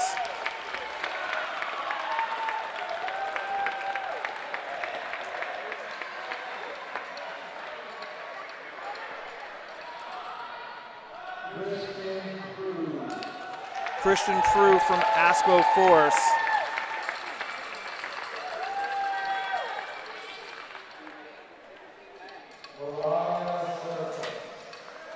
Mariah Serratos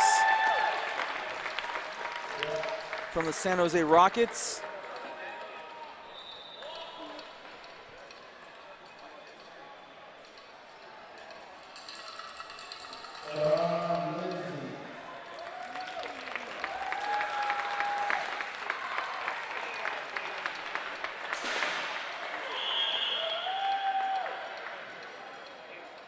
John Lindsay from the SoCal Vaqueros.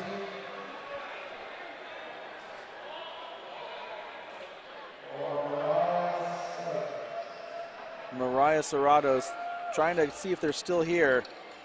This is our alternate team for 2022.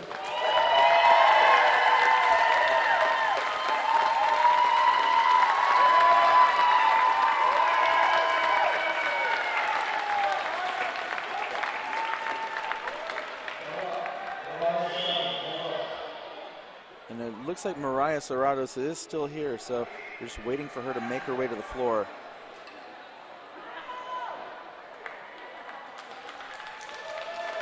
And here she comes. Looks like she was off in the corner kicking the ball around, getting some extra practice in. Always the athlete.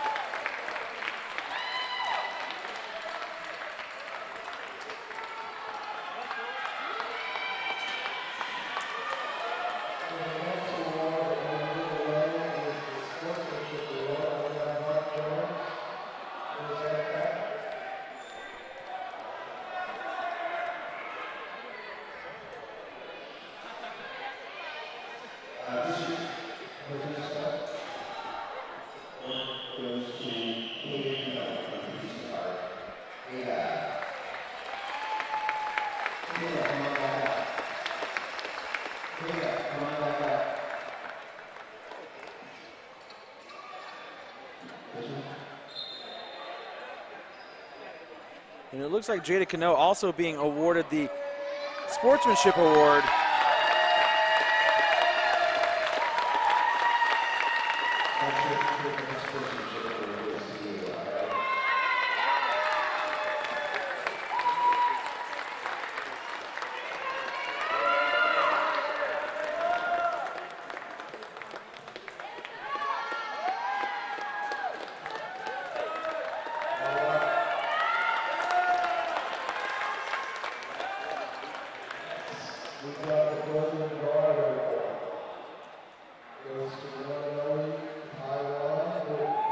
Taiwan Britton of the Shepherd Strikers wins the Golden Guard. And for the proverbial cherry on top, he also scored the game-winning goal to win the President's Conference Fin Cup.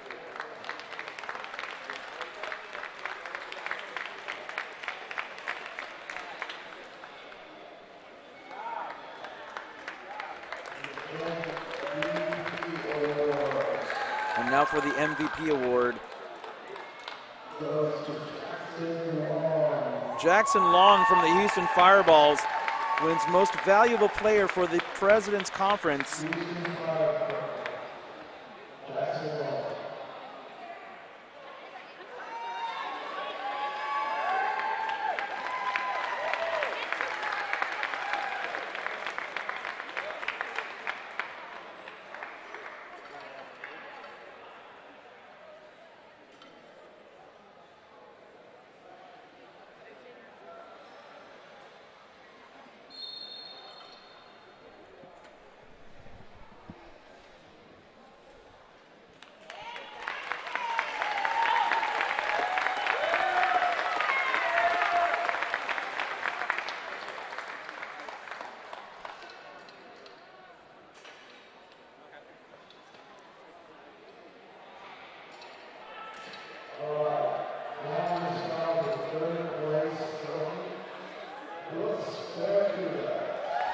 And now the third place trophies being awarded to the Brooks Barracudas.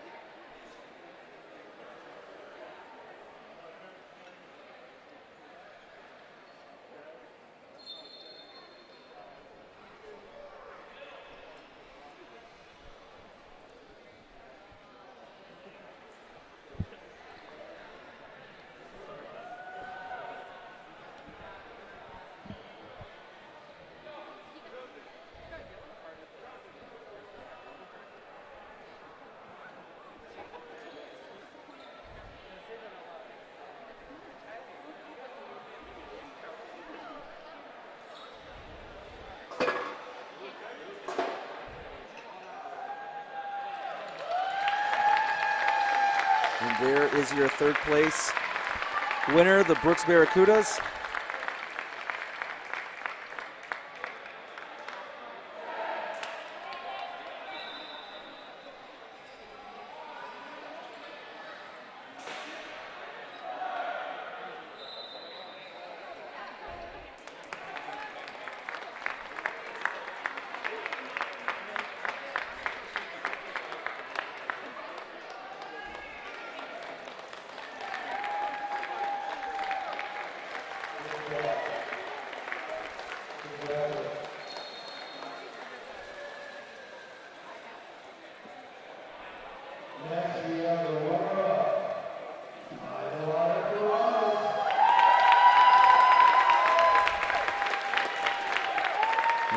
President's Conference runner-up Tidewater Piranhas.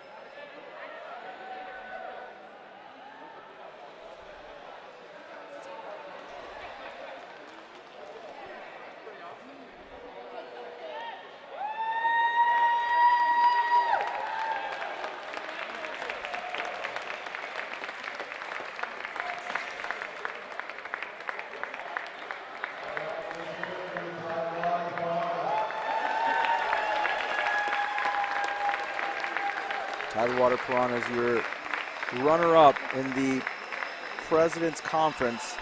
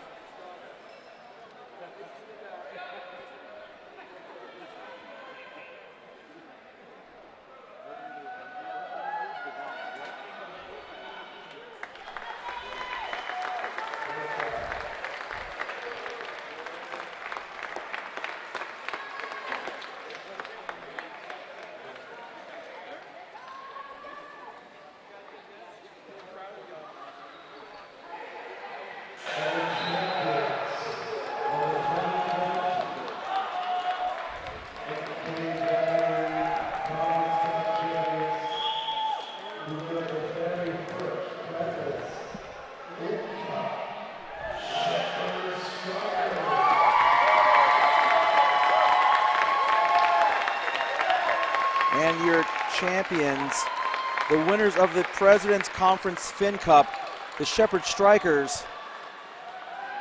They played a fantastic tournament. And coming home with a trophy.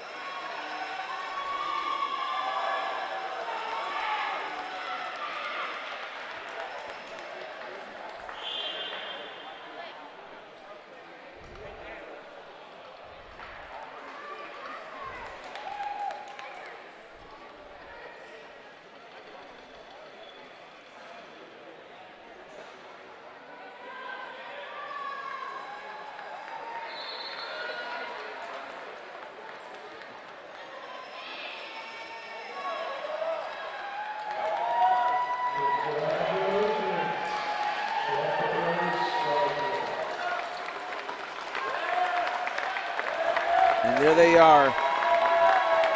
Once again, your President's Conference Fin Cup champions. Shepherd Strikers from Atlanta, Georgia. We're going to take a very quick break. When we come back, we have one more match of the day. The Minnesota Shockwave versus the Turnstone Flyers. You are watching the 2022 USPSA MK Battery Conference Cup Championship Series.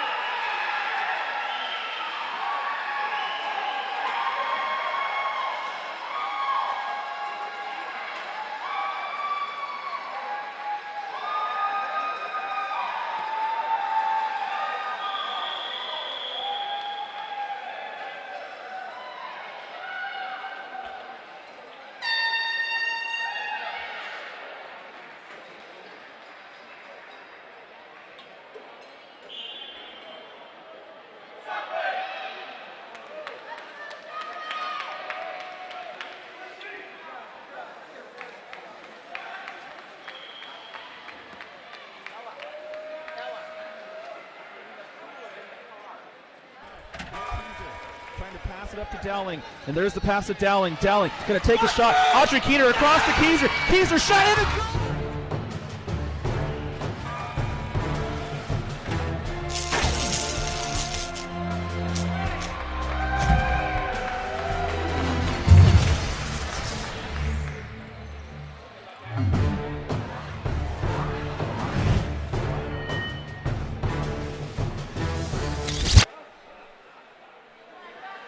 Ladies and gentlemen, it is just before 7:40 p.m.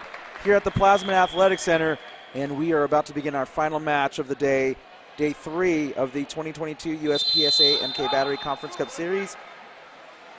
Minnesota Shockwave versus the Turnstone Flyers. For Power Soccer Shop, I'm Tony Jackson. And if you've been watching the live stream throughout the day, you saw one of the most exciting matches you will ever see in the Turnstone Flyers versus the Atlanta Sting. Now, Shockwave will take on the Flyers. Chad Wilson making a play on the ball. Tiffany Labus with the save. Danielle Vorndran, that ball slides through. Riley Johnson now taking on Danielle Vorndran. Kick out, Pete Winslow. Winslow, Danielle Vorndran taking the ball up the floor. Johnson.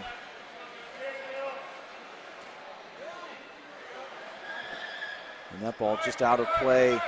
Kick in coming up. Once again, congratulations on this championship Saturday to LASC of the Founders Conference and the Shepherd Strikers of the President's Conference for winning their respective divisions.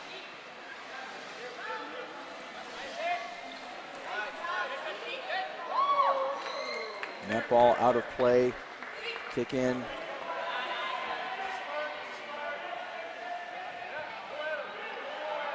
Pete Winslow, one of the hardest kickers in U.S. Power Soccer.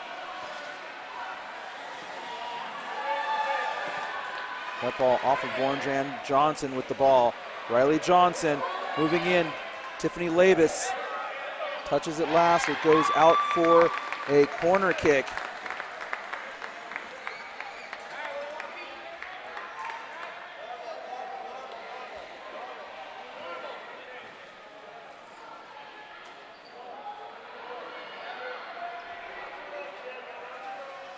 Winslow, Johnson with a shot.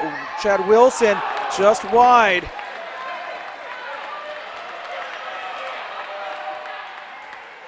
Johnson over to Wilson, and he had it, but he just couldn't quite get the angle on it.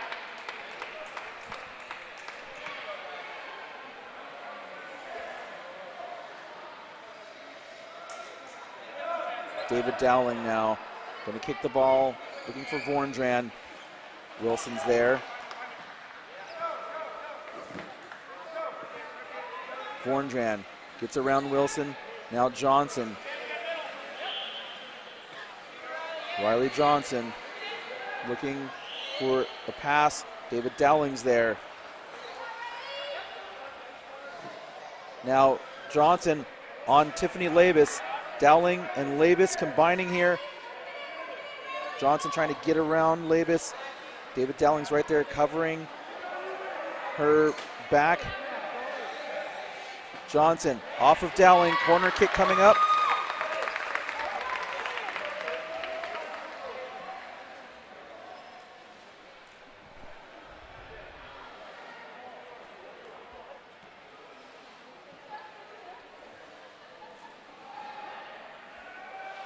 Winslow, that gets all the way to Johnson. And Winslow kicks the ball so hard, even for the most experienced players, it is extremely difficult to cut those balls off.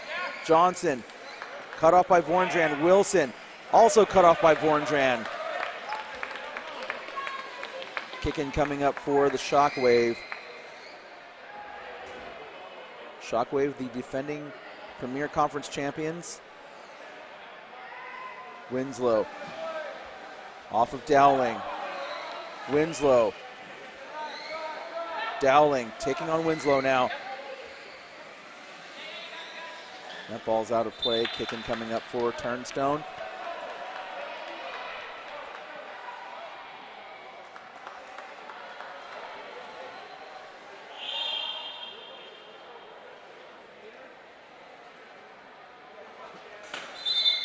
And we're going to get a foul on Wilson.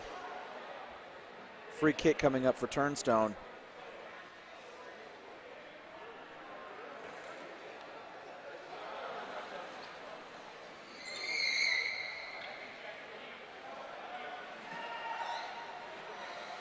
That ball still in play, and now it's out. Right at about that crossing line there. Pete Winslow now going to kick the ball for the Shockwave. That ball off of Dowling and out of play.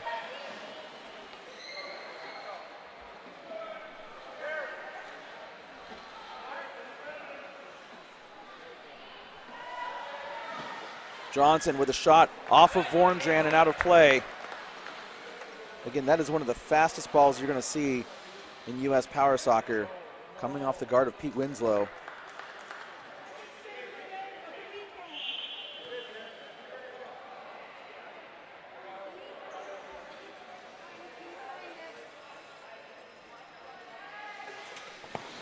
That ball gets all the way across, but Tiffany Labus able to just knock it out of play.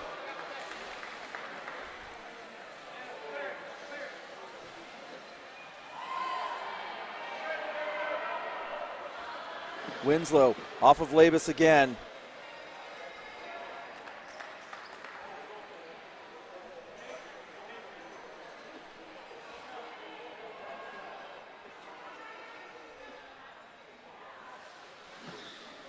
That ball sneaking past Labus, but David Dowling was there. 2-on-1 violation on the Shockwave.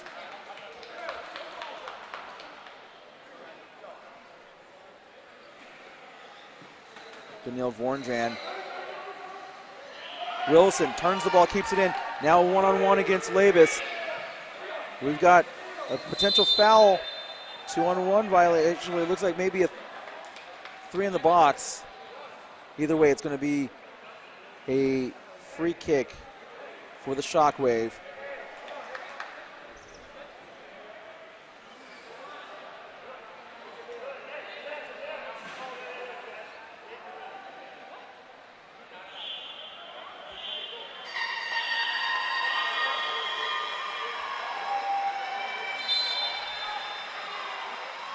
Johnson with a shot, saved by Dowling. Oh, and David Dowling was fighting with Riley Johnson. The ball went off his guard. He turned it in. That is going to be an own goal on David Dowling. And ladies and gentlemen, if you are a young player or coach young players, I want you to look at that play and remember that even the best make some of the biggest mistakes sometimes. Easiest mistakes. I won't say biggest, easiest mistakes that even young players make. The experienced players make them too. So just remember, if you're a young player or coaching young players, you're going to make mistakes sometimes. 1-0 Shockwave. 9th minute. Wilson now. The pass down the floor. Goal kick coming up for Turnstone.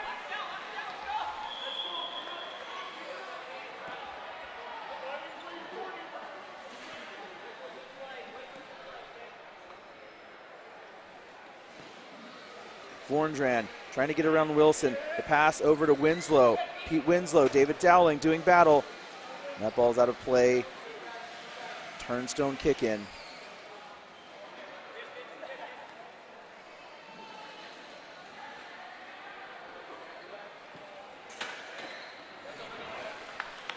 Good job by Chad Wilson, forcing Dowling into a mistake. And now Shockwave with the ball. Riley Johnson over to Wilson. Wilson, that one a little too far away. Winslow picks it up though. Johnson, that one off of Dowling, out of play.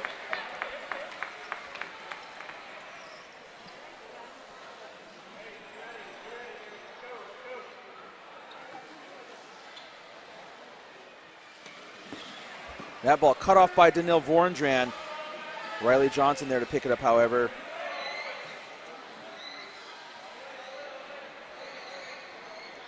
Johnson, that ball still in play. David Dowling takes it away from Johnson.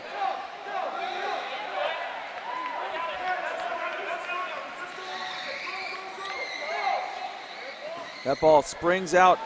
Chad Wilson there. Vorndran now with the ball. Riley Johnson with the ball.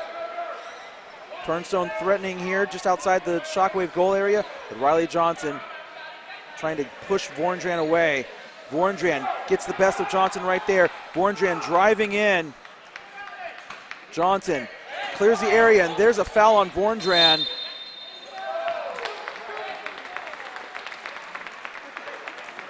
Now, several years ago in Fishers, Indiana, Daniil Vorndran and Riley Johnson had one of the most violent exchanges I've ever seen in a power soccer match. So much contact between those two. It's a miracle that their chairs survived. That ball out of play.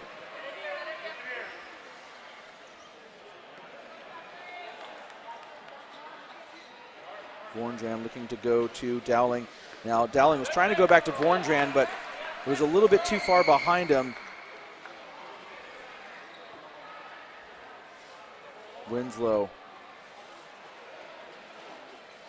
looking for Riley Johnson, and Johnson takes the shot. That one got past Vorndran, but Johnson just a little late on that swing.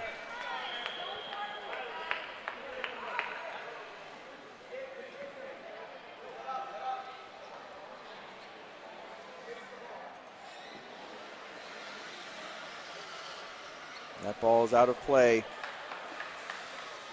Turnstone kick in.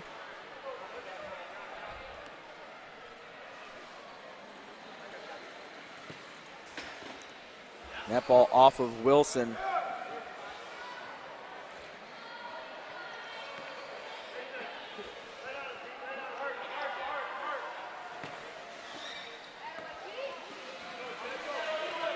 Vorndran picks up the ball, tries to get around Wilson.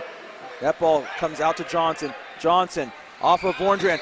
Oh my goodness, David Dowling takes a shot. Oh my goodness, David Dowling with a long-range bomb. Gets past Nathan Mayer. It's 1-1. Let's watch that again. David Dowling from beyond half court beats Nathan Mayer. My goodness, David Dowling. An incredible shot.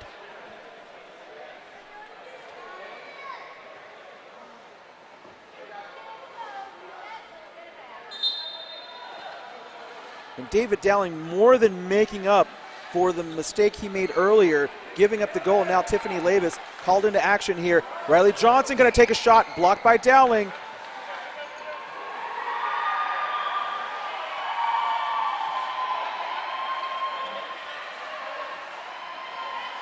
Now Dowling taking on Winslow. David Dowling trying to push Pete Winslow away, and that is going to be a kick in for the Shockwave.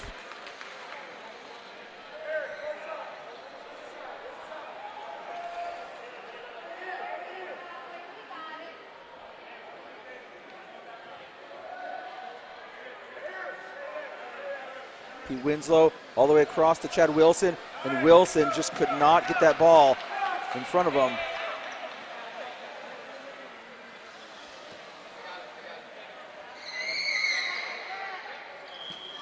Dowling taking on Pete Winslow. Winslow driving into the area. Tiffany Labus once again coming in.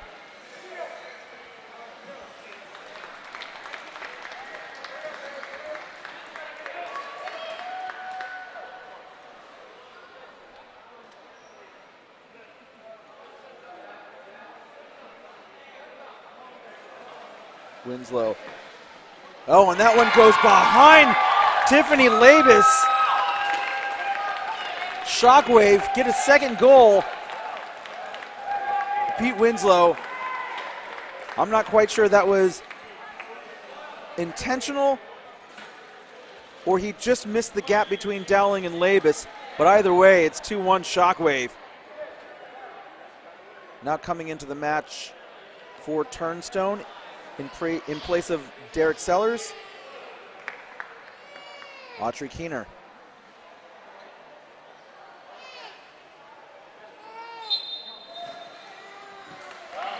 Wilson, the last to touch that ball. Goal kick coming up for Turnstone.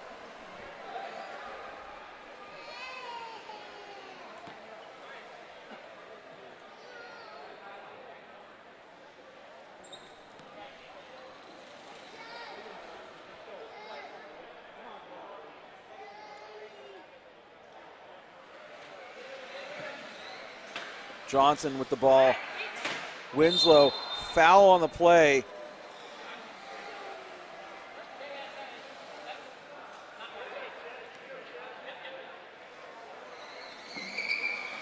Keener taps that ball towards the Shockwave goal area. Riley Johnson's there to pick it up, gets around Keener. Now working against David Dowling.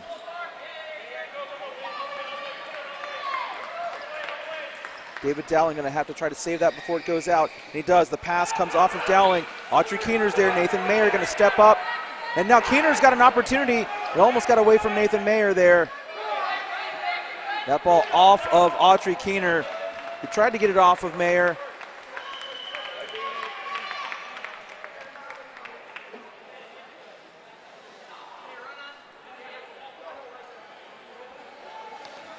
Winslow to Wilson. That ball bouncing between Vorndran and Wilson.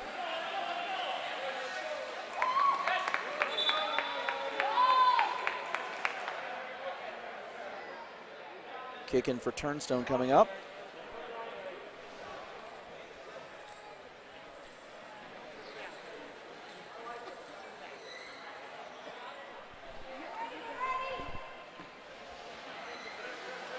That ball just going out of play. Kick in coming up for Turnstone. Daniil Vorndran wanting the ball set up quickly.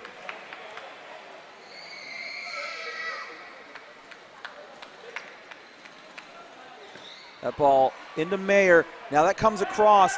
Wilson's there to collect it, but he's not going to be able to keep it in play.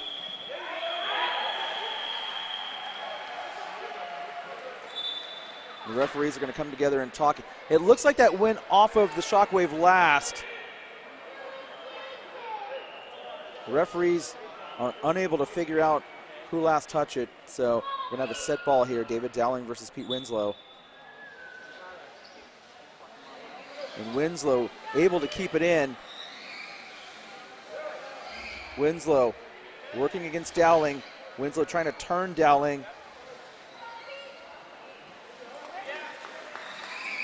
David Dowling now taking on Chad Wilson. Wilson a little too hard on the turn.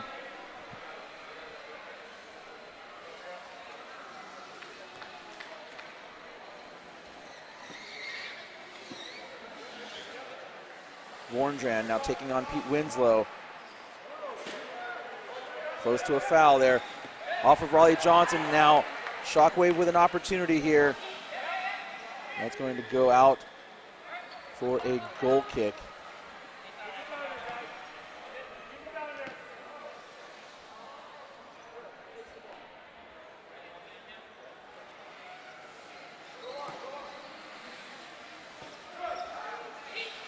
Winslow to Johnson. Oh, and Winslow couldn't turn fast enough the other way to connect with that ball. He was looking for Chad Wilson on the other side of the floor.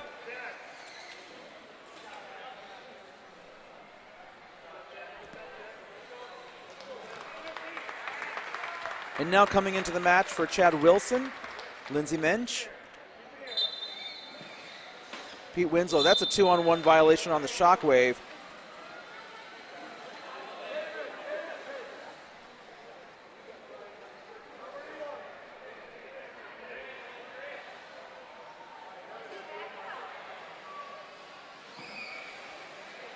Johnson over to Mensch.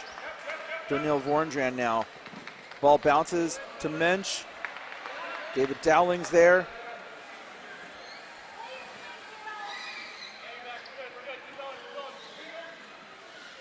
Nice turn by Riley Johnson. David Dowling still trying to keep the ball away from Riley Johnson, but that's a near impossible task.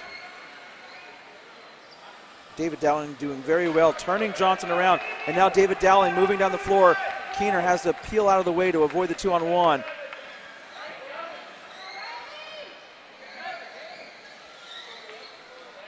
Dowling trying to get around Johnson.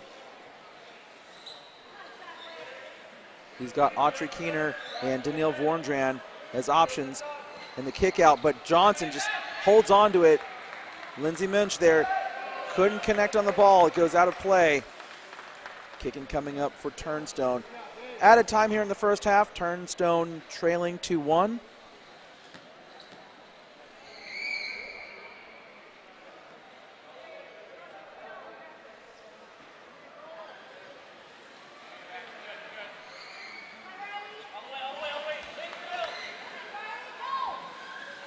Johnson off of Dowling. Dowling going to try to save it before it goes out, and he does. Riley Johnson now trying to get some kind of play for his team. Trying to get a set ball of some sort. David Dowling doing very well, dragging Johnson slowly out of the area. Nicely done. David Dowling. Riley Johnson now heading back in. Tiffany Labus guarding the line.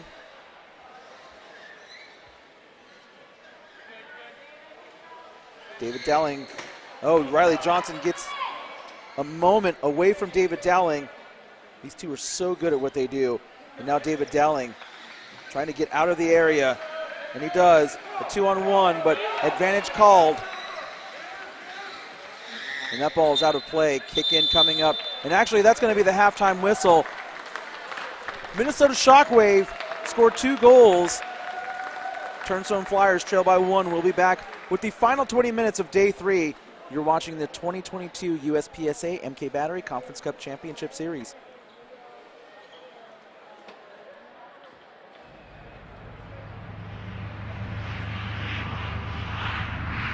NIMI is a manufacturing company for 25 years. We started out of our garage manufacturing products and for the industrial market, as well as disabled products and outdoor products too as well. We were able to help out the disabled sports world by building a power wheelchair. We have developed many products for the industrial market, like vacuum fixturing that holds down, sucks down parts using vacuum power versus using double-face tape that customers would do and use clamps and vices and traditional stuff like that. We can do full 5-sided machining by using vacuum chucks and different products of ours.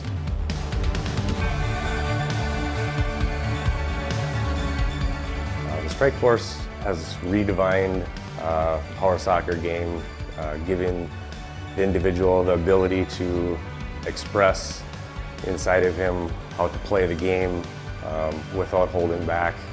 We have built a chair, the Strike Force, to be low profile, fast, quick, and take over the game. The manufacturing of the Strike Force has led us into the manufacturing of the Track Force chair, which is an outdoor, rugged chair built for the beach, hunting, any outdoor enthusiast that wants to get out of his everyday chair and be able to go around in his yard even.